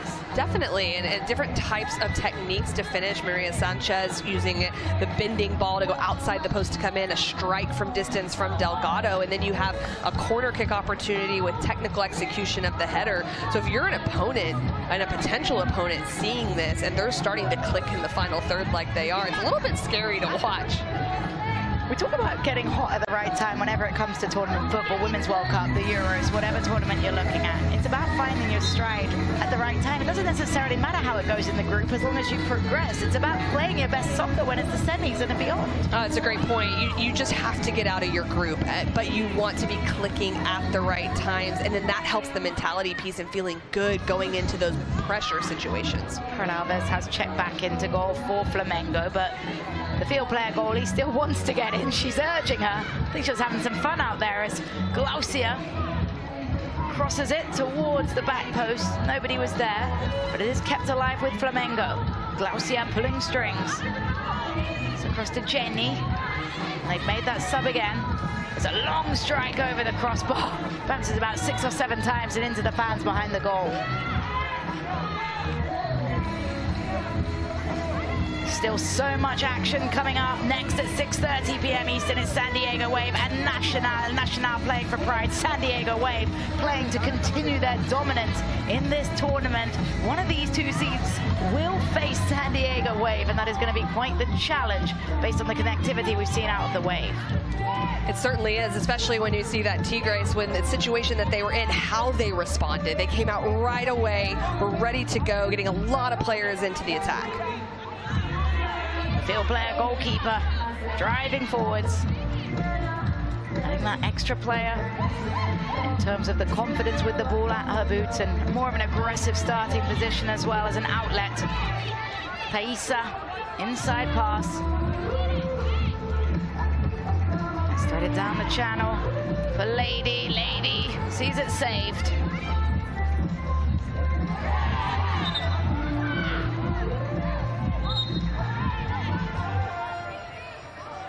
Time ticking down, just over 2 minutes remaining in this final match of Group 1 action. As the ball up the channel, cleared away.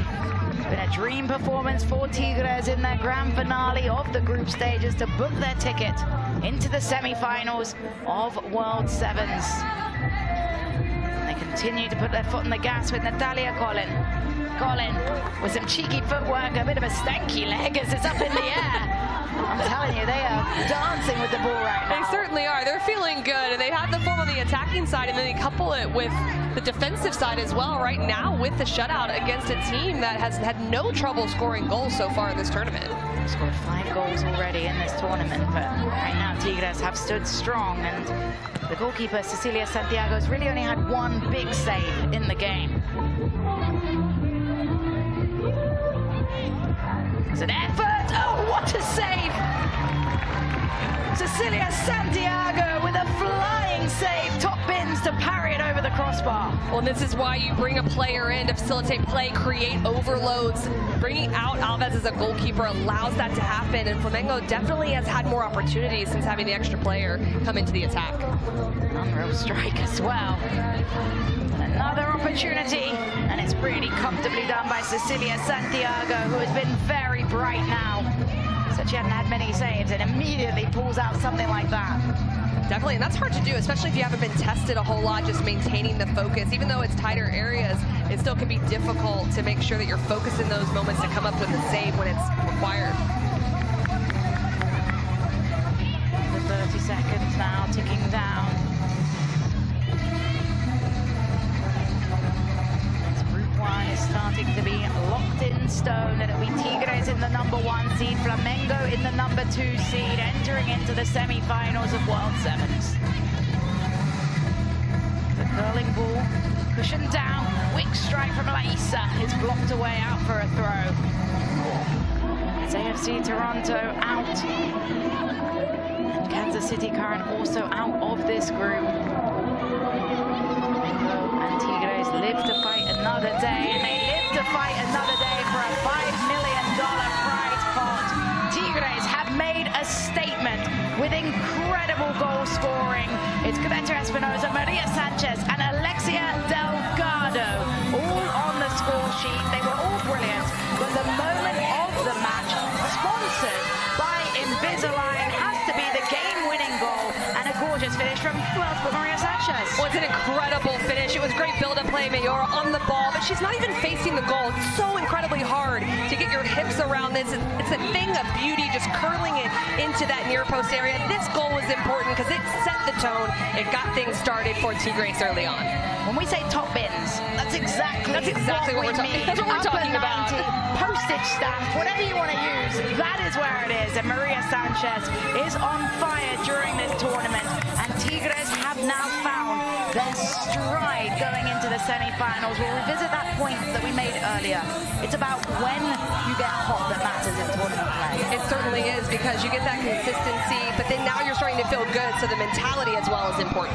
Tigres book their tickets into the semi-finals. Flamengo defeated, but they will still have a spot in the semi-finals, only at the #2 seed. Final score, Club Tigres 3, Flamengo 0. We've got more action coming up next.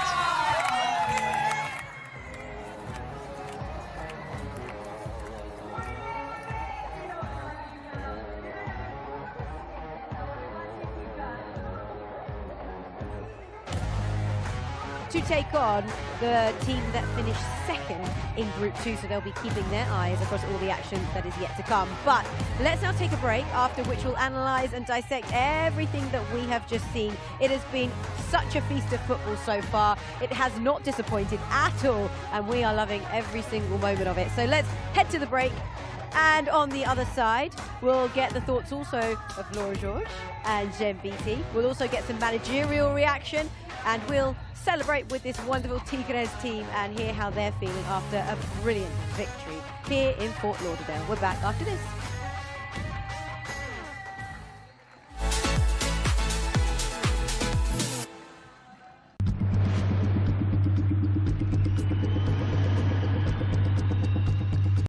The Locker Room, the new home of DAZN's boxing content. All your big hitters, all in one place. I am not going to stop until I am pulled off of this guy. The Locker Room takes you further than the ring. Daniel, don't disrespect me. Daniel, don't disrespect me. I'll put this church. Where rivals collide before the bell. I personally think you're a bit of a I don't really like you. Where legends are eternalised. Welcome on board the rivalry line. And prospects rise. I do not want to be average. I fear being average. More exclusive content than ever before. Look at that blood. You remember what's coming. Welcome to Inside the Ring, boxing's official show of record. I'm your host, Max Keller. Where boxing lives, breathes, and never stops. I never thought being with Matchroom I'd be doing stuff like that. Weekly content from all your favourite creators, promoters, and influencers. The Locker Room, only on DAZN, the global home of boxing. We are talking about World Sevens football. 8 teams, 7-a-side games, half the size of a usual pitch. Rolling subs, no offside. It's going to be fast and feisty. Wow! The revolutionary Grand Slam style tournament. Absolutely sensational. The mother of all matches, Napoli against Juventus. Somboakisa on fire!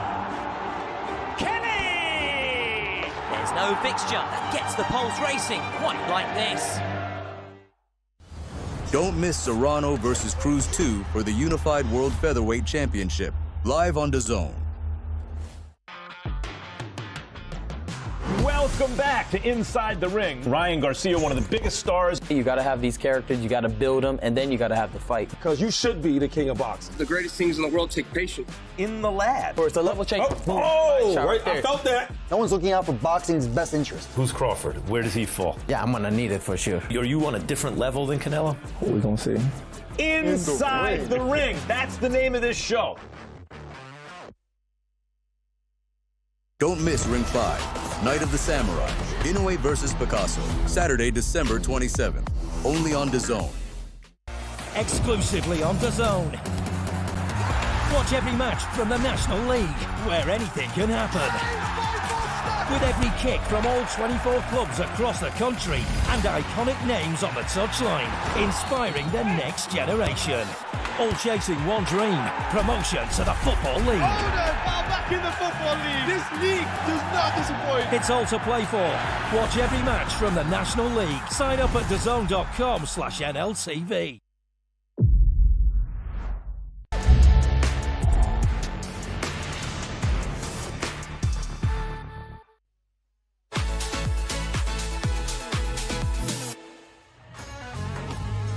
Hello and welcome back to Fort Lauderdale, where the football is coming thick and fast. You can catch lots of European football across our platform, as you can see. So if you haven't had your fix of football, well, you can enjoy it all live on DAZN. And here we are, definitely enjoying the football here in Fort Lauderdale, as is Pedro Losa, who is the manager of Tigres, who have been the team to beat. Laura George joins us as well, Jen Beattie as well. But first of all, Pedro, congratulations. Your team are the highest scorers, and they have topped the table comfortably now through to the semi-finals. Well, never comfortable, but it's exciting. We enjoy scoring goals. I can see that I'm happy that everybody could understand what Tigres means and what Tigres is about. How much have you enjoyed this whole experience? Well, it's been amazing. Obviously, we spoke about after winning the championship, an incredible scenes at our stadium, El Volcán, with the best fans in Mexico, who are the incomparables. Now we are here enjoying also a kind of international experience and other tendencies and other environments with other teams is amazing. Yeah. And we've talked a lot about the players and how they've had to adapt tactically, but as a coach, you must have had to adapt as well. How has that process been for you? Well, I think for me it's more about supporting the players, helping them. I think you can see a big difference in the team between the first match and the last match, so that's what we expect, that they have been growing in their confidence, their capabilities individual, but also how they compete as a team. Pedro, you were telling me a little something earlier off air about a tiger is never dead. Can you explain that a little bit for me? Well, you're going to understand quickly. It's like a Scottish har. Now you know. I know. You're half Scottish. But yeah, Tigres is a special club with the fans. Incomparables never stop supporting us, and we had that one in our heart. We say you never consider a tiger dead until it's dead. And we are showing every single day. The players always give everything on the pitch, and we feel very proud of that. Now, Maria Sanchez has scored 6 of your 8 goals, and she scored an absolute worldie today. How good was this goal? Have a look at this. Yeah. It must make you proud, though, as a coach, to see this. Yeah, as a world-class player who they have the capability to show in the big moments, yeah. She just has this ability to be clinical. I think that's what's really shining through. Whenever she gets a moment, it's from sheer individual brilliance, which is what we all want to see from this tournament. Can you coach that? No, I think the talent is born, but what we can coach and we can have is to facilitate the role in the team and the confidence for her to try once and once. When we can see the highlights when she scores goals, but also we see not consider when maybe she doesn't. I think for not only Maria but all the players to grow in the team on her, that confidence and to be the best version. Alexia Delgado with the second today. What's it been like having her in the team? She's such a key part. Sorry, I missed the... Alexia Delgado, second goal scorer, such a key part of your team. Yes, a very humble player, and that role never recognized enough, but he's a player who worked for the team. She's very generous on her effort, but also the goal was one of her best capabilities. Your shooting practice must be unbelievable in training, but a biggest thing that's coming across for me, there's confidence to take shots from anywhere, because the distance is closer to the goal. Is that being talked about in training or behind the scenes? Yeah, obviously the distance and many details, we will try to grow on that, but I think the players, especially in the second match, they could feel it. So then when we arrived to the distance, look at even half of the pitch is almost inside of the box in the 11-a-side game. So we try, and we had players who can do it, so it was good, yeah. And Laura, you know what, I'm really looking forward to hearing your thoughts overall about this tournament, but just how impressed have you been with Tigres? You know, I'm really happy. First of all, to see coaches who have been to France and to see them continuing to evolve. It's been, I didn't know much about Tigres, to be honest. You know, we know about Hermoso, I know about Ave, who I used to play with. Yes. But now to see the girls how bold they are, like to take all those shots. This is what it's all about this tournament, is to showcase what we don't see when we are in Europe. And I'm really happy to see the girls like taking shots, feeling more and more confident. They do feel more confident. I wonder as a coach whether you notice the difference. Are they playing with a lot more freedom? Are they more relaxed? Is this bringing the best out of them in some way? That's one of the first things. Obviously, there is pressure because we want to win. When we go to a football pitch, every competitive player we have here, there's no other way that you play to win. But no pressure, just to show a little bit more. Just I only ask them just the efforts to recover the ball back if we can. But that's just the coach. But just they need to enjoy, to go forward and try things. I think that's a good part of this tournament. Well, before we let you go and speak and celebrate with your team, let's have a look at goal number 3. This just sealed the deal, didn't it, Pedro? Yeah, Greta, yes, he always used very well the trajectories, he chose the trajectories, and yeah, I think she's one of the best players for us. We all say how important set pieces are, even in 11-a-side. Are they just as important in sevens, or are they looked at a little bit differently? It's a little bit different. I would say I'm like a mix between futsal and 11-a-side, but this is a probably 11-a-side goal. But also we can see in other teams like trying to attract players dribbling 2 versus 1, so it's good to see. I saw you celebrating. We've been talking how good celebrations are this entire tournament. If you were to have a walkout like the players do, what would you do?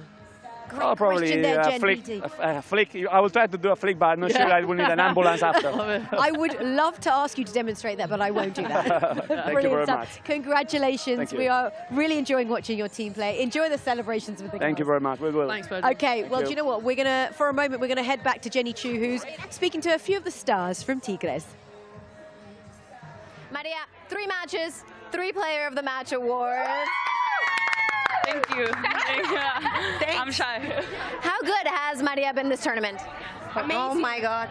Amazing. Send the ball to Maria and she's going to score. We don't have a problem. Massages.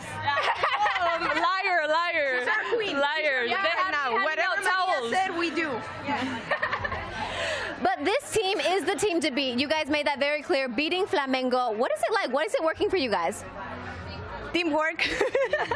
Working together. Yeah, I think our mantra always. Yeah, I think having fun. I think everybody has been having fun, making jokes in the locker room. Obviously, we didn't like to lose against Kansas, but I think our mentality in the locker room was to enjoy, and that's exactly what we did. Yeah. How has this format brought the best out of you guys? I know you already won the league, but just see you guys out there is fun to watch. I think the spirit of the team was really good. This tournament is a joy because we can show our talent and we can enjoy all the matches, and it's fun to be here. Yeah, our mindset was to just have fun and just get out and enjoy. So obviously, there's a lot of money on the line here. Is that even talked about, or are you guys just having fun? We literally have not talked about it. I mean, to be fair, we didn't know about that, and we are just having fun, and we want to win because we are a competitive team. Yeah, but we all would love a great bonus, I think. Christmas is coming, you know, so wouldn't be a bad way. On our lake. Yeah, we need to make a contract, because... All right, guys, have so much fun. Thank you for the enjoyable. Arriba Tigres! And that is exactly why we love this tournament so much, because it just brings the best out of the players and they look like they're enjoying it. And yeah, they're going to talk about the money. Of course they're going to talk about it. Amazing. I mean, we're all talking about it. Yeah. It's one of the amazing things about this tournament. We've talked about opportunities for players, opportunities for clubs to showcase what they're out. And I think it was Tobin said, make money too. And I love that. They're saying that and being honest about it, and 100% credit to them. They look like they're having so much fun. They do. I don't think I've ever seen, how many times have you seen a post-match interview with like multiple players in there laughing, joking? And you know, they've had a loss as well, so they've bounced back from it. But you love to see it. Smiles is what this game's all about. All credit to the World Sevens team behind the scenes, that we don't get to see all the hard work that goes on, and Laura George is a big part of that team, and it's just so lovely to have you with us. Overall, how much have you enjoyed it here in Fort Lauderdale? You know, this is part 2. We are still enjoying it, and it's true that there's a big team behind the scene who have been working so hard, because the organization has been during 1, 2, or 3 months and everything went really fast, but we are enjoying it. And what we love the most is to see people being happy. Yeah. Like seeing the kids, like enjoying it with the players, seeing the technique, seeing those goals, and people enjoying the tournament. This is what we expect from this.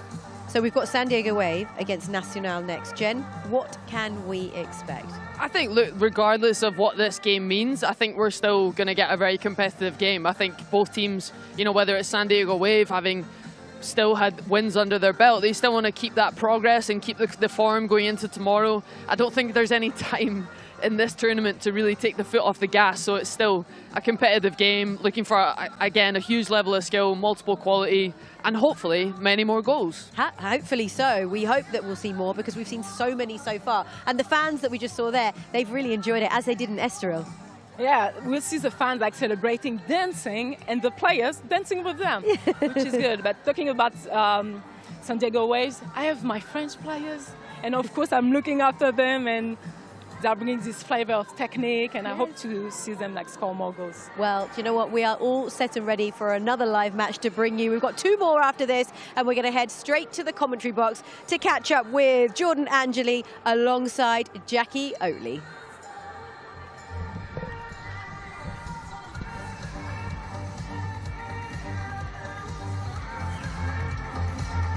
Welcome back to Fort Lauderdale in Florida, where the sun has gone down and it is a little bit cooler and much more football weather and temperature than the play in the daytime over the past couple of days here, but it has really hotted up on match day 2. This is Jackie Oatley alongside Jordan Angeli, and we're very much looking forward to San Diego Wave, who have maximum points so far, against Nacional of Uruguay, who don't have points but have a point to prove. Jordan Angeli. Yeah, they want to get out of here with some points and to show that they're deserving candidates playing in this competition, which they are. They earned their way into here by being the best, one of the best in Uruguay. I think this is going to be an interesting competition. We just saw the previous game where Flamengo hadn't lost a game, and then they lose to Tigres 3-0. Well, San Diego's in the same boat, right? They've won 2 of their games. Can they come out and get a 3rd win? Well, Nacional is going to have something to say about that. San Diego Wave having won their first game against Deportivo Cali by 3-1, thanks to a couple of goals from Roby. And then they came through in a quick-fire penalty shootout against Club America after a 0-0 draw. Quincy McMahon, the heroine in that game. So they can really enjoy this game now.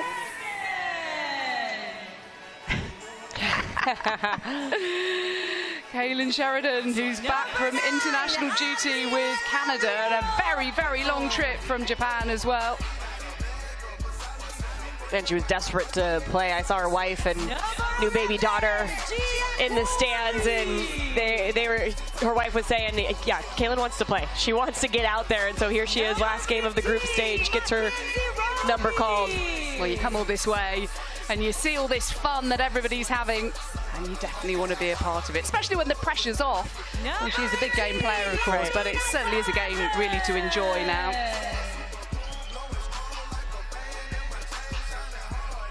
Number 30, Daniela Arias.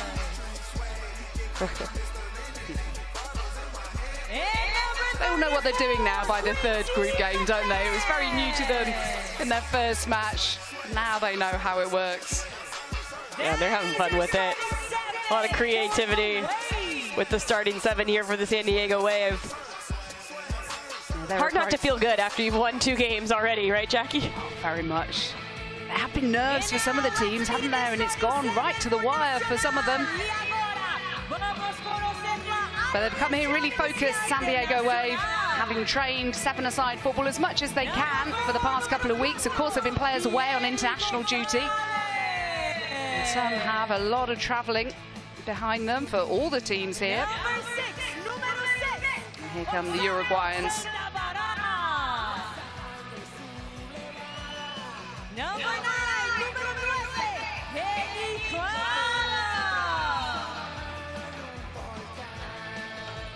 Number 12, número 12, Elena Oreja getting her opportunity from the start. The 21-year-old goalkeeper. Promising young player as well. Be interesting to see what she can do here. Oh, she can dance. We've learned that much.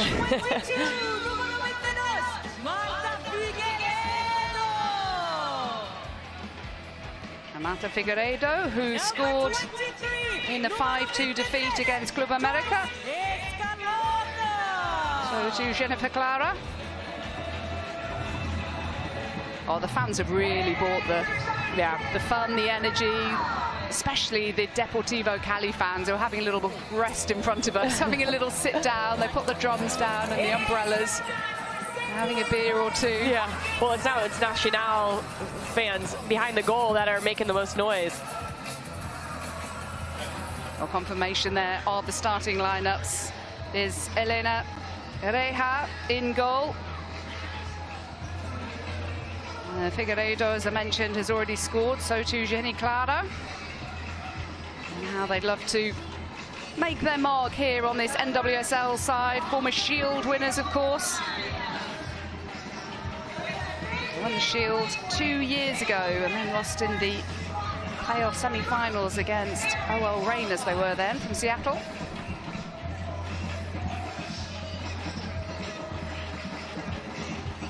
As for Nacional, the side based in Montevideo in Uruguay, they've won 8 national titles, including the last 2 in a row.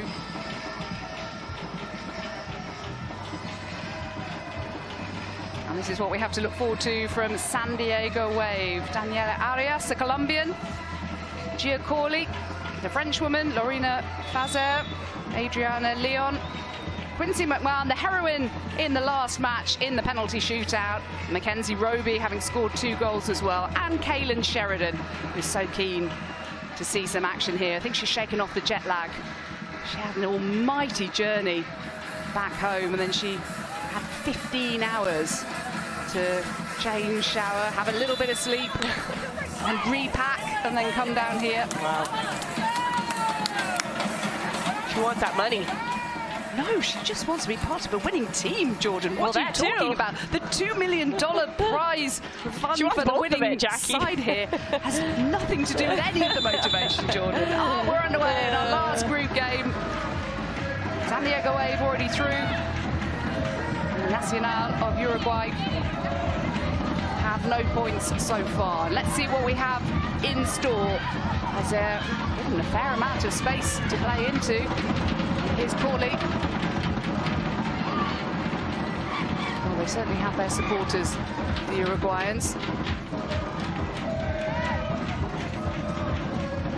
That's the nice thing about being in the Miami area. There are so many mixes of culture in this region that we've seen them show up for their teams. And what I've loved too is these are women's teams, and I think no matter who's playing for their clubs, they're going to come out in support, and I'd love to see that here at World Sevens. There with the strike hit goal.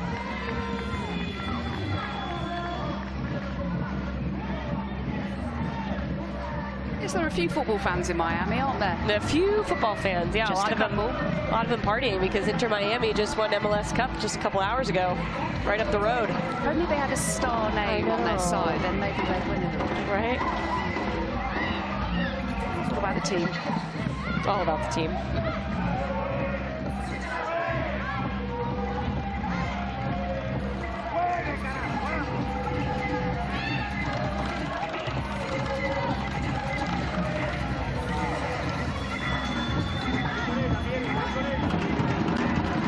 Space for Fazer early on.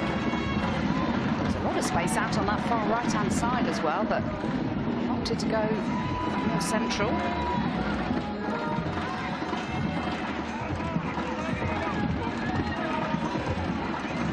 Yeah, nobody's by Fazer.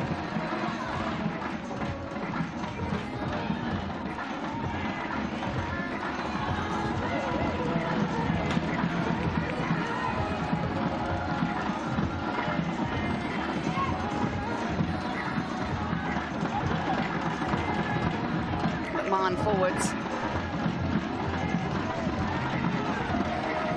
Back. They have been entertaining, they have been fun to watch. Samaniego Waves. There have been a few teams in that category. Whoopsie. And they've gotten off to a really fast start in all of their games. With the pressure that they're putting on opponents, how quickly they can go in transition, and that's really one of the keys to this style of football is how quickly you can go in the opposite direction, win your 1v1 duel, eat up the space in front of you, and capitalize. Here's Corley for Samaniego Wave. US and Germany Youth International. She's got options. Not bad options to have, are they? USA and Germany both are quite keen to play you through the youth ranks. My goodness. It'll be quite the decision for her when push comes to shove. Born in Tacoma, Washington, but grew up in Germany. Here is Corley, the aforementioned. Oh, it's a good-looking ball into Leon. Wobbling around. Nacional doing a really good job of just putting numbers inside. I'm calling it the penalty box. I can't call it the 18 for good measure because it's definitely not that. Penalty spot is 12 yards away in this tournament, unlike the one in Estoril. They realised it was a little too close to goal, so they wanted to give the goalkeepers some kind of chance. As there, the good, intelligent ball forwards from Roby. Oh, what a finish! What a finish! And that's 3 goals for her in this tournament so far, much to the delight of Jonas Eidevall and the Wave supporters. She gets a little shimmy from her team on the sideline, and this is you're giving Fazer way too much space. She's just picking out whatever pass she wants, and there it's Roby on the half turn, and she is such a delightful finisher. She can pick out the spot she wants here. It's back post, upper 90. Jonas Eidevall loves it, and San Diego's up early in this one. We talked about it earlier, Jordan, in the games we were doing, that the players who shoot almost on sight when they have the opportunity before that moment has passed have a much better chance of beating the goalkeeper, because we've seen quite a lot of hesitation wanting to play in a teammate just to be sure. The moment's gone then. And think about it from a defender's point of view, Jackie, is when Roby is facing the other direction, they're not anticipating her to shoot. And those are the goals that we've seen. We just saw Maria Sanchez score the same kind of goal, where all of a sudden they get their hips swiveled towards the frame of goal. And it's almost like a no-look shot. So they don't even need to know where it's going. They just direct it towards frame and know that since it's such a short distance, it's going to be difficult for the goalkeeper to react in a quick amount of time. Maria Sanchez is the pin-up girl with the snapshot, isn't she? She's thinking, I'm not letting you get set, goalkeeper or defenders. I'm having a pop. You'd have thought after the first, second, third, fourth, fifth goal that maybe they'd have realised that's what she's going to do, but it's easier said than done to stop her, isn't it? Roby, oh, clever ball for Corley, surely Corley! Oh, surely a penalty, that was very honest. Corley not to go down there. No, she wanted the goal so bad, and she starts the whole entire thing with a nice turn at the half field, and then gets a 1-2 and gets her leg taken out. Reja just comes out a little too aggressively here. As you can see, takes out her left leg. It's the clearest penalty you'll ever see, but huge credit for Gia Corley for getting up and carrying on momentarily, and also for the referee, even though it seemed really obvious. Sometimes they do go on player reaction instead. Well, McMahon was successful earlier, crucially, from the penalty spot. Oh, and she's done it again. Nicely done from Quincy McMahon. Oh, you know she's got a celebration.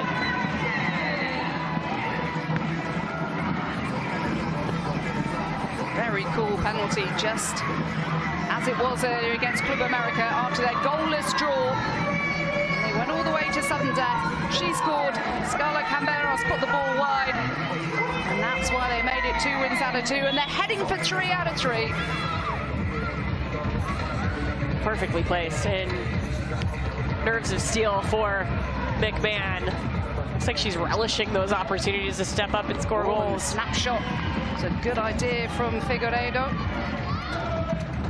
Her goals already in this competition. Scored against Club America. Now we got the French contingent out there. 3 of the 4 French players all out at the same time. Moroni, Dali, Cascarino. They were elite this year in NWSL, Jackie. Had contributed to over half of the goals that San Diego scored. At one point, 3/4 of the goals. Their fingerprints were all over what San Diego was doing on the attacking side. That is a goalkeeper, by the way, wearing number 13 in the red shirts of the Uruguayan side. We were helpfully informed of that when there's no number 13 on the team sheet. It's the goalkeeper. The goalkeeper, Josefina Villarrueva. McMahon forwards to her penalty. Oh, that's a useful looking ball in, but finish not there this time. And Dali from Dali.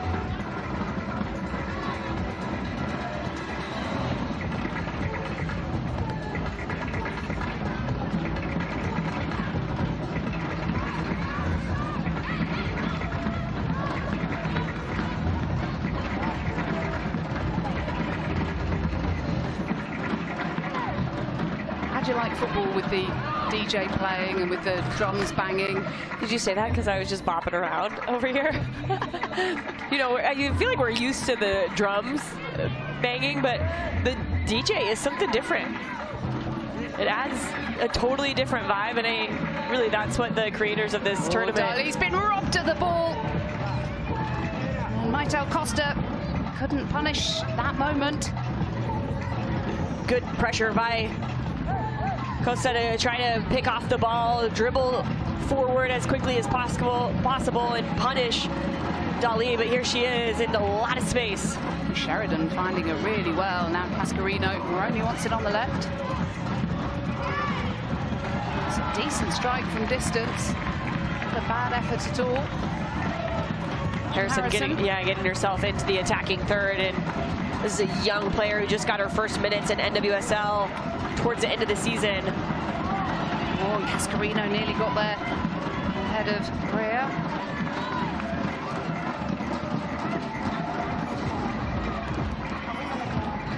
I would have put it past Caitlin Sheridan to be keeping her eyes on the goal, seeing what she can do from back there. She's not looking very jet-lagged at the moment. No, she's looking not. very alert and fresh. Pinging having a balls baby around. to keep her up all hours. Right. Here is Sheridan. Fusco. Here's Moroni, another France international. What about the options for her? Here's Harrison, who's been on international duty with the Philippines. Former Stanford University player. Here she is, towards Fusco.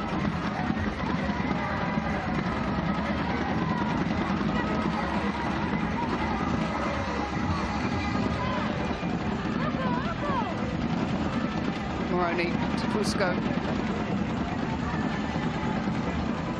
Dali with the dancing feet. Okay. Good pressure by Ku there to just make sure that Dali can't do anything, and you love to see the fans there. Drums, chants, these national players going, pumping them up. Know that anything can happen in these games, Jackie, as we've seen. A 2-goal lead is nothing. Well, as Kansas City Current found in the first game against Flamengo, they were sitting pretty 2-0 up. And Flamengo brought the Samba vibes, and they did not know when they were beaten. And they came back to win 3-2, and Kansas City Current are out, and that is something of a shock, I'd say. And they were leading in every single game that they played. But scored the first goal, feeling good. Couldn't keep on to the leads in 2 of the games. End up winning 1 on pens. Harrison.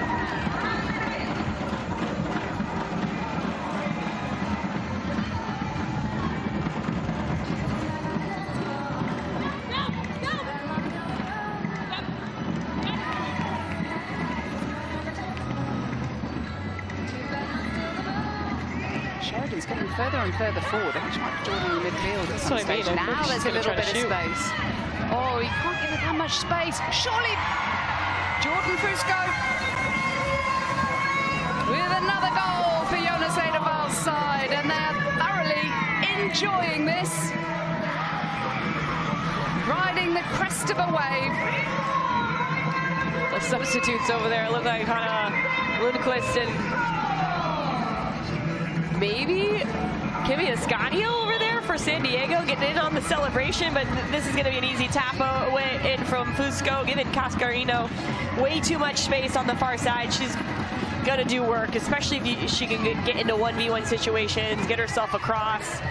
She is elite in those moments. We see it in NWSL. We saw it in the Euros this summer, Jackie. Yeah, the former Penn State player from Ohio. It's been a real opportunity for other players in this tournament. We see a number of them for Kansas City Current, so missing a lot of their big name players. Azarias. A word with the referee. Too happy with the outcome here, the Colombian.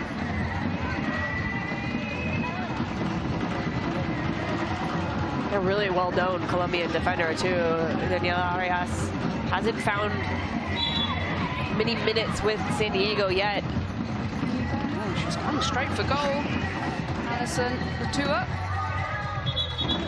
I like the look from Latua, and we've talked about this multiple times today, Jackie, is that those kind of low-driven shot crosses, you hope for a deflection. We saw one of those go in earlier. So make it difficult on the defenders, on the goalkeeper.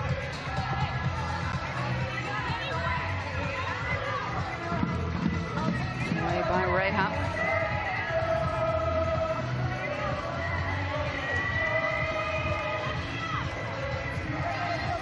Talking about the Colombian Arias.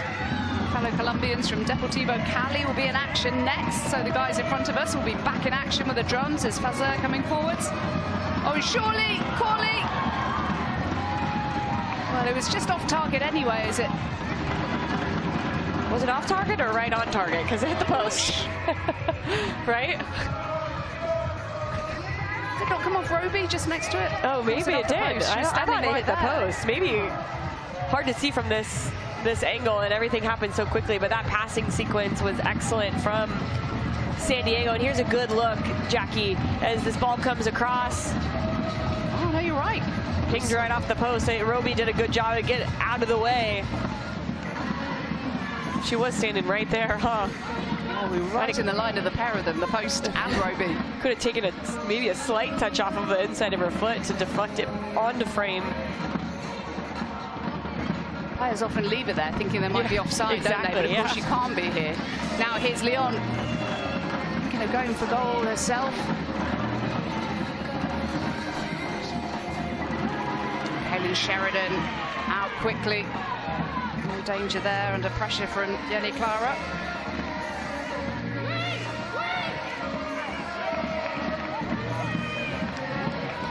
Pearl Moroney wants the sub. She's spinning her penny around her head at the substitution to sideline.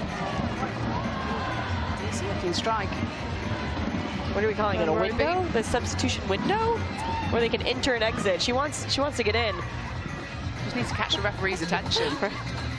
She can go whenever she wants. She's trying to get her teammate to come off. Oh, they could be in here. Well, it's a real opportunity for Jenny Clara. Right in front of goal, but struggled to keep it down and really test Kaylin Sheridan. As Fusco comes back on, so too Dali.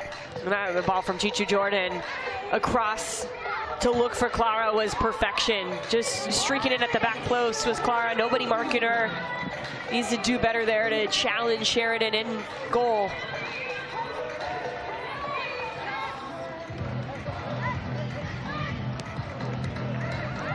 Moroney, nice turn into space. Bill Moroney going for it, trying to find Fusco.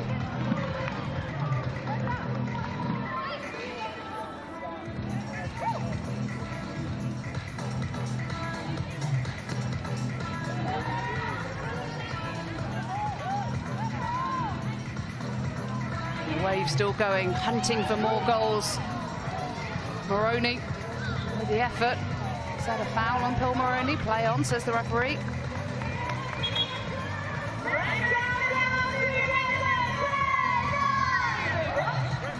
There's a problem here for the French defender.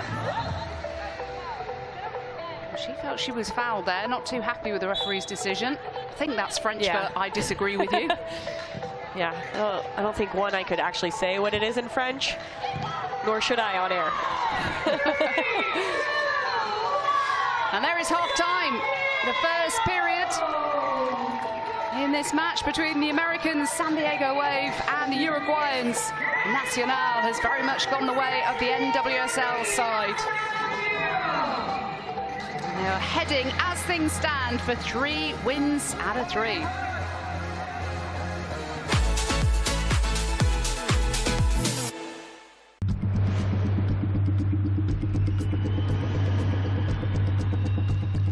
DAZN, the undisputed global home of boxing. Over 185 fight nights a year. From the world's biggest events, straight into your home. The kings, the chaos, the comebacks. From weigh-ins to walkouts, inside the corners, raw reactions, expert analysis, behind the scenes, top commentary. Watch it your way, anytime, any screen. On your phone, on your couch, on the move. You don't just watch it, you live it. Because passion doesn't take a round off, and neither do we. It's the glamour division of boxing. Show for the ages. This is intensity at its best. Champion of the world. DAZN, the undisputed global home of boxing. This is Italy, where faith and football are one, where legends, gods, and icons of the past echo into the heroes of today. This is a land where gladiatorial battlegrounds sit alongside blood-lit fortresses, cauldrons of passion and drama. Witness the symphony of Italian football, where beauty and chaos collide in the hardest fought league on the planet. Absolutely relentless. This is Serie A on DAZN, where the drama is unstoppable.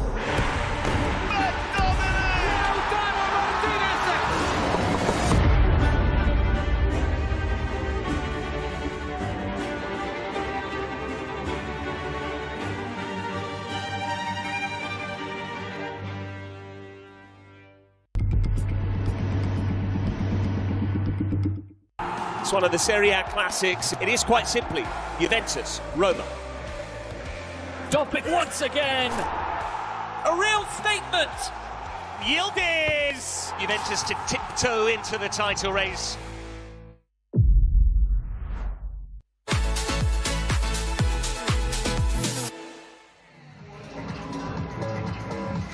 Here are the highlights from the first half. They're very much included in the highlights. They've really been a bright spot. Roby with a turn and finish. And it's tidy from Roby. She knows quick release is so key in this type of setup. Delphine Cascarino loves the finish from her fellow forward. And then Corley draws the penalty. And it's McMahon who steps up yet again. So you can see the tackle there. Corley getting her left leg taken out, and McMahon ends up finishing it. Far post, low, just like her previous pen to win the last game. Her teammates are loving it on the sideline, and then when Cascarino has time and space in front of her in the channel, she will eat up any type of defender. And here's Jordan Fusco back post, knowing all she has to do is pass it into the net. 3-0 for San Diego. A little celebration with Hannah Lundqvist. Very much a teamer. I don't want to labour the point, Jordan, I promise I don't, but it's so unusual to see a player who's been wiped out by a goalkeeper and almost hurt and jump up and head towards the corner flag to try and retrieve the ball off a defender. You just don't see it. She's just built different, Gia Corley. A really good start to her NWSL career with 2 goals in 2 games, and then went on a bit of a scoring drought. So I think that effort there, Jackie, was like, I need to find a way to get a goal. She's got the dance moves, that's for sure.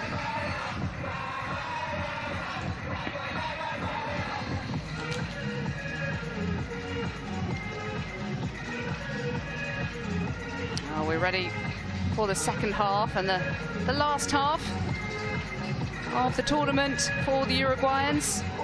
And it's been an experience for everybody that's come here. They'll all have taken something away from it, from playing a different type of football to what they're used to week in, week out. The experience, the vibe. So it's rather more South American football, isn't it, than North American football or anything else. Rehab launching it long, but Sheridan equal to it.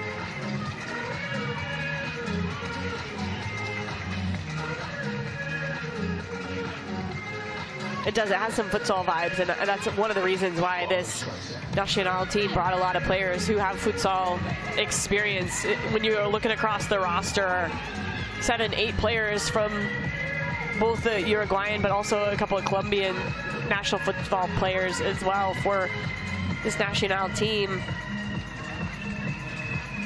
Jenny Clara, one of those futsal players. And here she goes. Oh, and that's a decent effort. And Sheridan got a touch to it to tip it over.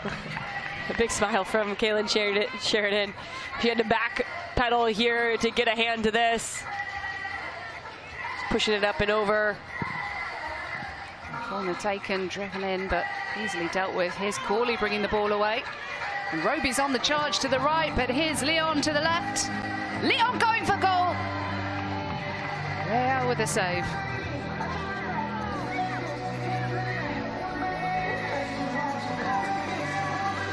Isabella Perez. I tried to have a conversation with her in the hotel a couple of days ago, the 19-year-old Isabella Perez. But my Spanish is terrible, and her English is just as good. Oh, no. So it was hola, adios. Yeah, it wasn't even that much, to be honest. It was... oh, what a turn. Oh, wow, Corley. Fabulous stuff into Roby. Denied by Reha. Lovely passage of play. That was great. Sajir Corley.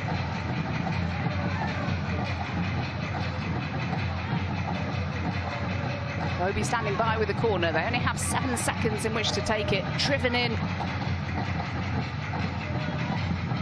Couldn't be guided goalwards.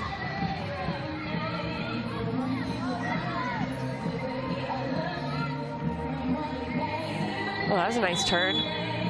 Arias has been really aggressive in her positioning for San Diego defensively, fighting. And so if I'm Nacional, I'm trying to get a player to pull her out like they just did, and then see if you can utilize the space in behind, almost a third-man run to get into that space. That's the creativity of the running that I was talking about at halftime.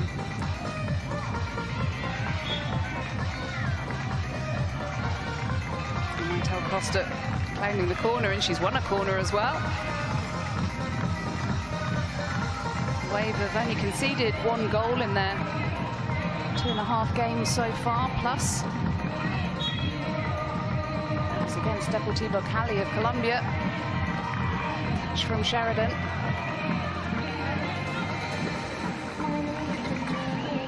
Gonzalez.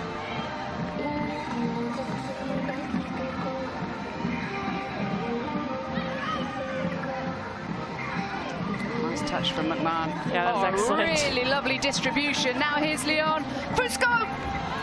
Oh, she just opened her hips up a little too much. Didn't allow her right foot to direct it back on frame. But it was all McMahon there who evades the defender, then threads the needle to Leon.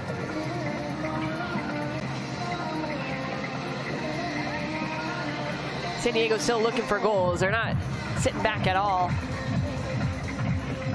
It's a mentality, isn't it? If you constantly concentrate, that's a recipe for success in this tournament. Goalkeepers have to be at it every single second as well. You just don't have a moment to delay. Yeah, we've seen a goalkeeper take a shot from... Where did Reha just take that shot? From 60 yards out? You got to be aware of everything here. The ball travels quickly. You can eat up space.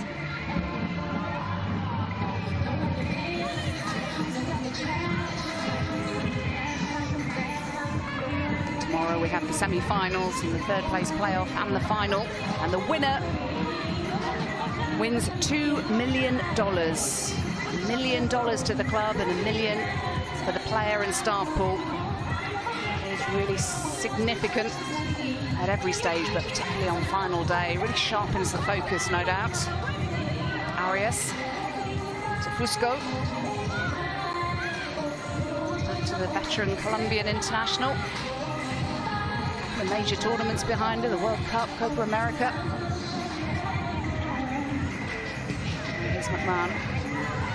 Man's been bright really all tournament. He started, I think, all the games for San Diego. Found herself in some really good positions, good on the dribble. Has shown some technical ability with her passing range. Here's Dali. Talking of technical and talking of McMahon, here she is, the former UCLA player. Signed a year ago for San Diego Wave. Really taking her opportunity to shine in this tournament. A big part of it too, Jackie, is she's just having so much fun. Like, part of this is to feel the vibe of World Sevens and enjoy it and play this more South American, easy, not easy to execute, but like there is a freedom and a fluidity to it, and you can tell the true footballers out there because they lean into it and they can sense how the game's flowing and where the space is, how to execute in those moments. It's been fun watching. Oh, that clear foul on Cascarino. You can't play the defender though, right? No, never. Yeah. Well, you're like, I don't know, do I want to get beat like that? Nope. I'd rather foul. I'd pull her every time and then get sent off after 5 minutes for 2 yellow cards, so don't worry about that. Here's a look at it. This is just a silky smooth. First touch with the inside, second touch with the outside. You can see us. Not too far away for Cascarino at the end of that move. Should have been 10 foot tall, that is. What a talent she is. Racing the NWSL. Tour. Sijas losing out though, and here's Corley. Well, options right and left. Moroni trying to pick out Cascarino. We've seen that so many times today. They just shoot the ball. Shoot the ball. That has been the theme of my analysis. You just have to challenge these goalkeepers because it's so quick to recover. You're allowing players back into the play. And Moroni's French as well. If she was British, then you'd understand that after you, no, really, after you, that's what we do. French people don't do that. Now, what can Nacional do here? How they'd love a goal against the Wave. They're heading for maximum points. The goal would make them feel a lot better about life. It's in towards Figueiredo. Oh, the keeper needs to be careful here, Reha.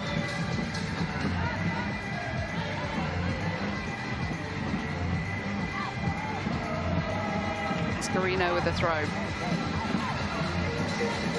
On by Scatula. Oh, and it has gone all the way through. And Sheridan is beaten by Isabella Perez.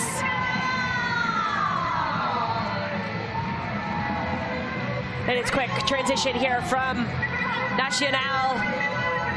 And Isa Perez goes on a run. And I think it's the quick release here in the bounce right before it gets to Sheridan. She's going to be unhappy with that. But she doesn't make the save. A player of her quality will be fuming with herself. Even though ultimately it counts for little. She has high standards. What a touch by Cascarino. Cascarino is a baller. Oh, she's shown some gorgeous moments. The class, the quality. Dali. Here she is again. Cascarino in this mood is just hungry for possession. Oh, lovely pass to Harrison, just overcooked. With Corley in the centre.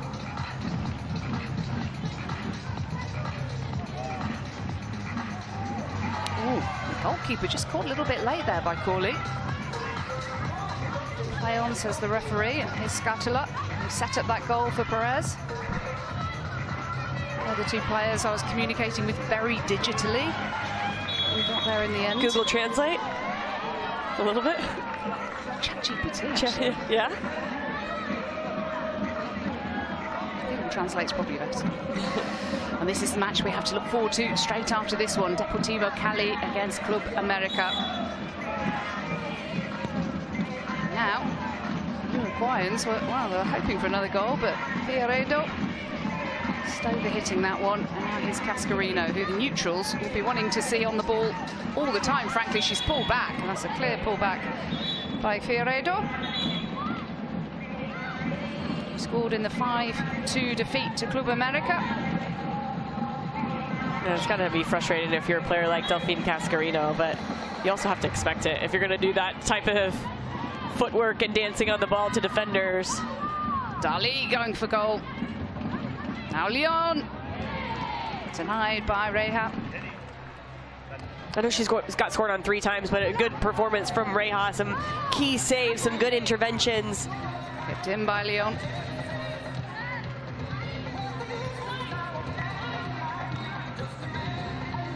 And the tunes just keep on coming, Jordan. Oh, yeah. I heard the Tiger now. This is your jam, Jackie? Yeah, I love this. Harrison with a strike. First Filipino player in the NWSL.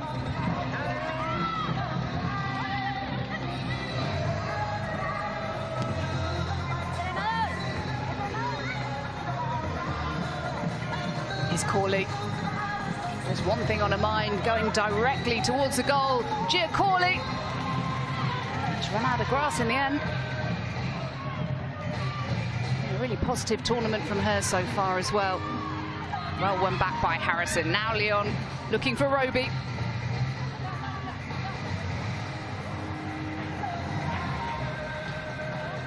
Right in front of our commentary booth are the Colombian supporters of Deportivo Cali. They've had their calm moments, they've recharged their batteries, and now they're starting to kick into gear, preparing for action for when their players come out, and then you'll be able to hear the drums. They will be banging. They're in a huge amount of space here. Going for goal, rightly so. Rebound could have gone anywhere, Roby. And the ref's blown up. Not literally. I've seen a lot of things here, but not that. And here comes Natasha Garcia, 19-year-old. Promising young Uruguayan goalkeeper. It's forwards from Figueiredo.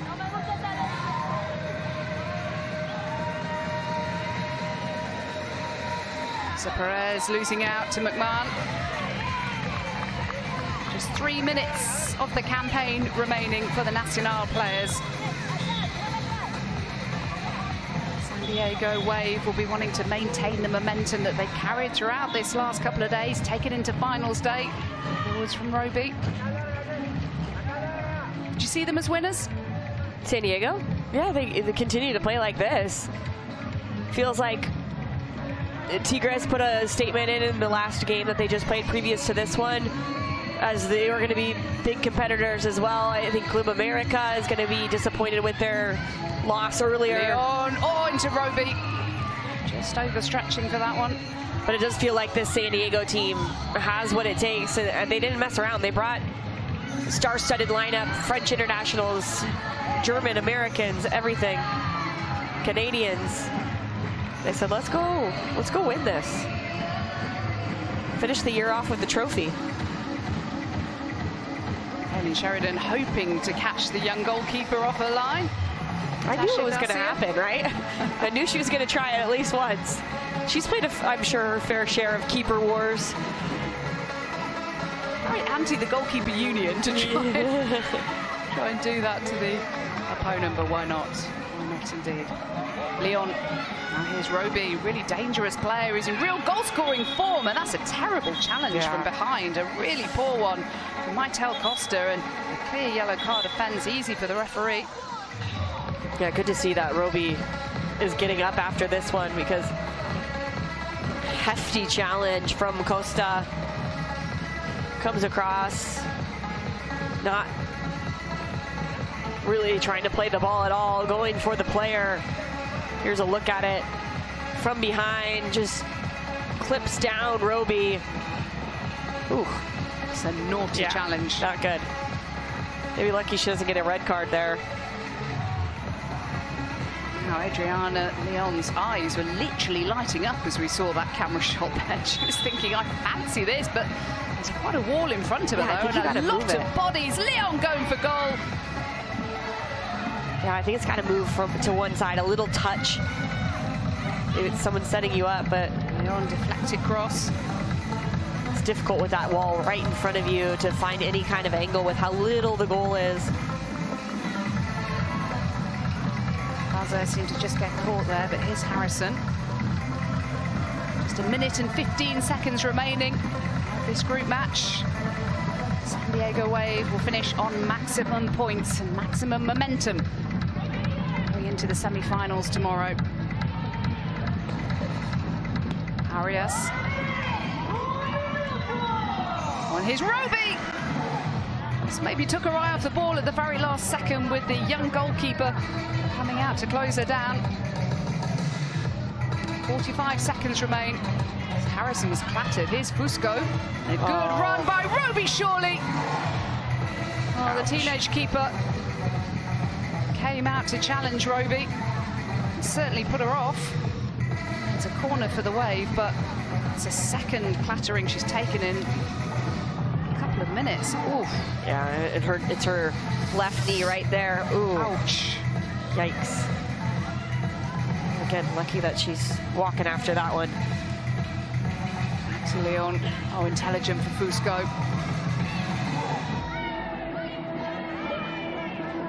Harrison, 25 seconds remaining. Roby looks to be absolutely fine, but there were two unpleasant challenges which could have caused injury, unintended from the goalkeeper. Yeah, that's the last thing any of these teams want. Unfortunately, there was an injury earlier today, but this is all supposed to be fun, and San Diego's loving it. Maximum points for San Diego Wave. A perfect group stage, and they have sailed through to tomorrow's semi-finals, and the celebrations have started for the Californian side.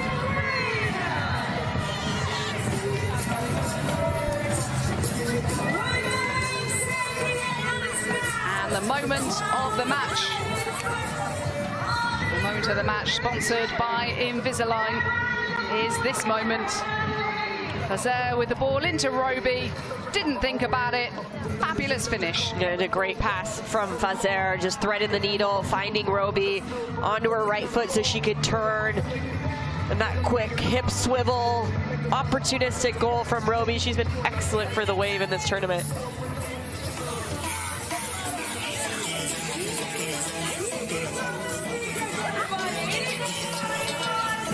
Well, it has been a party over the last couple of days, but San Diego Wave have reason to party. They've beaten Deportivo Cali of Colombia by 3-1. They squeaked past Club America on penalties after a goalless draw, but that goes down as a victory. And now they have beaten the Uruguayans. Nacional by 3-1. We'll see them back tomorrow. Don't you just love those celebrations? Absolutely wonderful to see. And the reason they're celebrating is because they are indeed top of the table, maximum points from 3 games. They have done exceptionally well and are comfortably through now to tomorrow's semi-final. Club America currently second in the table. Deportivo Cali third, and Nacional are bottom. No points from their 3 games played. So plenty to analyse, plenty to talk about, plenty to celebrate after we saw a feast of goals once again. They were absolutely sensational, weren't they, from start to finish? So we'll look back at this and we'll look ahead to Deportivo Cali against Club America on the other side. See you after this.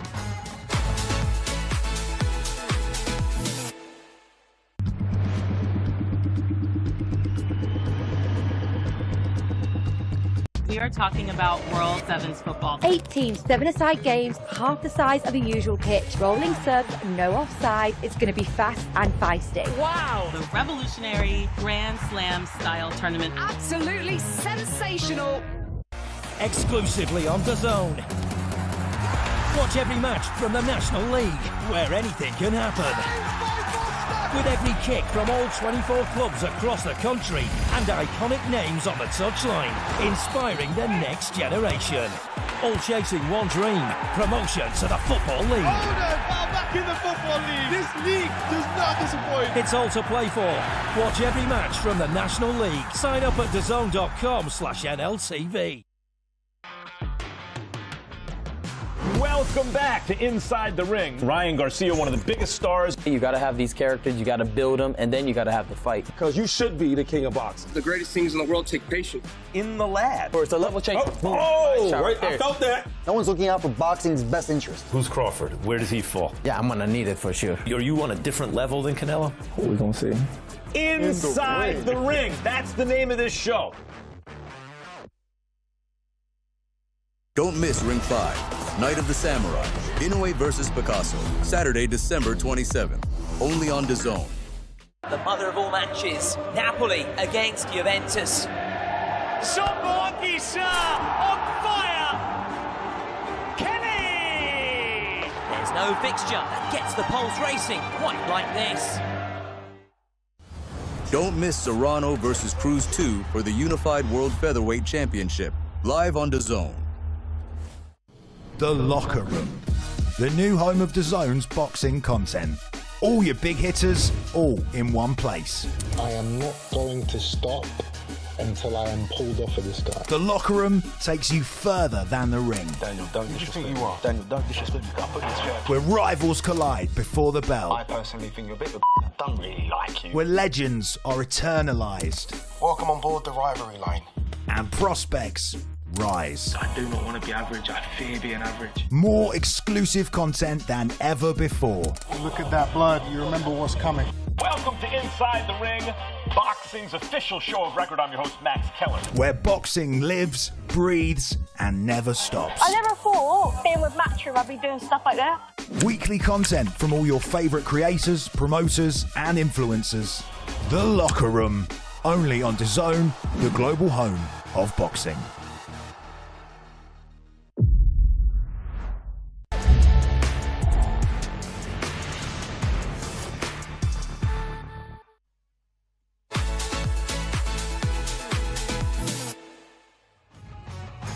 A very warm welcome back, and just to remind you that women's soccer on DAZN is coming thick and fast. La Liga Femenina, Serie A, Premier Liga, the Frauen Bundesliga. We've got all of the European football covered for you, so if you'd like to watch any of it, just stay with DAZN. And meanwhile, we are still having a party. You can hear from the music.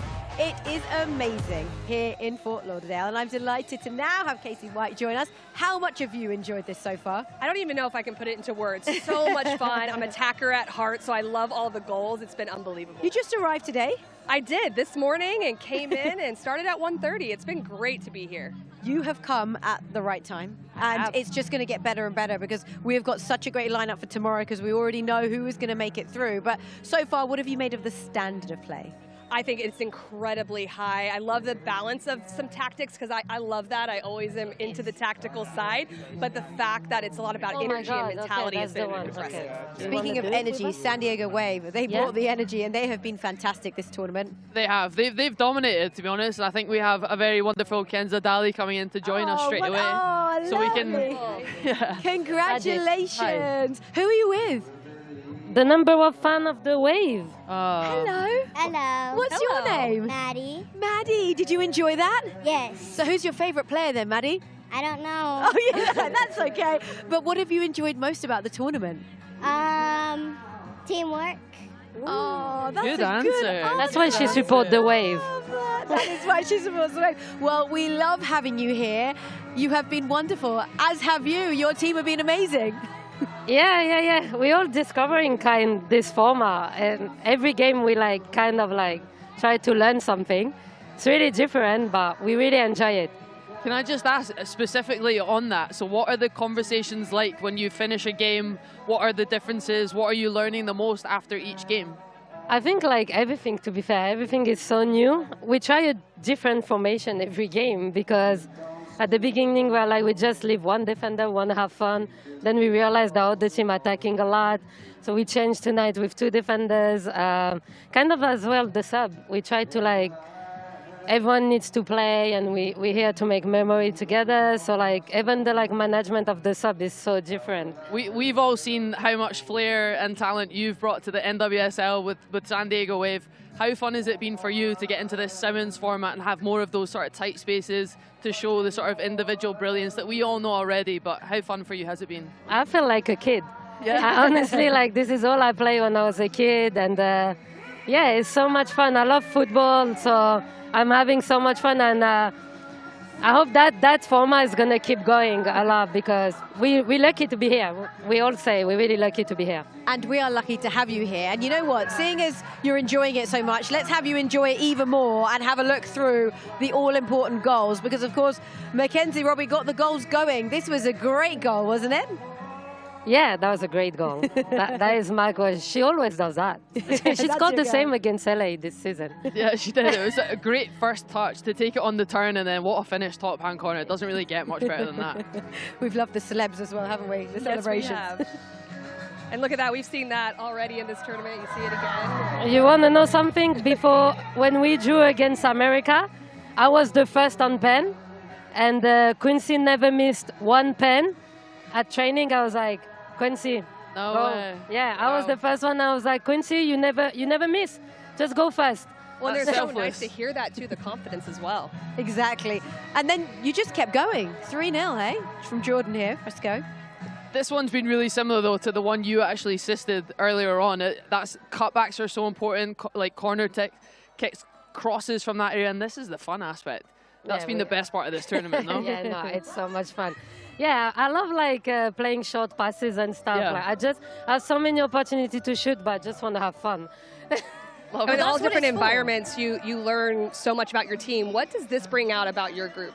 It's such a good way to end the season together. You know, you never know if player next season going to be here. In football, everything go quick, and finish on that together and having so much more memories is great. And can I ask our little mascot here, how much would you love to play here? A lot. A lot. Right, here you go, World Sevens. We need to bring out a tournament for the youngsters. How old are you, sorry? 8. There you go. We're doing it for 8-year-olds next. Any particular country you'd like to go to? Anywhere in the world? Friends. Great answer. Brilliant. Oh, it's so lovely. Do you know what's lovely about this tournament? There's a real family feel about it, and I've seen so many mascots, so many youngsters dancing, the ball girls at the side of the pitch. They've all had a brilliant time. You've been the star of our show. Thank you very much. Thank you, guys. Thank you very much. Thank you. Bye-bye. Thank you. The next You're coming, time. Mandy? Don't forget that. I would have kept her here for the whole show because she's just too cute. Oh, the best. But it is really nice that this is the sort of competition that allows for families and kids, anyone it's to enjoy. It's so great for kids, it's so great for fans, and I argue it's so great for the players as well to have that kind of impact, to be around this and to play in this type of format. Absolutely. I think we've really seen a shift, even when managers have come in, players, normally when you chat to a player post-match, media faces on. I think it's stripped back. It's really fresh and raw, and everyone just is coming here with a smile on their face, and that's continuing throughout this tournament. And it is a real family-orientated feel, which is just awesome. Right, should we just have a little chat about what's to come next? Yeah. Deportivo, who won their previous match 4-0, they were incredible against Club America. Winner takes all in this one. Well, this is what you want. This is the game you're waiting for, is for teams to match up like this. What I always like about it is to see how they're going to approach the game. When you know you have to go for it, coaches go in different types of ways, so we'll see how each approach. I love it. I love when group games come down to the wire, and obviously we've seen other teams progress quite early. Both teams are such good quality. Club America just couldn't get it over the line earlier in this tournament, but they have to step up today And I think this is going to be another really competitive game. It's going to be very entertaining, isn't it? Because we know that they're going to have to give their absolute all. We've been talking about the prize pot and what is actually on offer here. It means a lot, and it's game-changing for these sides. Absolutely game-changing. I think that's the word for it. And it's about moments in these kind of games, and the margins are so incredibly small, and you're seeing that make a huge difference through these games. These games also become even more important because there's a little bit of tired legs that might creep into play. It's your second game of one day. I know I definitely couldn't have done that in my latter years of playing, so credit to everyone involved with the recovery and having all the strategies to make sure everyone's ready going into this game. But you guys said it already, it's a semi-final to play for, and it's winner takes all in this next one. How important do you think is the rest and recovery then for teams in between? I think it's massive. Look, I know we had Tobin on earlier saying, no, we don't do that here, it's not important, but it is. In this heat, hydration's going to be key. Every single team, I'm sure, will hopefully have all the recovery methods behind the scenes. I know at the end of my career, it was so important just to make sure you're doing all those little 1%ers to make sure you can deliver peak performance again. It's all about maximizing yourself, and also from the coach's side as well, knowing your individual players of what they need and what helps them. Every team's a little bit different, every player is a little bit different, but they need it. And I think it was a great question that you asked, that what you're learning about yourself and what they're learning about each other and their teammates, because you must walk away thinking, okay, we've taken it to a new level. 100%, especially in a new format. Teams already do that from an 11s perspective. Whenever a training session is done or a match is done, you're already talking to your mates, thinking, right, what went right, what went wrong. So imagine this in a brand new format. There's different tactics. 100% they'll all be the elite performers that they are. They'll all be discussing it after, and I love that. To be honest, that's what I miss most about playing. It's being in this kind of environment. Okay, well, let's head straight back to the comms. It's time for our final game of the day. Jordan Angeli and Jackie Oli.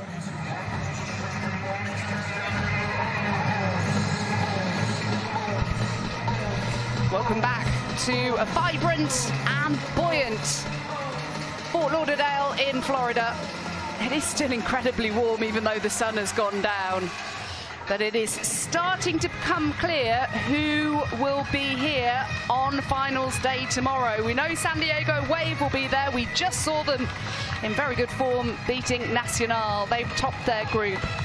And they will meet Flamengo of Brazil in what should be an absolutely scintillating semi-final. We also know that Tigres of Mexico will be there, but who will they meet? Will it be Deportivo Cali of Colombia or Club America, also of Mexico? That is the question, and luckily we have Jordan Angeli here alongside me. Just tell us who's going to go through out of these two, please. Thank you, Jordan. Oh, I think this is going to be an uber competitive game between these two sides. Deportivo Cali from Colombia have shown a lot of grit and tenacity, but if this Club America team can play like they did last night, where they really stretched the field, they made it difficult on the opponent with how wide and expansive they played in attack, I think that's a recipe for success for them, because they look like one of the best sides in that match yesterday. So they need a little bit more of that energy here today. Energy has not been in short supply when it comes to the walkouts, has it? Plenty's been expended here.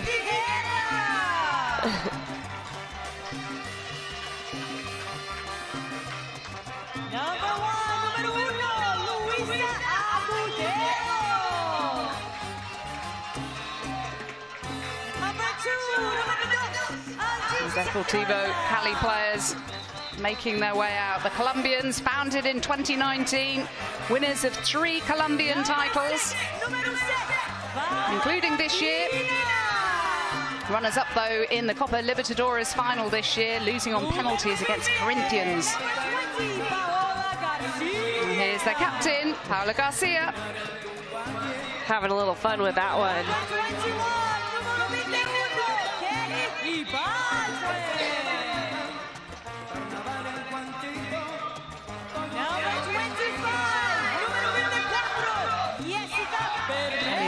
One of the goal scorers in their 4-0 victory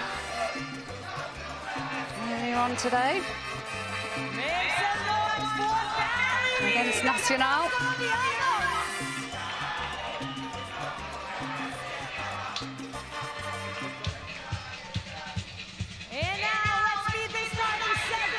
And the guys in front of us supporting Deportivo Cali are just getting their cymbals together. They're just getting the drums back out after a little lull. And the umbrellas too, can't forget about those accessories that they have. Earlier, yes, I'm not so sure now the sun's gone down what they're for, but anyway, they brought the colour. Emphasis, they're for emphasis. It's a good word. Sandra Panos, the former Spain goalkeeper, has been outstanding in this tournament. So Deportivo Cali are going to have to try and get past her. Ooh, we got a limbo happening. I'm in the limbo. You good at the limbo? Can't do the limbo, Yeah, not with my abs. Me neither. Scarlett Camberos.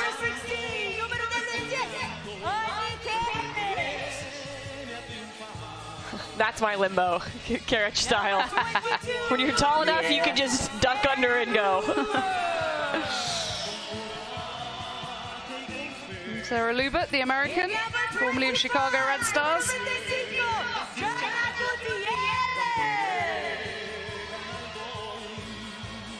Very nice.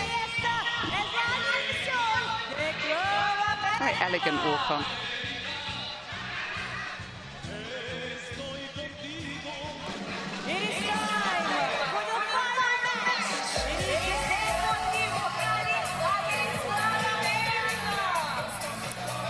There is confirmation of the Club America lineup. Sandra Panos in goal, the Spaniard. Okeki, Karic, Lubert, Gutierrez, Camberos and Guerrero. Some fine talent in there from the start. But of course we do have rolling subs. So the squad members will get to relieve the starters at various points of the match, often off camera.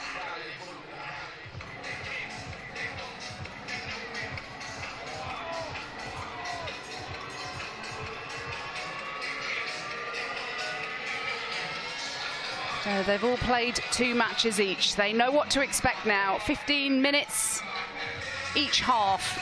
And if we're all level, there still has to be a winner. And we'll go to sudden death, extra time, and then potentially a sudden death penalty shootout after that to find out who reaches the semi-finals. Confirmation of the Colombian lineup from Deportivo Cali. Luisa Agudelo, the 18-year-old rising superstar in goal. International keeper already. Bermeo, Garcia, Guerra, Ibarguen, Medina and Salazar make up the starting 7. I wonder what is going to be the difference between these two sides as we prepare for the final match of the group stage. As Group 2 comes to its conclusion here in Fort Lauderdale, and we are underway. One semi-final will be San Diego Wave against Flamengo. The second one will be Tigres against either Deportivo Cali or Club America, and that is what we're about to decide here.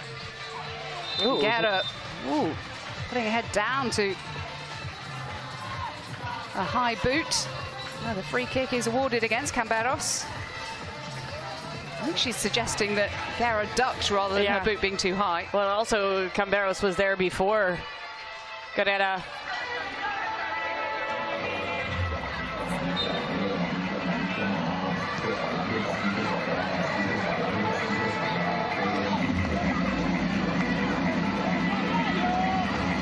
Early goal for this Deportivo Cali side would really do them wonders.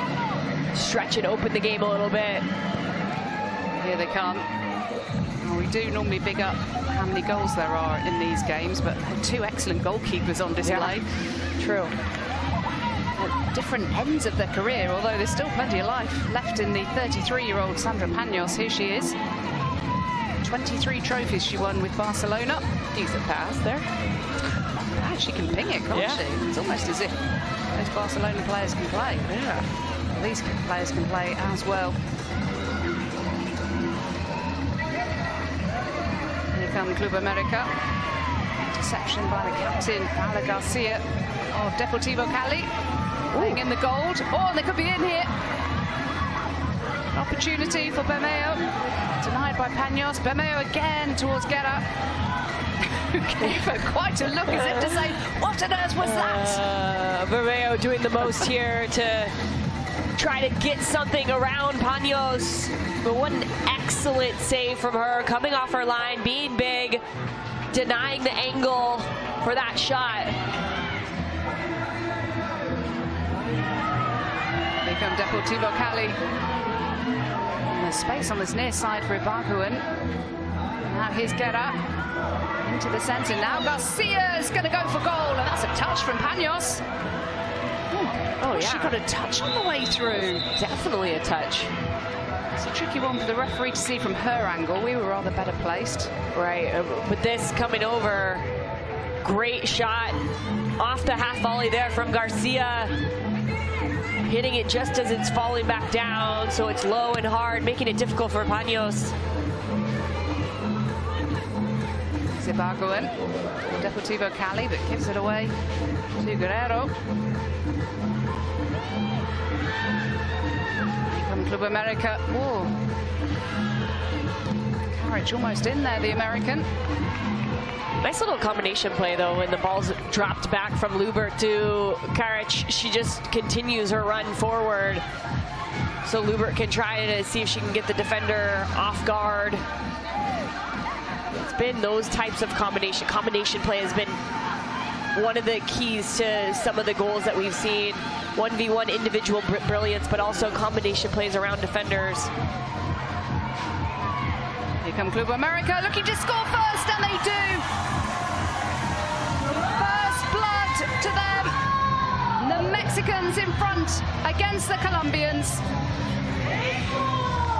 It's great individual brilliance, as I was just talking about that, by Palacios to get the pass off to Lubert, and then first time inside of the left foot, bending it around Agudelo. Great work from Palacios to get on the board for America. And they're hunting for more as well, Palacios. Medina. So much at stake here. As they head towards finals days, the thoughts must turn rather to that $2 million prize pot. They're only human after all, why not? In this professional game. What a touch. Oh, lovely turn. They could be in here for number 2. Good save by the teenage goalkeeper. Oh, and the strike, almost number 2 from Palacios again. She's having a field day. Yeah, number 7s in this tournament have really found themselves in the right place at the right time. And here Palacios ends up getting a deflection off that shot, a corner kick to boot. That one getting a deflection, but still the pressure's on from the Mexicans. And Paula Garcia will clear. Oh, that's a really smart turn. Oh, the strike from Aponza. There she is again, Aponza. Not giving up, huh?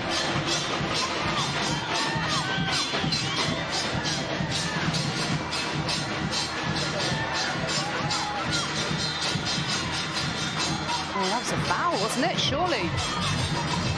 It did look as though the legs were taken away from the forward, Montserrat Saldivar. Still they come again, the Mexicans, and they have a corner. Well, since a foul wasn't called, it actually worked out in Saldivar's advantage, because then she was left in no man's land. Has that quick combination to earn the corner kick, but doesn't do enough with that service there, Jackie. We mentioned Sandra Paños, but the young goalkeeper for Deportivo Cali, Luisa Agudelo, 18 years of age, really has been a rising star in this tournament. She really has stood out. Yeah. Already a full international. Especially yesterday. Wasn't she excellent in that game yesterday? Save after save. Yeah, she was absolutely outstanding against San Diego Wave, the 3-1 defeat. Now the Colombian supporters are making themselves heard. It's taken them a while to warm up.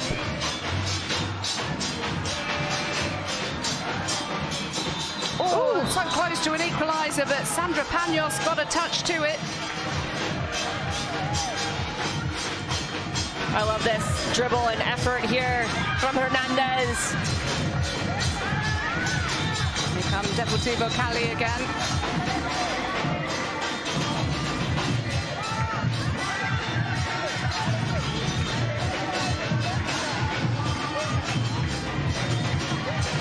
Well, those are the supporters of the Colombian side, Deportivo Cali, right in front of us. What an atmosphere that they've created. It feels like the game just clicked up a couple of notches. Oh, fabulous. Well, it's a clear foul. Straightforward decision. And Saldivar.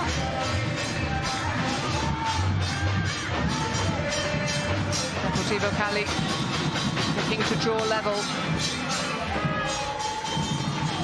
Interception from Mejia.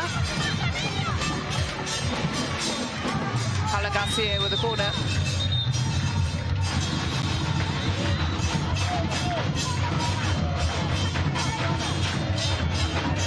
The goal's just moved slightly out of position. Rough cam. Paulo Garcia driving it in towards the danger area. We've seen lots of different types of corners here, haven't we? That one was nervy there for the goalkeeper.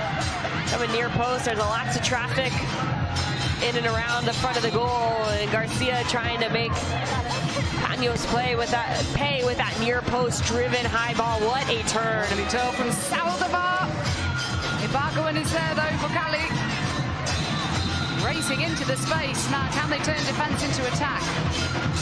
Ibargüen needs some support. Some really good, young, bright stars in this tournament. We talked about Hunter from Toronto, but now Saldivar from this Club America team. These are the young rising stars in international football, as they should be.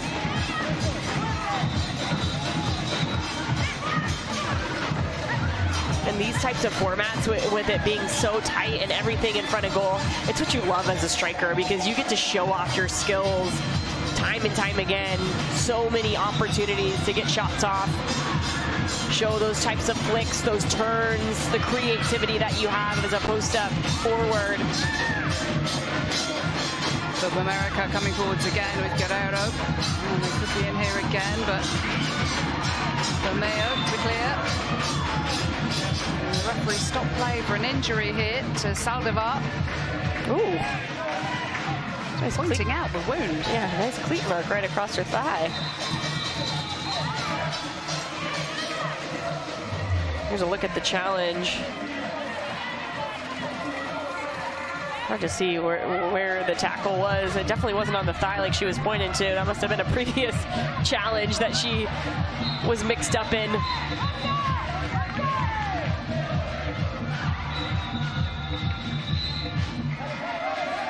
Rolling subs are happening out of shot all the time, by the way. You're a little late to the World Sevens party, and it really is a party. As Tigres have proven, and Flamengo as well, and San Diego Wave. Teams celebrating their passage into the last four. Somebody's going to be partying after this as well. Is it to be Deportivo Cali, or is it Club America who have that one goal advantage? But Deportivo Cali here looking to get back on level terms.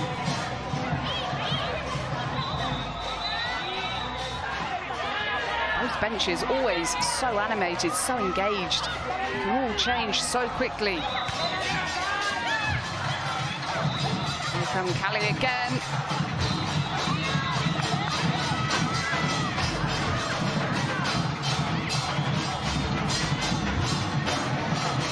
More substitutions with Opeki coming on.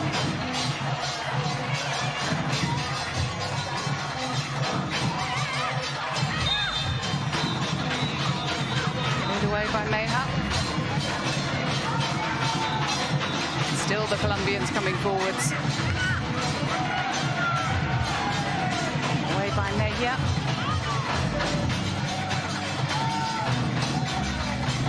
4 minutes to go before half-time. Still the Mexicans with the advantage. Still Okeke waiting to come on. Good pressure here from Deportivo Cali. They've been on the front foot for these last couple of minutes, but haven't peppered Paños. Everything is going to the exterior of the goal, not getting the shots on frame. These are the moments where if you're not capitalizing, it ends up costing you in the long run in these short 30-minute games, because time flies. You can't pass up opportunities when they come about.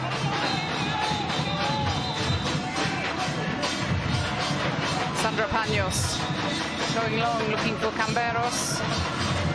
Oh, what a strike. Bad effort. Gutierrez. Now here comes Deportivo Cali. Nice direct play in the run by Afonso. Excuse me, that isn't Afonso up front.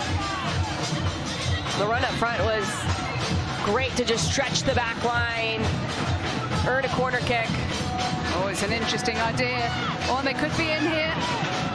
Angie Salazar trying to get the shot away, but path to goal was blocked. Okeke's hurt here. Oh, she was just caught late, wasn't she, with the studs? That can really hurt. Right on top of her foot. That's not fun. It's made of sterner stuff than some of us, that's for sure.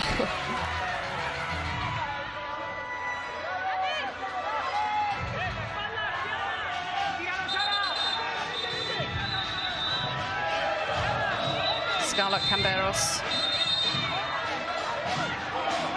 put a penalty wide in the last round of games. Again, San Diego Wave took all 3 points as a result. That's why this game is going right to the wire. So many whistles happening from the supporters in front of us. It's hard to tell where the whistle is coming from. Drums, whistles, DJ. I think the 80s music has been completely drowned out by this lot. They were sick of our dancing. No more Eye of the Tiger. Well, Camberos can't reach that one. Back with Paños. A reminder, San Diego Wave will meet Flamengo in one of the semi-finals tomorrow. And Tigres of Mexico will either meet Club America, their compatriots, or they will meet the Colombians of Deportivo Cali. Club America looking to make it 2-0. Luba just beaten to it. The Barguins lost out. Here they come again. Paula Garcia with the intervention.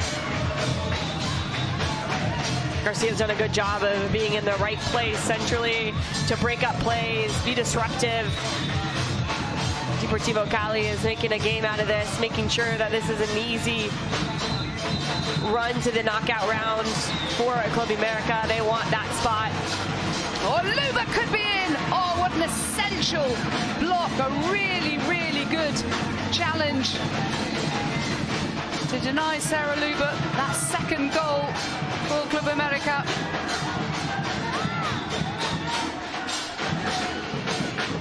And here they come again, the Mexicans, finding a little bit of space as well. Oh, really good play from Paula Garcia as well. And so too from Sarah Luba, but it comes to nothing. Garcia to clear. So much grit from Garcia right now. She seems to be everywhere, popping up, winning challenges. But that previous attack from Club America was their best yet. They're really wide, stretching the field, making it difficult for Deportivo Cali to defend. Brilliant block from Jessica Bermeo to keep the score at 1-0 to Club America. Deportivo Cali still very much in the hunt for the semis.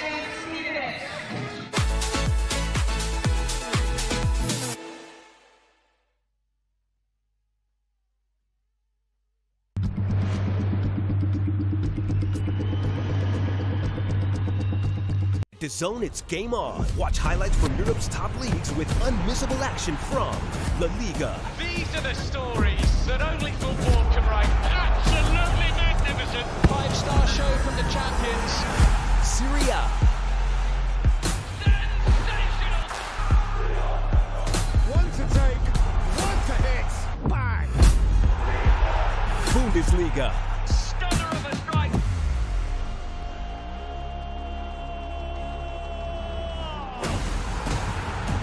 Absolutely magnificent. Plus the Saudi Pro League. Makes the shot. Keeper beat in the near post. It's glorious. Jupiler Pro League. Classic European night. Here's a chance for a goal and he takes it. And relive iconic moments with FIFA Plus. Maradona-esque. It's magical. All in one place, all season long. Watch now on DAZN. DAZN, the undisputed global home of boxing. Over 185 fight nights a year. From the world's biggest events, straight into your home. The kings, the chaos, the comebacks. From weigh-ins to walkouts, inside the corners, raw reactions, expert analysis, behind the scenes, top commentary. Watch it your way, anytime, any screen. On your phone, on your couch, on the move. You don't just watch it, you live it. Because passion doesn't take a round off, and neither do we. It's the glamour division of boxing. Show for the ages. This is intensity at its best. Champion of the world. DAZN, the undisputed global home of boxing.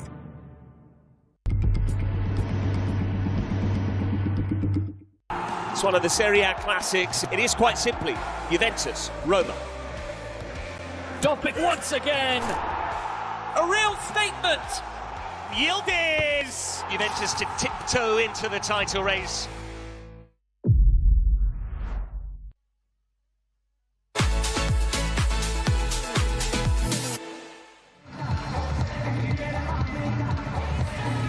are the highlights of the first half. A really tight first half as well, with only one goal separating these two sides. Romeo with an early opportunity. And it's great goalkeeping by Paños to come out, be big, make it difficult for Romeo to tuck it low, and then it's Kiki Palacios who does a nice combination play through the middle of the field, tidy finish inside of her foot, making it look easy from that distance, pushing it past Agudelo. Her eyes were up, wanting to watch it go into the back of the net. Great finish from Palacio. And that is the only goal separating these two sides.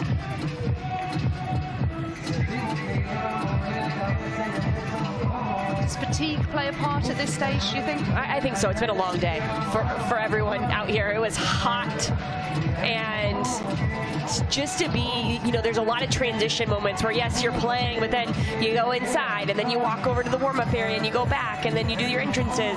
It takes a lot out of these players just to go through the whole rigmarole every single time. And the last game of the day, it takes a little bit of digging, finding the grit, the drive, the motivation in these moments. And it feels to me, Jackie, like these are the times where you really want the ball to do the work. So can the team, it feels like to me, the team in the second 15 minutes who gets the ball moving and utilizes the pace of their play is going to be the team that comes out with not just a victory in this one, but with that to get into the next round. Yes, we're just very much admiring the dance moves of Caroline Sager, the Sweden legend, watched by US legend Tobin Heath and others on the organising committee here, part of World Sevens, and their voice really influential in building what is a supremely fun tournament. This is the second iteration after the first one in May in Estoril in Portugal. It's a very, very similar tournament as well, although the temperature is a few degrees higher even than Portugal in May. It really is quite something here. But these two sides are used to it. Away by Paula Garcia. Reminder, Club America of Mexico in the darker coloured kit. Oh, and that one just flashed past the post. It wasn't too far away. I like this shot from distance, just challenging the back line or the defense there from Deportivo Cali to step up now, create some space to then quickly combine through that area that tends to be open after a shot like that. And Carriage just robbed of the ball. Now hit Paula Garcia to Guerra. Guerra's such a competent, combative player. Doesn't give you an inch.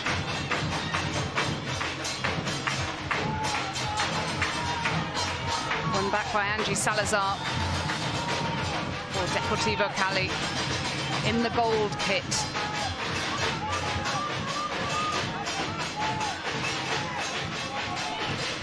Here's Luisa Agudelo, we've been waxing lyrical about. Going long, and that was not a bad idea, looking for a captain.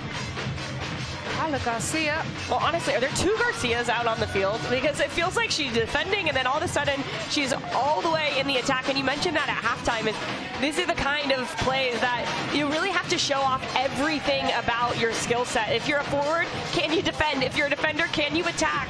And this is the reason why players, no matter what position you play, you love this 7-a-side game, because you get to show off every single facet of your game. And Garcia there was hoping that she could get a goal to boot. Yeah, she's a midfielder by trade, so she's loving this, and she has an engine. She really does. I'd like to know what she has for breakfast. Yeah, I need that. Will that help I need us that move tomorrow. like her? Yeah, I hope so. That's the plan. To get the translation app going again. Paños. Oh, there's a little pull back on Saldivar. She's really frustrated by that, and she got caught, I think. It's such a tender spot of your leg, right on your Achilles, and it looks like she just gets a cleat raked over top of her Achilles, and she's not happy.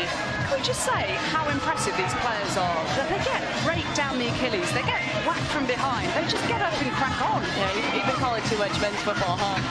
so true. I'm still not over that penalty earlier, honestly. Club America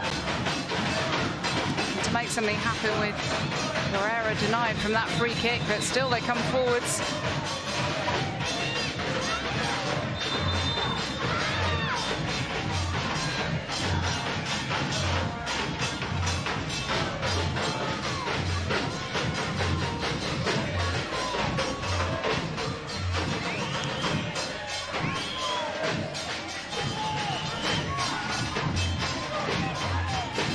Guerrero. And Paula Garcia there again as Guerrero clears upfield, but Okeke is there for Club America, away by Paños. Up towards Paula Garcia. Every other player is Paula Garcia. Oh, there she is again. Garcia again, my goodness. I mean, she wants to win. It is evident. Guerra with a lovely touch. Ooh, Aponza.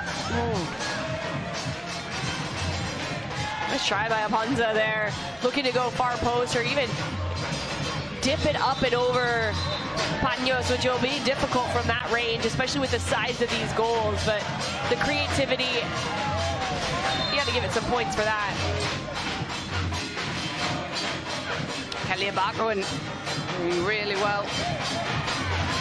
It's back with Camberos, and the free kick has been awarded to Deportivo Cali in the gold kit.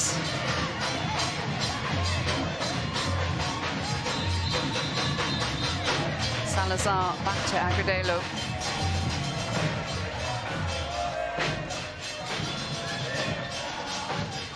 And Sandra Paños didn't get as much on that as she'd have liked, and Paula Garcia, well, she deserves a goal.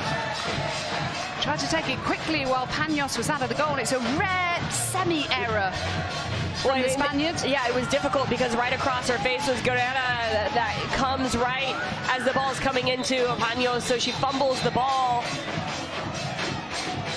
Then it ends up falling to who else but Garcia. Here's Guerrero trying to turn it. Ooh, long ball. There's two players up the field.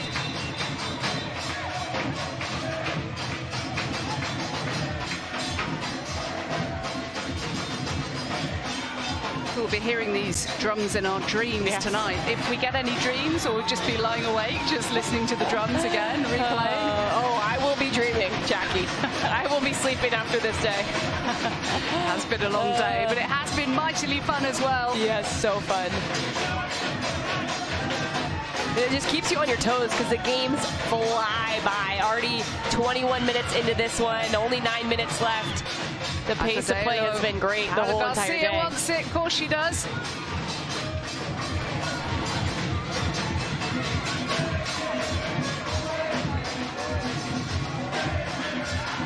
Kelly Bagoen battling away. Camberos. Here's Lubert. Hamza with some really important defending for Deportivo Cali. And there's a corner to the Mexican side.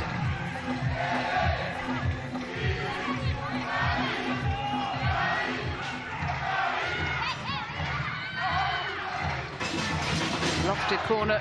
Oh, back to the danger area. Well, Agudelo was taking no chances with that. Oh. Bagoen just dallied on the ball a little too long there. Well, you got to expect a player on your back quickly in such a tight amount of space.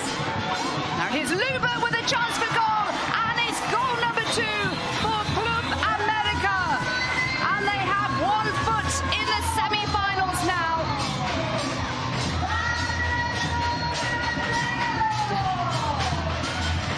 And it's opportunistic here as it comes off the win, off that transition moment, and then right down the other direction, it's Luber who takes a good separation touch.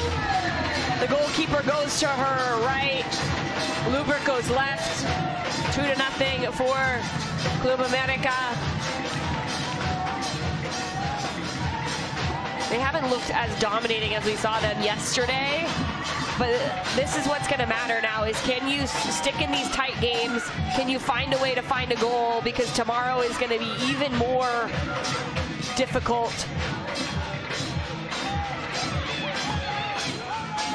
Well, they may be 2-0 up with 7 minutes to play, but a lot can happen in 7 minutes of 7-a-side football, as we've discovered in this tournament. With late drama, not least from Flamengo. I wonder, is the momentum with them? But then you could say the same about San Diego Wave or Tigres. They've all been really impressive in their own way. Agudelo. Great pass. Looking for Guerra. Oh, this is nicely done. Really well defended as well by Scarlett Camberos. And Sandra Paños. Just wise to it. I like that they're using Guerrera to come to the ball, create space there, but Deportivo Cali can't find that next player to step off for them.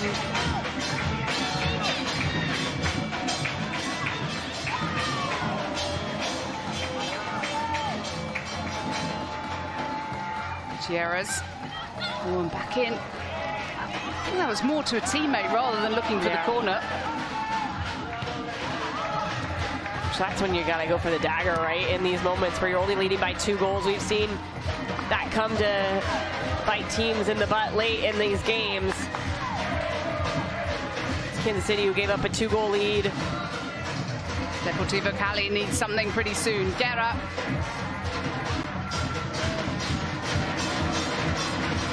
That's going to be a corner to the Colombian side as they try to get a foothold back in this game with 5.5 minutes remaining.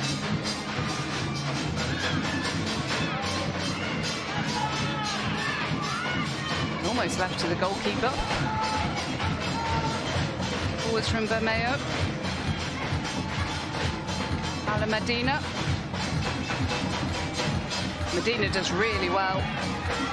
Running out of space. And she's got a free kick. And Gutierrez with the foul, but that's good patience there for Medina to just read the defender, post up, and then make the turn. It's a useless ball from Deportivo Cali. You need a goal. You can't be as careless. Just sending the ball into no man's land. Romeo's had some good moments. That wasn't one of them, but here's Guerra.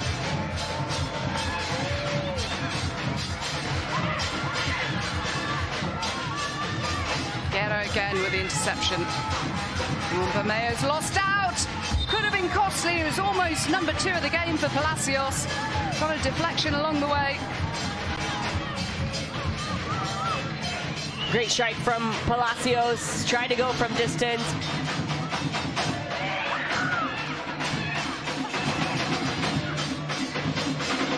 Camberos. Oh, really intelligent ball. Oh, she just maybe took a little too long. But it has been a difficult game for Zaldivar. It's been clip after clip for her.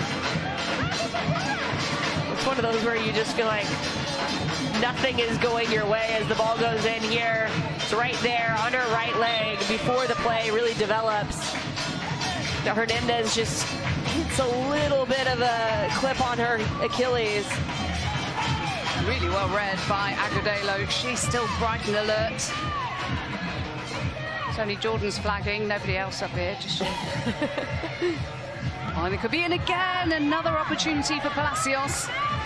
She's had a few in this game. She put the first one away really competently. And this is the first we've seen Kiki Palacios in this tournament, right? She didn't play yesterday. I don't feel like she featured in that first game earlier. Or she might have featured in the first game earlier. She did. Yeah. Paños. But that's why she looks so fresh. Didn't play yesterday. Has that little extra pep in her step today. Nice back heel from Guerrero. Ooh, yikes. That was a slightly late one by Lorena. I think the players would be getting a little bit fatigued towards the end of the night on the second day. As we've said, it has been a really long day with 2 games each after one yesterday. And desperation looks like it's setting in as well. As you just see some of these challenges from both teams. You're tired, you're reaching, puts you in precarious positions. And it's still really hot. Just gone 8 p.m. local time. The temperature still is really high here. Oh, absolutely fuming that they're on different wavelengths to each other.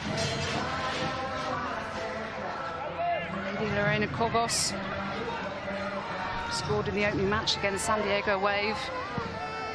And also a couple against Nacional last match. Guerrero, ball forwards. Oh, they could be in here. Oh, there's a miss kick. Wow. What an opportunity that was for Zaldivar. Yeah, Carnage got taken out, though. Absolutely steamrolled by Hernandez. Natalia Hernandez not in control of her body right here. Karach was just trying to 1-2 around her, play that little slipped ball into her forward. Ref deemed no advantage, so now we get a set piece from right outside the box. And Guerrero has a plan here. We're about to find out what it is. She's not telling us. And this would really settle it for Club America. 2-0 to the good with 2 minutes and 19 seconds remaining. Here is Guerrero. Charged down. Great block by Cobos, and she looked like she limping that one off if she blocks it at the outside of her ankle. Guerrero again.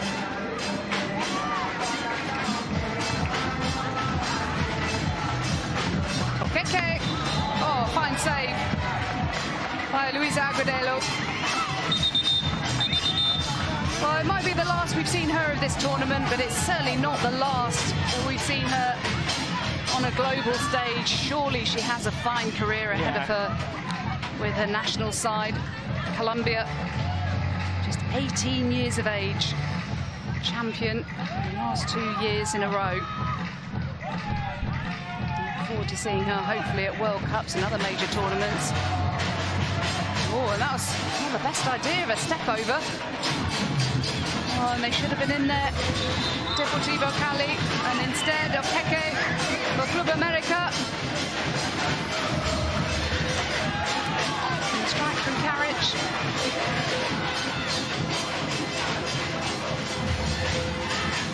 Just over a minute and a half remaining.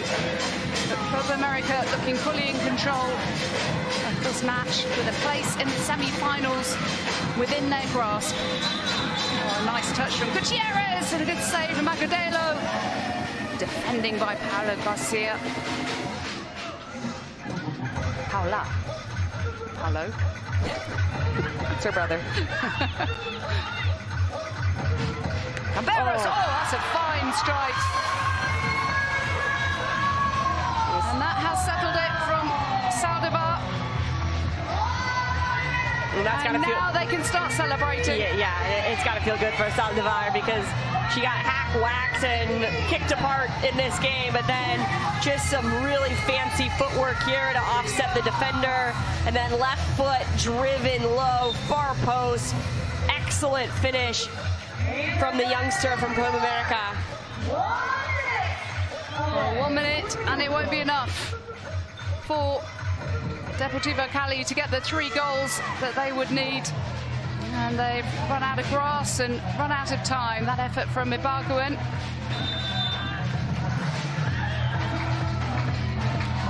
And it's not going to be a corner. Kelly Ibarguen absolutely fuming with that decision. The 23-year-old Colombian. He's had a good tournament. It's been really enjoyable to watch her play, and so many others too. But this is going to be Club America's day. And the Deportivo Cali supporters in front of us were momentarily silenced, but now they thought, oh well, we're just going to party anyway. It's been a great tournament for them. They've really enjoyed themselves. Their 3-1 defeat against San Diego Wave, and their 4-0 victory against Nacional was the highlight for them.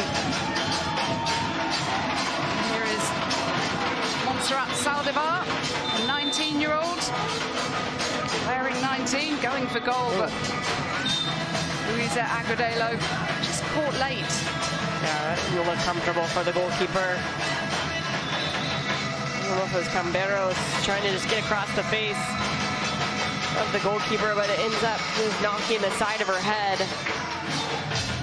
Brave by Agudelo.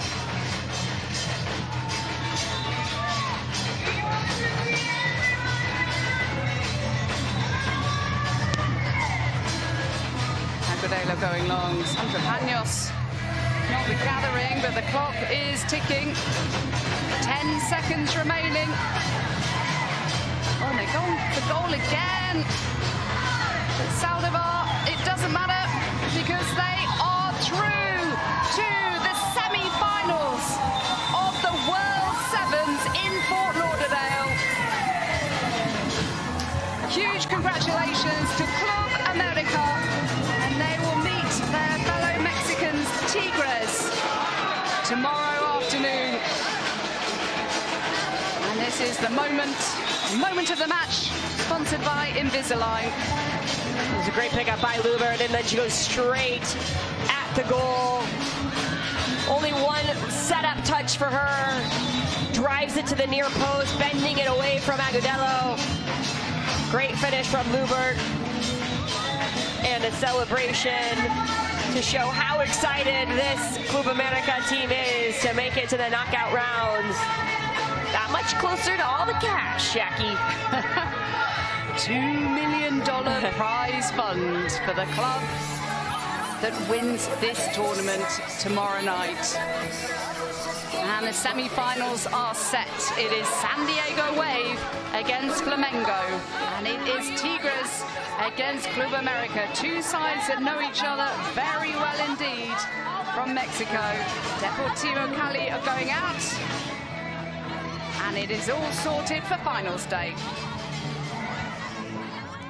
It was a must-win match, wasn't it? And they got the job done, Club America, with the 3-0 victory. So here you go. Group 2, here are the standings. San Diego Wave FC are top of the table, Club America second in the table. Those two teams will make it into tomorrow's semi-final. And let's just have a quick look at Group 1 as well to show you which teams are going through to the semi-finals, because it is going to be very competitive. San Diego Wave FC, of course, playing the runners-up in Group 1, which is Flamengo.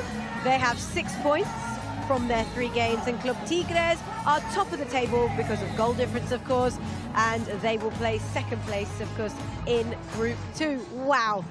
The standard has been brilliant, and the stage is now set for a fantastic day of action tomorrow, and we cannot wait to bring you our semi-finals. After this break, we will reflect on what we have seen today and what has been a magnificent day of football. We've loved every single moment, from the celebrations to the football on the pitch. They've loved every moment of it, and so have we. We'll see you straight after this.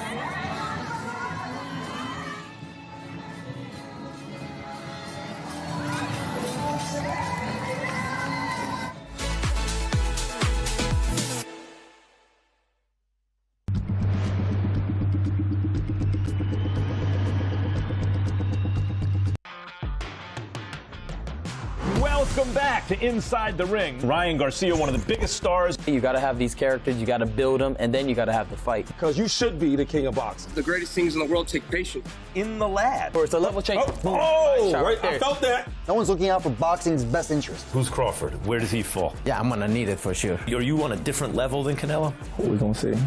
Inside the Ring. That's the name of this show.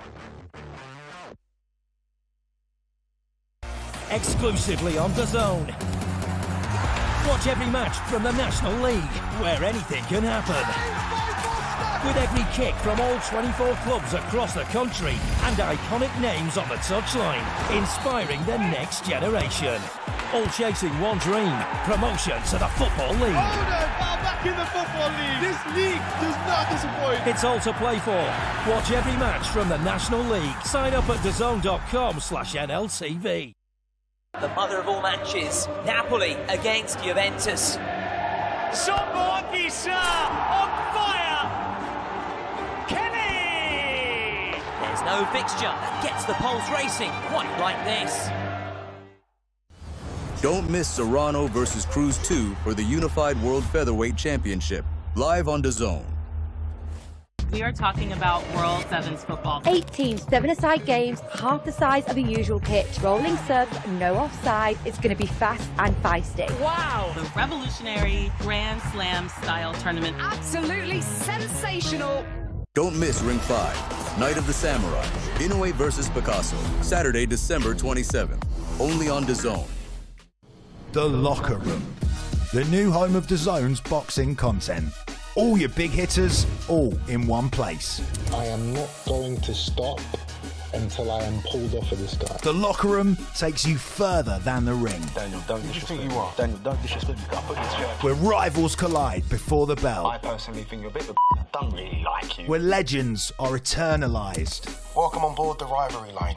And prospects rise. I do not want to be average. I fear being average. More exclusive content than ever before. Look at that blood. You remember what's coming. Welcome to Inside the Ring, boxing's official show of record. I'm your host, Max Keller. Where boxing lives, breathes, and never stops. I never thought being with Matchroom I'd be doing stuff like that.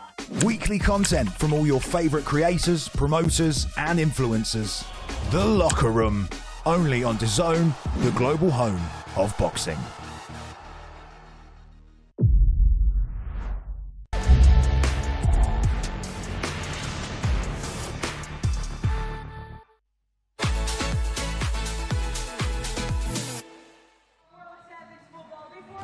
Another very exciting day at the Women's World Sevens here in Fort Lauderdale. Well, Tigres, they were on fire. They finished top of their group. They brought the flair, they brought the fun, they entertained us all. As for Flamengo, they were runners-up in their group, so they've booked their place, dancing their way into the semi-finals. San Diego Waves, weren't they just great from start to finish? I really enjoyed watching them, and they have loved every moment of it. And then we have just seen that Club America have booked the final spot in the semi-finals tomorrow, and that indeed is your final 4. What an exciting day it has been. We've loved every moment of it. I'm with my fabulous three here, Jen, Chelsea, Casey. Chelsea, lovely to see you. Have you been in commentary all day? You've been very, very busy, but how much have you enjoyed it? I've been in commentary all day, 8 games. It's been a long one, I will say, but I really enjoyed it just because I was able to see the different styles of play, seeing the NWSL teams really flourish and attacking those spaces and being proactive. And then you had the Latin American team, South American, being a bit more reactive, which that's where I think it hurt them at the end.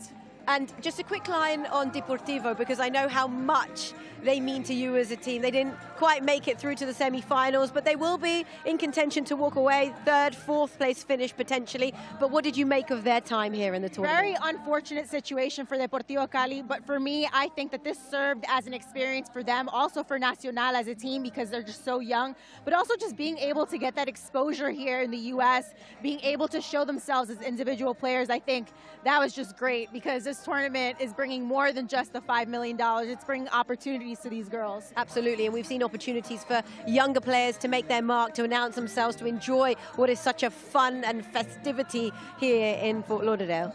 We absolutely have. I like seeing that mix of the veteran type players with the younger players, that they're able to have that kind of influence, which has been really nice, and to have that experience, just to be able to model that behavior, but also show that they belong. How nice is that to watch? Well, let's talk about Tigres, the team to beat, and they topped Group 1. Phenomenal. I think from start to finish, their goals have just stood out. And look, when you have a player like Maria Sanchez who has a left foot like that, and for me, she's just created almost every opportunity herself. Of course, you have the selfless runs that are being made around her in order to get that space, but it's just great little movement. And this as well from Tigres. Okay, that one wasn't Maria Sanchez, but it just goes to show the quality that they have across the board. They scored in every way, whether it's open play, individual brilliance, or that one set pieces. We talk about a lot how just important they are in football. They've been playing with so much confidence. And yeah, I mean, the Mexican teams were able to find their niche, shooting from outside the box. But also, let's remember that these Mexican teams are made up of American players that were born in the U.S. with Mexican parents. So they have the style that we grow up playing here, and they mix it with that Latin American style where it's been extremely successful. And I think the scary part about Tigres as well is the way that they're playing technically is great. We know that how they can possess, but now those finishing touches that they have, the efficiency has really made them look unstoppable. They're up against Club America. That is going to be some semi-final. Huge. We were just talking about it off air. They've just come off the back of a huge final that, of course, Tigres came away the winners in a 1-0 really close game, and what a final that looked like. But for that to be a showcase of a semi-final, all eyes need to be on that game. Come on, that's a huge head-to-head. That is going to be incredible. We are going to see, I mean, not blood on the field, but almost, basically, possibly, yes, almost. But they've been just as impressive, Club America. I think Scarlett Camberos got them off the mark in the tournament with an early goal, and again have showed their way when the most latest game now of why they're in the semi-final. And we're looking at the top goal scorers in this competition so far, so we're expecting goals galore.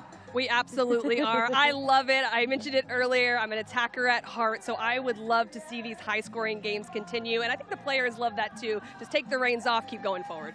Let's talk San Diego Wave. What have you made of them, with your former coach obviously managing them? Yeah, you know what? I think we've had some really fascinating interviews, whether it's been Jonas Eidevall coming over or Kenza Dali most recently. And what I love about both of those people coming in to talk about it is how much they've learned coming into this format of every single session and game that they finish, they're coming off with learnings and chatting about it between them. But for me, they started strong and have still grown into this tournament. And for me, it's always been the decision making in that final little third, the cutbacks and the spot on and getting numbers forward is what's been so key for them as a team. Are you impressed with how these teams and these players have adapted so well to this format? Of course, because it's a completely different format. 7v7 is not easy to play. As you know, it's 18 to 18 box to box. It's quick, reactive, and you have to be able to think on the fly. Whereas in 11v11, you have a little bit more time and leniency on being able to just relax. But 7v7, you make one mistake and that can cost you a goal at any second. And to that point, how are they going to grow within the tournament? Who adapts quicker? Who makes the adjustments quicker as well is something that's going to be critical as they go through. I've loved seeing that, another outfielder coming on and taking replace of a goalkeeper just to change that dynamic, push players forward. even from a goal kick, sort of that tactical adjustment, sending everyone on the perimeter of the pitch almost to play through centrally and then get numbers centrally. I think the way teams have adapted and really thought about it tactically has been so clear to see, so can't wait for the knockout stages. And it's not just a battle of players, but it's also a battle of coaches on how they set up their team and what they tell them, the tactics. So you can really tell the difference between a very experienced coach and a risk taker, between someone that's a little bit more calm and collective and, you know what, let's just play it safe. Let's put 4 in the back and let's just hold it down like that. And actually being willing as a coach to actually think of another plan. It's not just plan A, it's plan B, C, plan D sometimes. Perhaps not the way they would usually go about things. 100%, and the beauty of that, Simo, is you don't have the time to really figure it out. Yeah. It's such short spells of play, 50 minutes each side. And what I think it was Jonas that came up to me and said, you know, we expected lots of goals and they're the one that had the 0-0. Yes. So I think he had talked about it on a more defensive standpoint. But you can do that for so long, but it comes to golden goal, PKs, it's all going to come thick and fast. So. Okay, well, let's have a look at the fixtures then. This is your lineup for Sunday. You will not want to move from your televisions. You will want to stay exactly there, or come and join us here in Fort Lauderdale if you can. So here we go. Semi-final 1 at 11:30 will be Club Tigres against Club America. Semi-final 2 will be San Diego Wave FC against Flamengo. And then, of course, there's a third place playoff, and that will take place at 3 o'clock. And then the grand final at 4:30. And remember, every single team in this tournament walks away with something, which monetary-wise, which is absolutely important. And of course, if that's not enough football for you, then here you go. We've got a feast of football for you. European, La Liga Femenina, Serie A, Premier Liga, and the Frauen Bundesliga. I mean, that's enough football to keep us all going, right? So final thoughts before we say goodnight and we gear up for tomorrow. Favorite moment of today, if there is one? Do you know what? I'm thinking of a favourite moment and wondering if it was today. There's been so many, so many games.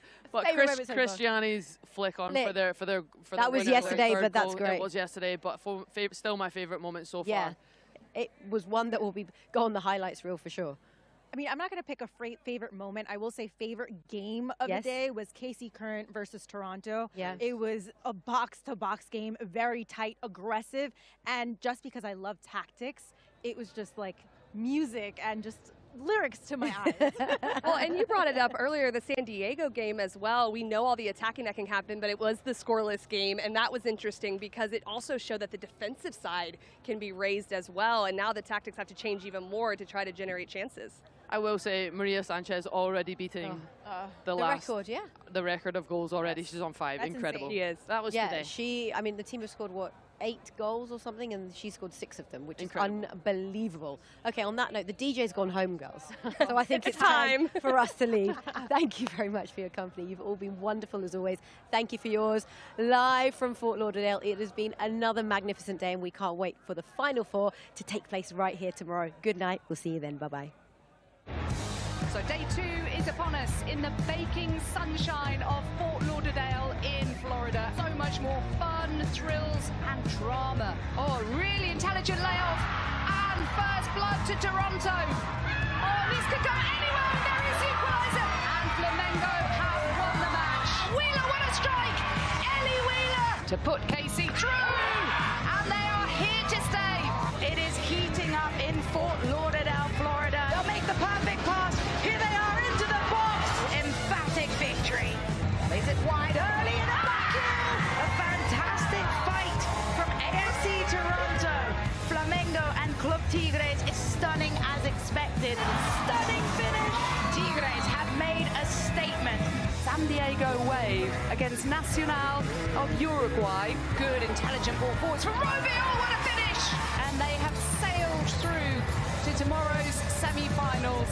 Who will be here on finals day tomorrow? Here come Club America looking to score first, and they do. The Mexicans in front against the Colombians. They are through to the semi-finals of the World Sevens in Fort Lauderdale.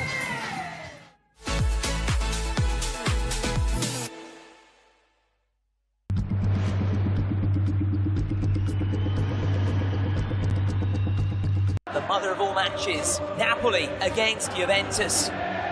Somboakisa on fire! Kenny! There's no no fixture that gets the pulse racing quite like this. Welcome back to Inside the Ring. Ryan Garcia, one of the biggest stars. You got to have these characters, you got to build them, and then you got to have the fight. Because you should be the king of boxing. The greatest things in the world take patience. In the lab. Or it's a level change. Right, I felt that. No one's looking out for boxing's best interest. Who's Crawford? Where does he fall? Yeah, I'm going to need it for sure. Are you on a different level than Canelo? We're going to see. Inside the Ring. That's the name of this show. Exclusively on DAZN. Watch every match from the National League, where anything can happen. With every kick from all 24 clubs across the country and iconic names on the touchline, inspiring the next generation. All chasing one dream, promotion to the Football League. Back in the Football League. This league does not disappoint. It's all to play for. Watch every match from the National League. Sign up at DAZN.com/NLTV. Don't miss Ring 5, Night of the Samurai, Inoue versus Picasso, Saturday, December 27th, only on DAZN. The Locker Room, the new home of DAZN's boxing content. All your big hitters, all in one place.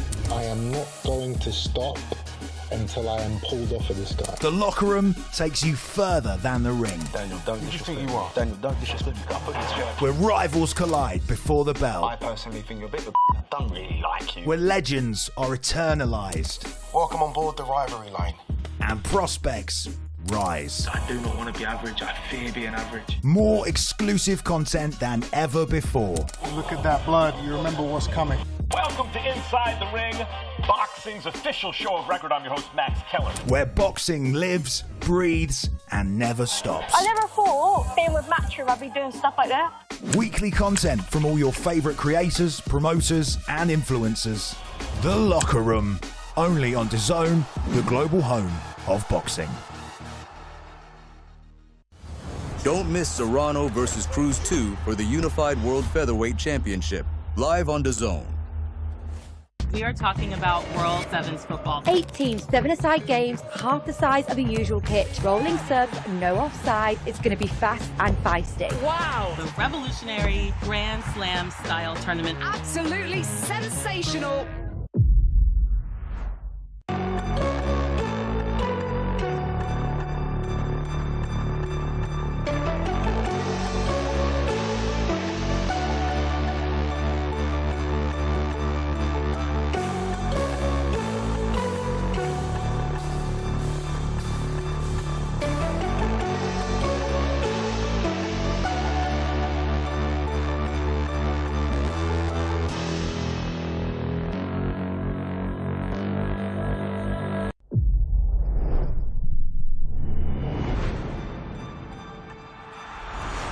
Don't miss the biggest nights in MMA.